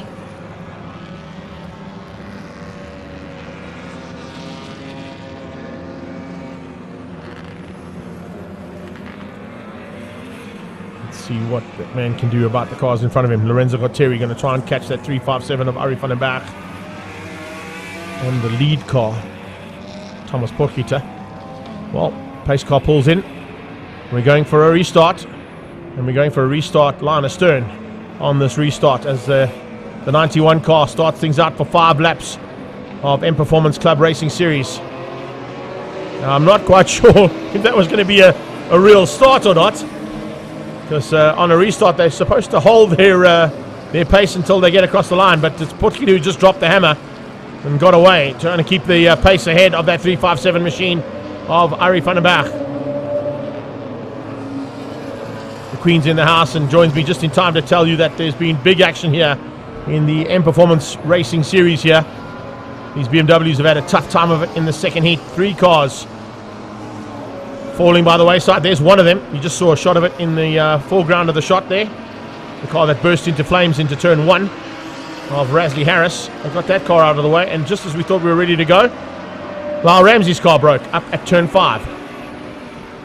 So we've had a bit of an incident-packed race 2 here, and this is the 3rd attempt at the start for the second last race of the day. Potgieter leading things out as they come down the hill into turn 8. G&H Transport Corner has seen a little bit of action as well this weekend, and starting to come through the remnants of lots of dust and dirt on the circuit. And a couple of big oil spills, some great work done by the marshals, as always here at Zwartkops, trying to keep everybody happy, trying to make sure that we can go racing as quickly as possible. A valiant effort there from them to get us back in racing here for the second heat of this BMW race series. Potgieter's got Uri on his tail, looking to try and come through on him. Behind that, you've got a hard charge from Lorenzo Gualtieri. He's pulling away from Fedetto. Fedetto's got Lorero on his tail. Rick Lorero starting to come through there rapidly. Nice change up here for Jaco Storm. He's come through a couple of cars. Oh, we got a spinner. We got a spinner at turn 1. Turn 1 with a big spinner there, and it's Oz Baggioni. Baggioni stuck on the inside of turn 1. That's a dangerous position to be in. Romeo 1 making his way there rapidly to try and get there. Oh, and another spinner. The leader. Can you believe that? Potgieter's gone out. Potgieter's looped out as well at the top of the hill. Wow, what a race of attrition here for these guys. Everywhere you turn, almost every single corner there's been an incident. Baggioni's front end looks like he's tapped the back end of one of the cars there.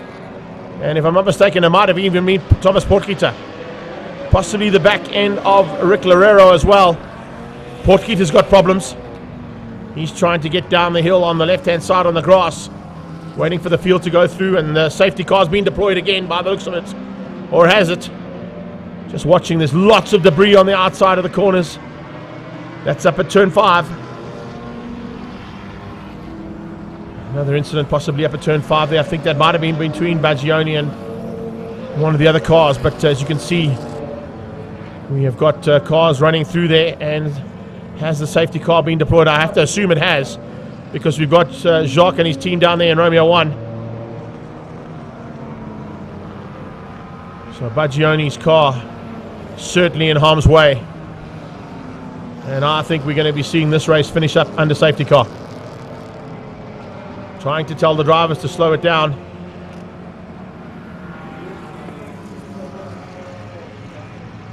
Looks like he might have run wide and come onto the inside of the circuit. The safety car is out, and they've picked up on Uri, our leading car. There looks like there's a bit of damage on Uri's car too, though. So I wonder if there might have been a touch there between himself and Potgieter that caused Potgieter to run off. So the lead of these race definitely fighting for honours there. That's the one, and it's red flag. Now, what does the COC do now? We hope he's going to have to see what's going to happen here, but we never know. So the 357 is going to come to the line again to take up his position on what would be pole position in this race now, for the 4th attempt at a race start here for the M Performance Club Racing Series. All right, they're waving them through. That means possibly the race is done. They've called it. We'll wait and see, get confirmation of that as they peel into pit lane at the end of this lap. But I would say with a red flag coming out, that is going to be the end of this second heat of the BMW M Performance Club Racing Series. We still have one race to go, though, incredibly. We've got to get the Kia Picanto Cup out for their last race of the day. And the last race of this proceedings here at Zwartkops. Now, if you were here only last year at Kia Picanto Cup's first outing at Zwartkops, the last race of the day in Kia Picanto Cup was pretty exciting. Ending up with a couple of cars banging wing mirrors and banging bumpers, etc., etc. Are we going to see more of the same in the second attempt here and 4th race of the weekend for Kia Picanto Cup? We'll have to wait and see. As you can see, we've got quite a few cars to get out of harm's way before we can even get into that. So it's going to be a tough one. One of our cameramen in a comment, a great comment actually, from Craigie up at the ZOC Club, saying, listen, why don't we let these oaks just race back to Mozambique? It's not a bad idea. They might have to wait long. So it is BMW M Performance Racing Series making their way back into the pit lane after their third attempt. It was their third and final attempt. They've decided to red flag this one and pull them off the circuit. I can't give you any indication as to who's who and who would have got to the front end there, because the amount of restarts we have, we can't even go back on the results that are currently posted. I would say if a red flag comes out, the rule is they go one lap back, which means Portuguita will get the win, Van der Bach will get second, and Lorenzo Gutteri will get third place overall.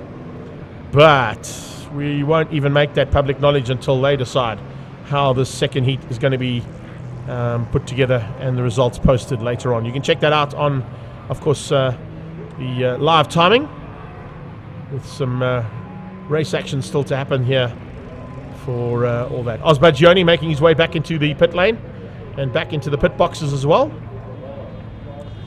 Bernard de Gabea is in car number 80. He, of course, will have to try and get some kind of a comment from him as the chairman of the board here for this category. And standing by in the pre-race area are all of our Kia Picanto Cup competitors. So, until we've got race action on track, we'll be back shortly with commentary. But a reminder to everybody of the dates coming up here for Extreme Festival and for our race action at Zwartkops. The 2nd of July, make sure you're at the Delmas track in Red Star Raceway for National Extreme Festival action. The 10th of July, we come back here to Zwartkops for Brunch Run and Thunderbikes as part of the track day on that Sunday. 23rd of July, make sure you've got that in your diary. That's a big one. The Zwartkops Annapolis 8-hour. That's on the 23rd of July here at Zwartkops. And then the 13th of August, we're back here for the next round of the Regional Extreme Festival. We'll be back shortly with action on track as soon as the Kias are out there.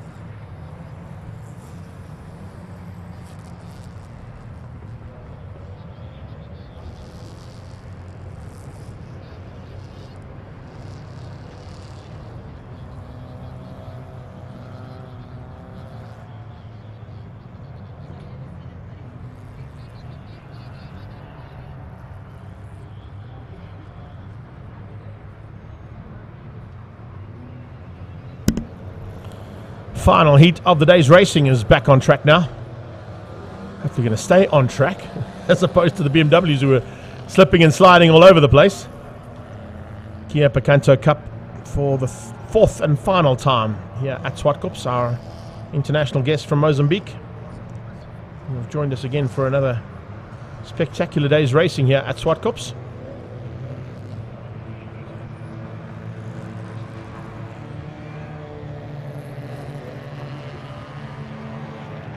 Mini Plus and AMM 46 will be on the front row. Moztec 11 is the third car on the grid. That's the car on shot right now. It'll be ahead of the 77 of CA Racing. Then it's 22 Move Racing, a 5-0, a 5-star Optica. Blue Tech Racing's number 99 will be piloted by Paulo da Cunha. And then you've got 5-star Optica's Visual Racing 05 car in 8th, ahead of the 00 machine from Kia Mozambique. I would assume that's Etienne van der Linde at the wheel of this car for the last time. Moztec Racing in 10th, ahead of the Trans Auto number 33. Moztec Pro and the Pro Data car making up the grid here for the 4th time. Picanto Cup coming to the line now for our final race of the day.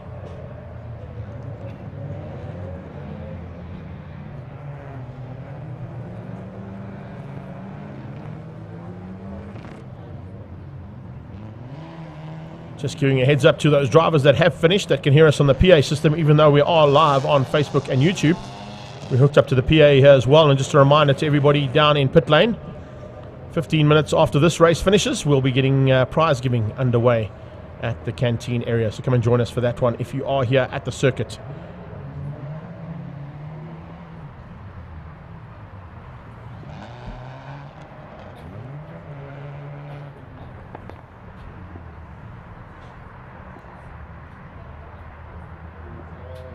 Here we go. Green flag at the back, just waiting to be raised as the 23 Pro Data car takes up its grid position. 2-minute board. That won't be 2 minutes, it'll be about 30 seconds. 1 minute even, in less than 30 seconds. From 1 minute we go to the 30-second board. Fastest 30 seconds of your life changes to 5. 2, 1, and we're racing. Here we go for the last time today at Supercars and Pocket Rockets. It's the Pocket Rockets that are going to finish this day up, and the 00 car from Kia Mozambique with a problem off the line. A little bit of problems there. You can see he's tucked in behind him. It looks like it might have been Trans Auto Racing, the 33 machine, but Medi Plus looking for a chance to stay at the front and does so. Into turn 2, the Medi Plus car leads things out. Maztec 11 squeezing through to second place, just getting ahead there of the AMM46 car for third, and then 05 around the outside of that 46 as they get onto the back straightaway. Nice run here into that back straight now from 05. Watch out for the 22 car coming through as well. The Move Racing machine trying to get up in amongst those top 5. On his tail, it's 99 and 77. As we've seen almost all day long, battle of the double figures here. At almost every opportunity. 21 and 31, the Maztec cars behind that 77 CA Racing Kia Picanto. But Medi Plus out of shape. Ooh, sliding out of turn 5.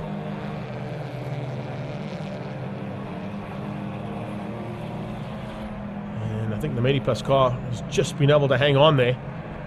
Let's wait and see as we go down the hill towards turn 8. Yes, he's just been able to catch that slide and maintain first place ahead of the Maztec 11 car. 5-star Optica coming through there for second. Van der Linde on the inside of the CA Racing. Oh, in the background, both Maztec cars off. Maztec Racing and Maztec Pro sliding off, giving an opportunity there for Van der Linde to move up one place. Going side by side, and a lot of dust coming out of turn number 8 there, as you can see. There's still a car off there, or was it just the dust hanging in the air? I think it might just be the dust hanging in the air. There's no car off there. They've all got back on track, fortunately. Here we go into turn 3 again.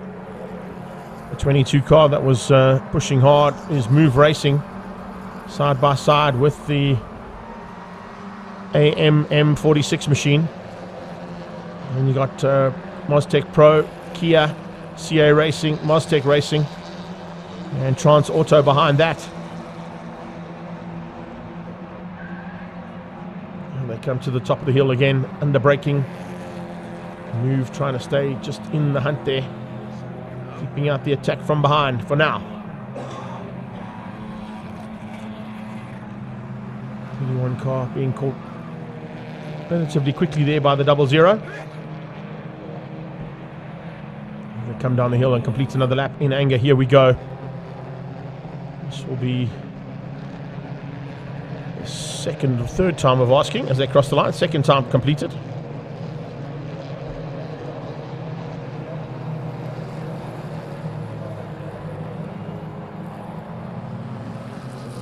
Flicking it through into turn 1. AMM46 keeping out Maztec. Kia coming along for the ride. Maztec dives on the inside. Here we go. The Pro car moves up one position, and here comes the Kia car along for the ride as well. As the door opened up, you don't want to be doing that. If Etienne van der Linde is on your tail, I'm telling you, he'll make you pay rapidly for a mistake like that. Medi Plus still continues to lead out over Maztec 11, 5-star Optica, and 5-star Optica there in formation flying, 05 and 50 for 3 and 4 on track. Behind that, it's the Move machine. And up towards the top of the hill comes Maztec Pro versus Kia Mozambique. Van der Linde going to be late on the brakes up into turn 5. Looks like he has got it. Here it comes. Oh, good move. Diving through and up the inside. There goes Van der Linde. Him and Pedro Garcia have shared that car all day long, and Van der Linde now moves through to get ahead of that Mostec racing machine. And now ahead of the Mostec Pro machine as well. Picanto's in full flight here for the last time today in our Supercars and Pocket Rockets version of the Regional Extreme Festival. Five-star Optica. Formation flying from them. 3 and 4 on the road. Attack coming now from Mostec 11. Mostec 11 looking for a chance to squeeze ahead of the MediPlus. Kia Picanto that leads things out.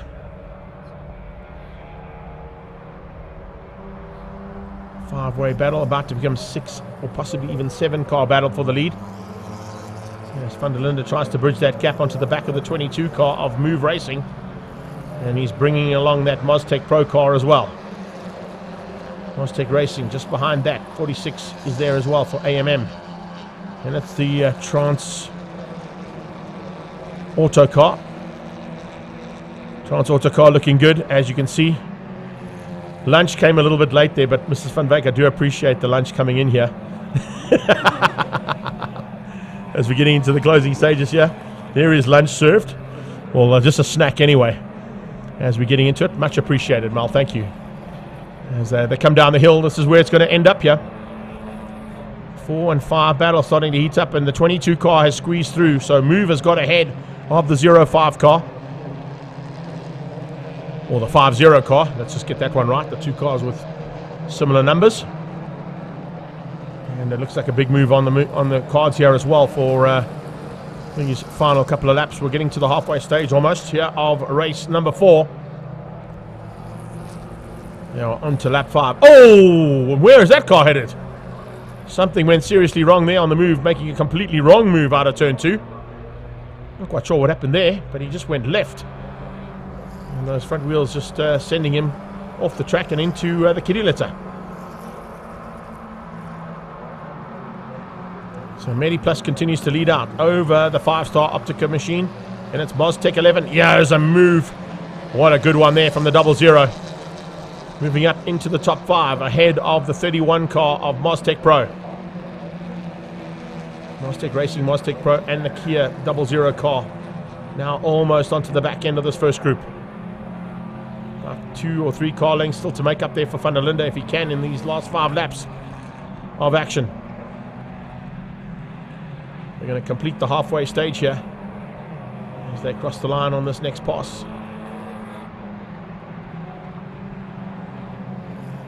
One thing we do need to take into account here, of course, is the light is dying here. They don't have headlights on these cars, so it should be interesting to see if we do go a little bit darker, but of course should be able to finish this one up before it gets too dark.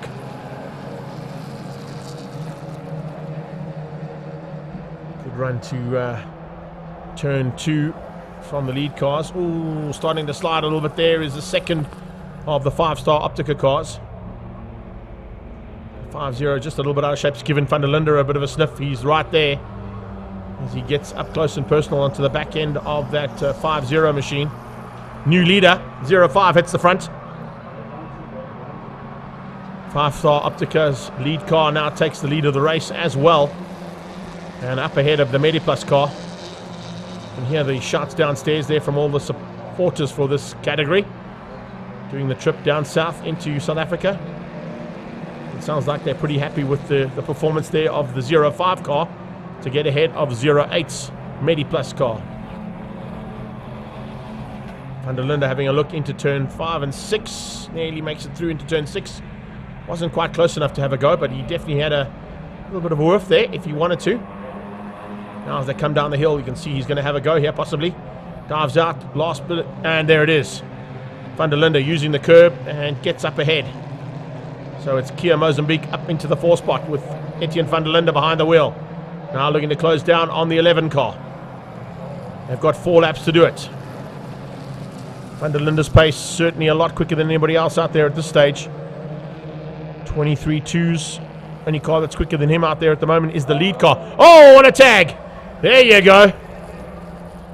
Kind of thought that might be happening at some point. we did doubt that was going to be happening. Van der Linde catches it and only loses ground to the attack car he was about to go at it. That was Mostec 11 for third. The other two Mostec cars getting involved and taking evasive action to stay out of harm's way when the spin happened. Hopefully we'll get a little bit of look at that again if we can, Paul. It'll be any second now. Here we go. Van der Linde just dives through there, and it's the Mostec 50 car who goes in a little bit too hot. Hits the back end of the 00. How did 31 miss him? Mostec Pro using some professional driving techniques there to avoid the spinning 00 Picanto of Etienne van der Linde. He comes up onto the track side by side with him, but of course loses a little bit of ground with the lack of traction on the outside and the dirt. His teammate now has opened up a big margin over Mediplus and Mostec 11. So I think 1, 2 and 3 are pretty much sorted. Possibly a change up here for the second place between Mostec 11 and Mediplus. But I don't know if there's enough time now for Van der Linde to close that gap down.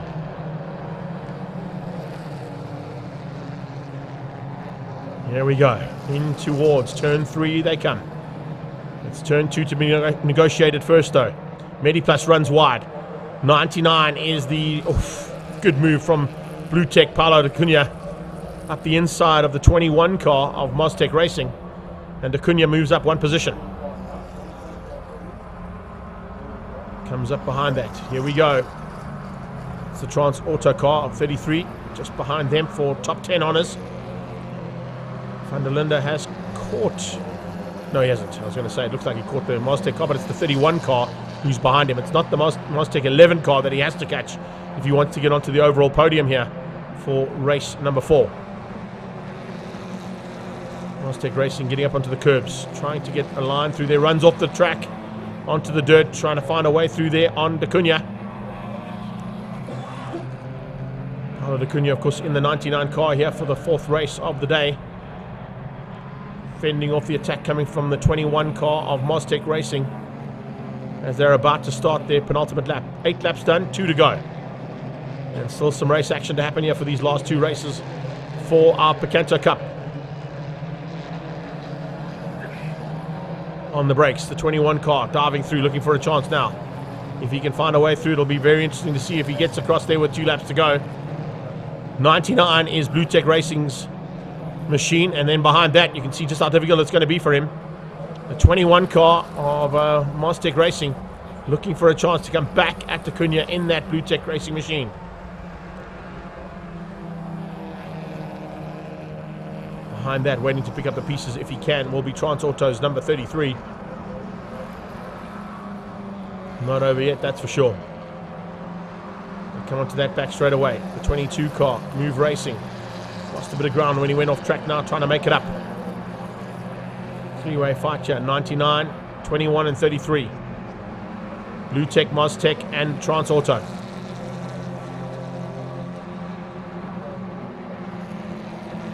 To the top of the hill. This is the battle we're going to be concentrating on for a little while now. Looks like first place is basically sorted out. 3.5 seconds up the road there for 5-star Optica Visual Racing. The 05 car leads things out. You can see how the light is dying here.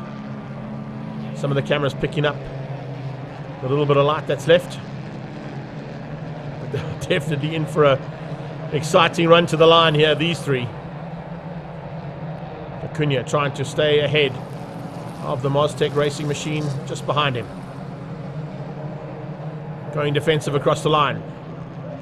These cars are so evenly matched. Lapping around the circuit. All of them within the 1 minute 20 odd bracket. 22 to 26 is the slowest lap. 22s at the moment being the fastest. But top speeds of the cars. 134 plays 137. 3 kilometers an hour difference between these cars. That's how evenly matched they are. It's all down to driver skill. 05 on his final lap now, heading to the top of the hill for the last time. And it's the 05 5-star Optica Visual Racing car looking for a chance now for the victory. Here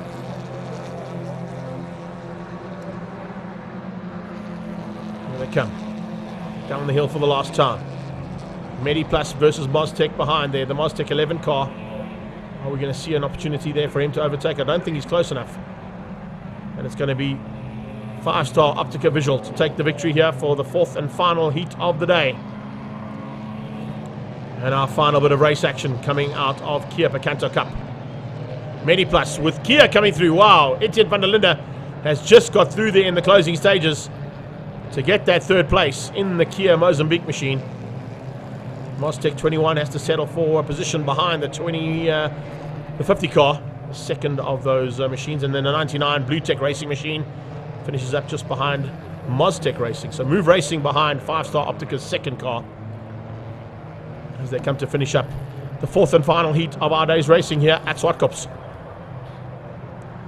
Let's have a look at the unofficial results there if we can, Paulie. It's 5-star Optica's winning 05 car, taking the victory ahead of Mediplus in number 08. 00 is Etienne van der Linde for 3rd place, and fastest lap of the race there coming from him on that last one, 1:22.372. He beats up Mostec 11, Mostec Pro, 5-star Optica's 2nd car in 6th place, with Move Racing in 7th, Blue Tech in 8th, Mostec Racing in 9th, Transauto in 10th, and then CA Racing, AMM 46 and Pro Data making up the 13 cars here for Kia Picanto Cup. Well, ladies and gents, that brings us to the end of the day's racing here at Zwartkops. We certainly hope you've enjoyed all the action that we've brought you here from Supercars and Pocket Rockets, the Regional Extreme Festival's 3rd round. They will be back here in the month of August, the 13th of August to be exact, for the 4th round of the Regional Extreme Festival Championship for 2022. To all of our medics and marshals out there, a massive thanks to you, and of course a happy birthday to our doctor in the house there, Donovan Cooper, celebrating his birthday with us here today. And on behalf of our entire production team here at Two Wheels and Up to 60 Seconds, we thank you for your support. Please like and share this and pass it on to all your friends, fans and family worldwide. And we'll see you, of course, at Red Star Raceway on the 2nd of July for National Extreme Festival action at the Delmas Circuit. From our side, Greg Maloney, the voice of choice. Take care then. Bye-bye now.